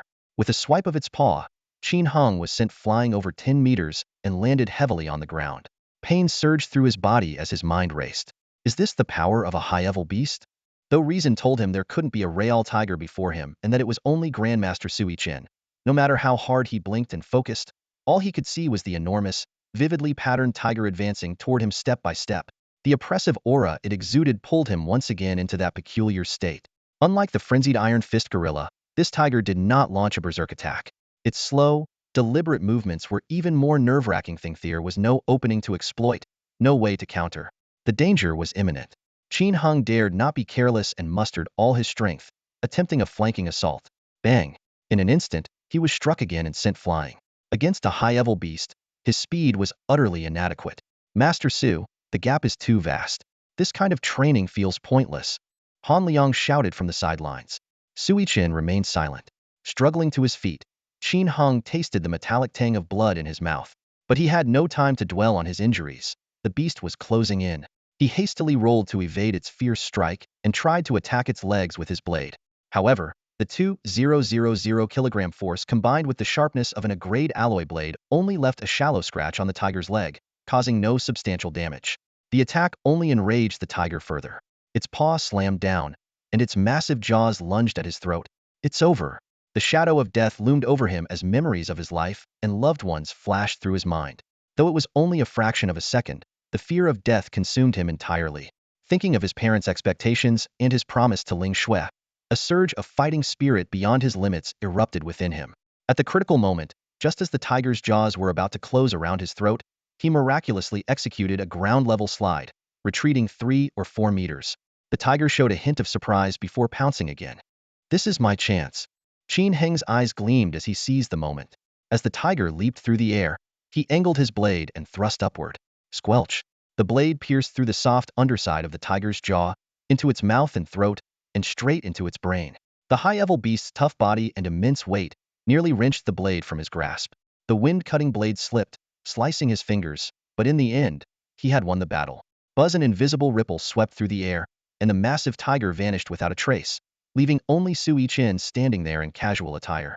Qin Hong gripped the blade with one hand and steadied it with the other as blood trickled down the blade. The tip of the sword was caught lightly between Sui Chen's two fingers. "Not bad," Sui Chen said, his voice filled with approval. "Master Su, what was that just now?" Qin Hong asked, ignoring the pain in his palm. His heart was still racing, and the terror of the life-and-death battle lingered. Han Liang ran toward the supply room in the distance. Yunwei explained, "Just now, Master Su used Grandmaster-level mental energy to simulate a battle with you. What you saw was likely a kind of beast, but in reality, it was Master Su fighting you." "What? I fought a Grandmaster?" Qin Hong blinked, unable to hide his astonishment. A Grandmaster, a being capable of shaking mountains and splitting earth with a mere stomp. During the fight, he had sensed that the tiger couldn't be real and had guessed he was battling an illusion. But the experience had been so vivid that he couldn't help but give it his all. "Master Su, you went easy on me, didn't you? If that had been a real high-level beast, I'd already be dead," Qin Hong said. Sui Chen nodded slightly. "I did hold back. At the start, I gave you opportunities to attack. If this had been the wilderness and a high-level beast ambushed you, your chances of survival would be 0. "That's true," Qin Hong admitted without argument. The strength and speed of a high-level beast far surpassed his own. If it took advantage of the terrain for an ambush, even a seasoned high-level martial artist might not survive, let alone a beginner like him. However, Sui Chen's tone shifted. "Your adaptability in combat is impressive. You quickly entered the right state of mind, identified the enemy's weaknesses, and launched counterattacks. That's a very good quality." His words carried undisguised praise. "Junior brother Qin, Master Su rarely praises anyone like this," Han Liang said with a mix of envy and admiration. "He's one of the senior elders of our martial arts school, a direct disciple of Master Wang, and ranks among the top grandmasters in the world. To earn his recognition means you've surpassed 99.99 of people worldwide." These words echoed through the Colosseum, leaving Qin Hong utterly shaken. He turned his gaze towards Sui Chen, his eyes filled with astonishment. Wang Daoi's apprentice, this grandmaster, standing calmly in the arena, hailed from such a prestigious lineage. An overwhelming realization struck Qin Hong. Not only was Wang Daoi, his master, a grandmaster, but his senior brother, Zhang Daoping, was the headmaster of the Tiandao Martial Arts Academy in the Central Bay City and one of the 7 martial gods worldwide. The depth of this martial lineage was simply unfathomable. "Mind your words," Sui Chen reprimanded Han Liang lightly, then shifted his gaze to Qin Hong. His voice was steady and powerful. "Qin Hong, your combat instincts are like an unpolished gem. But to truly become a strong warrior, instincts alone are far from enough. This treasure needs meticulous refinement. I, along with the other elders, will plan your training schedule. Be prepared." These words left Han Liang and Yunwei deeply shaken. "Master Su, are you saying you'll personally train junior brother Qin Hong for the long term?" Han Liang's tone was filled with envy. In the elite class, grandmasters would occasionally provide guidance, but it was always temporary. Very few received continuous training from a grandmaster. Sui Chen replied, "Not necessarily me. It will depend on whose style of strength aligns best with his." This response made Han Liang and Yunwei exchange glances, both seeing the same astonishment in each other's eyes. Sui Chen was concerned he might not be the most suitable mentor for Qin Hong and was considering finding the best possible teacher for him. This clearly indicated they were dealing with a rare prodigy, someone Sui Chen was afraid of mishandling. "Junior brother Qin Hong, you're truly..." Han Liang's voice brimmed with admiration. Qin Hong scratched his head, understanding the weight of what had been said. Excitement filled his voice as he declared, "Master Su, I'm ready. No matter how hard it gets, I'm not afraid if it means becoming stronger." "Good. That's all for today. Continue practicing with your senior brothers. I'll go discuss this with the headmaster and the others." With that, Sui Chen lightly stepped into the air and gracefully left the Colosseum. Han Liang and Yunwei looked at Sui Chen's departing figure with stunned expressions. The class had lasted less than 5 minutes, shorter than a man browsing through a shopping mall.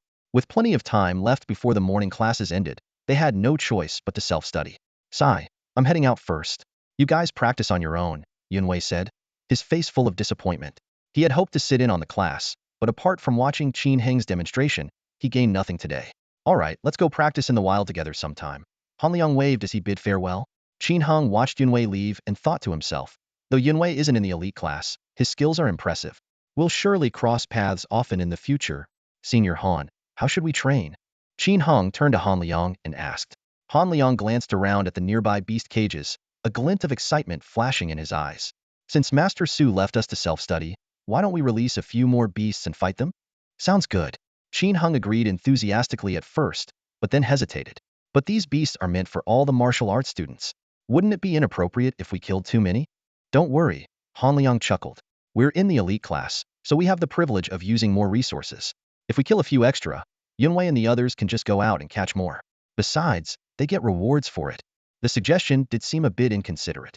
Is your hand okay? Han Liang asked with concern. It's just a small injury. Nothing serious. Qin Hung nodded. All right then, get ready. I'm going to release one of the strongest mid-level beasts for us to take on together. What kind of beast? Qin Hung asked. The blood-clawed demon wolf. Han Liang declared. Hearing the name, Qin Hung initially thought it wouldn't be much of a challenge, but Han Liang quickly added, and it's the king of the blood-clawed demon wolves, comparable to a high-level beast. I've had my eye on it for a long time. Today, we're taking it down. The word king immediately made Qin Hung take this seriously. An adult blood-clawed demon wolf was already a formidable mid-level beast, but the king of the pack was the strongest of its kind. Its power would typically be double that of an average adult, making it a truly daunting opponent. As Han Liang called out the cage number, the sound of metal clashing echoed, and a towering figure, standing 2.6 meters tall, slowly emerged. The blood-clawed demon wolf king was covered in dark red fur, and its razor-sharp claws were a terrifying 35 centimeters long. Years of captivity had left it extremely irritable, and the moment it stepped out of the cage, it roared and charged at the two of them. Junior Qin, be careful. This time, there's no teacher to protect us. It's all on us, Han Liang said, raising his blade as he rushed forward. Far from panicking, Qin Heng's blood boiled with excitement. This blood-clawed demon wolf king, whose strength bordered on that of a high-level beast, was the perfect opponent. On the other side of the iron fence, students from the novice martial artist class had stopped to watch the battle. Compared to their side, where 100 students took turns fighting injured low-level beasts, the sight of 2 elite class students battling the blood-clawed demon wolf king was far more thrilling. Wow, what a ferocious beast. Look at how fast those 2 senior brothers are. Whoa, that slash was incredible. I need to find out the names of those senior brothers. Even though their teacher kept scolding, focus on your lessons. Stop looking around. The students couldn't help but steal glances at the combat. As top-tier martial artists in the beginner ranks, Qin Hung and Han Liang worked seamlessly together. Even in the face of the wolf's immense strength and razor-sharp claws, they handled the situation with ease.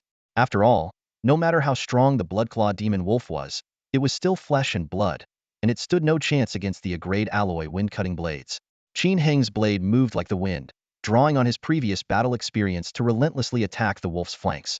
Meanwhile, Han Liang coordinated his attacks from the other side, leaving the beast howling in fury. It desperately wanted to tear them apart, but it couldn't find an opening.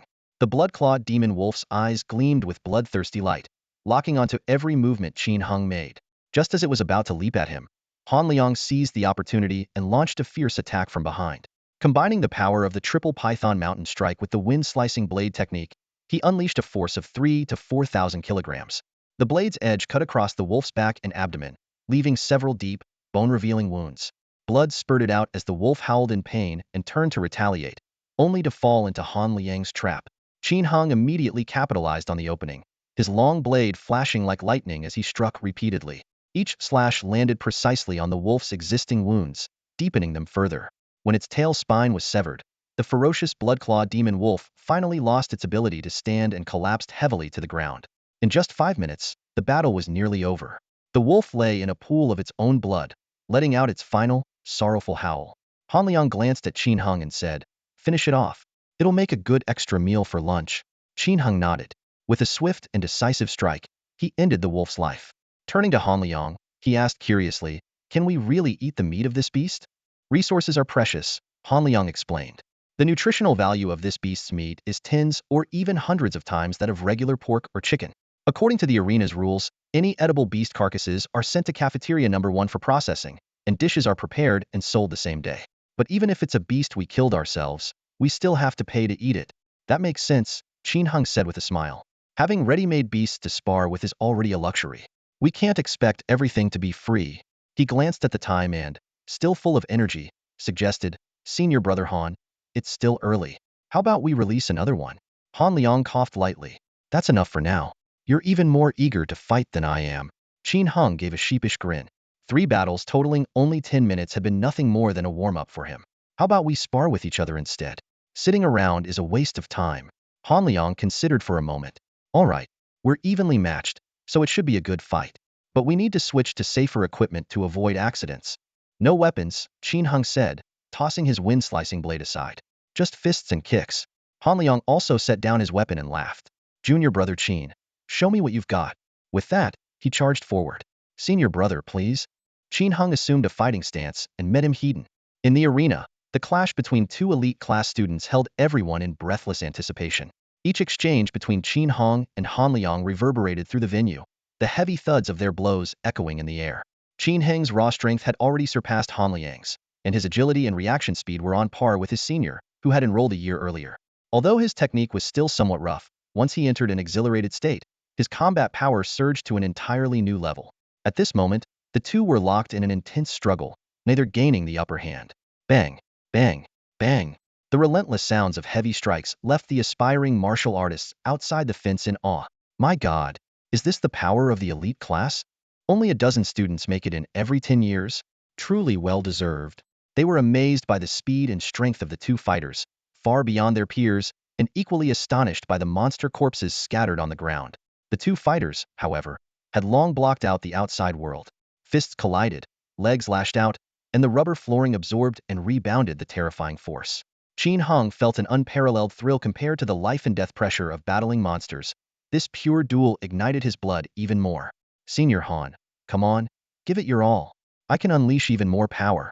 Qin Hung laughed heartily, each strike heavier than the last. Han Liang was secretly alarmed. This junior seemed to be learning and refining his technique mid-battle. While his strength had always been inferior, the rigorous training in the elite class over the past year couldn't be for nothing. Thinking of the 20,000 yuan monthly salary, Han Liang gritted his teeth and said, Junior Qin, since you insist, I'll give it everything I've got. The fight grew even fiercer as the two clashed back and forth across the arena. Even when the wound on Qin Heng's palm split open and bled, he remained oblivious. The beasts in their cages, too, had ceased their roars, now silently observing the spectacle before them. Meanwhile, in a tranquil bamboo grove in the southwest corner of Tiandao Martial Hall, Su Yichen descended gracefully, landing in front of a modest villa labeled Elder Council. Inside the courtyard, Zhang Zhenwei, an elderly man sweeping bamboo leaves, looked up and asked, Yichen, aren't you supposed to be teaching the new students? Su Yichen shed the relaxed demeanor he had shown in the arena, his expression turning solemn. Elder Zhang, I need to issue an elder's order. An elder's order? What could be so urgent? Zhang Zhenwei immediately set down his broom. It's about Qin Hung, Su Yichen explained. It's not just his innate martial veins or sacred physiquites, his combat instincts. Once he enters a battle state, it's as if he becomes a different person. Ruthless, decisive, and far from what you'd expect from a novice. As a grandmaster on the same level as Wang Daoyi, Zhang Zhenwei quickly grasped Su Yichen's implication. Exactly, Su Yichen nodded. I suspect he has the embryonic form of a latent domain within him. With proper training, once he breaks through to the martial master realm, he could very well awaken a complete battle domain. Upon hearing this, Zhang Zhenwei immediately issued a summons to the Elder Council. All members, convene for an urgent meeting. Before long, all grandmasters and senior members, except those stationed in the wilderness or on critical assignments, gathered in the hall. Even the reclusive hall master, Wang Daoyi, made a rare appearance. In the meeting room, Wang Daoyi sat at the head of the table, Zhang Zhenwei to his right, with an empty seat on the right-hand side. Su Yichen took the second seat on the left. After Su Yichen shared his suspicions, the room fell into a heavy silence. For the grandmasters present, the term battle domain carried an overwhelming weight. Wang Daoyi stroked his beard and chuckled softly, his gaze falling on Su Yichen. The light in the conference room illuminated his slightly weathered face, but a glimmer of wisdom shone in his eyes. Disciple, are you joking? How confident are you that Qin Hung has the potential to awaken a battle domain? Su Yichen's expression grew serious. After a brief moment of thought, he replied, Master, I wouldn't dare claim absolute certainty at most. I'd say there's a 30 chance. After all, battle domains are incredibly rare, even rarer than the martial sacred physique. 30% is already very high. Excitement flickered in the eyes of the elders present, and the atmosphere in the room immediately became lively. Zhang Zhenwei, sitting upright with an air of authority, spoke in a calm and powerful tone. Even if there's only a 10 chance, it's worth our utmost effort to cultivate Qin Hung. A person born with innate martial veins is already a dragon among men. If he also gains a battle domain, his future achievements might surpass the current 7 martial gods and bring him close to the level of the Valkyrie herself. His words resonated with the others. Exactly, exactly. Battle domains are incredible. Master Wang himself is able to stand shoulder to shoulder with martial gods and guard the Nansummer Bay City as a grandmaster only because he possesses a battle domain. Otherwise, with the East Sea Dragon God eyeing us hungrily, we grandmasters would just be fodder, easily swallowed whole. Across the entire Earth, there are only 3 documented individuals with a battle domain. Even if you include the Valkyrie, whose status is uncertain, that makes just 4 in total, an elder added excitedly. Compared to a battle domain, innate martial veins are almost common. Thief produced at least 3 to 500 individuals over the decades, not to mention those undiscovered due to lack of training. But a battle domain. Each one is rarer than a martial god. The elders nodded in agreement, reaching a consensus. No matter how slim the chance, any glimmer of potential must be seized and nurtured. Old Wang, what do you think? Zhang Zhenwei turned to Wang Daoyi, the person in the room with the most authority on battle domains. The seasoned master's lips curled into a faint smile, his tone tinged with amusement. Look at how excited you all are talking about focus cultivation. Do you think a battle domain is something that can be cultivated just because you want it to? The room fell silent in an instant, and the elders exchanged uncertain glances. Indeed, this was something that couldn't be artificially cultivated. It could only be realized through personal enlightenment. Master, Sui Chen said urgently, we can't just do nothing, right? Even if we can't artificially nurture a battle domain, we should at least create conditions to help him unlock his potential. Wang Daoyi cast a calm glance at his disciple. Back in the day, if ID had someone like you as a senior, I might never have awakened my battle domain. Sui Chen's expression froze. Huh. Wang Daoyi slowly stood up, his voice steady and resolute. A fine tree planted in a garden, carefully tended, may grow tall and provide shade. But a fine tree is still just a trite, cannot become a towering giant. True strength is forged by climbing through mountains of corpses and seas of blood, step by step. Before his words had fully landed, his figure vanished from where he stood, moving so swiftly that even the other grandmasters couldn't track his movement. The conference room sank into a long silence. After a while, someone finally spoke hesitantly. So, does the master mean we should just carry on as usual and not intervene? Deputy Master Zhang Jinwei sighed. That old Wang. He thinks everyone's like him. How can people born in this era possibly go around killing monsters and enemies like we did in the past? And yet, this isn't exactly a peaceful age either. He stood up, his tone carrying a trace of helplessness. Fine, they'll leave it up to you all. I only have one demand: Qin Hung must not die. Especially keep an eye on that Wang Jiaming faction from the war god Martial Hall. Make sure they don't cause any trouble. With that, Zhang Jinwei turned and left the conference room, returning to his task of sweeping the grounds. It was around noon in dining hall number 1. Qin Hung and Han Liang were seated at a table, enjoying the cool breeze from the central air conditioning that gently brushed against their slightly heated skin from the morning training.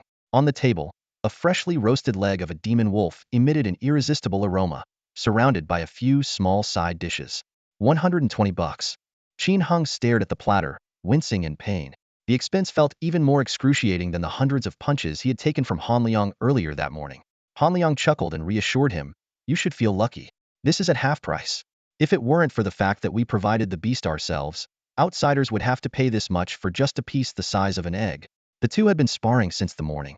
Although they took a few breaks, most of their time was spent in intense combat. By 11 a.m., hunger had drained Qin Hung to the point where he could barely clench his fists, forcing them to stop. They each dragged a beast to the dining hall to trade for food, and it took the chefs a full hour to prepare the meal. Senior brother Han, Qin Hung said as he relished the delicious food, reflecting on their morning practice. Suddenly remembering the afternoon schedule, he asked, are we attending the law and business class together this afternoon? Han Liang shook his head. That course is only for first years. I've already completed it. I plan to visit the archive library this afternoon to check out some martial arts manuals. Oh, Qin Hung sounded a bit disappointed.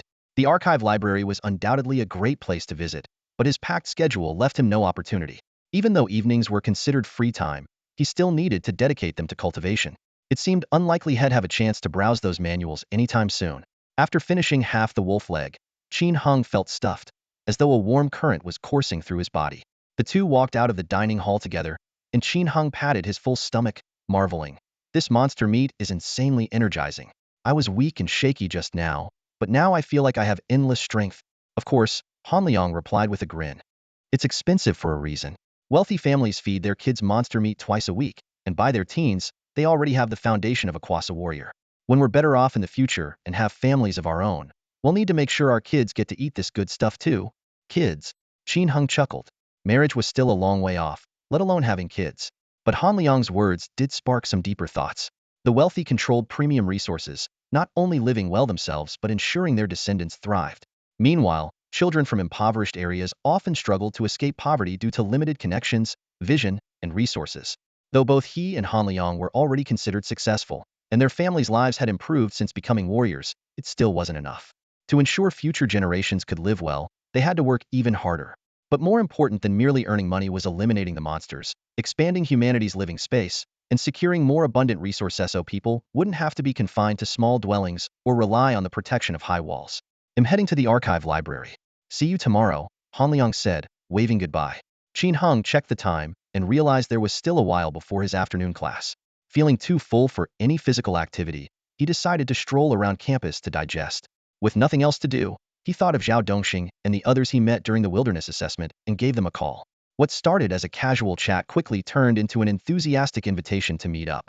A few minutes later, Qin Hung met Zhao Dongxing, Liang Yunkai, Wu Ruijie, and Peng Jun under the blazing sun. Qin Hung. Haha. You're looking sharper every day.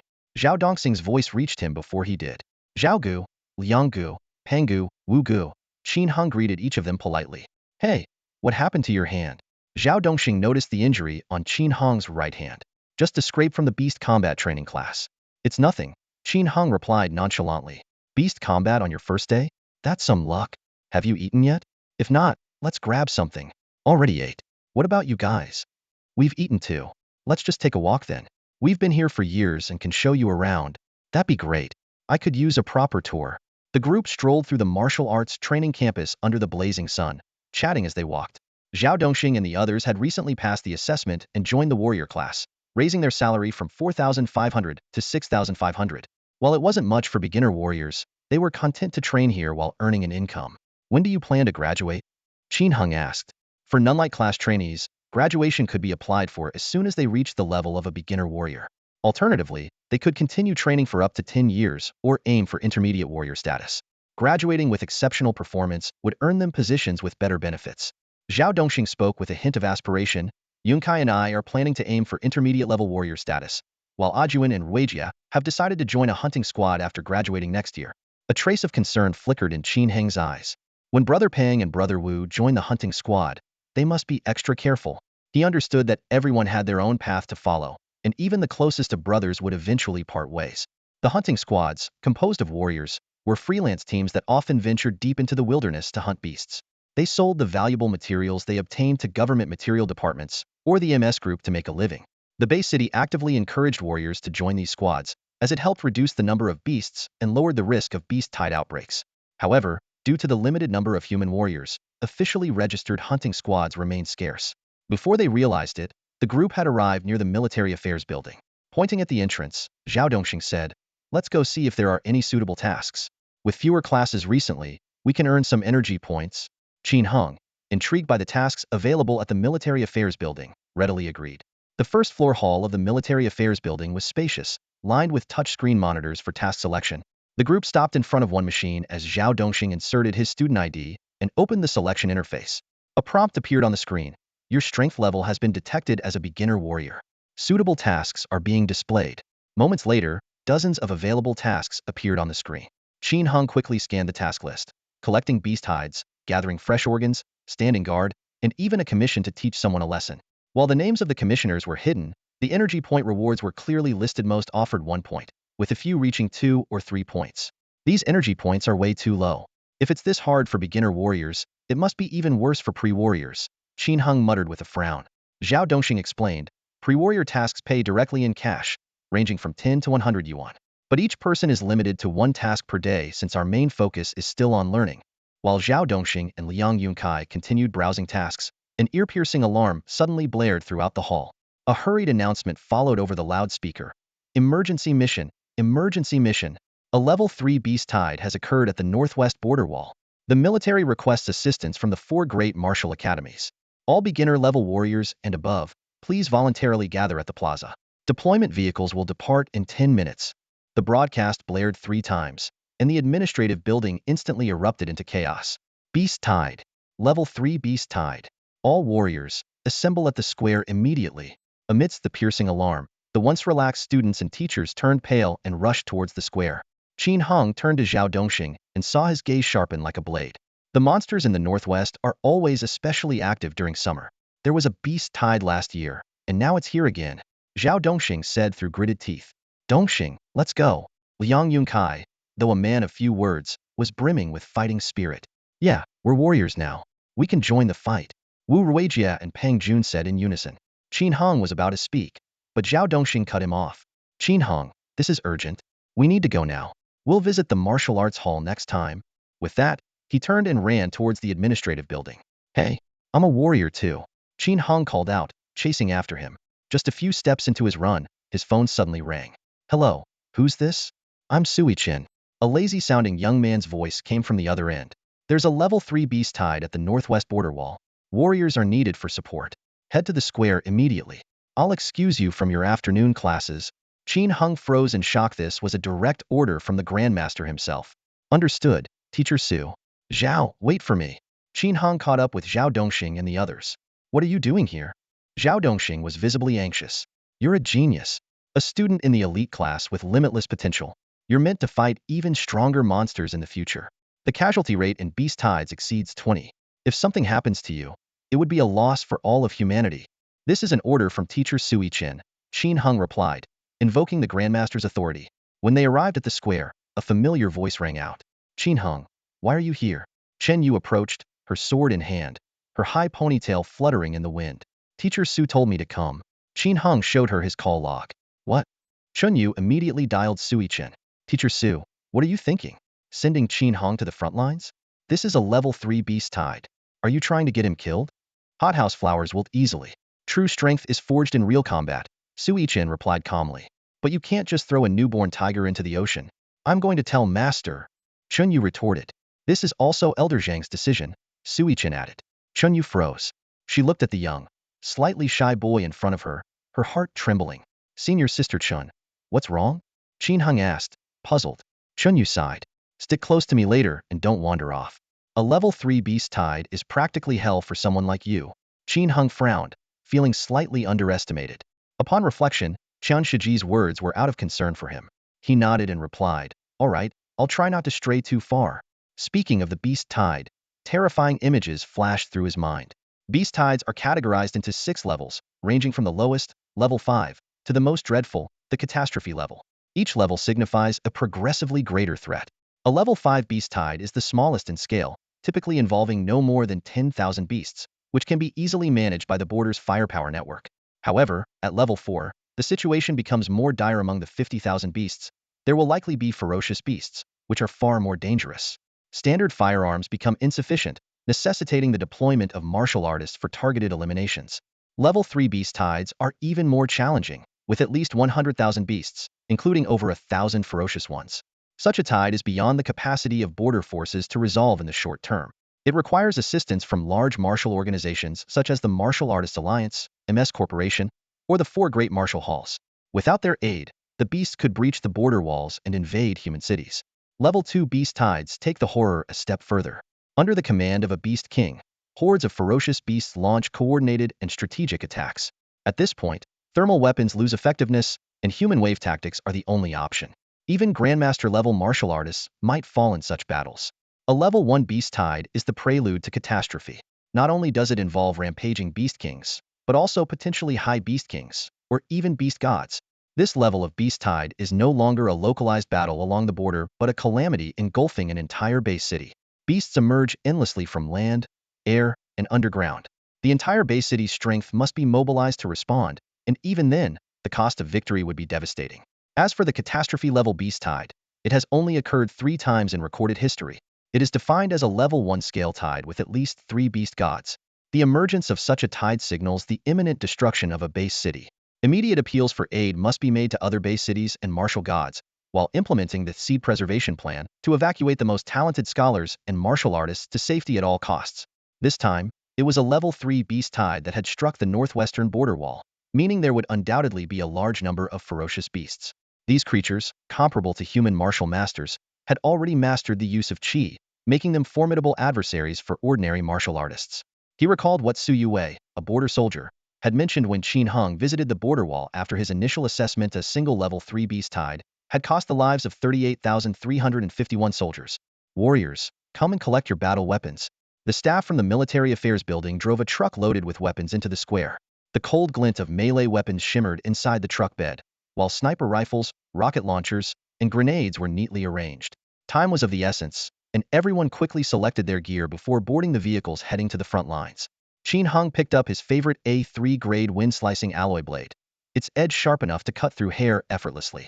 He shared a combat vehicle with Chun Yu, Zhao Dongxing, and others. Looking around, the sight of the massive convoy was awe-inspiring. 3 large buses capable of carrying dozens of people each, over 20 wilderness combat vehicles, and 3 helicopters taking off from behind the martial arts hall, forming a force of roughly 300 to 400 fighters. The convoy sped along the road leading to the northwestern border wall. Thanks to the martial arts hall's proximity to the border, the less than 10-kilometer journey took only a few minutes. This is the second beast wave this year, Zhao Dongxing said solemnly as he reviewed records from the Nansummer base city. Small-scale beast waves are actually the beast kings actively culling their weaker forces, Qin Yu explained. Although there are casualties each time, it's not entirely bad for us. Seeing the confusion in Qin Heng's eyes, she elaborated, the wilderness is vast, but food is ultimately limited. With beasts reproducing so quickly, the beast kings send the weaker ones to attack us. This reduces their own burden while also depleting our strength. On the flip side, we gain materials and food, and it lowers the risk of a large-scale beast wave. Small scale is definitely better than large scale. If we faced a massive beast wave, people like us would just be throwing our lives away. Liang Yunkai interjected, unusually serious. Will any grandmasters join the fight this time? Qin Hung asked. A level 3 beast wave should be manageable with powerful fighters stepping in, right? The group fell silent. Chun Yu patted him on the shoulder. Even grandmasters grow old. What we need are generations of new strong warriors. If we always rely on the protection of our predecessors, what will we do when they're gone? Qin Hung suddenly understood it wasn't that the strong were incapable of handling the situation, but that they deliberately allowed the younger generation to temper themselves in life-and-death scenarios. These sacrifices were the price paid for cultivating humanity's future defenders.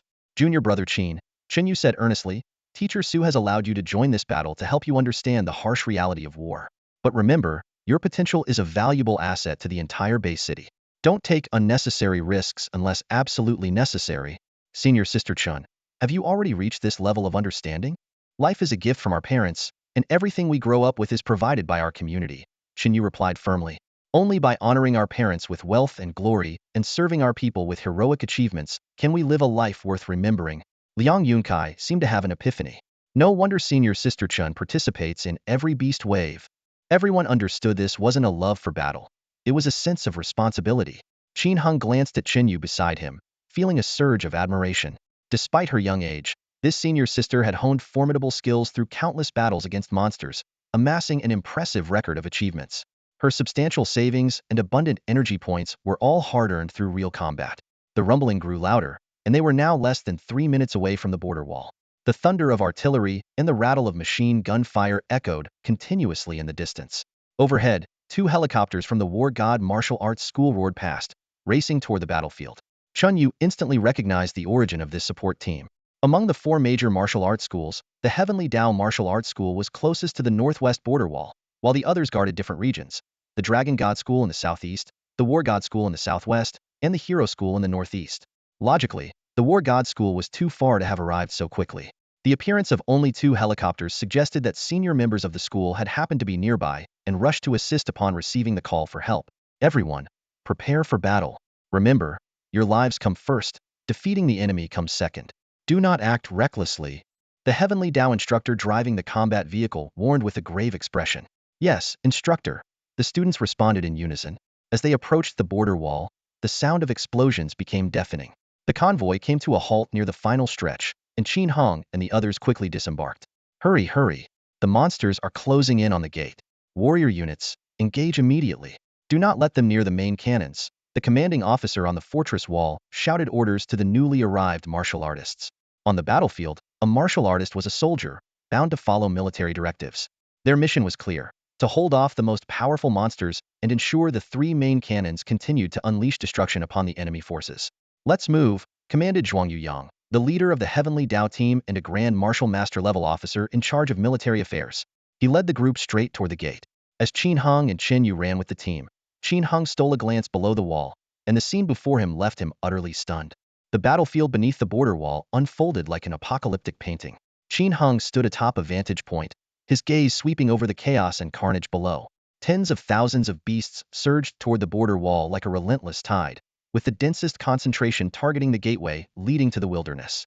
The gateway, dozens of meters wide, resembled a massive funnel.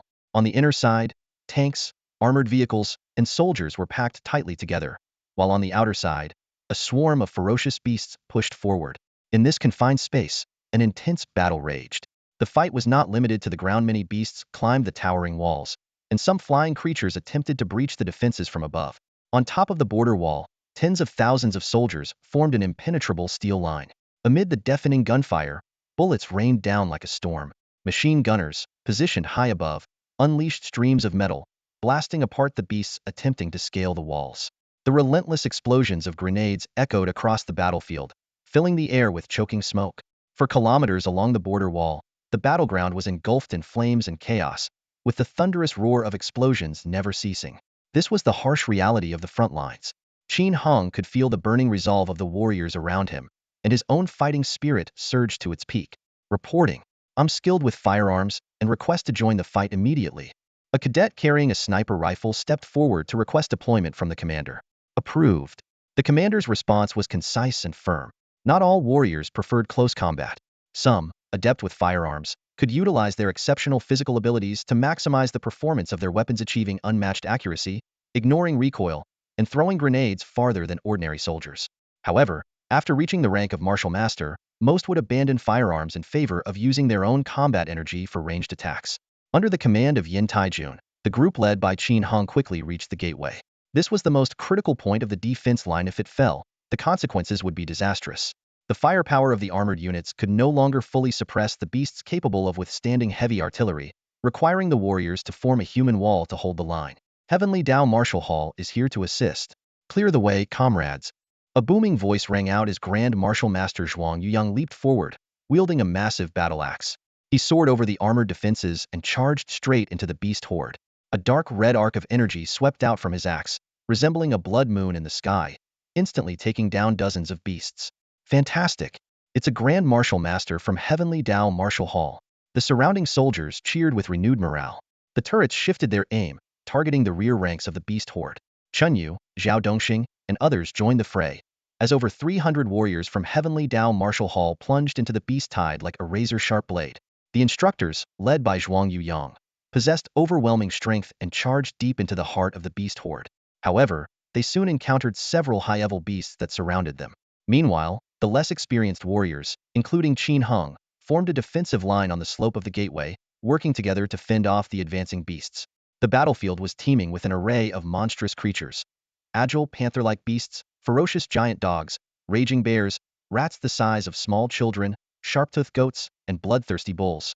Each type of beast possessed unique abilities. Some were astonishingly fast, others incredibly strong, and some had nearly impenetrable defenses. Suddenly, a blood-curdling scream pierced through the cacophony of battle. A cunning black panther had torn through the throat of a warrior, Li Nanqi, spraying blood everywhere. Li Nanqi, someone help now! His comrades shouted desperately. A rescue team rushed in and quickly carried the gravely injured Li Nanqi off the battlefield. The battle grew fiercer by the second. Zhao Dongxing was tackled to the ground by a mid-level leopard. In the nick of time, Qin Hong intervened, slicing off the leopard's head with a swift stroke.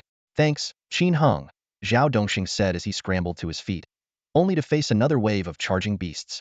Without pause, the two plunged back into the life-and-death struggle. Qin Hong stood on the front lines of the beast tide, his entire body tense, every nerve on high alert. This was no safe training room, nor a regulated arena. It was a true crucible of blood and fire. Hundreds of monstrous beasts roared before him, each capable of snatching away a life in an instant. Yet Qin Hong was not afraid. Instead, his blood boiled with excitement. It was as if a battle-hungry spirit within him roared, "This is it. Kill. Slaughter them all." The grade alloy wind-slicing blade in his hand turned into streaks of silver lightning, each strike leaving a fatal or devastating wound on the beasts. Amidst the overlapping afterimages, blood splattered, and roars echoed endlessly. Who is this kid? Liang Yunkai and Zhao Dongxing watched in shock. Qin Hong's performance ignited their fighting spirit completely. Brothers, fight with everything you've got. The thunderous shouts of 300 trainees shook the heavens as they held back the assault of nearly 1,000 beasts. Meanwhile, even fiercer battles raged at the front. Zhuang Yuyang's blood fury aura flashed like dark red lightning, leaving carnage in its wake. The spear-wielding martial master unleashed his torrent aura like a raging river, forcing back 2 colossal beasts. In the elite class, Chen Ye's meteor aura fell like a cascade of stars, with every sword strike piercing a beast's vital point. Just as the battle seemed to ease slightly, a deep, guttural roar erupted.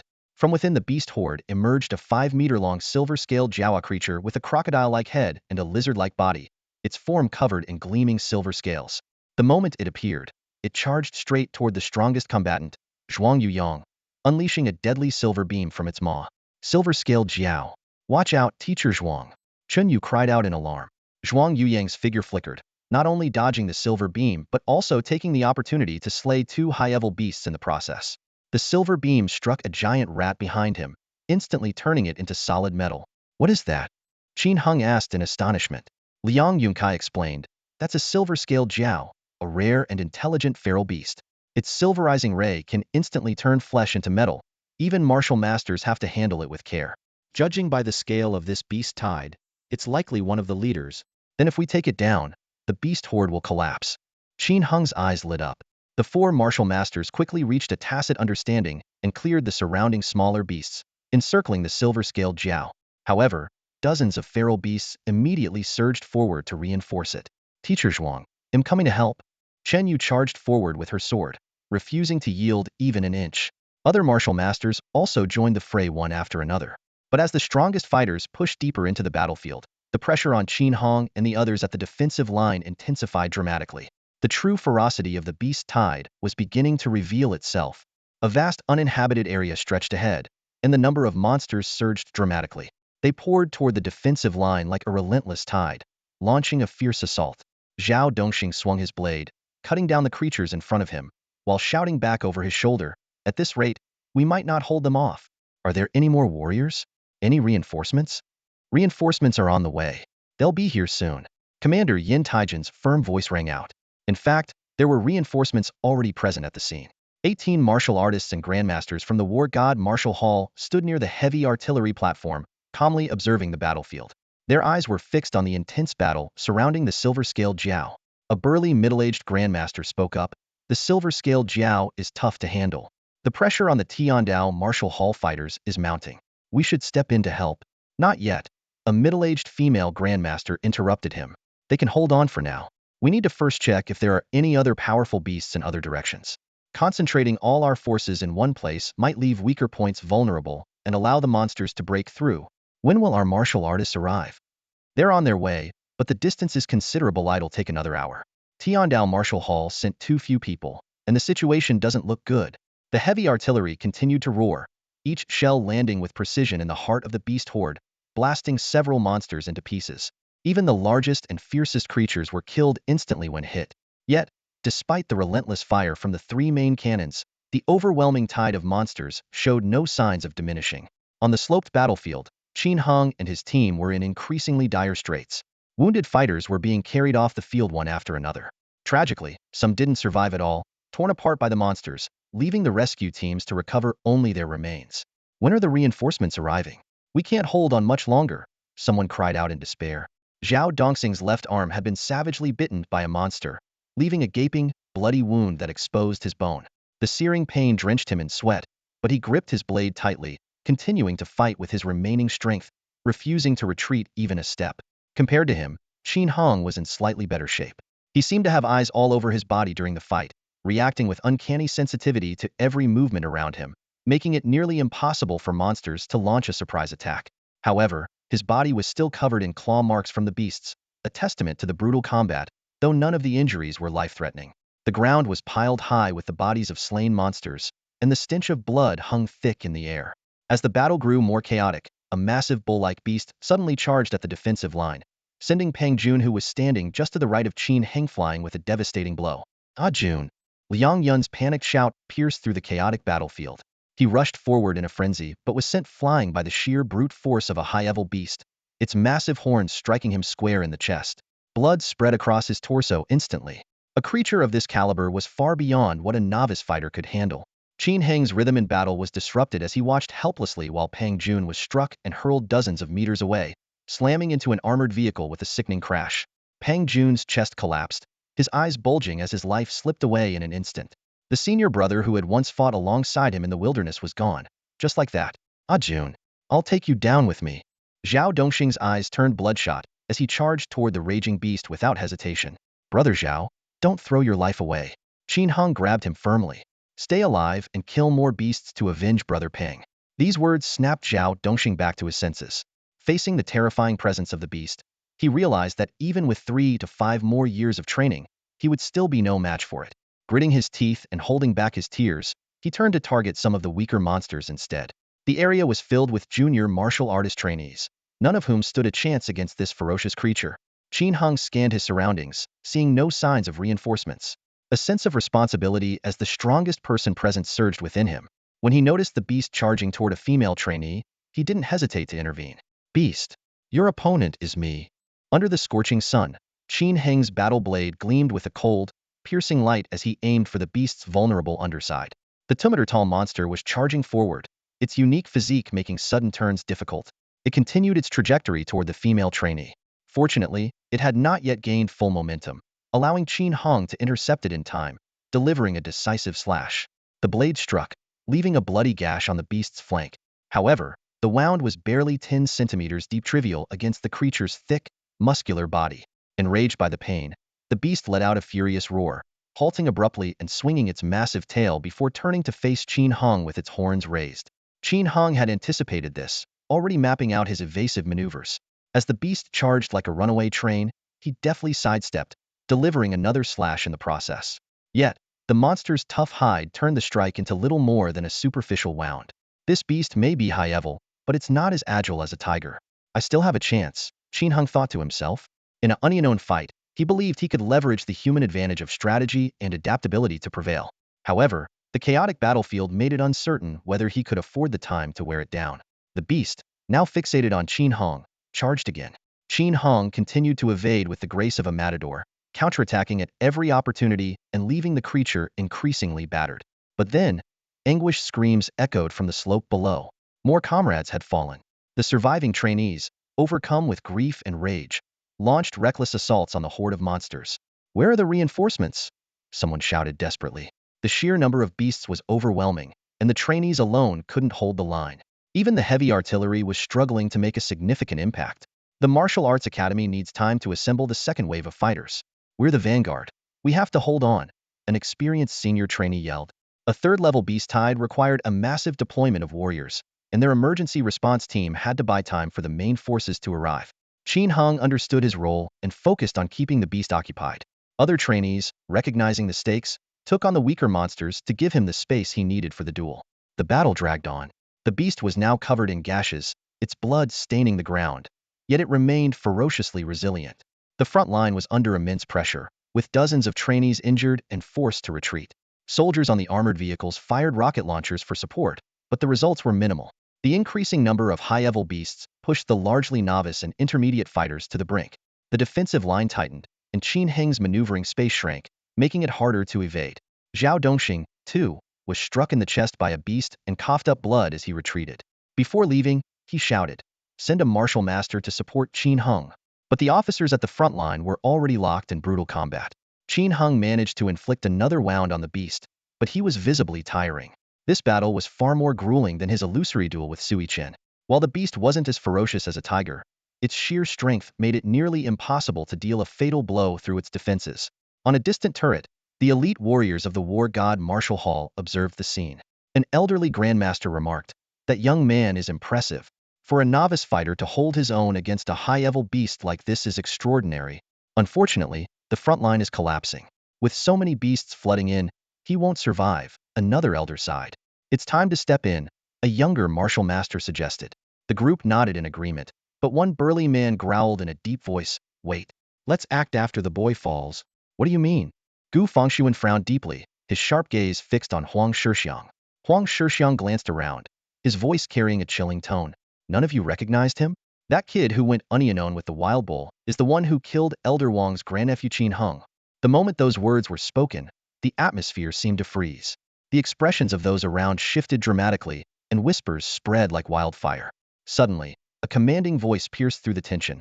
Masters of the War God Martial Hall immediately reinforced the defensive line at the pass. The martial artists from the hall exchanged uncertain glances, hesitating. A middle-aged martial master, Zhou Yang, erupted in fury, clenching his fists. Elder Wang gave me a second chance at life. I must kill that kid.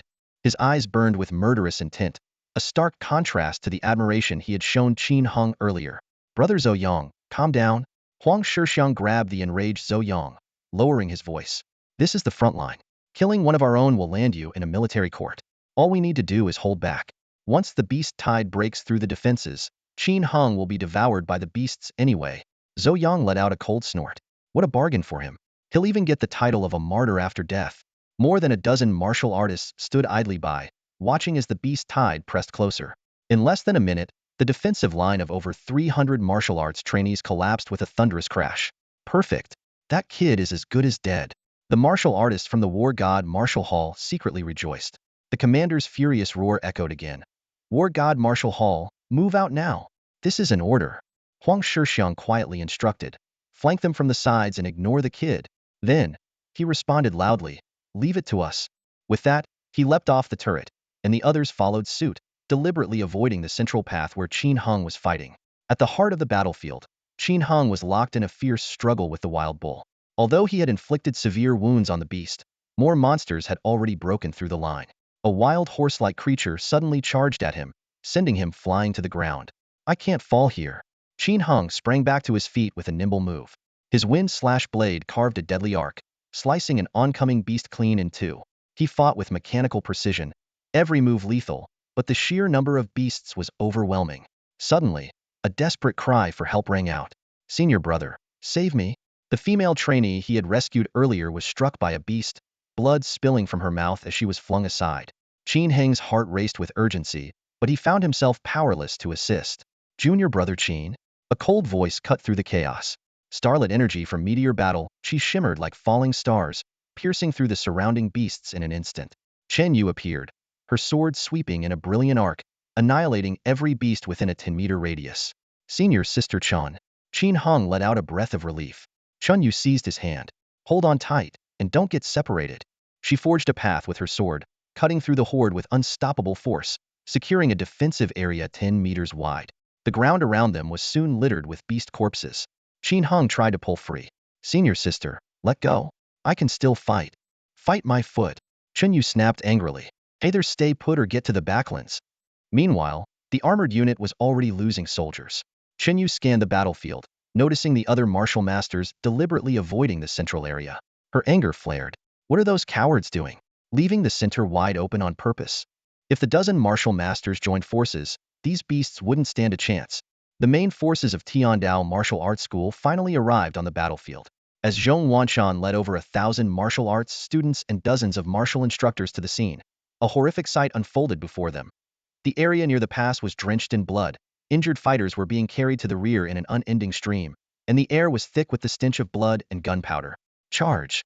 Zhong Wanshan roared, his voice brimming with grief and fury for the fallen students. In an instant, the entire martial army surged forward like a torrential flood. The sounds of blades being drawn filled the air, and flashes of martial techniques illuminated the slope. Ferocious beasts were either blasted away or slashed down under the instructors' fierce assaults, falling in droves within moments. The monsters that had broken through to the armored units were annihilated in less than half a minute. With the arrival of the main forces, the tide of the battle shifted dramatically. The momentum of the beast horde was forcibly halted, and they began to retreat step by step.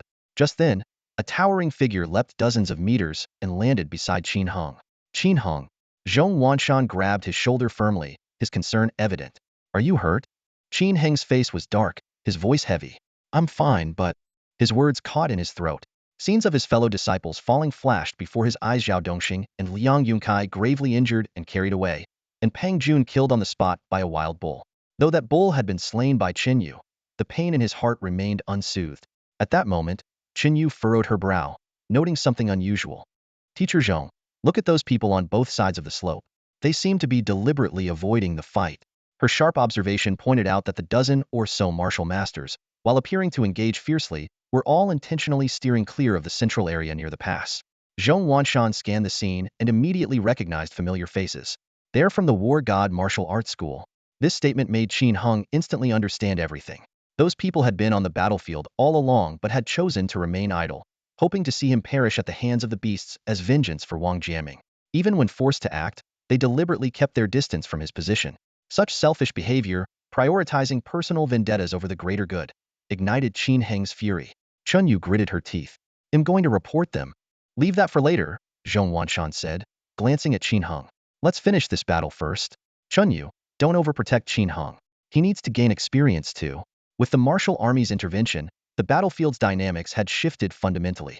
While the warriors fought valiantly on the slope, the true backbone of the battle was the military's firepower. A relentless barrage of artillery rained down, each shell exploding amidst the beasts with devastating force. The resulting heat and shockwaves obliterated all creatures within dozens of meters. The slope was already littered with thousands of beast corpses, while in the open field, the beasts felled by artillery numbered over 30,000. Yet, despite such overwhelming firepower, the beast horde continued to surge forward relentlessly, showing no signs of retreat.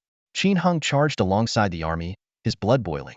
Before today, he had regarded these creatures as nothing more than untamed beasts. But now, everything had changed. In Qin Heng's eyes, the horde of monsters before him was no longer just a group of creatures, but mortal enemies, threatening the safety of humanity. Each monster represented harm to his friends and a danger to the city. A fierce, unyielding rage ignited within him. Mercy toward the enemy was cruelty toward his comrades. Kill! Qin Hung roared, his long blade transforming into a streak of silver light. With each swing of his blade, the air was filled with the spray of monster blood and flesh. Though his combat techniques were still rough, his innate battle instincts compensated for his lack of finesse. Low-level monsters fell like paper before him, slain with a single strike. Even mid-level monsters, with their thick hides and resilience, could not escape death when faced with his coordination alongside his allies. The battlefield was a testament to the camaraderie among the fighters. Whenever Qin Hung saw a comrade knocked down by a monster, he would immediately dart forward, his blade slicing through the monster's neck. If a companion's attack missed, he would deliver a swift kick to topple the fleeing beast, creating an opening for his ally to deliver the killing blow. This senior brother is so fierce. An unfamiliar martial artist exclaimed in awe. Qin Hung initially wanted to clarify that he wasn't their senior, but recalling that elite class students were often assumed to be senior brothers or sisters to the regular class, he simply replied, "You're strong too," before throwing himself back into the fray. The battlefield was soaked in blood, and the brutal clash between humans and beasts raged on for a full 6 hours, stretching from noon to dusk. Even though the leader of the ferocious beasts had been slain by a human expert, the remaining monsters remained relentless, determined to fight to the bitter end. By the third hour of the battle, the chaos of humans and monsters locked in close combat forced the military to reduce their firepower support to avoid friendly fire. Snipers could only take selective shots at individual monsters, leaving the bulk of the combat to the martial artists. At last, as the sun dipped below the horizon at 6 in the evening, the battle came to an end. The remaining few hundred monsters fled in panic. Exhausted and bloodied, Qin Hung and the other fighters trudged up the blood-stained slopes, making their way back behind the gates under the golden glow of the setting sun. Everyone passed through the inspection equipment one by one, undergoing strict checks to prevent any monsters from infiltrating. After the inspection, the injured were escorted to the military medics for treatment, while the others instinctively headed toward the showers. Qin Hung looked down at his once white t-shirt, now tattered and soaked in beast blood, stained a strange purplish black. Warm water flowed over his body as he meticulously scrubbed every inch of his skin. Only when the stench of blood was completely gone did he put on the clean clothes provided by the unit. In the cafeteria, exhaustion hung heavy in the air. The trainees looked visibly drained, with only the more powerful instructors managing to maintain their composure. "Qin Hung, over here," Zhong Wanshan called out, motioning to him. "Mr. Zhong, if it weren't for your timely arrival." Qin Hung walked over, his voice tinged with complex emotions. "Our casualties would have been much worse. The battle damage report isn't out yet, but judging by the number of people who returned, the losses weren't small," Zhong Wanshan said, pulling him to sit down. He sighed. "It's inevitable. Every beast tide brings casualties. Those who survive must stay strong, grow stronger, and carry the responsibility of those who sacrifice themselves. We must continue to protect this city." Qin Hung remained silent. He felt resentment toward the grandmasters for not stepping in. Yet he understood this was a battlefield for mid and lower-tier fighters. The strong had their own considerations. There was an unspoken agreement between humans and monsters. As long as no beast king appeared during a beast tide, humanity would refrain from deploying grandmasters. Otherwise, the scale of war would escalate, leading to even greater casualties. Once we finish eating, we'll head back. You'll ride with me, Zhong Wanshan said, his gaze subtly sweeping toward the group from the war god Martial Hall, not far away. They were numerous, having grown from an initial dozen reinforcements to over 100, occupying a significant portion of the cafeteria. Many of them glared at Qin Hung with hostility. All right, Qin Hung nodded. Once we're back, I need to focus on refining my power techniques and martial arts skills. This battle made me painfully aware of my lack of strength. He had never felt such a burning desire to grow stronger. If he had been strong enough, Pang Jun wouldn't have had to sacrifice himself, and so many trainees wouldn't have been injured. At that moment, Chen Yu approached. She was wearing a military green short-sleeved shirt, her damp hair hanging loosely as her face darkened with anger. Mr. Zhong, Mr. Zhuang, she greeted, sitting down next to Qin Hung. Her eyes burned with hatred as she glanced toward the war god Martial Hall group. When we reinforced the southwestern border wall before, we genuinely helped them. But those bastards, because of personal grudges, they abandoned the battlefront and caused so many deaths. They must be punished. That might be difficult, Zhong Wanshan shook his head. The commander's orders only specified providing support, without designating a specific area. They can easily claim they were focused on the beasts in their immediate vicinity and didn't notice the lack of personnel in the middle zone. With the battlefield strewn with beasts and corpses, as long as they insist they didn't know, there's little we can do. Damn it! Chen Yu slammed her fist onto the table, creating a hole and drawing the attention of those around them. She gritted her teeth, thinking of the classmates she had once shared meals with, now forever buried here. If not for Qin Hung's decent strength, he might not have survived either. Zhong Wanshan pondered for a moment. We'll speak privately with the military tribunal and see if we can hold them accountable. You two stay out of it and focus on your training. Don't worry, Tiandao Martial Hall will ensure justice for our trainees. Even if we can't convict them, we can take matters into our own hands. Chen Yu said through gritted teeth, her eyes burning with the fire of vengeance. Taking a deep breath, she continued, let me know once you're done talking. If the legal route doesn't work, I'll handle it privately. I'll ask my master to step in. Zhong Wanshan sighed and nodded reluctantly. As the head of Tiandao Martial Arts Academy, he understood the responsibility the academy bore for its students. Those who had fallen shouldn't have had to sacrifice their lives. If the academy turned a blind eye, it would undoubtedly dishearten everyone. There are too many people around. Let's eat first, Zhuang Yuyang interjected, tactfully shifting the topic away from its heavy tone. The group rose and headed to the food counter. Though Qin Heng's mind was still haunted by the bloody battle against the beasts, the overwhelming hunger suppressed his discomfort. Today's fierce fight had nearly drained him of all his energy, as if he had expended the strength of the next 3 days. His hands trembled slightly as he carried his tray, devouring a plate of braised meat, 2 sides of vegetables, and 2 large bowls of rice before finally regaining a semblance of vitality. Let's go. Time to head back, Zhong Wanshan called after the meal. Mr. Zhong, can I visit the military medics to check on my friends? Qin Hung asked anxiously. Zhao Dongxing and Liang Yunkai were injured. They weren't at dinner, so their injuries must be serious. After a brief moment of thought, Zhong Wanshan nodded. All right, I'll go with you. The border wall was bustling with activity. Today's beast tide battle had wiped out at least 100,000 monsters, and their corpses had to be dealt with quickly. If left until tomorrow under the sun, the stench and potential spread of disease could become unmanageable. Treating the wounded, handling the fallen soldiers, maintaining weapons, processing battle data, and cleaning up the battlefield despite all the military divisions working at full capacity, the chaos was overwhelming. The military medical facility was crowded with injured personnel, and the wards were filled to capacity. Some patients stared blankly, still under the effects of anesthesia, while others were unconscious. These were the severely injured. Lightly wounded soldiers had given up their beds after simple bandaging. With guidance from a nurse, Qin Hung found the room where Zhao Dongxing and Liang Yunkai were being treated. The sight before him weighed heavily on his heart. Liang Yunkai lay unconscious, his chest wrapped in layers of gauze that were still seeping blood. On the adjacent bed, Zhao Dongxing's right leg was elevated, and his head was secured with bandages. Only Wu Ruijia, who was less severely injured, was there tending to their companions. Mr. Zhong, Senior Sister Chun, Qin Hung, Zhao Dongxing greeted weakly. Senior Brother Zhao, how are you? Qin Hung cautiously approached the bedside. Forcing a faint smile, Zhao Dongxing replied, I'm all right, just some tendon and bone injuries. I'll recover in half a month. Yungkai's injuries are more serious. His pancreas was pierced by a horn. The nurse said he'll need at least 2 months to heal. And then there's Jun. Jun, he Tears welled up in his eyes and spilled over as he spoke. Zhong Wanshan sighed deeply. Pang Jun is a hero. He'll make sure his deeds are recorded in the Academy's annual chronicles. We'll also take care of his family. You have my word. Mr. Zhong, just 2 days ago, we were at a Jun's house, Zhao Dongxing choked out. His father was so proud that he'd become a martial artist. He brought out a bottle of wine he'd been saving for years and insisted we each have a drink. And now, just 2 days later, his voice broke as he sobbed uncontrollably. Beside him, Wu Ruijie quietly wiped away his own tears. Qin Heng's heart ached in solidarity. Just days ago, they had laughed and shared moments together. Now, they were separated by life and death. The pain was unbearable.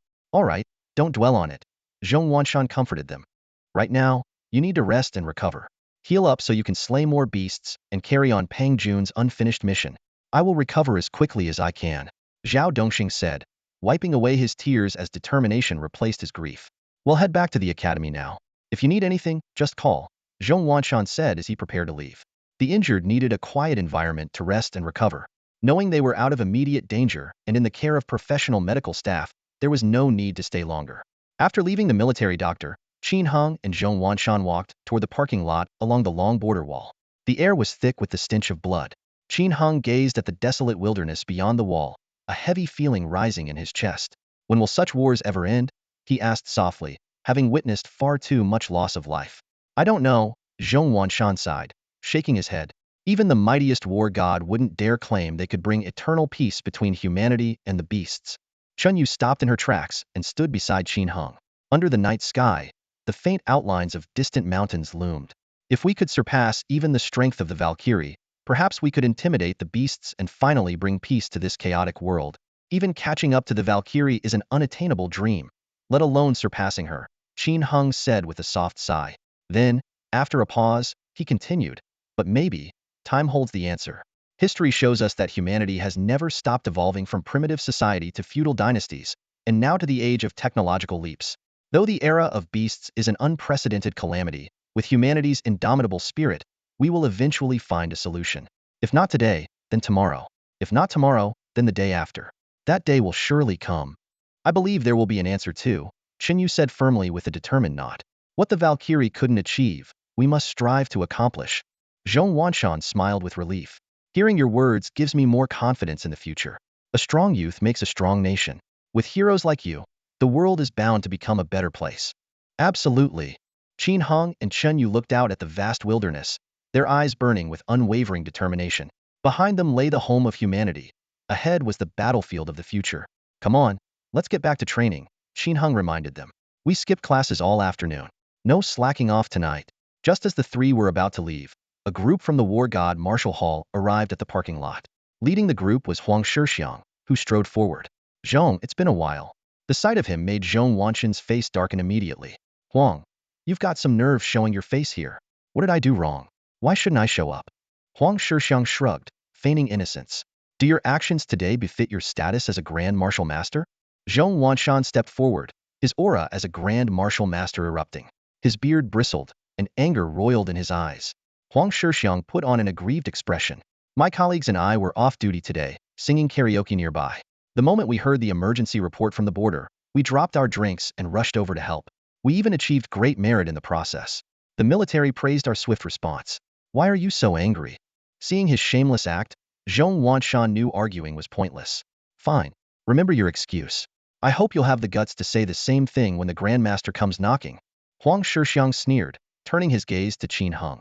I'm not like your student, who refuses to admit fault even when the Grandmaster personally holds him accountable. Then, as if suddenly realizing something, he added mockingly, oh, I forgot. You've got numbers on your side. We small families wouldn't dare provoke you. Even Master Wang, ranked second on the city's honor roll, had to swallow his grief alone after losing a loved one. Shut your mouth. The truth will speak for itself. Even your Grandmaster, Zhong Wanshan's words were cut off as Huang Shixiang interrupted. Ah, I just remembered I haven't paid the KTV bill. Excuse me, Zhong. I'll take my leave. With that, he quickly led his group toward a nearby helicopter. Damn it, these scoundrels. Zhong Wanshan fumed, his beard quivering with rage. As the helicopter roared into the sky, its deafening noise drowned out most sounds. Qin Heng could faintly hear Huang Shixiang saying something but couldn't make out the words. Teacher Zhong, what did he say just now? Qin Heng asked. Zhong Wanshan spat in disgust. That wretched man said you'd better pray someone always has your back. I couldn't help but laugh. You're an elite student of the Tiandao Martial Arts Academy. Of course, someone will always have your back. Zhong Wanshan's voice boomed through the air, his eyes gleaming with unrestrained pride. We're not afraid of their war god martial arts academy. Our grandmasters are stronger than theirs, our martial masters are better looking. Our elite students are more impressive, and even our total assets are double theirs. He puffed out his chest and continued. Here in the Nansummer Bay City, the Tiandao Martial Arts Academy will always be number one. There's nothing they can do about it except resort to sneaky tricks. A bunch of useless losers. Qin Hong was utterly stunned. He had always known that Zhong Wanshan had a fiery temper, but he never imagined it could be this intense. On the side, Chen Yu, who had been slightly annoyed earlier, couldn't help but crack a smile. Teacher Zhong, you're now an external affairs teacher for the administration department. You represent the face of the Tiandao Martial Arts Academy. Mind your words a little. I've already been holding back. Back in the day. Zhong Wanshan snorted, but halfway through his sentence, he waved his hand dismissively. Forget it. Not worth mentioning. Teacher Zhong is truly a man of passion. Qin Hong thought to himself, feeling a surge of gratitude. He realized that Zhong Wanshan's anger ultimately stemmed from concern about his situation. Get in the car, Zhong Wanshan said, unwilling to dwell on the topic any longer. The three of them headed toward the car. Qin Hong, wanting to be considerate, planned to sit in the front seat and leave the back seat for senior sister Chen. However, Zhong Wanshan didn't even bother opening the passenger door and simply gestured for him to sit in the back. As the vehicle left the base and headed toward the Tiandao Martial Arts Academy, Chen Yu turned to Qin Hong. Junior brother Qin, your performance in today's battle was quite impressive. You should be able to earn a martial artist's third-class merit. The military reward will soon be transferred to your account through the Academy's public system. Military reward? What's that? Qin Hong asked curiously, intrigued by this new term. Chen Yu patiently explained. It's exactly what it sounds like. Typically, it's given in the form of tradable energy points, but for significant achievements, there's also a cash reward. Last time, I earned a martial artist's second-class merit and received 200 energy points along with a 50,000 cash reward. This time, it'll probably be similar. Energy points. Qin Heng's eyes lit up. While he wasn't in urgent need of cash at the moment, energy points were crucial for enhancing his strength. They were a true treasure. How many energy points do you think a third-class merit would earn? Anywhere from 30 to 50 points, Chen Yu replied. And besides the personal merit, there should also be a collective third-class merit, which should net you at least 50 points in total. That many. Qin Hong was ecstatic. After all, purchasing energy points directly would cost 1,000 yuan per point. This reward was worth at least 50,000 yuan. While it couldn't be spent on everyday expenses, it was an unexpected windfall for him. Seeing his joy, Chen Yu couldn't resist reminding him, don't forget to pay me back my share once you earn those energy points. Can I pay you back a little later? Qin Heng's expression turned slightly awkward as he murmured, I still have a significant need for energy points in the short term. Chen Yu's lips curved into a faint smile. I never said you had to pay me back right away. Qin Hong immediately let out a sigh of relief. That's a relief. The gates of Tiandao Martial Arts Hall appeared particularly solemn under the twilight. The short drive back from the front lines felt like a lifetime. Zhong Wanshan parked the car at the edge of the training field, his voice tinged with fatigue. You two get off here. I'll go find Deputy Master Long to discuss compensation for the injured and fallen students. After Qin Hong and Chen Yu stepped out of the car, they walked slowly toward the elite students' dormitory building. The training field was still bustling with activity at 7:30 in the evening. News of the beast tied at the border wall had already spread, drawing many students to gather here, eager to welcome the returning warriors.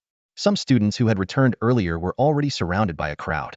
Though these survivors appeared physically unharmed, their faces were overshadowed by a deep gloom. Every mention of fallen comrades brought a catch to their voices, tears welling up in their eyes. The once lively atmosphere was gradually replaced by sorrow. Senior Chen Yu, someone suddenly recognized her. A group of aspiring martial artists quickly gathered around. Senior, did you just come back from the border too? Was the battle really as brutal as Senior Lin described? Chen Yu hesitated briefly before replying softly. War has always been like this. Her words carried more weight as a member of the elite class, further intensifying the solemnity around them. But then, a discordant voice broke through the crowd. Senior Chen, did you kill more beasts than Senior Lin? He reportedly took down over 100, including a suspected ferocious beast. They say he might earn second-class merit. With your monthly salary of 80,000, you wouldn't have done worse, right? Qin Hong frowned at the question, sensing Chen Yu's reluctance to argue. He couldn't help but interject. Senior Chen joined forces with the instructors today to take down the silver-scaled flood dragon, a top-tier ferocious beast. She personally killed hundreds of beasts and at least 20 or 30 ferocious ones. Among all the students, she's undoubtedly the top performer. Wow, really? Gasps of disbelief erupted around them. While everyone knew Chunyu was exceptionally strong, having reportedly slain 2 to 3,000 beasts in total, her low-key demeanor meant few were aware of her exact achievements. Who's this guy? The skeptical voice questioned again. Elite class, Qin Heng. The crowd immediately buzzed with excitement. Qin Heng's name had recently become widely known. Though few had seen him in person, countless discussions revolved around him. Someone quickly retorted, Senior Qin Heng, I heard your monthly salary is 120,000, higher than Senior Qin's? By that logic, you must have killed at least 1,000 beasts today, right? Qin Heng was speechless at the absurd reasoning, but noticed that many around him were nodding in agreement. Yeah, elite class salaries are based on potential. If your pay is higher than Senior Qin's, you must be even stronger. Tiandao Martial Arts Hall doesn't support idlers. Pay scales match strength. Senior Qin, you must be aiming for first-class merit, right? What was meant to be a dignified welcome had somehow devolved into petty arguments. Qin Heng finally realized that these people were merely envious of the elite class's high pay and were looking for an excuse to criticize them. Such childish and pointless jealousy, yet so common. Chen Yu, finally irritated by the incessant chatter, raised her voice sharply. Enough. The crowd fell silent instantly. She spoke coldly, merit and achievements are evaluated by a specialized military team. Want to know how many monsters we've killed or how much credit we've earned? Check it online in 3 days. Chun Yu's tone carried a trace of impatience as she grabbed Qin Heng's arm and marched off, ignoring the chorus of pleading voices behind her. Senior Chun, don't go. Don't be upset. We didn't mean to question you. Check online? What side are you talking about? The voices gradually faded into the evening air as they walked further away. After covering several hundred meters, Chun Yu finally slowed her pace. Qin Heng cautiously asked, Senior Chun, are you upset? Not really, Chun Yu replied, shaking her head, her voice softening a little. Just a bit annoyed. After fighting all afternoon, I'm exhausted, and then I come back to this? It's just. She took a deep breath. Don't let it get to you. Let's head back to the dorm. All right. As they left the noisy sports field, the surroundings grew noticeably quieter. Walking along the tree-lined path, Qin Heng couldn't hold back his curiosity any longer. Senior, just now you mentioned checking the achievements online. What site are you talking about? The Warrior Alliance's official website has a global merit board. Don't tell me you don't know that. Chun Yu turned to look at him. Qin Heng scratched his head awkwardly. Should I know about it? Chun Yu was momentarily speechless. How do you know so little? I just got here. I've only attended one practical beast combat class. Qin Heng admitted, looking embarrassed. You're fine. It's my bad for losing my patience. Chen Ye's tone softened further as she began explaining the merit board to Qin Heng in detail. It turned out that the Global Merit Board was an important initiative launched by the Warrior Alliance in recent years, designed to record the contributions of warriors to their respective base cities. The board uses monster kills as a scoring system, divided into 2 categories, hunting merits and beast-tied merits. Points range from 1 for the weakest beginner-level monster to a staggering 1 million for legendary beast gods, with a strict hierarchy and clear distinctions. While some monsters' power levels are difficult to assess accurately, and certain battle scenes are not fully recorded, leading to occasional discrepancies, the board, particularly in the case of beast-tied battles, relies on high-definition military surveillance for verification, ensuring its credibility. Over the past 6 years, the board has documented the achievements of warriors from the 10 global base cities, even incorporating some historical records. Each base city has its own subboard, making the system extensive. The second place on the city's merit board that Huang Shixiang mentioned earlier referred to none other than this ranking system. After listening to Chen Ye's explanation, Qin Heng seemed deep in thought. He recalled the 3 goals set for him by Master Wang, one of which was to prove his strength was on par, either even superior to Wang Jiaming's, thereby gaining public recognition. If he could surpass Wang Jiaming on the merit board, perhaps that would achieve the same result. Qin Heng's fingers tapped lightly on the phone screen as he followed Chen Yu's instructions to enter the website.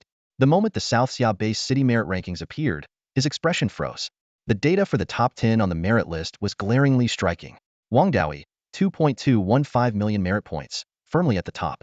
Wang Jiaming, 1.162 million merit points, solidly in second place. Su Feng, 1.086 million merit points.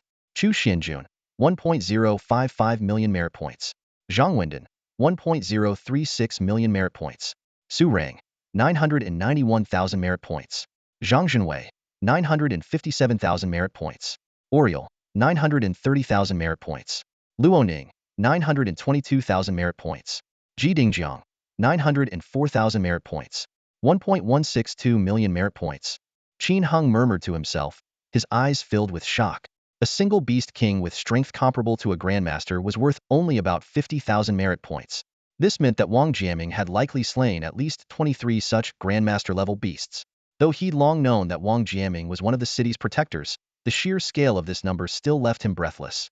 What was even more astounding was that this was only the record from the past 6 years. Older records of ordinary beast kills hadn't even been included. Qin Heng's gaze shifted to the top of the list.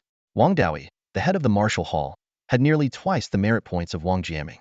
Such an achievement was nothing short of astonishing. He silently noted the other familiar names. Su Feng, ranked 3rd, was a general in the South Xia military, and his younger brother, Su Rang, ranked 6th, was also a grandmaster. Chu Xinjun, ranked 4th, led the hero martial hall.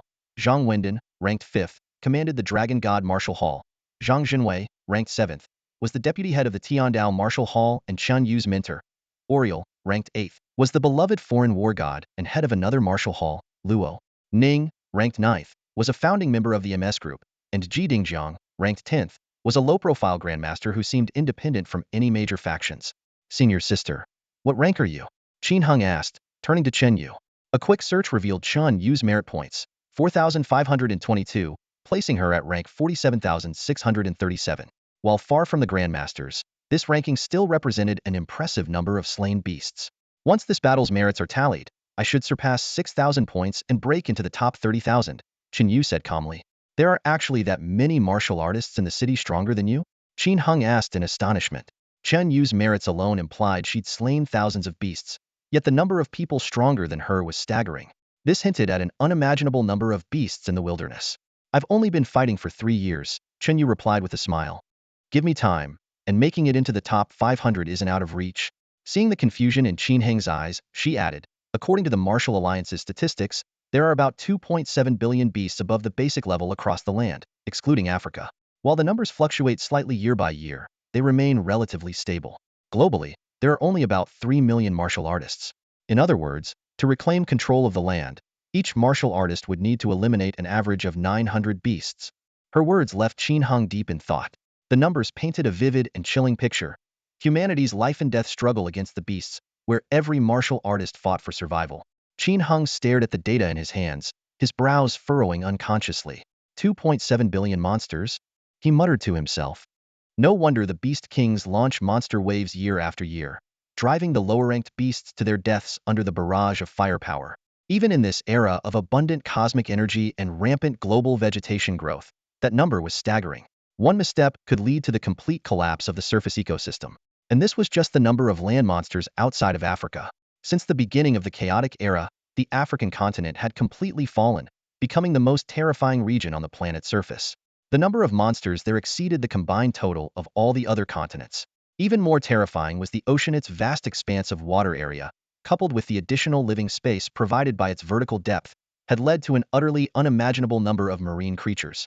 If we were to tally up all the monsters worldwide, the total would probably exceed 20 billion. Qin Hung muttered under his breath, feeling an unprecedented weight pressing down on him. Chen Yu chuckled softly at his words. There's still time to make a difference. My goal is to kill 900,000 monsters, one person taking on 1,000. Your salary is higher than mine, so you should aim for at least 1.5 million. Forget 1.5 million monsters, Qin Hung said with a wry smile. Even if it were 1.5 million ants lining up for me to kill, it would still take forever. Let's take it slow. There's still a long road ahead. This number may be daunting, but who knows? Maybe we really can achieve it in our lifetime. As they spoke, the two had returned to the dormitory building. The dorm manager, Old Lin, spotted them in their military uniforms and immediately asked with concern, "Are you two hurt? Do you need medicine?" "I'm fine," Chen Yu replied. "Junior brother Qin has a minor scrape. Just a small issue, nothing serious," Qin Hung said, waving it off. In his mind, the scrape was nothing compared to the knife wound on his palm.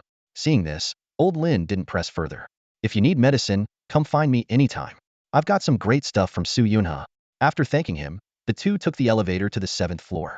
After the brutal battle they had just endured, Qin Hung only wanted to call his family, while Chen Yu was eager to change back into casual clothes.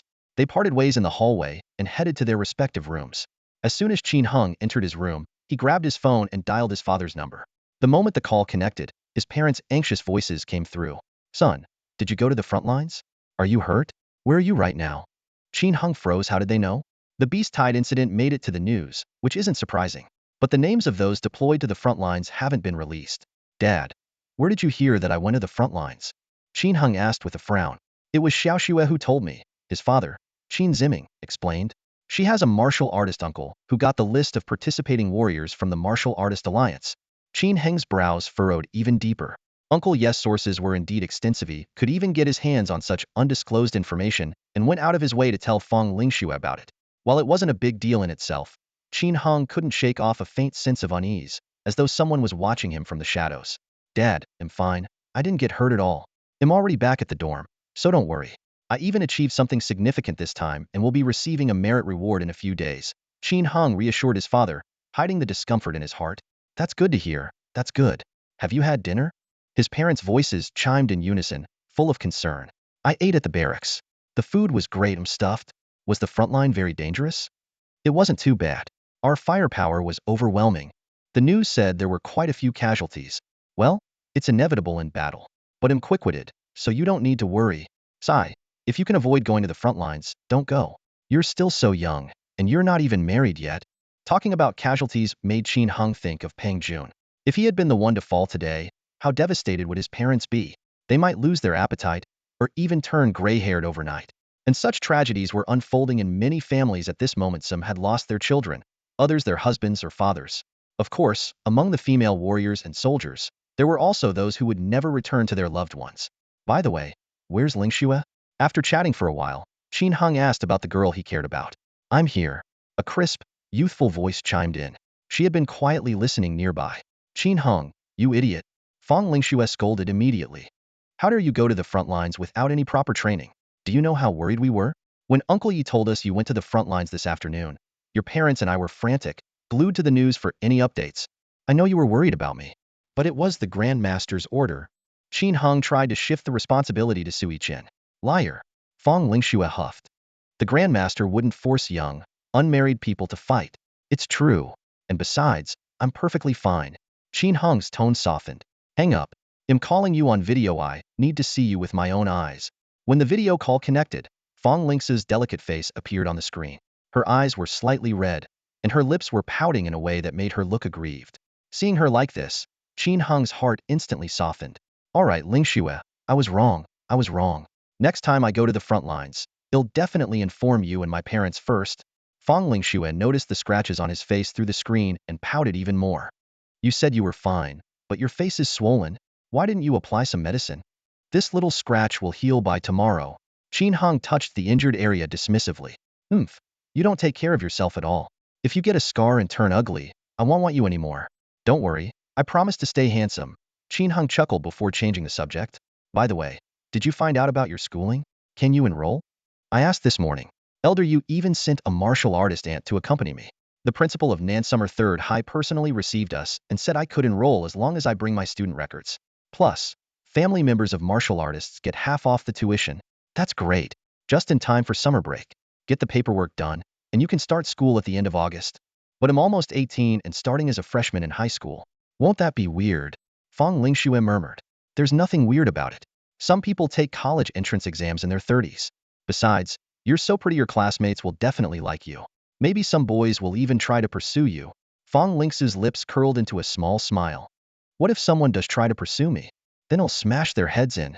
Qin Hung said, raising his fist. Too violent, too domineering, I don't like it. Fong Lingxue teased, though her face was full of joy. The two continued chatting, the atmosphere growing lighter and more cheerful. Qin Hung's parents occasionally joined in the conversation, creating a warm and harmonious scene. After half an hour, the call ended. Qin Hung's expression gradually shifted from contentment to puzzlement. The identity of Uncle Yi, as mentioned by Ling Shui, remained a mystery, which aroused Qin Heng's suspicion. Logically, the Beast Tide War was a sudden event, and the identities of participating martial artists were typically verified and organized only after the battle. Although today's scale of participation was relatively small, it was possible that the Martial Artists Alliance preemptively compiled some lists based on information provided by the Tiandao Martial Arts Academy. However, these incomplete lists would never be made public. Yet, Uncle Yi had access to the list during the battle itself, which was highly unusual. For a Grand Martial Master to possess such authority was indeed suspicious. Qin Hung picked up his phone, opened the Grandmaster group of the Tiandao Martial Arts Academy, and posted a query. Does anyone know a Grand Martial Master named Jianan? The group quickly responded. Grandmaster Zhu Qianqiu replied that he hadn't heard of him, while current student Zhao Chong curiously asked, Brother Qin, is this person your enemy? Former student Hu Jianan joked, oh, same name and same rank as me? Did you get the surname wrong, junior brother? No mistake, the surname is Yi, Qin Hung clarified. He's not my enemy, but a friend of a friend. I'm just curious about his background. After a few casual exchanges in the group, an important message suddenly popped up. Grandmaster Chu Qingshan said, Ji Dingjiang has a trusted aide named Yi Jianan, who happens to be a grand martial master. Could this be the person you're referring to? This information made Qin Heng's heart skip a beat. Uncle Yi was actually a subordinate of a grandmaster? The name and rank matched perfectly, so it was likely him. If he was indeed a trusted aide of a grandmaster, it would explain his access to the internal lists of the Martial Artists Alliance. What's the story behind Grandmaster Ji Dingjiang? Qin Heng asked, posing what seemed like a novice question. Zhao Chong immediately replied, Brother Qin, you don't even know this? Looks like you need to pay more attention in law and commerce classes. Qin Heng sent an embarrassed emoji and explained, I was at the front line today. Otherwise, I would have attended the law and commerce class this afternoon and might have learned about it. Well, let me cover for Sister Weiwei and give you a quick lesson, Zhao Chong offered, providing a detailed explanation. Grandmaster Ji is the owner of Wildland Wanderers Company, one of the 3 major private forces in Nansummer Bay City. His company has over 300 contracted martial artists, including 9 grandmasters. He himself is also an honorary elder of the Dragon God Martial Arts Academy. In terms of strength and influence, he ranks solidly in the top 10 among all grandmasters in Nansummer Bay City. Desert Walker Corporation? Qin Heng softly repeated the unfamiliar name, a hint of curiosity flashing in his eyes. Noticing his reaction, Zhao Chong explained in detail. Among the 3 major civilian forces, the other 2 are Fengyun Restaurant and the Medicine God Group. Unlike the MS Group, these 3 have limited collaboration with the government and military, primarily pursuing their own interests. He paused briefly before continuing. The Desert Walker Corporation is essentially an elite hunting corps, frequently organizing large-scale hunting expeditions. Fengyun Restaurant serves as a social hub for high-level martial artists. Though the expenses there are steep, their Fengyun auctions often feature rare treasures. As for the Medicine God Group, they specialize in trading divine medicines. While their orders are few, each transaction yields astonishing profits. Thank you for clarifying, senior brother. Qin Heng nodded in understanding. These 3 major forces each have a grandmaster overseeing them, granting them significant influence. They do not rely on government subsidies. Instead, they pay substantial taxes to the government. During small to medium-scale conflicts on the borders, they can choose not to participate.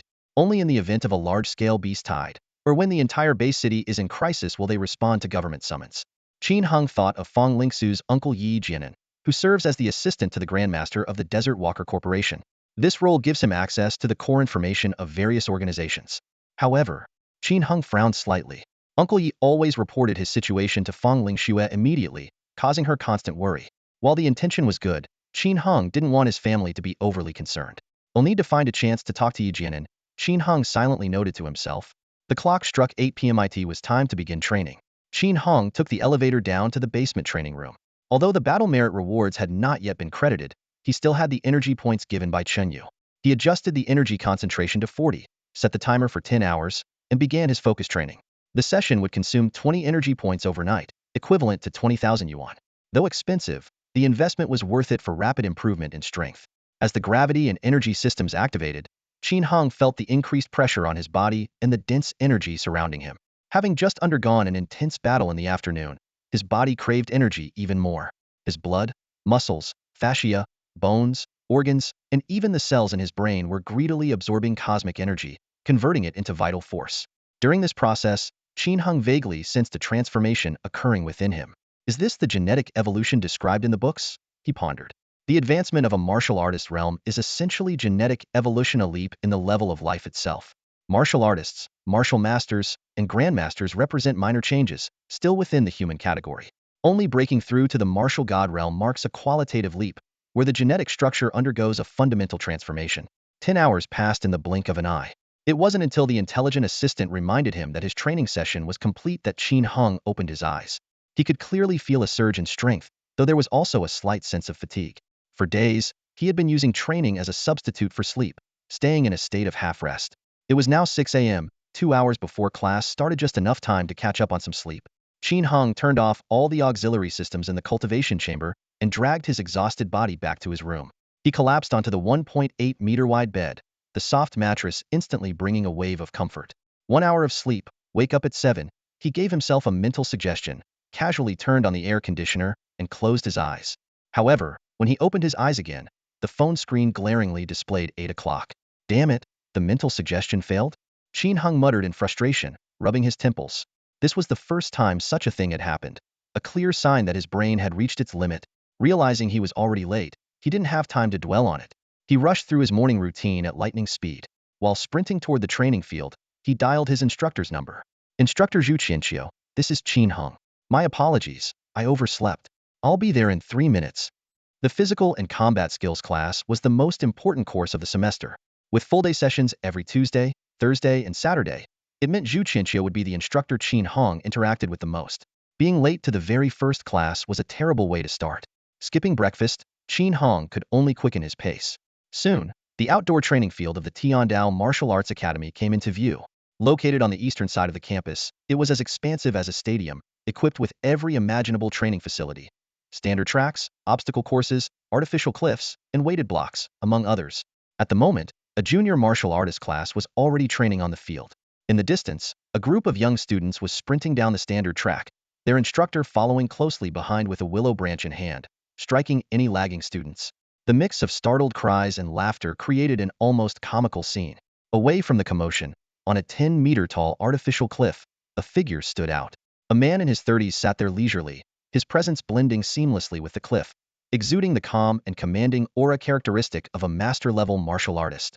That must be Instructor Zhu Qianqiu, Qin Hung thought to himself. Teacher Zhu, I'm here.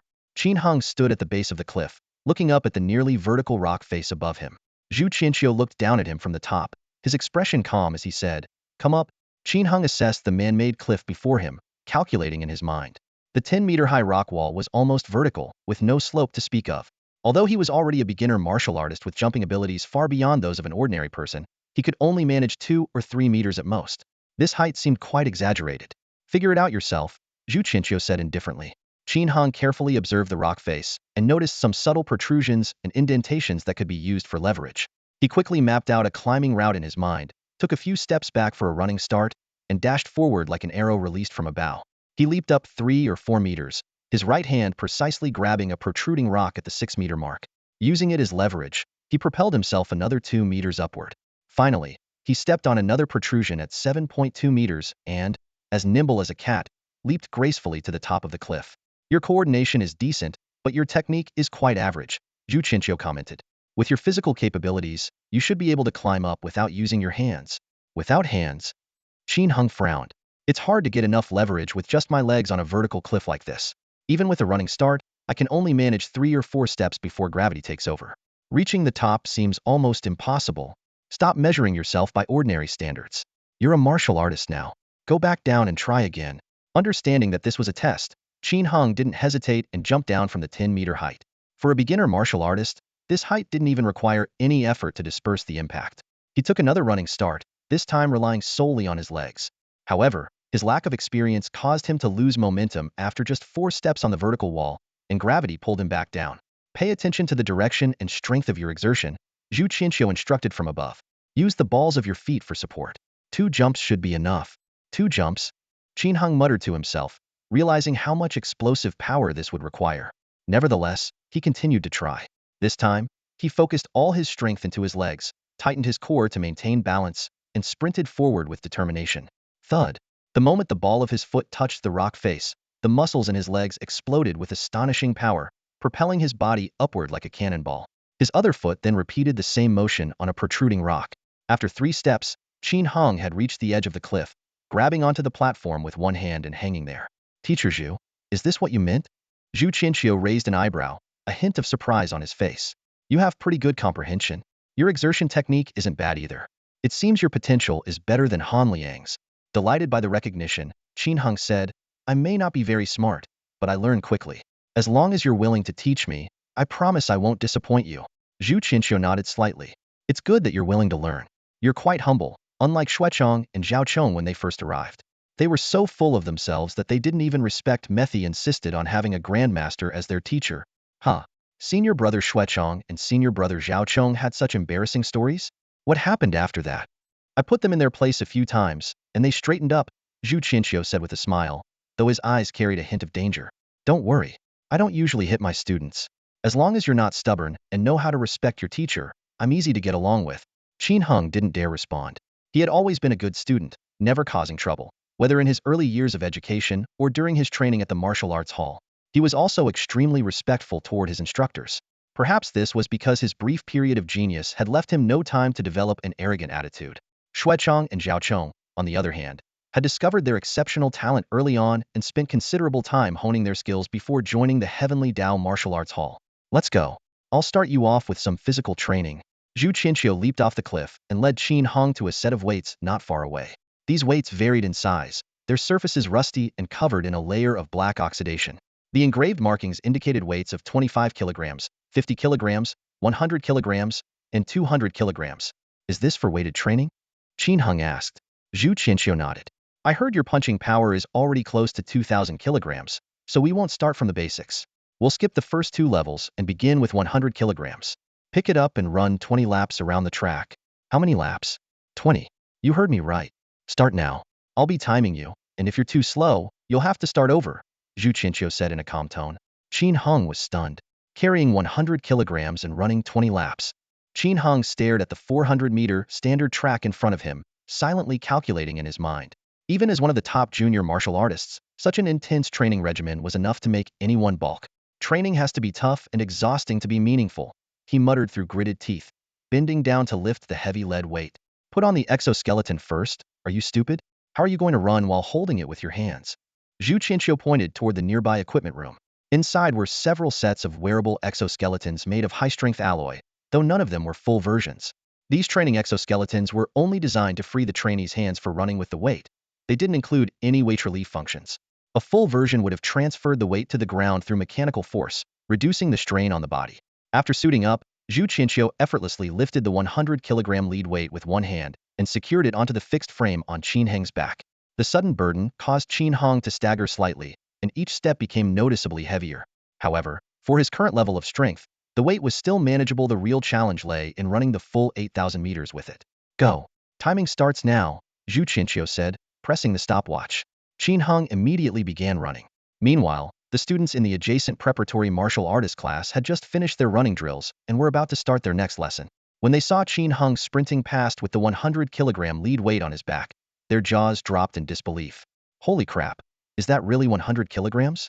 Who is that guy? He's faster than us even without any weight. Their instructor quickly scolded them. What are you staring at? Want to give it a try yourselves?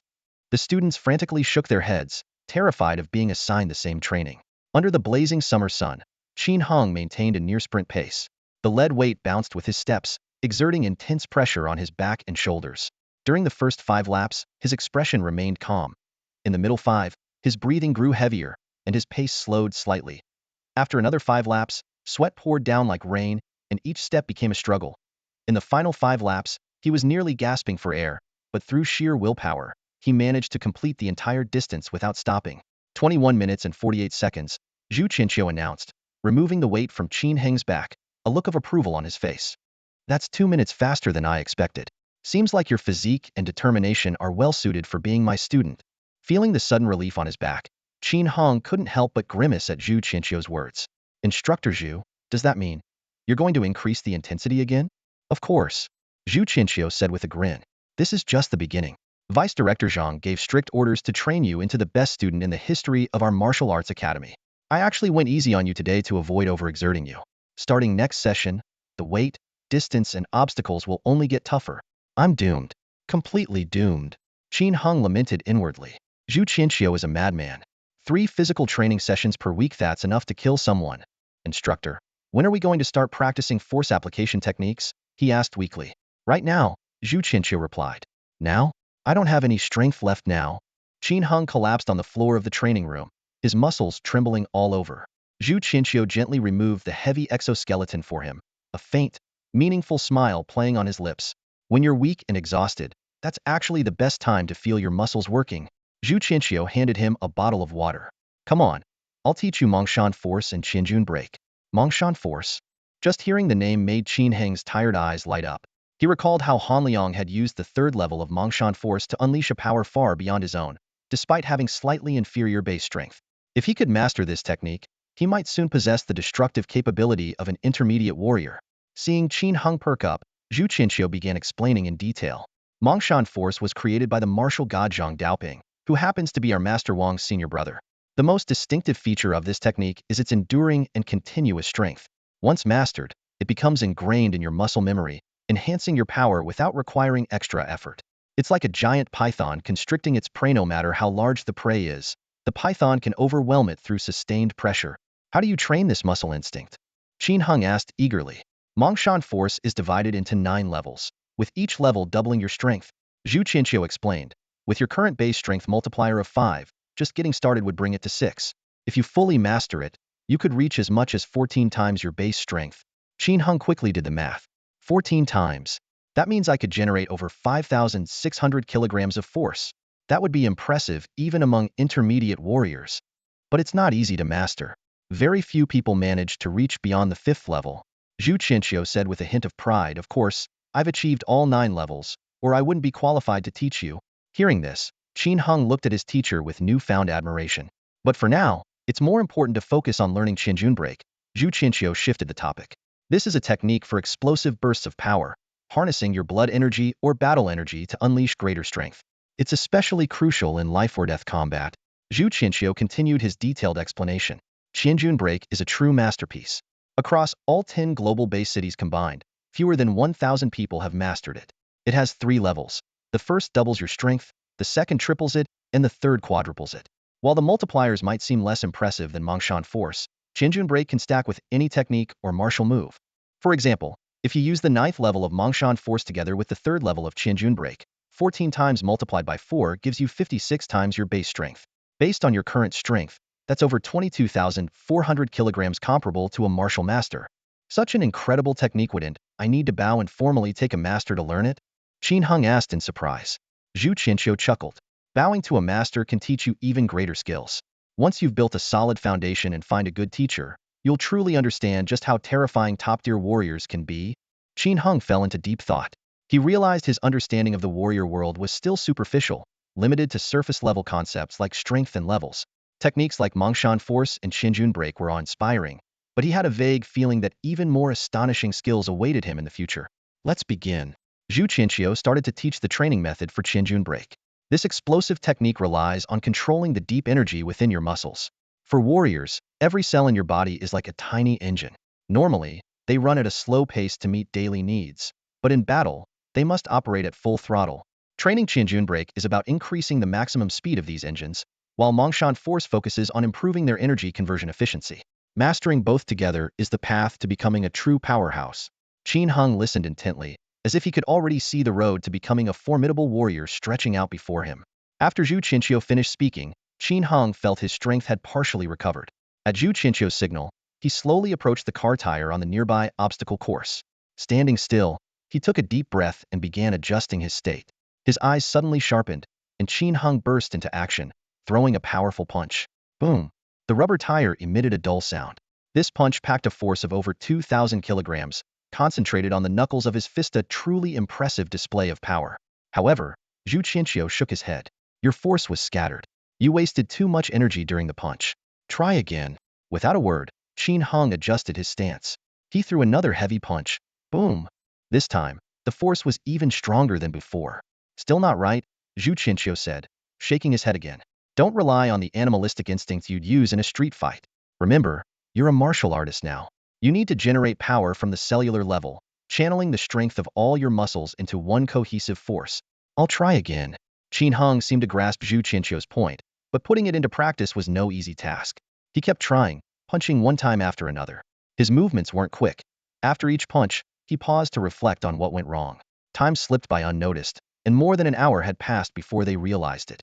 Junior brother Qin, take a break and have some water, Han Liang said as he appeared at the training ground. Senior brother Han, Qin Hung responded, pausing his training just as thirst began to set in. Han Liang turned to Zhu Qinxiu. Teacher Zhu, how's Qin Hung doing? Is he already better than I was? He's doing all right, definitely better than you, Zhu Qinxiu replied bluntly. After all, you were the worst student I've ever trained. Han Liang was momentarily speechless. Qin Hong couldn't help but chuckle. Teacher Zhu sure knows how to humble people. He then asked, Senior Brother Han, don't you have to attend physical or technique classes anymore?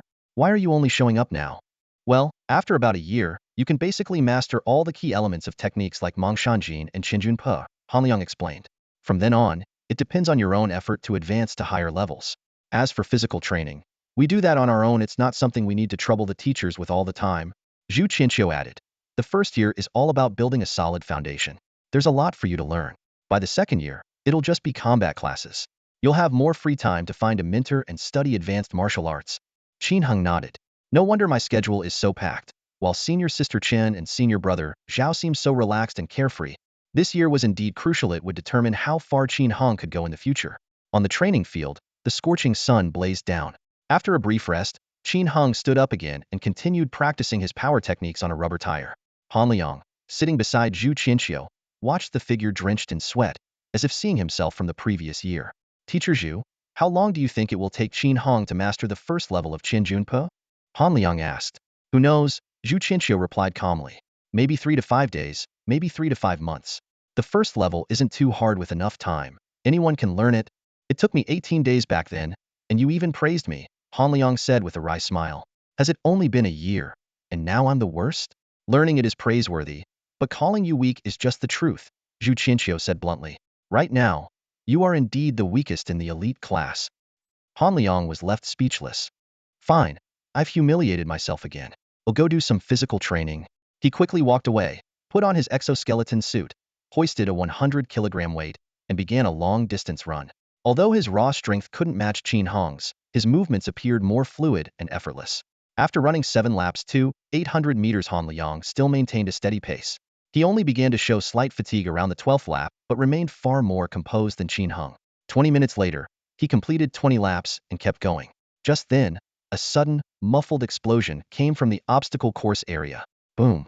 The rubber tire Qin Hong had been striking for 2 hours suddenly flew off, breaking the locking mechanism that held it in place. The surrounding trainee martial artists and instructors all turned to look, and Han Liang also glanced over. In an instant, Zhu Qianqiu appeared next to Qin Hong. What did you do? Teacher Zhu, I think I've figured out how to generate force, Qin Hong said excitedly. This last strike was way stronger than usual. Zhu Qianqiu's expression turned serious as he thought to himself. Could this kid have grasped it already? He extended his palm. Hit my palm with a punch. All right. Qin Hong stepped back, attempting to replicate the sensation from earlier. Huh. He threw a punch directly at Zhu Qianqiu's palm. With Zhu Qianqiu's mastery as a grandmaster, he stood completely unmoved. No, that's not it, Zhu Qianqiu frowned. This punch was only around 2,000 kilograms far weaker than before. For the next dozen punches, Qin Hong failed to recreate the same force. Growing frustrated, he kept adjusting, steadying his breathing, ensuring smooth blood flow, channeling power from the tendons in his hand to activate the muscles. Bang! There it is. Zhu Qianqiu's eyes lit up. That punch was 4,000 kilograms, double your usual strength. But to truly master it, you'll need to achieve this consistently. However, mastering a technique is never instantaneous. Amid countless failures, there were occasional successes, only to be followed by more failures. Zhu Qianqiu patiently guided him, and after a few minutes, Qin Hong managed to unleash the power of Qinjunpe for the 3rd time. By this point, Han Liang had finished 25 laps and returned, only to witness the scene. He almost turned around to leave. Internally, he sighed. Qin Hong is simply a monster. The elite class is about to produce another grandmaster. Compared to him, both I and senior brother Zhao are insignificant. But then, thinking of the difference in their salaries, Han Liang felt at ease. Some people in this world are destined to stand out. Being part of the elite class was already an achievement. There was no need to compare himself to others. He understood that he was merely a top talent within one city for 1 year, whereas Qin Hong might become the brightest star this city had seen in a long time. Looking at the bigger picture, there are always the most exceptional individuals among humanity across the globe, and even throughout history. In the presence of such unparalleled talents, any genius would pale in comparison. So, it's okay not to measure up. As long as you are stronger than your past self, that's what truly matters. In the glow of the evening twilight, Qin Hong dragged his weary body out of the training grounds. A full day of intensive skill and physical training had left every muscle in his body screaming with exhaustion, and all he could think about was collapsing onto his bed for a well-deserved rest. Still, today's progress was remarkable. After countless repetitions, he had finally grasped the basic principles of the 1,000-gene strike. Now, he could consistently deliver double the power in 7 to 8 out of every 10 punches. This double power was built on a foundation of a 5-fold amplification from his basic force techniques, meaning he could now unleash up to 10 times his own strength. However, this powerful technique came with a significant drawback. Qin Hung noticed that just 10 consecutive uses of the thousand-gene strike caused an unusual numbness in his arms. This sensation was different from the weakness of being physically drained. While his overall stamina remained decent, his arms felt as if they had lost all strength and sensation. Zhu Qianqiu offered a professional explanation for this. It was due to the muscles and tendons requiring recovery after prolonged high-intensity exertion. As his strength improved, his muscular and tendon endurance would naturally increase, allowing him to sustain explosive power for longer periods. For now, however, he had to use the thousand-gene strike cautiously in combat, ideally reserving it as a finishing move or a supportive technique. Outside of training, Zhu Qianqiu placed special emphasis on Qin Hung's nutritional intake. At noon, they had enjoyed a beast meat set meal at Canteen No. 1, each paying an exorbitant fee of 100 yuan, which made Qin Hung's heart ache. But Zhu Qianqiu insisted that relying solely on absorbing cosmic energy wasn't enough. High-quality protein was essential for enhancing physical strength, enabling the body to accommodate greater power and ultimately achieve genetic evolution. What troubled Qin Hung even more was Zhu Qianqiu's demand that he eat at least one meal a day with beast meat, corresponding to his current strength level. As a beginner martial artist, he only needed to consume meat from low-level beasts for now, but as his strength increased, so would his dietary expenses. Glancing at his account balance, which only had a few thousand yuan left, Qin Hung couldn't help but worry about how he would make ends meet next month. Just as he was trudging back to his dormitory, utterly drained, a piece of good news finally brought him some relief. The merit points for yesterday's battle had been calculated, and tomorrow he would receive his rewards, which included a much-needed sum of money. Qin Hung opened the email sent by the official Tian Dao Martial Arts Academy and carefully read through its contents. Apart from the customary words of gratitude, the most striking part was the detailed battle performance report. As a beginner warrior, he had taken down 153 low-level beasts, 13 mid-level beasts, and 2 high-level beasts, assisted his comrades approximately 30 times, and accumulated 212 merit points. Final evaluation. Individual second-class merit, collective third-class merit.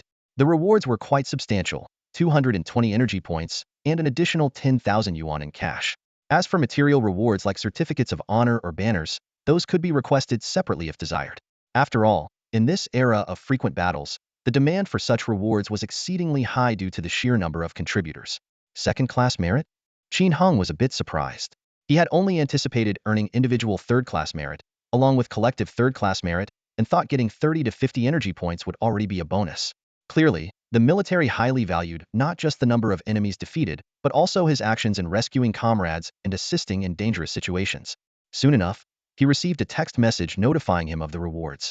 His bank account had an additional 10,000 yuan, and the energy points on his student ID had jumped by 220, including the 300 points he borrowed from Chen Yu, minus the 40 points he had used for 2 training sessions. He now had a total of 480 energy points. Based on his current practice routine of 10 hours a day, consuming 2 points per hour, this would support 24 days of intensive training. This should be enough time to break through to the mid-level warrior stage, Qin Hung thought cheerfully. And now that I've got some money, I can follow teacher Zhu Qianqiu's advice and have one meal of beast meat dishes every day to enhance my physique. In high spirits, he headed to the underground training room. Although the daytime training was exhausting, it was no excuse to slack off. Unlike others, Qin Hung enjoyed the process of quiet cultivation. Cosmic energy not only strengthened the body but also repaired the damage caused by training. After a night of cultivation, Qin Hung checked his schedule in the morning. Today was the combat practice class. This was a fixed course held every Saturday morning, divided by skill level rather than class. While senior students in the elite class could opt out, newcomers like him and Han Liang were required to participate and face challenges. Around 7 o'clock, just after breakfast, Han Liang called him. Qin Hung, you're the star today. I bet everyone will want to challenge you, so be mentally prepared. I've rested well and have plenty of energy. I can fight all morning without a problem, Qin Hung replied calmly. When he arrived at the main training field, the area was already divided into 2 sections, 1/3 for warrior trainees and the other 2/3 for pre-warrior trainees, with spectator seats surrounding the field. Although the class hadn't started yet, the place was already bustling with people. Hey, Qin Hung, a familiar voice called out. It was Chen Yuan and Su Kuang waving at him. The 3 exchanged greetings and chatted about their recent learning experiences. When Qin Hung mentioned participating in the beast-tide battle, the 2 stared at him in shock. Beast-tide battle? You were part of that? You're kidding, right, man?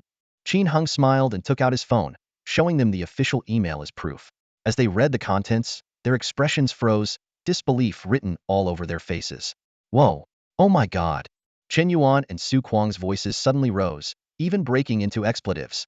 Their startled cries instantly drew the attention of nearby trainees. A crowd quickly gathered, bombarding them with questions. What happened? Did someone slay a beast? Which senior powerhouse is out there slaughtering monsters? Are you taking underlings? I'm great at latching onto coattails. Seeing more and more people gathering, Qin Hung hurriedly put away his phone and waved dismissively. It's nothing, really. Let's get ready for class. He wasn't fond of being the center of attention, but it was too late. Well, isn't this Qin Hung from the elite class? A male trainee approached with a few companions, his tone dripping with mockery. From the commotion, it sounds like you've killed a bunch of beasts and are showing off? Qin Hung instantly recognized him. It was one of the guys who had mocked Chun Yu just 2 nights ago. Though he had planned to keep a low profile, his temper flared. That's right. I killed a lot of beasts and was sharing my achievements with my friends. Got a problem with that? The male trainee smirked insincerely. No problem at all. I was just curious, how many beasts has the 120,000 a month Qin Hung actually slain? Care to show us so we can properly worship a genius like you? The mention of 120,000 monthly salary immediately drew even more attention. The crowd began murmuring. Wait, is he the record-breaking Qin Hung from this year? Wow, he's so sunny and handsome. And with that kind of salary, I wonder if he has a girlfriend? Pfft, he doesn't look like much. His legs aren't even as thick as my arms. Ignoring the chatter, Qin Hung fixed his gaze on the mocking trainee. Worship isn't necessary. It's just a second-class personal merit. Nothing worth mentioning. What? A second-class personal merit?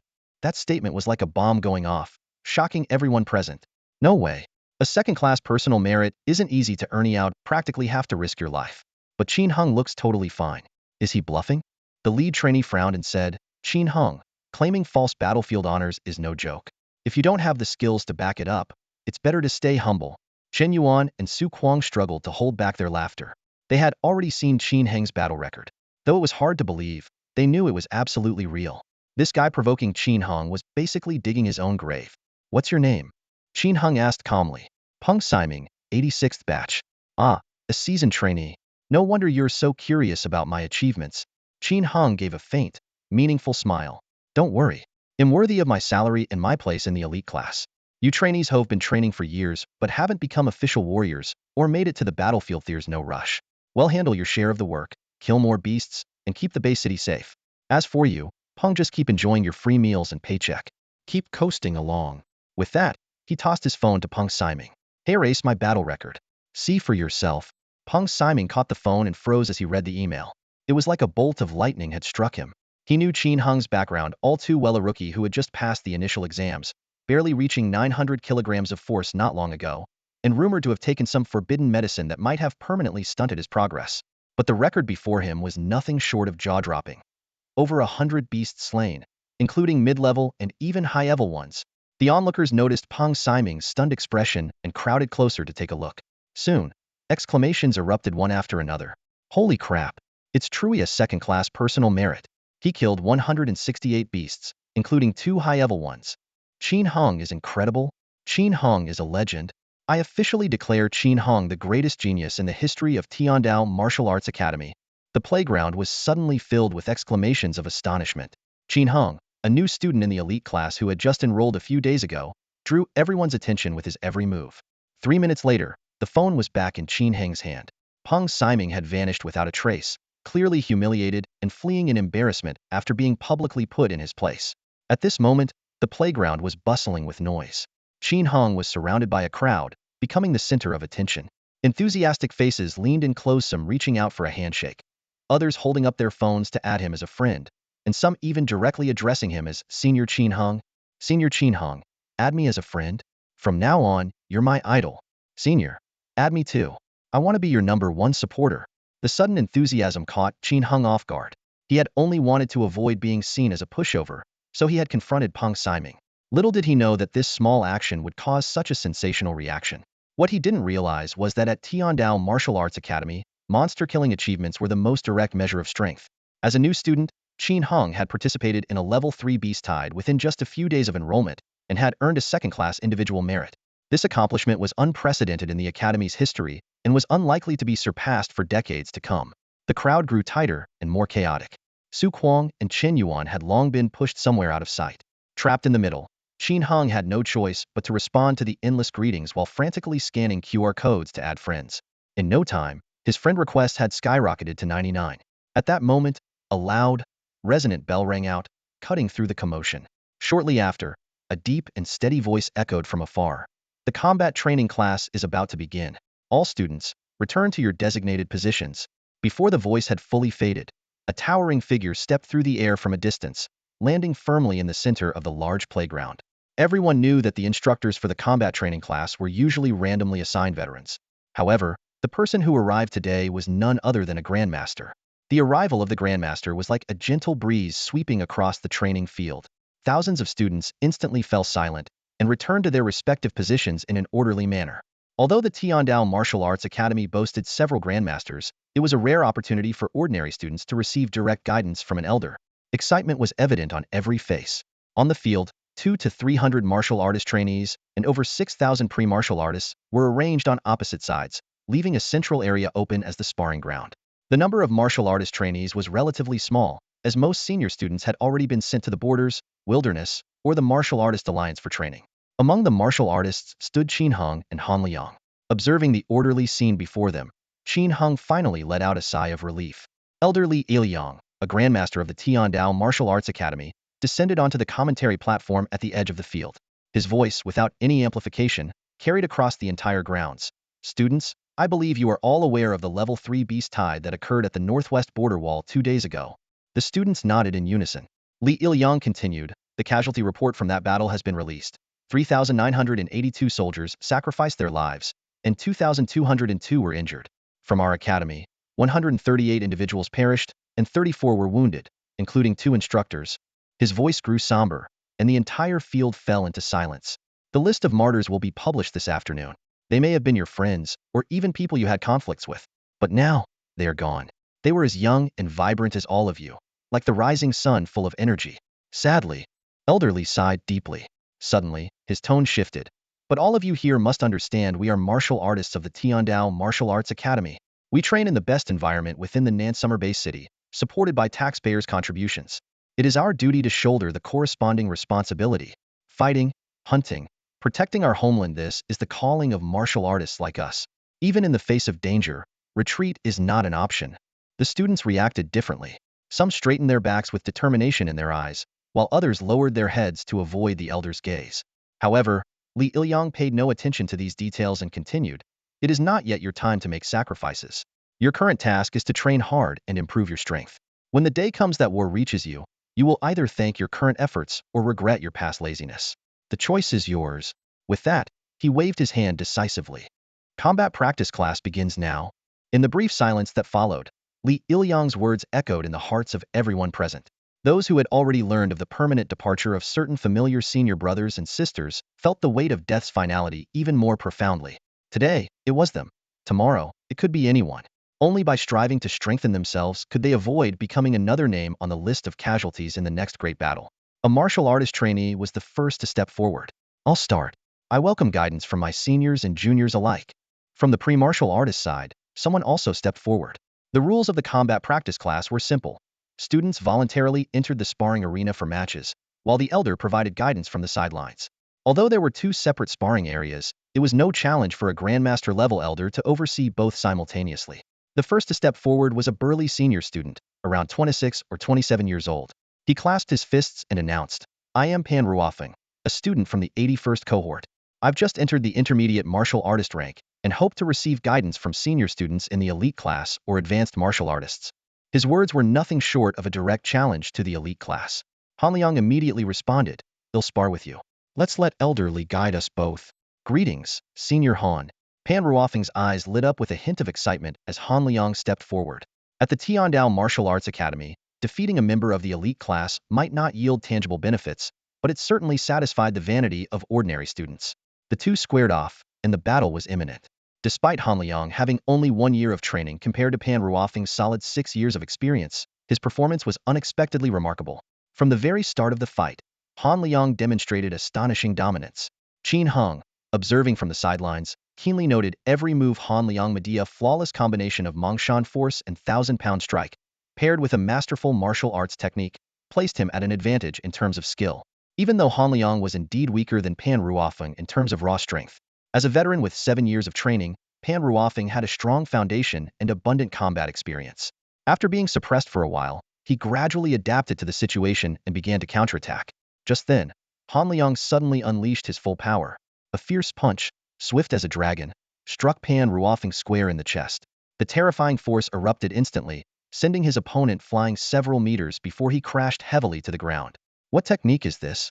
Pan Ruofeng, injured and unwilling to admit defeat, asked from the ground. Just the overlord punch, nothing extraordinary. You must have seen it before, Han Liang responded calmly. This Pan Ruofeng frowned and sighed. You're still better than me. No wonder you're in the elite class. Qin Hung watched intently from the side. He was familiar with the overlord punch, a powerful explosive technique taught at the Tiandao Martial Hall. While difficult to master, its destructive potential was undeniable. Han Liang's victory lay in his mastery of Mongshan Force at the 3rd level and 1,000-pound strike at the 1st level. The synergy between these two techniques allowed him to amplify his raw strength of 380 kilograms into a staggering 7,000 kilograms of explosive force. In contrast, although Pan Ruofeng had achieved the 4th level of Mongshan Force, giving him a raw strength of 600 kilograms, his lack of 1,000-pound strike limited his effective force to only 5,400 kilograms. Against the overwhelming burst of Han Liang's overlord punch, he stood little chance. You're too kind. I still have much to learn. Please guide me, Master Li, Han Liang said humbly. Li Ilyang, standing by, offered his calm critique. Considering the duration of your training, Han Liang, your progress is commendable, and you've grasped the essentials of force exertion. However, in close combat, you still fall short compared to Pan Ruofeng. You need more practice in real combat situations. Close combat details? What do you mean, Master? Han Liang asked eagerly. Li Ilyang proceeded to point out Han Liang's various shortcomings in detail, where his execution was flawed, where he used excessive force, and even which muscles were exerting unnecessary effort during his strikes. Han Liang thanked him repeatedly, clearly gaining valuable insights. Qin Hung listened intently nearby, marveling to himself, truly a grandmaster. To be able to discern even the subtleties of muscle exertion, how incredible. After Han Liang and Pan Ruofeng left the stage, Qin Hung couldn't wait any longer. Master Li, please guide me as well, he exclaimed.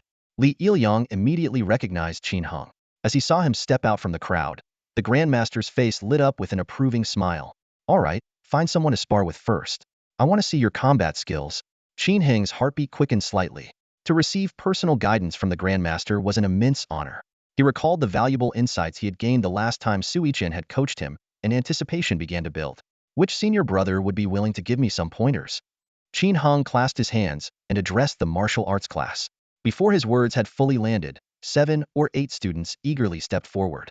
Junior brother Qin Hung, your reputation precedes you. Everyone wants to spar with you. Han Liang teased from the side. So many. I can't take them all on at once. Let's go one by one, Qin Hung said with a wry smile. Group fights were not the kind of sparring he had in mind. Li Ilyang casually pointed to one of them. You, step up and spar with him. The selected student jumped into the ring with excitement. Master Li, Shirley Injuan, from the 85th class, a beginner-level martial artist with a base strength of 2,500 kilograms. Senior brother Qin Hung, please guide me. Senior brother Sure, please. Qin Hung assumed his stance. Although Shirley Injuan was eager to get started, he courteously said, you go first, since you're new here. All right. Qin Hung launched an aggressive attack. Though he hadn't retested his strength recently, he could feel steady progress from his daily training and estimated his power had reached around 2,100 to 2,200 kilograms. At first, the two probed each other's abilities, their fists and kicks colliding as they gauged each other's strength. After a few exchanges, Shirley Injuan shouted, Senior brother Qin, I'm going all out now. Before the words had fully left his mouth, he unleashed his full strength, combining his base power with the triple Python mountain technique. A punch carrying over 4,000 kilograms of force hurtled toward Qin Heng's face. Boom! Qin Hung blocked the blow hidden, his arms instantly going numb. Yet he didn't back down. Instead, he grinned and said, then I won't hold back either. He channeled his energy into the 1,000-pound break technique and counterattacked. His first attempt to execute the move failed, forcing him to retreat a step. Seeing this, several martial artists chuckled and commented, he's still a rookie. Even prodigies need time to adjust. However, on his second attempt, Qin Hung successfully unleashed the 1,000-pound break.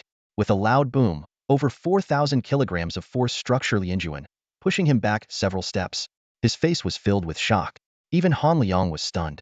This guy learns and applies techniques this quickly? The fact that Qin Hung dared to use the 1,000-pound break in combat just a day after learning it was astonishingly bold. Again, Shi Lianjuan resumed his assault. Bring it on. Qin Hung gradually found his rhythm. When sparring with fellow students, it took him longer to get into the zone compared to facing beasts. Against monsters, he could instantly enter a state of intense focus.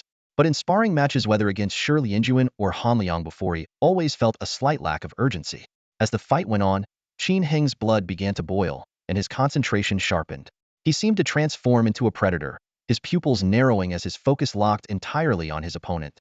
He could accurately exploit the openings in Shi Lianjuan's defense to launch attacks. However, Shi Lianjuan, being a more experienced student, was not easy to defeat quickly.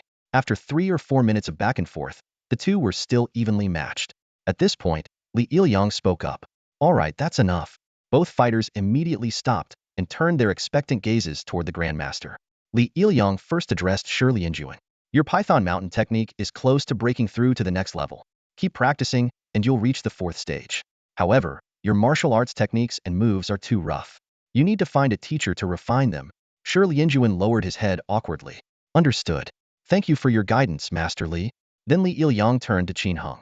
Your 1,000-pound break is still unpolished. Relying on it too much is dangerous. Your combat instincts are decent, but you're lacking systematic training and effective strategies to neutralize opponents. This afternoon, go to the bamboo grove and find Zhui Yun. He'll teach you a few moves. Yes, Master Li. Qin Hung responded respectfully with a clasped fist. Unlike the detailed guidance he gave Han Liang, Li Ilyang only pointed out Qin Heng's broad areas for improvement without delving into specifics. Qin Hung understood this was likely because his foundation was still too weak to warrant the Grandmaster's detailed instruction. Nonetheless, he was not discouraged. He would take his time to learn and improve. As the practical combat skills mentor for the elite class, Instructor Zhui Yun, though only at the great martial master level, possessed swordsmanship and blade techniques that could leave even grandmasters in awe. His ingenuity in martial combat was unparalleled. Receiving his guidance would undoubtedly lead to a dramatic improvement in combat abilities. Next one, Li Ilyang's voice broke the silence in the training field, summoning another student. Qin Hung was slightly startled. He hadn't expected to get a second chance to spar. He assumed that Li Ilyang would have dismissed him by now, as the guidance seemed sufficient. Li Ilyang remained calm and offered no explanation, simply stating, begin. As his words fell, the second student stepped forward to face Qin Hung. Qin quickly adjusted his stance, moving with agility as he engaged in close combat with his opponent. Li Ilyang stood nearby, his expression serene and composed, exuding the demeanor of a seasoned master. Yet, inwardly, he was astounded. This boy's instinct for battle was truly extraordinary. No wonder Sui Qin believed he had the potential to unlock a battle domain. His swift reactions and precise judgment were far beyond what one would expect from a teenager. They were the traits of a seasoned battlefield commander. Though Qin Hung lacked the raw strength of the more experienced students, he relied on his rudimentary mastery of the 1,000-gene break technique and his sharp combat instincts to hold his own. Remarkably, he even managed to gain a slight upper hand. Li Ilyang, well-versed in the art of teaching, deliberately stopped the sparring whenever Qin seemed on the verge of dominating, offering brief pointers to both participants to prevent Qin from growing overconfident. Then came the third opponent. Although Qin Hung couldn't fully grasp Li Ilyang's intentions, he understood that every sparring session was a rare learning opportunity. With each bout, his understanding of different fighting styles deepened. He began to anticipate his opponent's next moves and respond with increasing precision. The atmosphere in the martial arts training area was both intense and lively throughout the morning sparring class. Out of 32 fierce matches, Qin Hung alone participated in 13, occupying nearly a third of the total battles. However, something puzzled Qin Hung. Li Ilyang's attitude toward him seemed unusually distinct. When instructing other students, Li Ilyang spared no detail, even stepping in personally to demonstrate techniques. But when it came to Qin Heng's matches, the veteran's guidance was exceptionally brief, pointing out only directional errors while completely ignoring any detailed feedback. By the time the class ended at noon, Qin Hung could no longer suppress his doubts. He quickly caught up with Li Ilyang, who was about to leave, his voice tinged with unease. Master Li, why do you guide everyone else in detail but not me? Is it because my foundation is so poor that you think I'm not worth teaching? Hearing this, Li Ilyang's lips curled slightly, as if suppressing a smile. He responded calmly, you don't need anyone to teach you. If you want to improve, focus on 4 things: meditation, training your force techniques, mastering killing moves, and experiencing life and death combat. Before Qin Hung could reply, Li Ilyang leapt into the air and disappeared into the distance. Don't need anyone to teach me? Qin Hung frowned deeply. The notion baffled him. How could anyone become a master without guidance?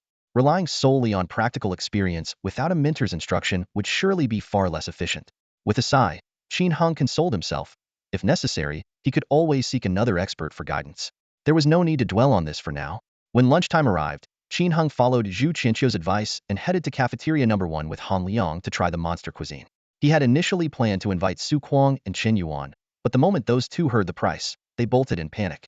After finishing his meal, mindful of not disturbing others during their midday rest, Qin Heng decided to take a stroll around the martial arts center. As he wandered, he noticed staff members posting the latest announcements on the bulletin board. One of the announcements was a detailed report on the recent Beast Tide War, listing the names of 138 fallen students and 34 who had been severely injured.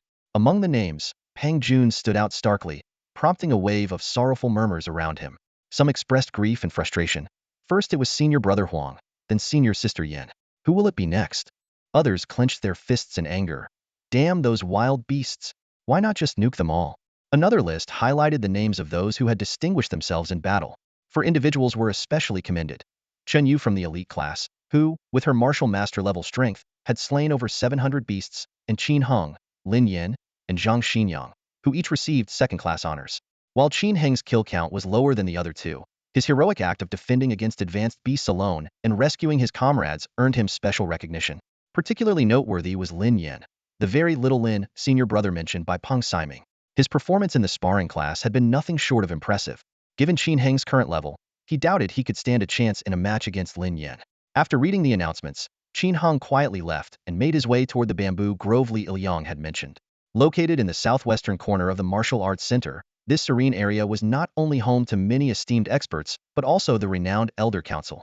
Passing by an artificial pond, Qin Heng stepped into this tranquil world of swaying green bamboo.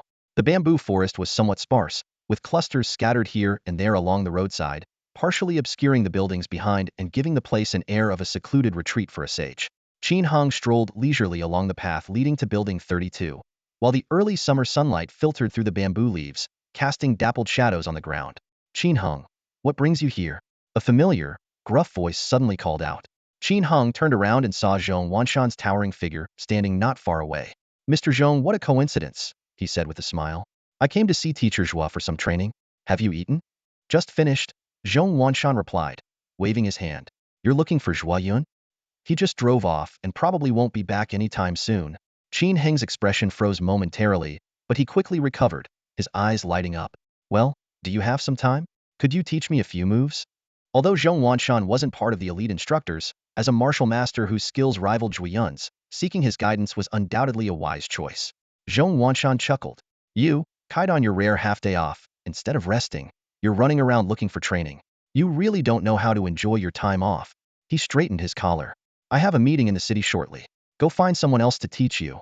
All right then, Qin Heng said with a helpless shrug. I'll ask in the group to see if any other teachers are available. Zhong Wanshan turned and headed toward the parking lot, but he suddenly stopped and looked back.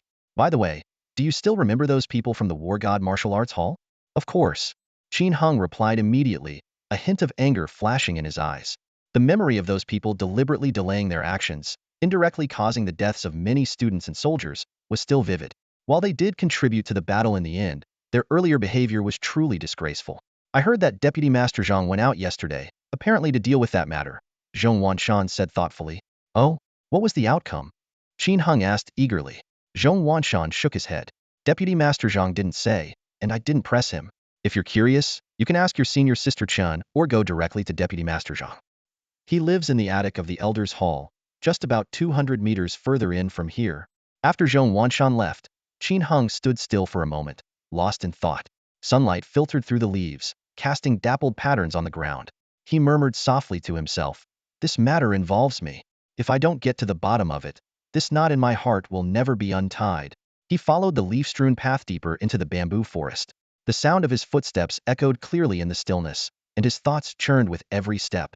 The deliberate delay by Huang Tianxiang and others from the War God Martial Arts Academy, leaving him to face the beast alone, was a calculated move to see him perish. Though he wasn't the mastermind, the memory of those innocent lives lost weighed heavily on his conscience. Before long, the ancient Elder's Court came into view. The structure, with its white walls and blue-tiled roof, exuded a timeless elegance. Its open courtyard and two-tiered layout gave it a solemn air. A few freshly fallen bamboo leaves scattered across the grounds only added to the quiet, austere atmosphere. Through the open doorway, an elderly man in a plain white undershirt stood alone. At first glance, he seemed like any other kindly old neighbor, but Qin Hung knew better. Those who could reside here were far from ordinary. Knock, knock, knock. Qin Hung rapped lightly on the doorframe. Excuse me, sir, are you Vice Master Zhang? The old man turned, his sharp gaze sweeping over Qin Hung. That's me. You're the new kid in the elite class, aren't you? Qin Hung clasped his fists respectfully and bowed. Zhang Junwei wasted no time. What brings you here? There's no class this afternoon, Qin Hung began. I planned to seek guidance from teacher Zhui Yun on martial arts techniques, but he was unavailable. So I thought I'd take the liberty of visiting you, and while I'm here, I wanted to ask about the handling of the War God Academy members. Zhang Xinwei's expression turned somber. Their master vouched for them, and I couldn't push too hard. Those senior martial artists have contributed greatly in the past, and it wouldn't be reasonable for me to punish them severely. In the end, I managed to extract a compensation of 5 million, which has been distributed to the families of the students and soldiers who died due to the delayed rescue. Qin Hung felt a heavy weight settle in his chest. Even with Vice Master Zhang stepping in, all they could secure was monetary compensation, a result that left a bitter taste. Yet he understood that those senior martial artists were key defenders against the beasts of the wilderness.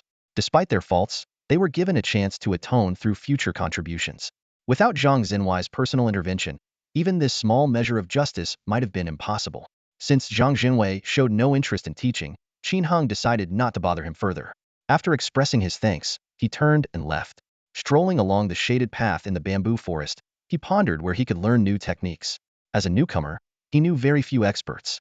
Though he could ask for advice in the Grandmaster group, it was the weekend rest day at Tiandao Martial Arts Academy, and Qin Hung didn't want to disturb the instructors. Since Deputy Curator Zhang suggested self-study in the archive hall, he decided to give it a try. The archive hall housed an impressive collection of martial arts treasures, far superior to the manuals in the regular library. Ordinary students could only gain access by achieving great feats or earning repeated recognition for excellence. However, as an elite class student, Qin Hung could enter directly with his pass. Even so, he worried whether his limited foundation would allow him to comprehend the advanced manuals. Exiting the bamboo forest, Qin Hung headed straight for the library building. Though not as massive as the Colosseum, the library stood out with its unique design resembling an enormous sword pointing toward the heavens, making it one of the most striking structures in the academy. Entering through the west gate, Qin Hung was greeted by a floor plan. The library consisted of 12 levels, with 5 underground levels serving as public training rooms accessible with a student ID and energy points. The first floor functioned as a lobby, featuring a borrowing area, an electronic reading room, and some news and magazines. The real treasures were on the upper levels, from the second floor onward, where martial arts manuals, combat techniques, and cultural texts were stored for general student use. The legendary archive hall was located on the 7th floor. Pressed for time, Qin Hung skipped exploring the lower levels and took the elevator straight to the 7th floor. When the elevator doors opened, he found himself facing a corridor that ended with a sturdy iron door distinct from the glass doors on other floors. Outside the door, an elderly man in his 60s or 70s reclined on a lounge chair, seemingly dozing. This was He Daoqing, the archive hall's gatekeeper. Though not a grandmaster, he possessed the strength of a regular master and was the junior apprentice brother of the academy's headmaster, Wang. Elder He, Qin Hung greeted respectfully as he approached. Without even opening his eyes, He Daoqing lazily replied, "Insert your student ID into the slot on the door. If it opens, you can enter." To someone like Qin Hung, a beginner martial artist, He Daoqing paid little attention. After all, even with ample time, someone of Qin Hung's level could never breach the specially reinforced alloy door. If a stranger of higher rank, such as a master or grandmaster, showed up, He Daoqing would be on high alert. Following the instruction, Qin Hung inserted his golden student ID into the slot beside the door handle. A moment later, the LCD screen on the door displayed, "Student Qin Hung, welcome to the archive hall." With a mechanical click, the alloy door slowly opened. "Elder He, am going in now," Qin Hung said as he stepped inside. The door automatically closed behind him. The archive hall was neatly organized. Upon entering, he found himself in a lobby surrounded by shelves filled with practice weapons marked with green dots. To the left was a 3D simulated combat training room, and to the right was a secure information storage room. Straight ahead were rows upon rows of bookshelves containing martial arts manuals. Driven by curiosity, Qin Hung entered the simulated combat training room. The circular room, with a 5-meter diameter, was much larger than the training rooms in the dormitory building. Its walls were seamlessly connected LCD screens. As soon as he stepped in, the screens lit up, and a system voice announced, "Virtual Combat Training System initializing. Please select a weapon from the lobby." Qin Hung quickly ran back to the lobby and grabbed a wind-slicing saber marked with green dots. "Please select your opponent," the system prompted again. The surrounding screens displayed a dense array of photos, at least 1,000 opponents to choose from. Qin Hung glanced around, his gaze sweeping over the faces before him, some unfamiliar, some vaguely familiar. The photos depicted a variety of individuals, men and women, young and old. Among them were a few faces he recognized from television. As he browsed, a familiar figure suddenly caught his attention. Wasn't that senior sister Chenyu? His eyes locked onto the photo of the female martial artist with a high ponytail. Without hesitation, he made his choice. Immediately, a system notification sounded. Virtual battle is about to begin. Please prepare yourself. In an instant, the surrounding photos vanished, replaced by a spacious martial arts arena. The screens encircling the space perfectly recreated the atmosphere of a live battleground, making Qin Hung feel as though he had truly stepped into the scene. Across from him stood Chenyu, carrying a long sword on her back. She gracefully gestured with a polite please. How am I supposed to fight her? Qin Hung wondered. As a beginner, he cautiously stepped forward and swung his blade. The moment he moved, the floor shifted beneath him, creating the illusion of forward motion. Though he remained at the center of the room, the virtual environment on the screens changed accordingly. Within seconds, Chenyu appeared less than 2 meters away. The virtual Chenyu moved with lightning speed, her long sword flashing as it struck. Qin Hung barely had time to focus before he felt the cold edge of the sword pressed against his neck. The battle ended as abruptly as it began. So that's how it works. Qin Hung realized. This room was specifically designed for selecting opponents and honing combat techniques. Judging by the skill displayed by the virtual Chenyu, the system must have adjusted her abilities. If it had been the real Chenyu, he would have lost even faster. Still, the combat style was unmistakably hers. This meant the 3D simulated combat training system had recorded the unique fighting styles of thousands of martial artists. Whether bold and aggressive, swift and precise, or cunning and elusive, every type of combat style was represented. Training here allowed one to experience and learn from all kinds of martial artists, steadily improving their own abilities. The Hall of Archives truly lives up to its name. Qin Hung thought excitedly. If the first room alone could offer such a surprise, how incredible must the martial arts manuals stored here be? Exit battle, he commanded. With his current rudimentary skills, fighting against the system's roster of top fighters would only lead to frustration. Instead, it made more sense to study the manuals first, expand his knowledge, and then return for practical training. The 3D virtual scene dissolved into scattered points of light, and the interface returned to the character selection screen. Just as Qin Hung was about to leave the room, a particular photo caught his eye. It was the back of a woman dressed in black, her figure exuding mystery as she stood with her back turned to him. Qin Hung was taken aback. The silhouette before him made his heart race. It was tall and poised, exuding an aura so unique that it was indistinguishable from the legendary Valkyrie of ancient tales. Having grown up listening to stories of the Valkyrie, the few scattered photographs of her had long been etched into his memory. But soon, a question surfaced in his mind. The Tiandao Martial Arts Hall had only been established a few years ago. How could its virtual system possibly contain combat data of the Valkyrie? After all, the Valkyrie had left Earth in 2055, long before the 4 major martial arts halls had even been founded, let alone any kind of archival repository. Driven by an uncontrollable curiosity, Qin Hung selected the photo of the woman in black as his opponent.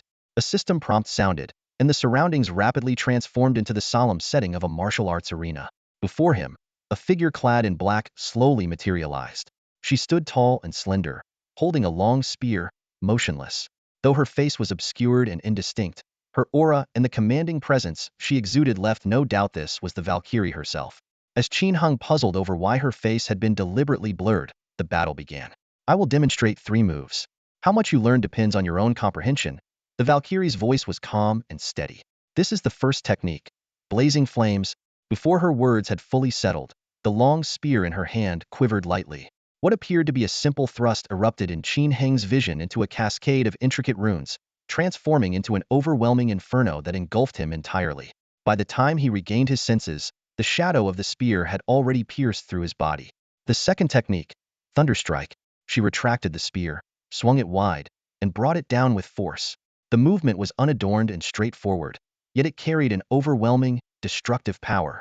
Qin Hung could almost see a bolt of lightning crashing down from the heavens. If this had been a real duel, that strike alone would have obliterated him. The third technique, Surging Waves. The final move was a sweeping strike, equally simple in its execution, yet it felt as though it unleashed an unstoppable tidal wave, surging with immense force. After completing the 3 moves, the Valkyrie's figure gradually dissipated. When Qin Hung returned his gaze to the wall of photos, her image had vanished without a trace. Could these be the three ultimate techniques the Valkyrie left behind for the students of the Tiandao Martial Arts Hall? Qin Heng was both exhilarated and perplexed. The moves appeared deceptively simple, easy enough for even the frail to imitate. Yet, there was an underlying rhythm, a profound essence that was nearly unfathomable. How could the legacy of Earth's greatest martial artist be anything but extraordinary? It seemed this was a rare opportunity, a single chance for each person to comprehend these three techniques. Whether one could unravel their mysteries depended on individual insight. Qin Heng speculated that this room might hold the teachings of other masters as well, but each would be a one-time experience, impossible to revisit. He sat cross-legged, closed his eyes, and focused his mind, replaying the unique essence of those three moves in his head. Though he wasn't sure if he could grasp even a fraction of their depth, he knew he couldn't let this opportunity slip away. And so, he remained seated for a full half hour, striving to recreate and understand the fleeting brilliance of those three techniques in his mind. As memories settled in his mind, Qin Heng felt the essence of the martial spirit becoming increasingly clear. Compared to the moment of facing the blows heeded earlier, three distinctly different forces intertwined and flowed within his consciousness: blazing fire, piercing thunder, and surging waves. These forces ultimately converged into a pure fighting spirit, a calm yet resolute, confident and unwavering will to battle. This was the path of the Valkyrie. It was a conviction that transcended life and death, delivering a lethal strike against any opponent without hesitation. Regardless of how formidable the enemy ahead might be or how perilous the situation seemed, the only thought left in mind was to overcome the foe. After a long while, Qin Heng opened his eyes and slowly stood up from the ground.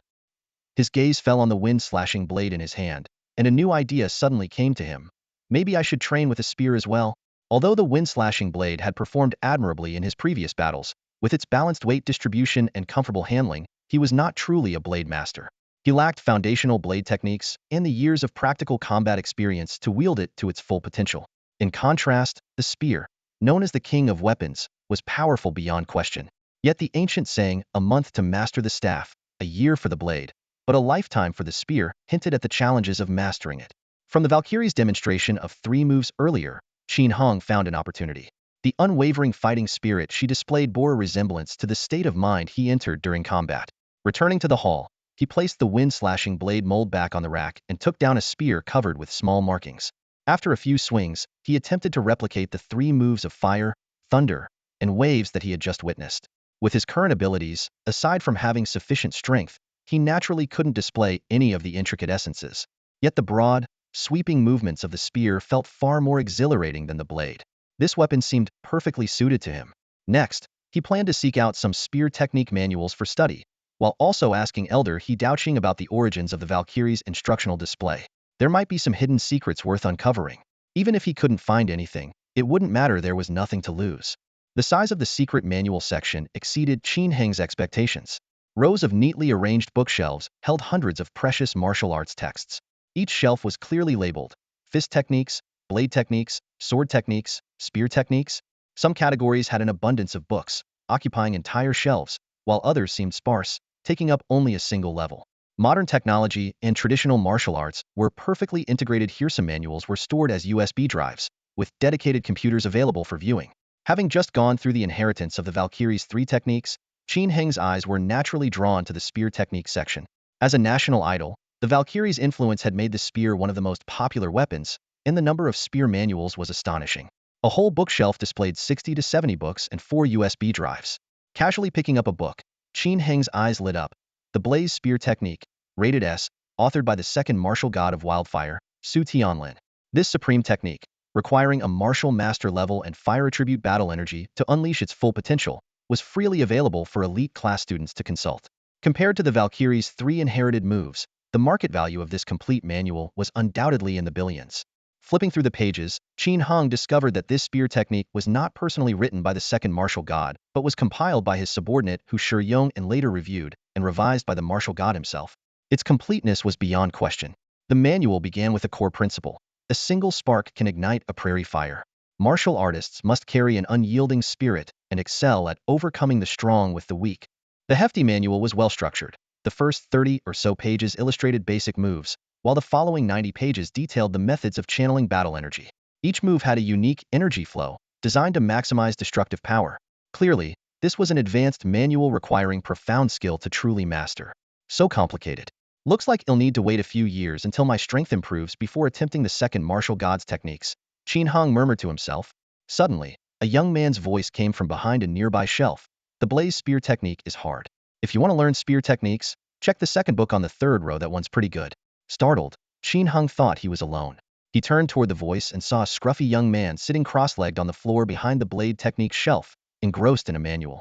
The man wore a faded cotton t-shirt and nearly worn-out slippers, with shoulder-length hair that was messy and clearly unkempt for some time.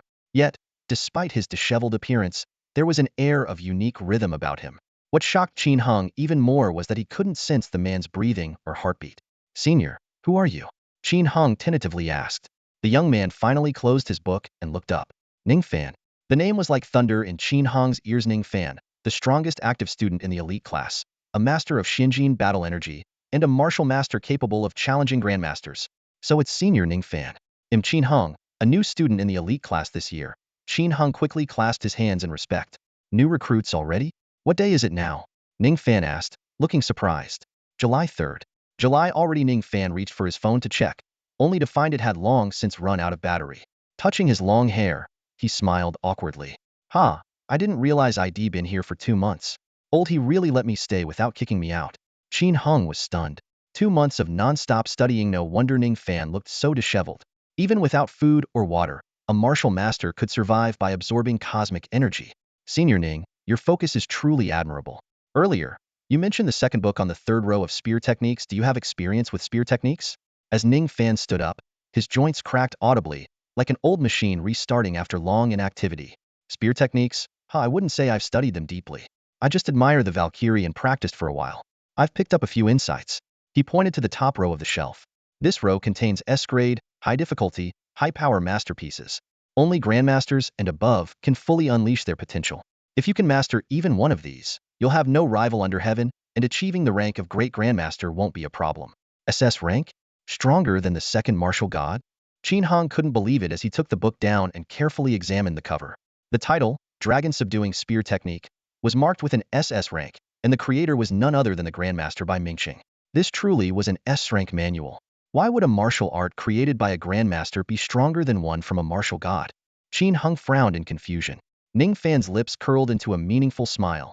"Who told you that a Grandmaster's martial arts must always be inferior to a martial god's?" This question left Qin Hong momentarily speechless. "There are many factors that determine someone's level," Ning Fan explained patiently.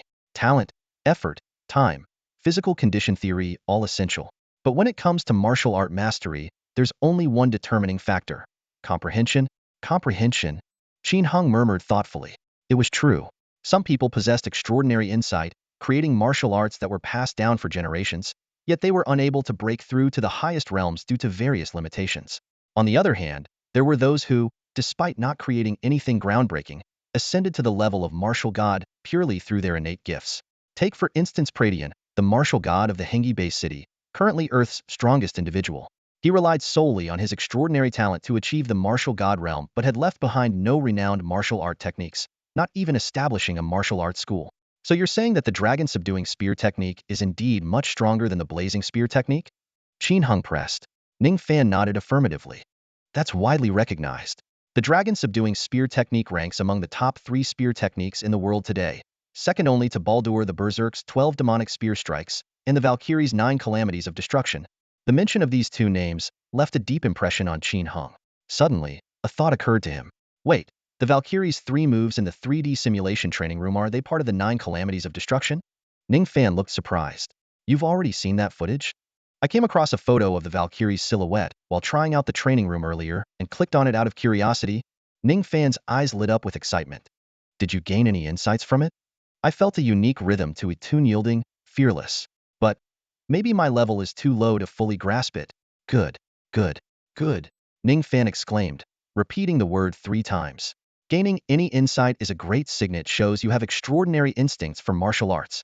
As long as you work hard, your future potential is limitless." Qin Hong felt a bit embarrassed. "Thank you for the praise, senior brother, but to truly master that essence feels like an impossible task. You haven't even taken the first step. How can you say it's impossible to measure the world?" Ning Fan patted him on the shoulder encouragingly. "To gain insights from the Valkyrie's techniques is a rarity. At the very least, you're not inferior to Met Hat's the truth." This was high praise indeed. Ning Fan was the strongest in the elite class. Though he hadn't broken any records, his strength surpassed many of his predecessors. He was almost destined to become a top-tier grandmaster.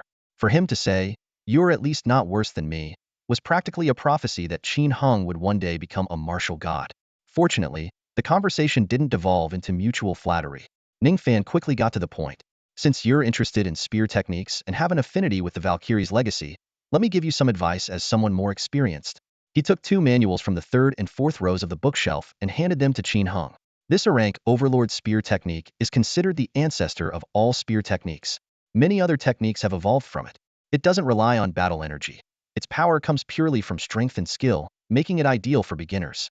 This brink soaring dragon spear technique, though lower in rank, is highly flexible and excels in defense, compensating for the Overlord spear technique's lack of defensive capabilities.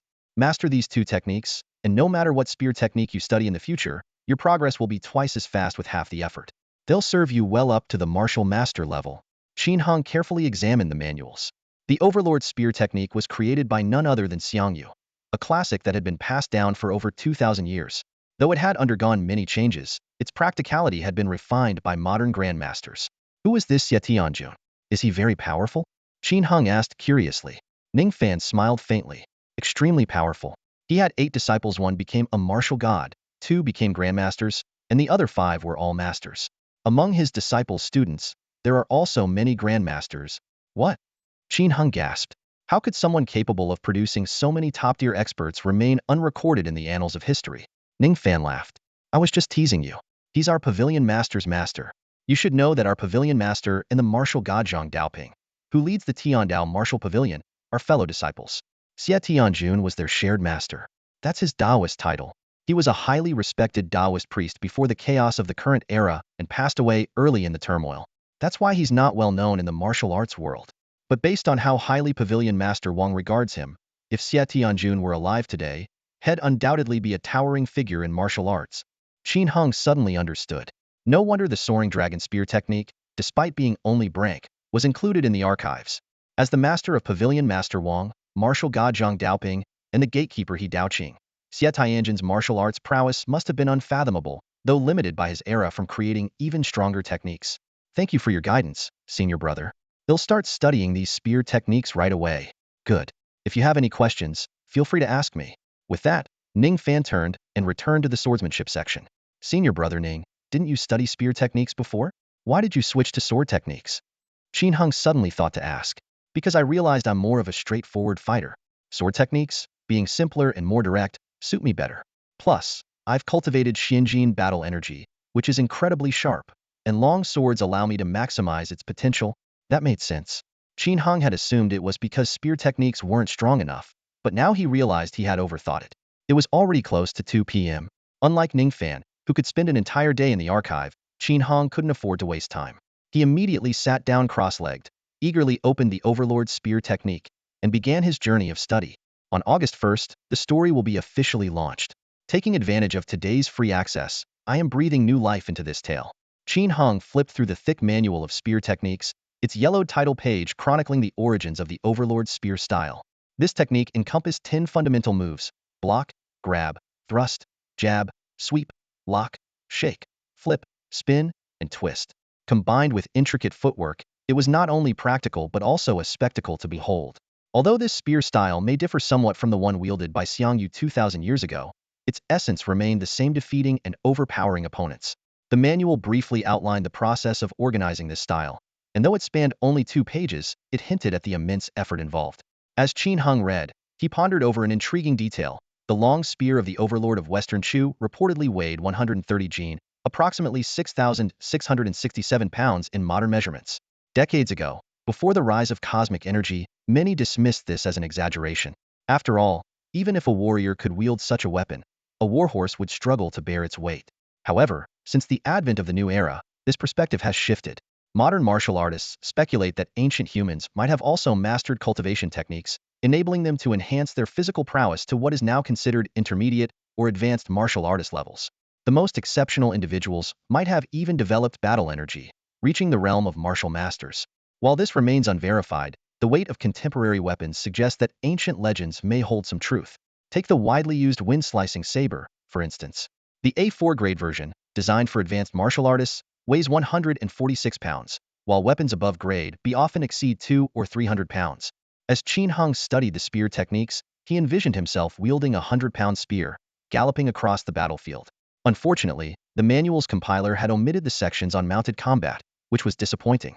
The manual, though not particularly lengthy, presented fundamental moves and footwork that were straightforward and easy to grasp. The more complex aspects lay in 3 advanced techniques: charge through the front lines, sweep across the army, and raging waves. These moves seamlessly integrated footwork and spear techniques. While their forms could be learned within hours, mastering them required relentless practice. Once Qin Hong had committed the Overlord spear style to memory, he began practicing in the hall. Nearby, Ning Fan was engrossed in another manual and paid him no attention. Even without guidance, Qin Heng's spear techniques improved steadily, and he quickly grasped the basic principles. He then delved into the dragon wandering spear style, a technique centered on mobility and self-defense. It emphasized the bagua step, moving as fluidly as a dragon.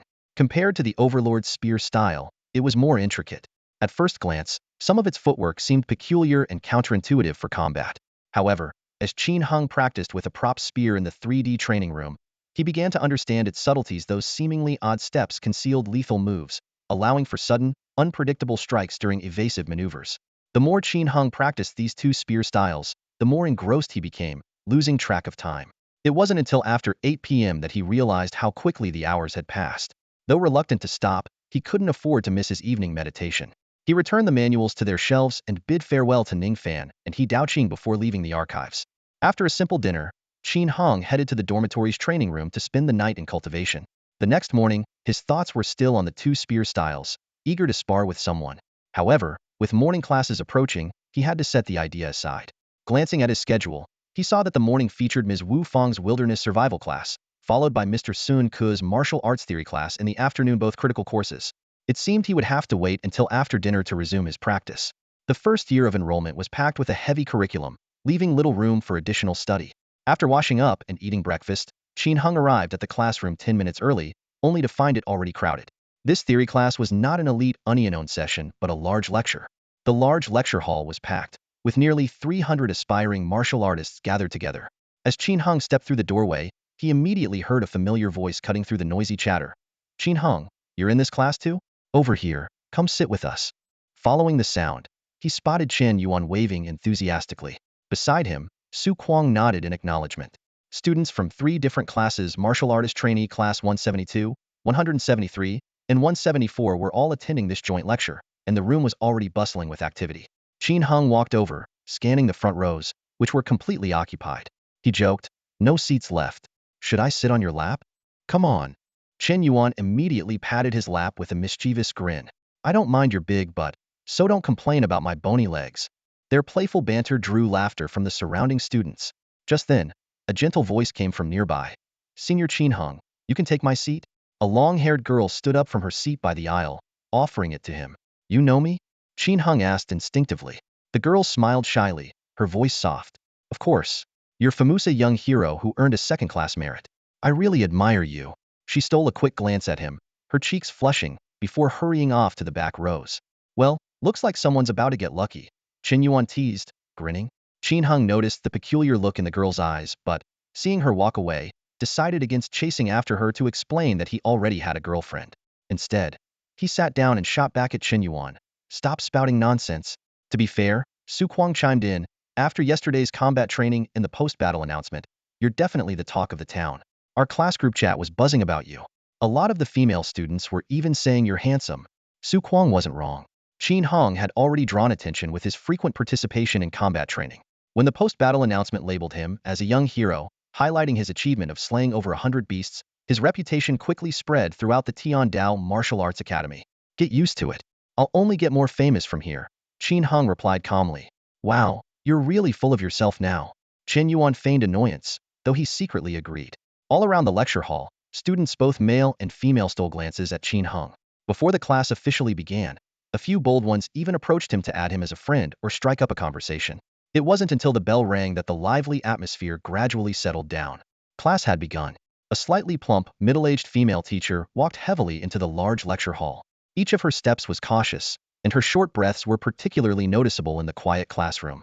Qin Hong keenly observed these details. It was clear that this teacher was just an ordinary person, not a martial artist. Ms. Wu Fong stepped onto the podium and placed her external hard drive on the desk. Picking up the microphone, she spoke with a hint of nervousness in her voice. Good morning, everyone. Let's begin class. My name is Wu Fong, and I will be your wilderness knowledge teacher this year. She paused briefly and then continued. I am not a martial artist.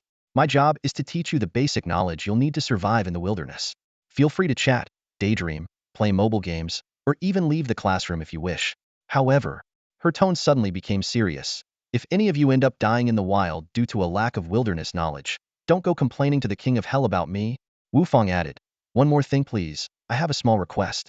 You are all highly skilled individuals. If you feel that my teaching isn't up to standard, just go to the administration office and request a different teacher. Please don't resort to violence. I'm fragile. One hit, and I'll be gone for good. Seriously. Her words elicited laughter from the entire class, with many students commenting on her sense of humor. But Wu Fong knew deep down that she wasn't joking. She was genuinely afraid of these young, aspiring martial artists. There had been a previous incident where a cultural studies teacher was killed on the podium after a dispute with a student. Although the student was later expelled and imprisoned, the teacher's life could never be restored. Chen Yuan chuckled and said, Don't worry, teacher. We're all good students here. Besides, we have a top-tier elite class student here with us. If anyone tries to harm you, he'd probably take them down in no time. Elite class. Wu Fong followed Chen Yuan's gesture and looked in Qin Heng's direction. Qin Heng nodded politely and said, Hello, Ms. Wu. I'm Qin Heng. Wu Fong's tense expression visibly eased. Oh, I know you. The young hero. It was clear she hadn't been informed that there was an elite class student in her class. For this type of knowledge-based course, there was no distinction between elite and regular classes, and the martial arts school typically wouldn't notify the teacher in advance. Qin Heng felt slightly embarrassed by the compliment. Since yesterday's announcement, his reputation had indeed grown, and public opinion about him was improving. Meanwhile, the news of him killing Wang Peng and offending Wang Jiaming's faction seemed to have mostly circulated within the War God Martial Arts School. Once the lesson officially started, Wu Fong began explaining wilderness knowledge. The first class focused on geographic divisions. Unlike standard geography classes, this course integrated information about wilderness plants and beasts for a deeper understanding. For example, when discussing the African continent, a standard geography class might only cover climate and terrain, perhaps mentioning that the area is uninhabited. But in this class, Wu Fong elaborated that the region is a paradise for beasts and demonic plants, home to 7 terrifying beast god-level entities. Even seasoned hunting teams wouldn't dare venture there. Other continents were relatively safer, but human activity was still confined to base city walls. Martial artists only operated in relatively secure areas, avoiding regions where beast kings and beast gods were known to roam. The students listened attentively, especially when the teacher mentioned areas frequently inhabited by beast kings or demon kings. They quickly jotted down notes, planning to steer clear of such places during future expeditions. The entire morning was spent on geographic knowledge, but the lesson wasn't finished by noon and would continue in the next class. As soon as the dismissal bell rang, Wu Fong packed up her things and left without lingering for even a minute. Looking at the notes on his phone, Qin Heng felt a headache coming on. There's so much to learn just about geography, and we still have to cover beast identification, demonic plant characteristics, and more. On top of that, I still need to practice techniques and moves. Ugh, one brain just isn't enough. Su Kuang, noticing his distressed expression, laughed and said, Don't stress. Turning knowledge into understanding takes time. If you try to memorize too much now, you'll just forget it later. Once you're strong enough and have ventured into the wilderness hundreds of times, it'll all come naturally. Qin Heng nodded in agreement. You're right about that. After all, strength was the most important thing. As long as one was strong enough, they could traverse the wilderness freely, even without much knowledge. Come on, let's get some food. We have more classes this afternoon. The 3 of them headed to the cafeteria together. In the afternoon, they would attend separate classes. Qin Heng had martial arts fundamentals, Su Kuang would take weapon combat, and Chen Yuan had beast combat. During the lunch break, Qin Heng didn't spend time chatting with his friends. Instead, he went straight to the military affairs building to equip himself with a weapon. The weapon management system at the military affairs building is quite user-friendly. During wartime, weapons are provided free of charge, with the condition that they must be returned after the conflict. During peacetime, weapons can be rented or purchased. The prices of weapons increase with their grade. An A1 grade alloy weapon costs around 100 yuan, an A2 grade weapon slightly over 2,000 yuan, an A3 grade weapon more than 4,000 yuan, and an A4 grade weapon goes up to 10,000 yuan. Although Qin Heng was currently a junior martial artist and should have been using an A2 grade weapon, he was confident in his rapid progress. He'll advance to an intermediate martial artist this month, he calculated to himself. Finally, he gritted his teeth and spent 4,100 yuan to purchase an A3 grade alloy spear. This spear was a standard weapon name, Pajuned Breaker of Armies. The spearhead was 36 centimeters long, the total length was 2.52 meters, and it was crafted entirely from high-quality alloy, weighing a hefty 64 kilograms. The Pajun spear came in 3 models, and Qin Heng chose the Pajun Model 2, which had slight differences in length and weight compared to Models 1 and 3. The staff at the Military Affairs Building recognized him as a standout cadet from the elite class who had recently earned a second-class merit award. They warmly gifted him a spear sheath and a decorative tassel. Filled with excitement, Qin Heng hurried to the spacious arena to practice the Overlord Spear technique and the Wandering Dragon Spear technique he had just learned the day before. The spear tip traced elegant arcs through the air, and Qin Heng felt his blood boiling with exhilaration. When he used a blade before, he had already felt a sense of unity between himself and the weapon. But wielding a spear brought an even more profound connection. It was as if he had found a vessel for his soul. Every movement flowed effortlessly, as though he had mastered these techniques in a previous life. For beginners, it's often challenging to control the balance of a long spear, leading to clumsy movements. However, as Qin Heng practiced these 2 spear techniques, he encountered almost no obstacles. Apart from his footwork and body coordination being slightly unfamiliar, everything else was nearly flawless. After an hour of training, he became certain. He was born to wield a spear. As he gently ran his hand along the alloy spear's shaft, Qin Heng's mind conjured the image of the Valkyrie demonstrating 3 ultimate spear techniques. Perhaps one day, he could decipher those 3 techniques and inherit part of the Valkyrie's legacy, carving out his own path in the world like that legendary figure. He secretly wondered, could his future self create unique techniques of his own to be passed down through generations? And another mystery lingered in his thoughts. Who had left behind that recorded image? And who was the great figure personally guided by the Valkyrie? The afternoon martial arts theory class was still held in the large lecture hall. This time, the instructor was Sun Ku, a grand martial master whose strength was on par with Zhong Wanshan. At the beginning of the class, Sun Ku posed 3 thought-provoking questions. What is martial arts? Why do you practice martial arts? How far do you think you can go? While the students engaged in lively discussions, he simply smiled meaningfully and said, the answers don't matter as much as your mindset. Whenever you achieve a breakthrough or hit a bottleneck, ask yourself these 3 questions. When the formal lecture began, Sun Ku went straight to the point, starting with the principles of cellular evolution. 60 years ago, the emergence of the martial arts skybridge completely altered the evolutionary trajectory of life on Earth. Overnight, the genetic locks within all living organisms were unlocked, granting them the potential for limitless growth, he said in a steady, powerful voice. By absorbing cosmic energy, cells continuously strengthen themselves until they trigger genetic transformation. Sun Ku explained the 4 major realms of martial arts cultivation in detail. Martial artist realm, enhanced blood vitality, leading to extraordinary wound healing speed.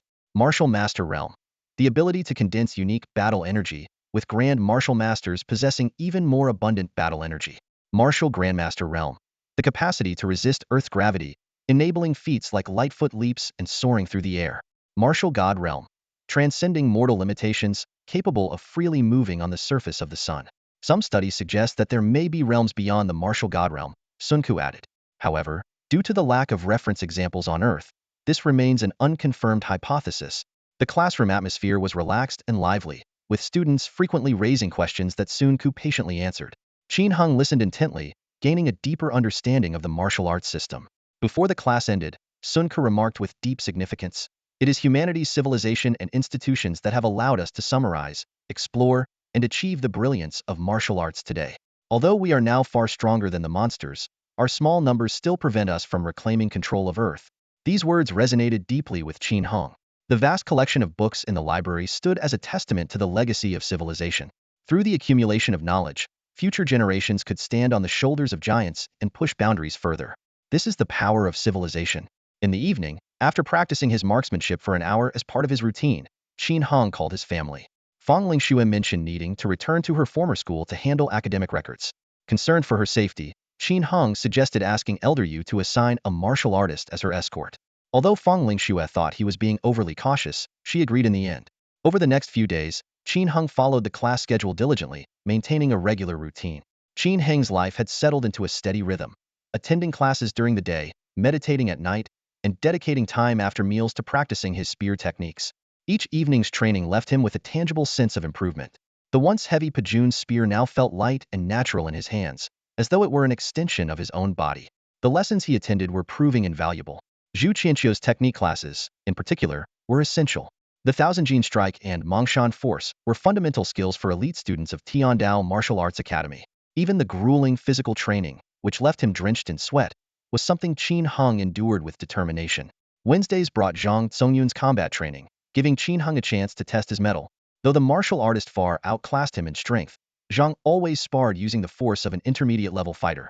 This balance between challenge and opportunity allowed Qin Heng to grow. From being defeated within 3 moves to now holding his ground for dozens of exchanges, his understanding of weapon combat advanced rapidly. On Fridays, during the Beast Combat class, Qin Heng faced a new instructor, Qin Ziyang, as Su Yichen was absent. His opponent was a mid-level horned leopard that hadn't eaten for 3 days. The ferocious beast, nearly at a high-level strength, charged at him with bloodthirsty eyes. But Qin Heng was no longer the same. With his Pajun spear moving like a dragon, he subdued the beast in under 20 seconds, a display of skill that left his classmate Han Liang utterly stunned. Still, Qin Heng felt unsatisfied. He could sense that his abilities were nearing the level of an intermediate martial artist. Having mastered the Overlord Spear technique, the Wandering Dragon Spear technique, the first level of the Thousand Gene Strike, and the beginner stage of Mongshan Force, ordinary opponents no longer posed a challenge. He even imagined that if he were to face the illusory tiger Su Yichen had conjured last week, he would relish the battle and emerge victorious. On Saturday night, after finishing Zhu Qianqiu's class, Qin Heng was so exhausted he could barely lift his chopsticks. Lying on his bed after a shower, he couldn't help but admire Zhu's keen insight. She had clearly recognized that his base strength was nearing the intermediate level and had assigned him a 150-kilogram weighted training regimen. Her precise control over the intensity of the training always pushed him to his limits, no more, no less. His progress this week had been extraordinary, far beyond that of an average student. Most trainees might improve their punching force by a mere 10 kilograms, while the exceptional ones might achieve gains of several dozen kilograms. But Qin Heng's 10 hours of daily meditation, combined with the 40 energy boost in the training room, accelerated his progress to nearly 6 or 7 times the normal rate.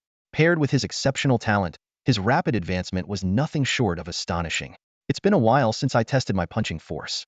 I'll call my parents first, then head to the 4th basement level to check. Just as Qin Heng was thinking this, his phone rang. He initially thought it was Ling Shui, but the caller ID showed an unfamiliar number. Qin Heng, this is Yu Xian. Do you remember me? An aged but powerful voice came through the line. Mr. Yu, of course I remember. Is there something you need? Qin Heng replied politely. Yu Xian's tone grew heavy. I've discovered something over the past 2 days. After much deliberation, I decided I had to tell you. Qin Heng's heart tightened. What is it? Did something happen to my parents? No, it's not about them, Yu Xian said slowly. It's about your little girlfriend, Ling Shui. What happened to her? Qin Heng was startled. Just last night, she'd been excited about her successful transfer. Yu Xian's voice dropped further. Her family background isn't what you think it is. Her father is a grandmaster. Grandmaster. The word struck Qin Heng like a heavy hammer, pinning him to the spot. His mind went blank, as though he'd been struck by lightning. Old sir, you must be joking. Fang Lingsu's father is a grandmaster? That's impossible. Qin Heng's voice was filled with disbelief. Forget a grandmaster, just a martial master would be absurd. What kind of powerful martial artist would let their daughter live in a slum? What kind of capable martial artist would sit idly by while their daughter worked at a milk tea shop and got harassed by street punks? His voice grew more agitated. For the past 4 years, I've been with Ling Shui day and night. I know her like the back of my hand. I'm certain there's no grandmaster backing her.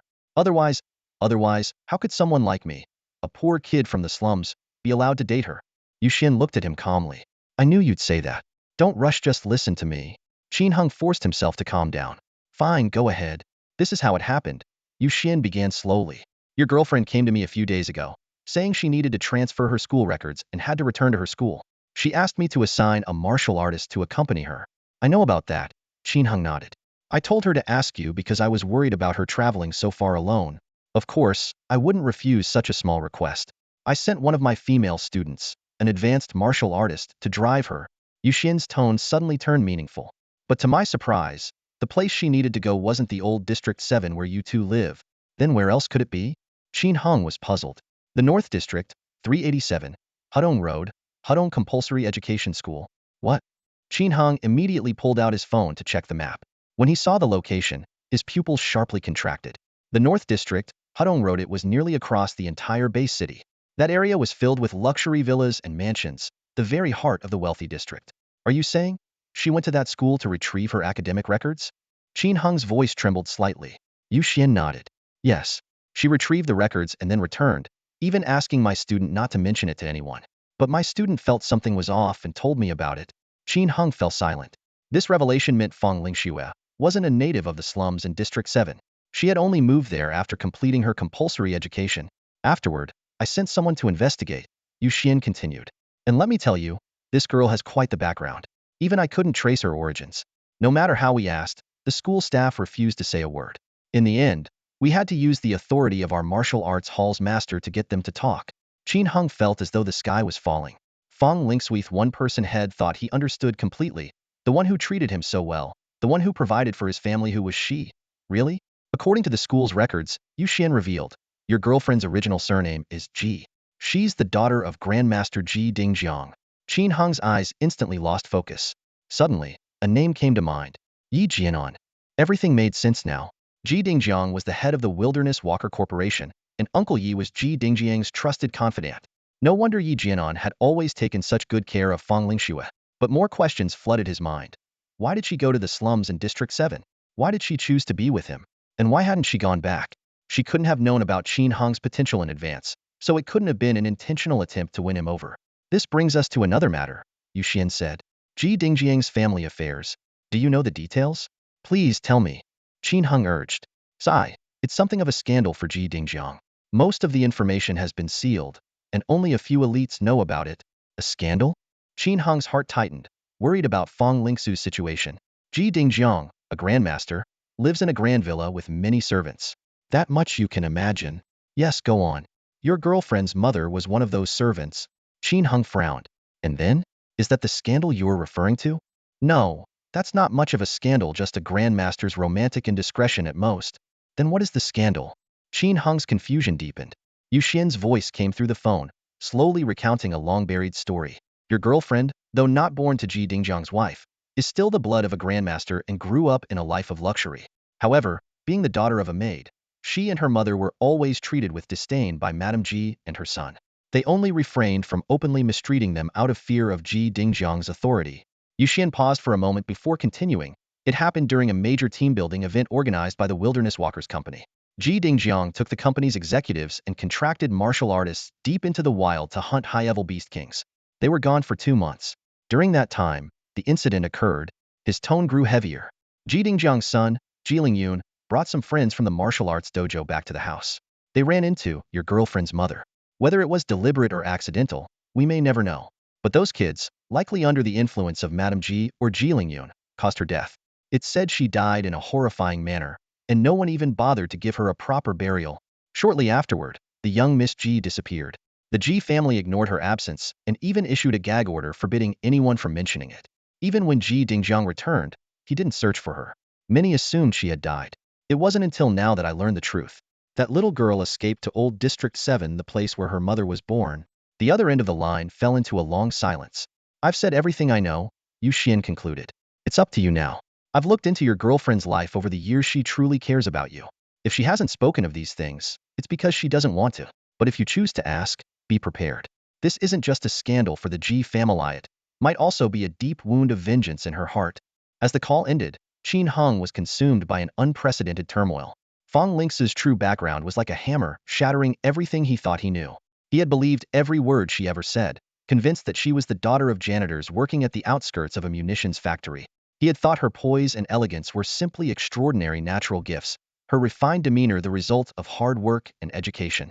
Now he finally understood. There was no phoenix rising from a chicken coop, no Cinderella emerging from poverty. She was born a princess with a silver spoon in her mouth, but the cruel hand of fate had forced her to leave her sheltered life, sever ties with her past, and start anew in the slums. Unaware of when the tears had started, Qin Heng felt his chest tighten with anguish. The more he thought about it, the more guilt he felt toward Fang Lingxue. She had borne the weight of her tragic past, a blood-soaked grudge, all on her own, and had never shared a word of it with him. Why? Simply because she feared he would act recklessly, rushing to confront the Ji family in blind vengeance. Having spent years together, Qin Heng had long understood Fang Lingxue's character. Her feelings were sincere, her devotion genuine, and her promise to spend a lifetime together came from the heart. But all of this was built on a heavy premise. She had to bury the deep-seated hatred for her mother's murder in her heart, never to mention it. She knew Qin Heng too well. If she revealed the truth, he would undoubtedly make avenging her his lifelong mission.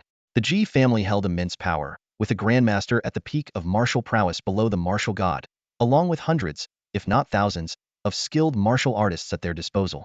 Their influence was unimaginable. Seeking vengeance for Fangling Xue would mean opposing Ji Lingyun, Madame Ji, and their allies. Would Ji Dingjiang stand idly by as his own son was killed? As Yu Xian had said, the choice was now in Qin Heng's hands. He could choose to feign ignorance, leaving the blood feud behind and ensuring that neither the Grandmaster nor the martial god would trouble him. But now that he knew the truth, how could he turn a blind eye? Fangling Xue had been so kind to him, and he had vowed to repay her kindness with his life. If he let the title of Grandmaster scare him off, what was the point of pursuing martial arts? What kind of man would that make him? The sudden ringing of his phone interrupted his thoughts. It was a video call from Fangling Xue. As Qin Heng looked at the cheerful, innocent smile on the caller ID, his heart ached. What an elaborate disguise this was. He rubbed his reddened eyes gently and whispered to the screen, "You don't have to hide your burdens anymore. We'll face them together." The moment he answered the call, Fangling Xue beamed, ready to greet him, but her smile faded into a frown when she noticed his red eyes. "Hey, Qin He, what's with that look? Did you just cry? Were you bullied at the martial arts hall?" Qin Heng let out a deep sigh. "Ling Xue, I know everything now." "Know what? What's wrong? You look so strange." Fang Ling's face was full of confusion. Staring at the screen, Qin Heng wished he could be by her side at that moment, to hold her in his arms. But the distance between them made that impossible, so he said, "Your background. I've learned the truth." "My what?" Fangling Xue froze instantly. "You don't need to overthink. I know my own limitations, and I won't act recklessly." "No." Fangling Xue was stunned for a while before realizing that the secret she had hidden for years had been exposed due to the school transfer process a few days ago. The smile on her face vanished, and she murmured in a daze, "How did this happen? I planned to wait until you became a martial god to tell you. But now." "Martial god?" Qin Heng scoffed at himself. "So in your eyes, I only deserve to know this after becoming a martial god?" "That's not what I meant," Fang Lingxue quickly explained, fearing that Qin Heng might be angry and distance himself. "Qin Heng, don't rush. Let's talk this through slowly and avoid any misunderstandings." "All right, let's take it slow." Qin Heng set aside his thoughts of training. He was determined to have a proper conversation about this today. He understood that Fang Lingxu's secrecy was out of concern for him, but such a significant matter couldn't be left unspoken. Without open communication, there would always be a barrier between them. He needed to express himself, to listen, to explain. Only by opening their hearts could they resolve this. Fang Lingxue realized this too. She quickly went into her room, locked the door, and prepared to have a thorough discussion with Qin Heng. "What exactly do you know?" Qin Heng laid everything out, recounting all that Yu Xian had told him. So detailed. "The Tiandao Martial Hall really is impressive." Fang Lingxue frowned. "If I hadn't joined Tiandao Martial Hall, if I hadn't pushed you to go back to school, you probably would have kept this from me forever." Qin Heng snorted coldly. "I was wrong," Fang Lingxue admitted with her head lowered, then explained, "but I had my reasons too. Think about it. If I had told you back when we first met that I was the descendant of a grandmaster and had a blood feud with my half-brother, wouldn't you have been scared off? Do you think I'm that timid?" Qin Heng countered, unconvinced. "Even if you're brave, knowing all that could have made you see me as dangerous. You wouldn't have become friends with me so easily, let alone dated me." That might be true. Qin Heng had to admit it. Most people, upon hearing that a young girl carried such a heavy blood feud, would instinctively keep their distance, even if they felt pity for her. "And back then, I had already cut ties with the Ji family," Fang Lingxue continued. "I knew I didn't have the ability to seek revenge, so I decided to forget it all and just live as an ordinary girl. At the time, you weren't even a martial artist, let alone a skilled one. I became friends with you because you were a good person, so young yet taking care of your family. I had no ulterior motives. That, I know. But later on, our relationship became so close. Why didn't you tell me?" Qin Heng's voice carried a hint of confusion and puzzlement. Fang Lingxue raised her head, a complex emotion flashing in her eyes. She softly countered, "How could I have told you? Should I have said it when we just got together? Or when you became a prospective martial artist?" Her voice trembled slightly. "No matter when I said it, it would have deeply affected your emotions and dreams, and might even have caused huge trouble." Qin Heng was momentarily at a loss for words, unsure how to respond. Tears glistened in Fang Lingxue's eyes as her voice filled with grievance. "I never had a chance to say anything like this. And to be honest, I gave up a long time ago. I'm not even a martial artist. I have no chance of avenging my mother in this lifetime." She lowered her head, her voice growing softer. "I just want to live as an ordinary person, to have a poor but warm family." She lifted her head, her eyes glowing with envy. "You have no idea how much I envy the bond you share with your uncle and aunt. My mother and I, living in the Ji family, were like two stray dogs in a wolf's den. Aside from Ji Dingjiang and Uncle Yi, who still treated me like a human being, everyone else. Her voice broke as memories overwhelmed her, tears streaming uncontrollably down her face. Ling Xue, seeing her tear-streaked face, Qin Heng's heart melted completely. It was true she never really had the right moment to bring up such things.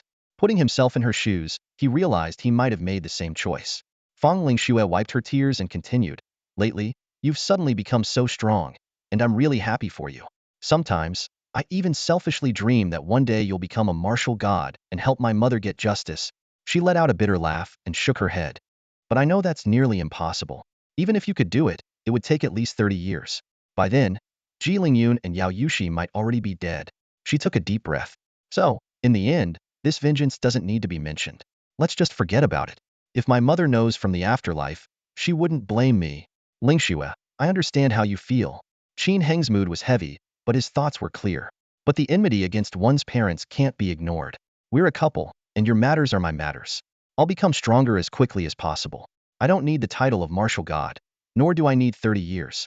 Once I become a grandmaster, I'll have the ability to stand on equal footing with Ji Dingjiang. By then, those who committed such sins will all pay the price." Fang Lingxue shook her head urgently. "That's not possible. Yao Yushi might not be as much of a concern, but Ji Lingyun is Ji Dingjiang's only son. He's being groomed as the heir, with all the family's resources poured into him. If you go after Ji Lingyun, Ji Dingjiang will stop at nothing to fight you. His strength is incredibly formidable. Only a martial god can truly defeat him." Qin Heng's gaze was resolute as he declared firmly, "Then I will become a martial god." Qin Heng's eyes shone with unwavering determination. "I don't need 30 years. Really, trust me. I've only been training for half a month, and I'm already close to reaching the intermediate warrior level.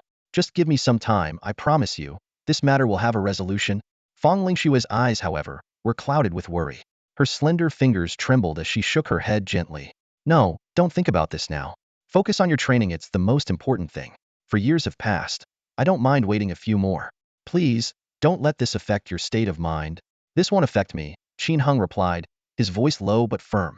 "On the contrary, it's my motivation." Never before had he yearned for power as much as he did at this moment. Becoming a martial god was no longer an unattainable dream, but a clear and tangible goal. He would personally confront Ji Dingjiang and put an end to Ji Lingyun, leaving that lofty figure speechless. "Qin Heng, thank you," Fang Lingxue murmured softly. "Don't say such silly things." Qin Heng shook his head. Fang Lingxue stared at the screen with a serious expression. "No, I really mean it. These years haven't been easy for me. Every night, I think about what happened that day.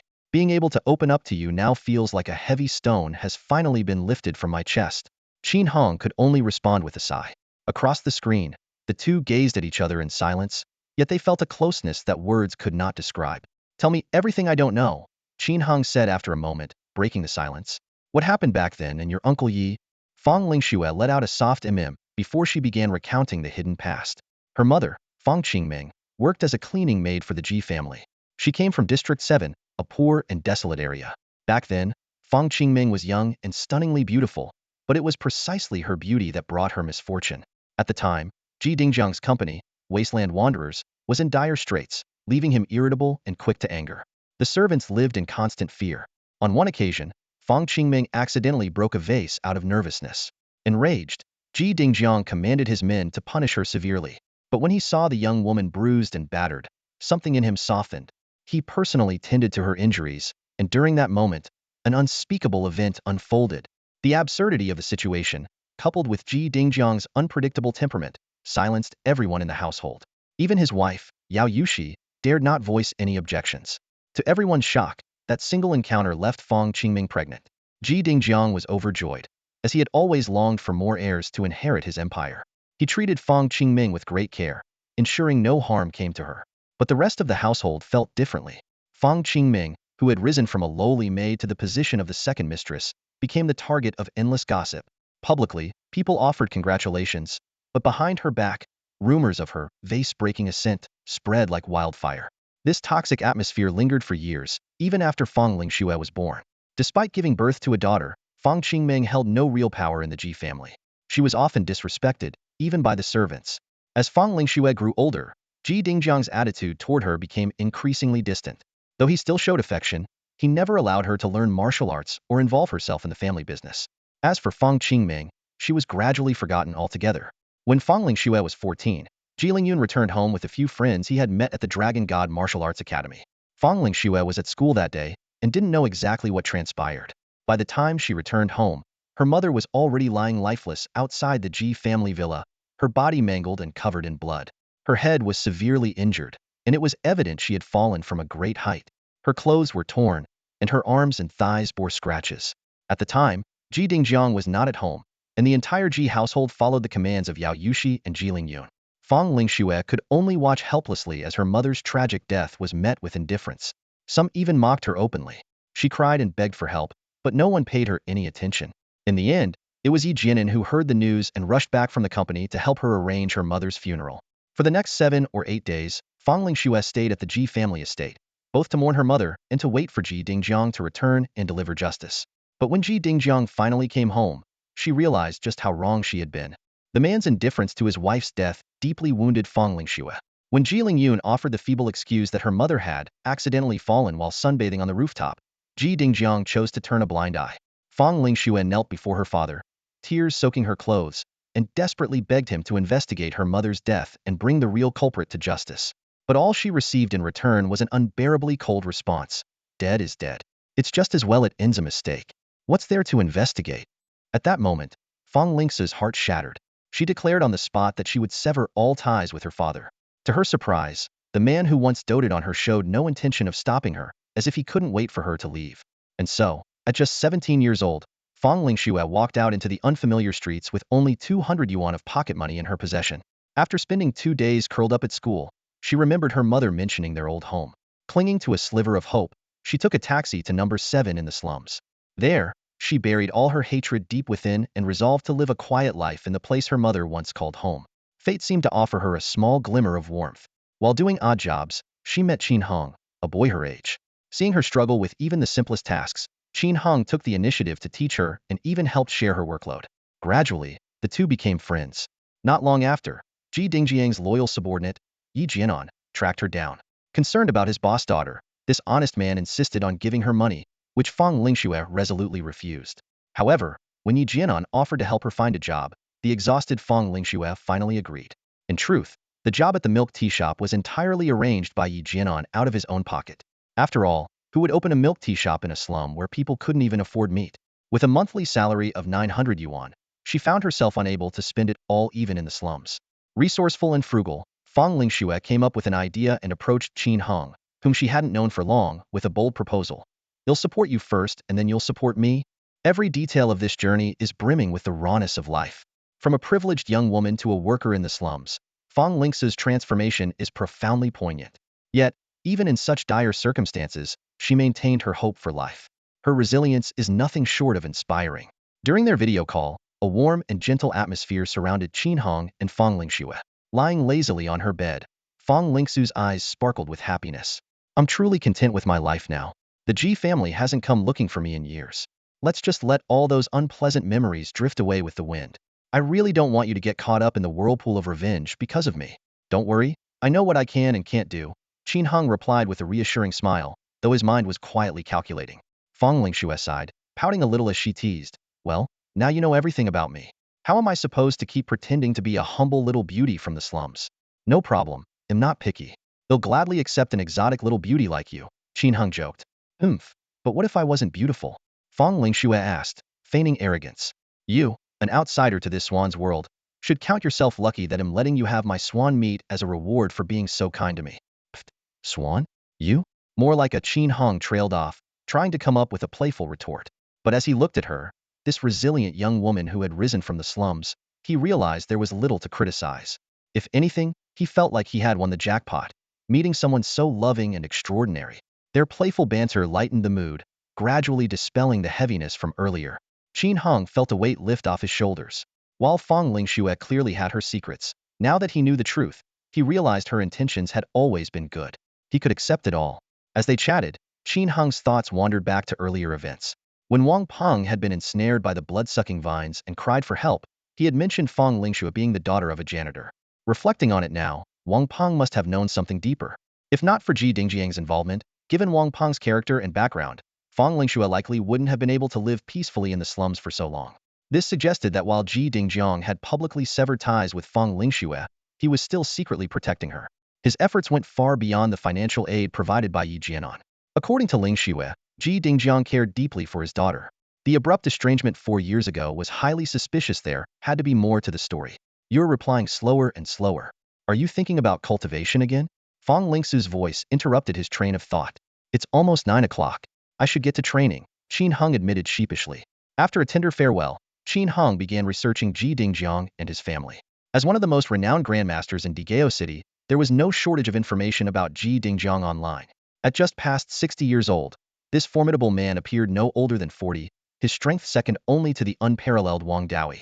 Ji Dingjiang was ranked among the top grandmasters alongside figures like Wang Jiaming and Zhang Jinwei. As Yuxin had mentioned, Ji Dingjiang was a man of contradictions. At times, he was ruthlessly violent, striking fear into those around him. At other times, he was gentle and considerate, showing great care for his subordinates. This duality earned him mixed reviews in the martial arts world. Many martial artists who had worked under him preferred not to recall those nerve-wracking days. After poring over the information, Qin Heng realized that to suppress someone like Ji Dingjiang, he would need power on par with someone like Wang Daoyi, the martial god himself. But individuals capable of standing shoulder to shoulder with such a legend were rare, practically mythical. The title of martial god, the pinnacle of honor, has been achieved by only 9 individuals throughout global history. Among these legends, only one managed to rival a beast god and even personally slay one. Such an accomplishment made the goal of becoming a martial god seem far more attainable than pursuing the path of a king. Qin Heng's gaze fell on an entry in the encyclopedia. Following the network of connections related to Ji Dingjiang, he clicked into the page of Ji Dingjiang's son, Ji Lingyun. Initially expecting just a few lines, he was instead greeted by an introduction that left him stunned. Ji Lingyun, an elite student at the Dragon God Martial Hall, is recognized as the foremost prodigy of the institution. Along with Ning Fan of the Heaven's Path Martial Hall and Cheng Wenjun of the War God Martial Hall, he is one of the 3 great talents of Nansummer. So impressive? Qin Heng's eyes lit up as he continued reading. The entry revealed that this 25-year-old prodigy had been a part of the Dragon God Martial Hall for 7 years and only recently broke through to the Martial Master realm. While his level might not yet match Ning Fan and was comparable to Chen Yu, he had mastered the world's second-ranked Battle Aura aura. This terrifying aura surpassed even Ning Fan's profound gold aura and possessed the ability to suppress nearly all other battle auras. At the same level, he was invincible, and even opponents at higher levels would find him a formidable challenge. A small place like Nansummer hides such extraordinary talents. Qin Heng murmured to himself. It was then that he realized how shallow his understanding of the martial world truly was. The reality of martial arts was far more vast and awe-inspiring than he had imagined, filled with hidden prodigies and powerful figures. Spurred by this realization, Qin Heng immediately turned off his phone and headed downstairs. His long conversation with Feng Lingxue had fully restored his stamina, making it the perfect time to test his current strength. The elevator took him to the empty 4th basement level. Qin Heng strode towards the punching power testing machine, switched it on, and positioned himself in the testing area. He chose to punch in the most straightforward way, without employing any techniques or even the first layer of the Mongshan force he had recently mastered. Bang! The moment his fist struck, the numbers on the screen began to climb wildly. Beep! The testing device emitted a crisp sound. As the numbers stopped flashing, a striking figure appeared in Qin Heng's view: 2,970 kilograms. So high, Qin Heng was stunned, thinking he might have lost control of his strength. He took a deep breath, adjusted his stance, and this time intentionally utilized the Mongshan technique. Bang! The numbers jumped wildly again, finally settling at 3,609 kilograms. Holy crap! Qin Heng's eyes widened as he repeatedly confirmed the data in front of him. The result left him ecstatic. He was officially an intermediate martial artist. His first punch was close to 3,000 kilograms, and the second reached 3,609 kilograms with extra effort. This meant his base lifting strength had reached 600 kilograms, solidly meeting the standard for an intermediate martial artist. Opening his phone's calendar, Qin Heng carefully calculated the timeline. He had passed the basic martial artist assessment on June 30th, which meant he likely achieved the beginner level around June 26th, and today was July 10th. In just 15 days, his punching power had increased by a staggering 2,000 kilograms. Am I really this freakish? Qin Heng muttered in disbelief. He recalled the days of training in the slums, where he would be overjoyed to improve by just 2 kilograms after a day of grueling work. But now, in the superior environment of Tiandao Martial Arts Hall, not only was he living a life of luxury with plenty of meat and fish, earning a high salary, but his rate of improvement had also accelerated dramatically. Soon, Qin Heng figured out the secret behind this transformation. His innate martial veins combined with the specialized training rooms had created a qualitative leap. While ordinary people could meditate for 2 hours a day, he could persist for 10 hours. Others absorbed cosmic energy at a rate of 1 point. He could reach 3, 4, or even higher. On top of that, he had dedicated nearly all his time to training and cultivation, only sparing a few minutes each night to call his family. Such astonishing progress was no longer surprising. Driven by curiosity, Qin Heng immediately looked up global records for martial artist breakthroughs. What he found shocked him. He realized he had been like a frog in a well. The reason why record-breaking seemed to take so long in the Nansha base city was that no one with innate martial veins had ever appeared there. Globally, the records for those with innate martial veins were jaw-dropping. From quasi-martial artist to beginner, Chen Yao set the record at 6 days. From beginner to intermediate, Lu Shi achieved it in just 14 days. From intermediate to advanced, Zambal took 79 days. From advanced to martial master, Chen Yao set the record at 311 days.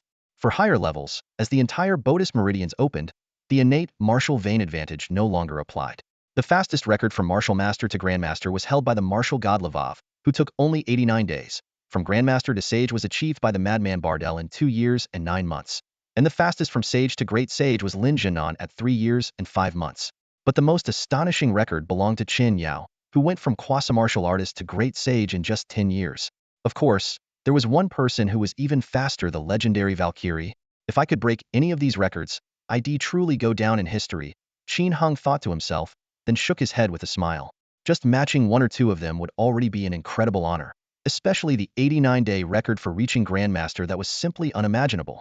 With his state of mind adjusted, Qin Heng prepared to test his full explosive strength. First, he tested the power of consecutive punches in a normal state. By now, the Mongshan technique had been deeply ingrained in his muscle memory, requiring no deliberate effort to execute. It can amplify the force, increasing the power of a punch to 6 times the strength of basic brute force.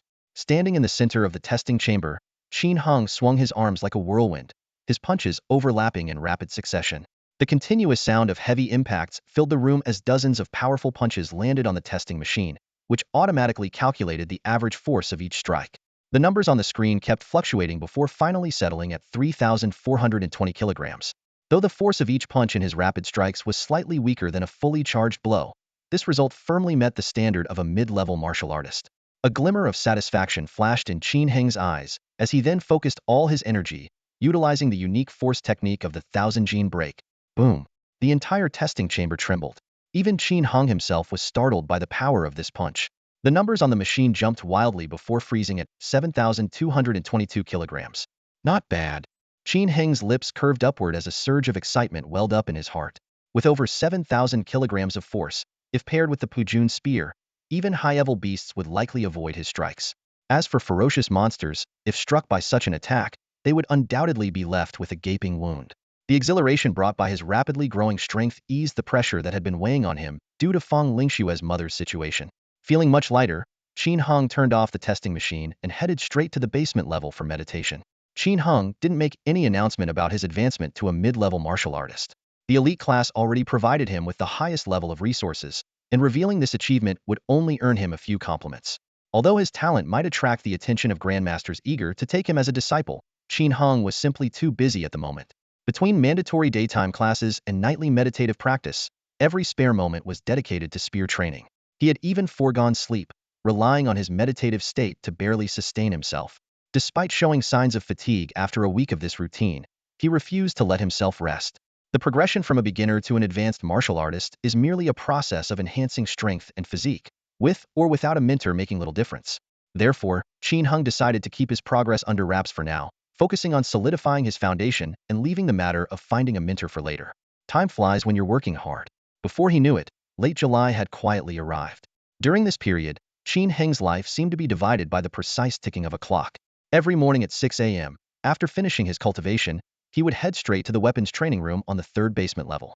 With a spear in hand, he practiced, sending flashes of cold light through the air. After washing up and having breakfast, he would take a 30-minute walk to aid digestion and prepare for the classes that began at 8 a.m. In class, wilderness survival knowledge became deeply ingrained in his mind through images and videos.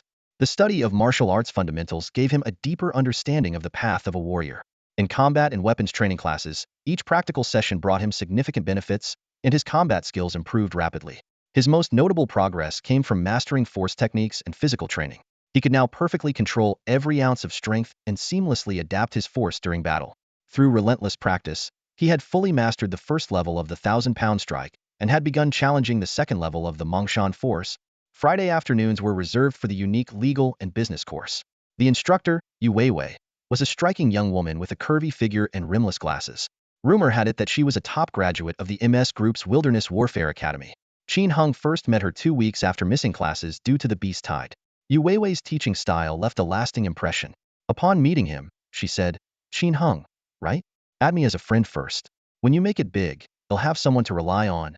Her unexpected opening left Qin Hung momentarily stunned. She followed it up with, "I'm not really a teacher, think of me as your consultant on how to legally beat up bad guys." She humorously explained the rights and limitations of martial artists. If someone insults you, hold back. One punch could cost you money and a trip to a wilderness camp. But you can insult them back. Use their family registry as the center, and their entire ancestry as the radius, curse them all the way back 18 generations. When they can't take it anymore and strike first, you'll have the legal right to counterattack. Remember though, you're allowed only one punch. More than that and it's a crime. By the third week, Han Liang started sitting in on the class, claiming he needed to review the material but clearly attending because of Yu Weiwei. By the end of that session, Qin Hung felt like a third wheel. Sunday afternoons offered a half-day break, and Qin Hung consistently spent it in the archives. It was worth noting that Ning Fan had been missing since the third week. Known for his perpetually dead phone and tendency to vanish into the cultivation room, contacting him was nearly impossible. Without Ning Fan's guidance, Qin Hung studied martial arts manuals alone in the archives. He would first spend an hour reviewing the Overlord Spear technique and Soaring Dragon Spear technique, then focus on the B and A grade manuals stored on the bottom 2 shelves of the Spear technique section. As for the higher-level manuals, he knew those required a martial master's level of expertise to handle. And so, time flew by in a routine of cultivation, study, and training. On the morning of Wednesday, July 21st, Qin Hung stepped out of the cultivation room after finishing his meditation. The shortage of energy points left Qin Hung deeply troubled. He quickly calculated his reserves: 220 points earned from previous achievements, 300 points borrowed from Chenyu, plus the system's initial bonus of 10 points, totaling 530 energy points. However, after a period of continuous consumption, his balance was now critically low, less than 100 points remaining. At a minimum usage of 20 points per day, this amount won't even last until the end of the month. Qin Hung rubbed his temples, pondering his situation. The small tasks at the military office provided so few energy points that they weren't even worth his time. As he was worrying about his energy points, the door to the adjacent training room suddenly opened, and Chenyu appeared in the doorway. She still carried a faint air of fatigue from her practice session. "Good morning, Senior Sister Chun. Haven't seen you in a few days." Qin Hung greeted her with a warm smile. Chenyu glanced at him and replied in a calm tone, "I've been focusing on meditation to enhance my battle energy in preparation for the martial arts tournament." After a brief pause, she asked, "By the way, do you still have enough energy points?" Qin Hung's heart lifted. This was exactly the topic he had been hoping for. With a slightly ingratiating smile, he answered truthfully, "Not really. I'm almost out, Senior Sister. Could you?" But Chenyu simply responded with a light "oh," and said, "All right then, I won't ask you to repay me for now." With that, she turned to leave. "Huh, Senior Sister?" Qin Hung froze in place. He had thought Chenyu had noticed his predicament and was about to offer more help, but instead, she had come to collect her debt. "Is there something else?" Chenyu stopped and looked back. "Well, Senior Sister, could you lend me some more energy points?" Qin Hung asked awkwardly. Chenyu's lips twitched slightly. "You little rascal, you haven't even repaid the last time and now you want more? Do you think I'm some kind of philanthropist?" No, it's just that I'm still new here, and my energy point sources are very limited while my consumption is high. I have no choice. But don't worry, Senior Sister. I promise I'll pay you back in the future." Qin Hung hurriedly explained. Chenyu shook her head firmly. "No way. I really don't have any spare points to lend you. I've been training 18 hours a day with a 100 boost, and I've already burned through over 1,200 points in just half a month. I'm struggling myself. If you're desperate, you could try asking the master for a loan, or wait for the transport team to bring in a big mission." That's all for today. Thank you so much for watching. I hope you guys enjoyed. If you wish to have another part of this recap, please give us at least 1,000 likes. Please don't forget to comment and subscribe to our channel for more content like this. Until next time.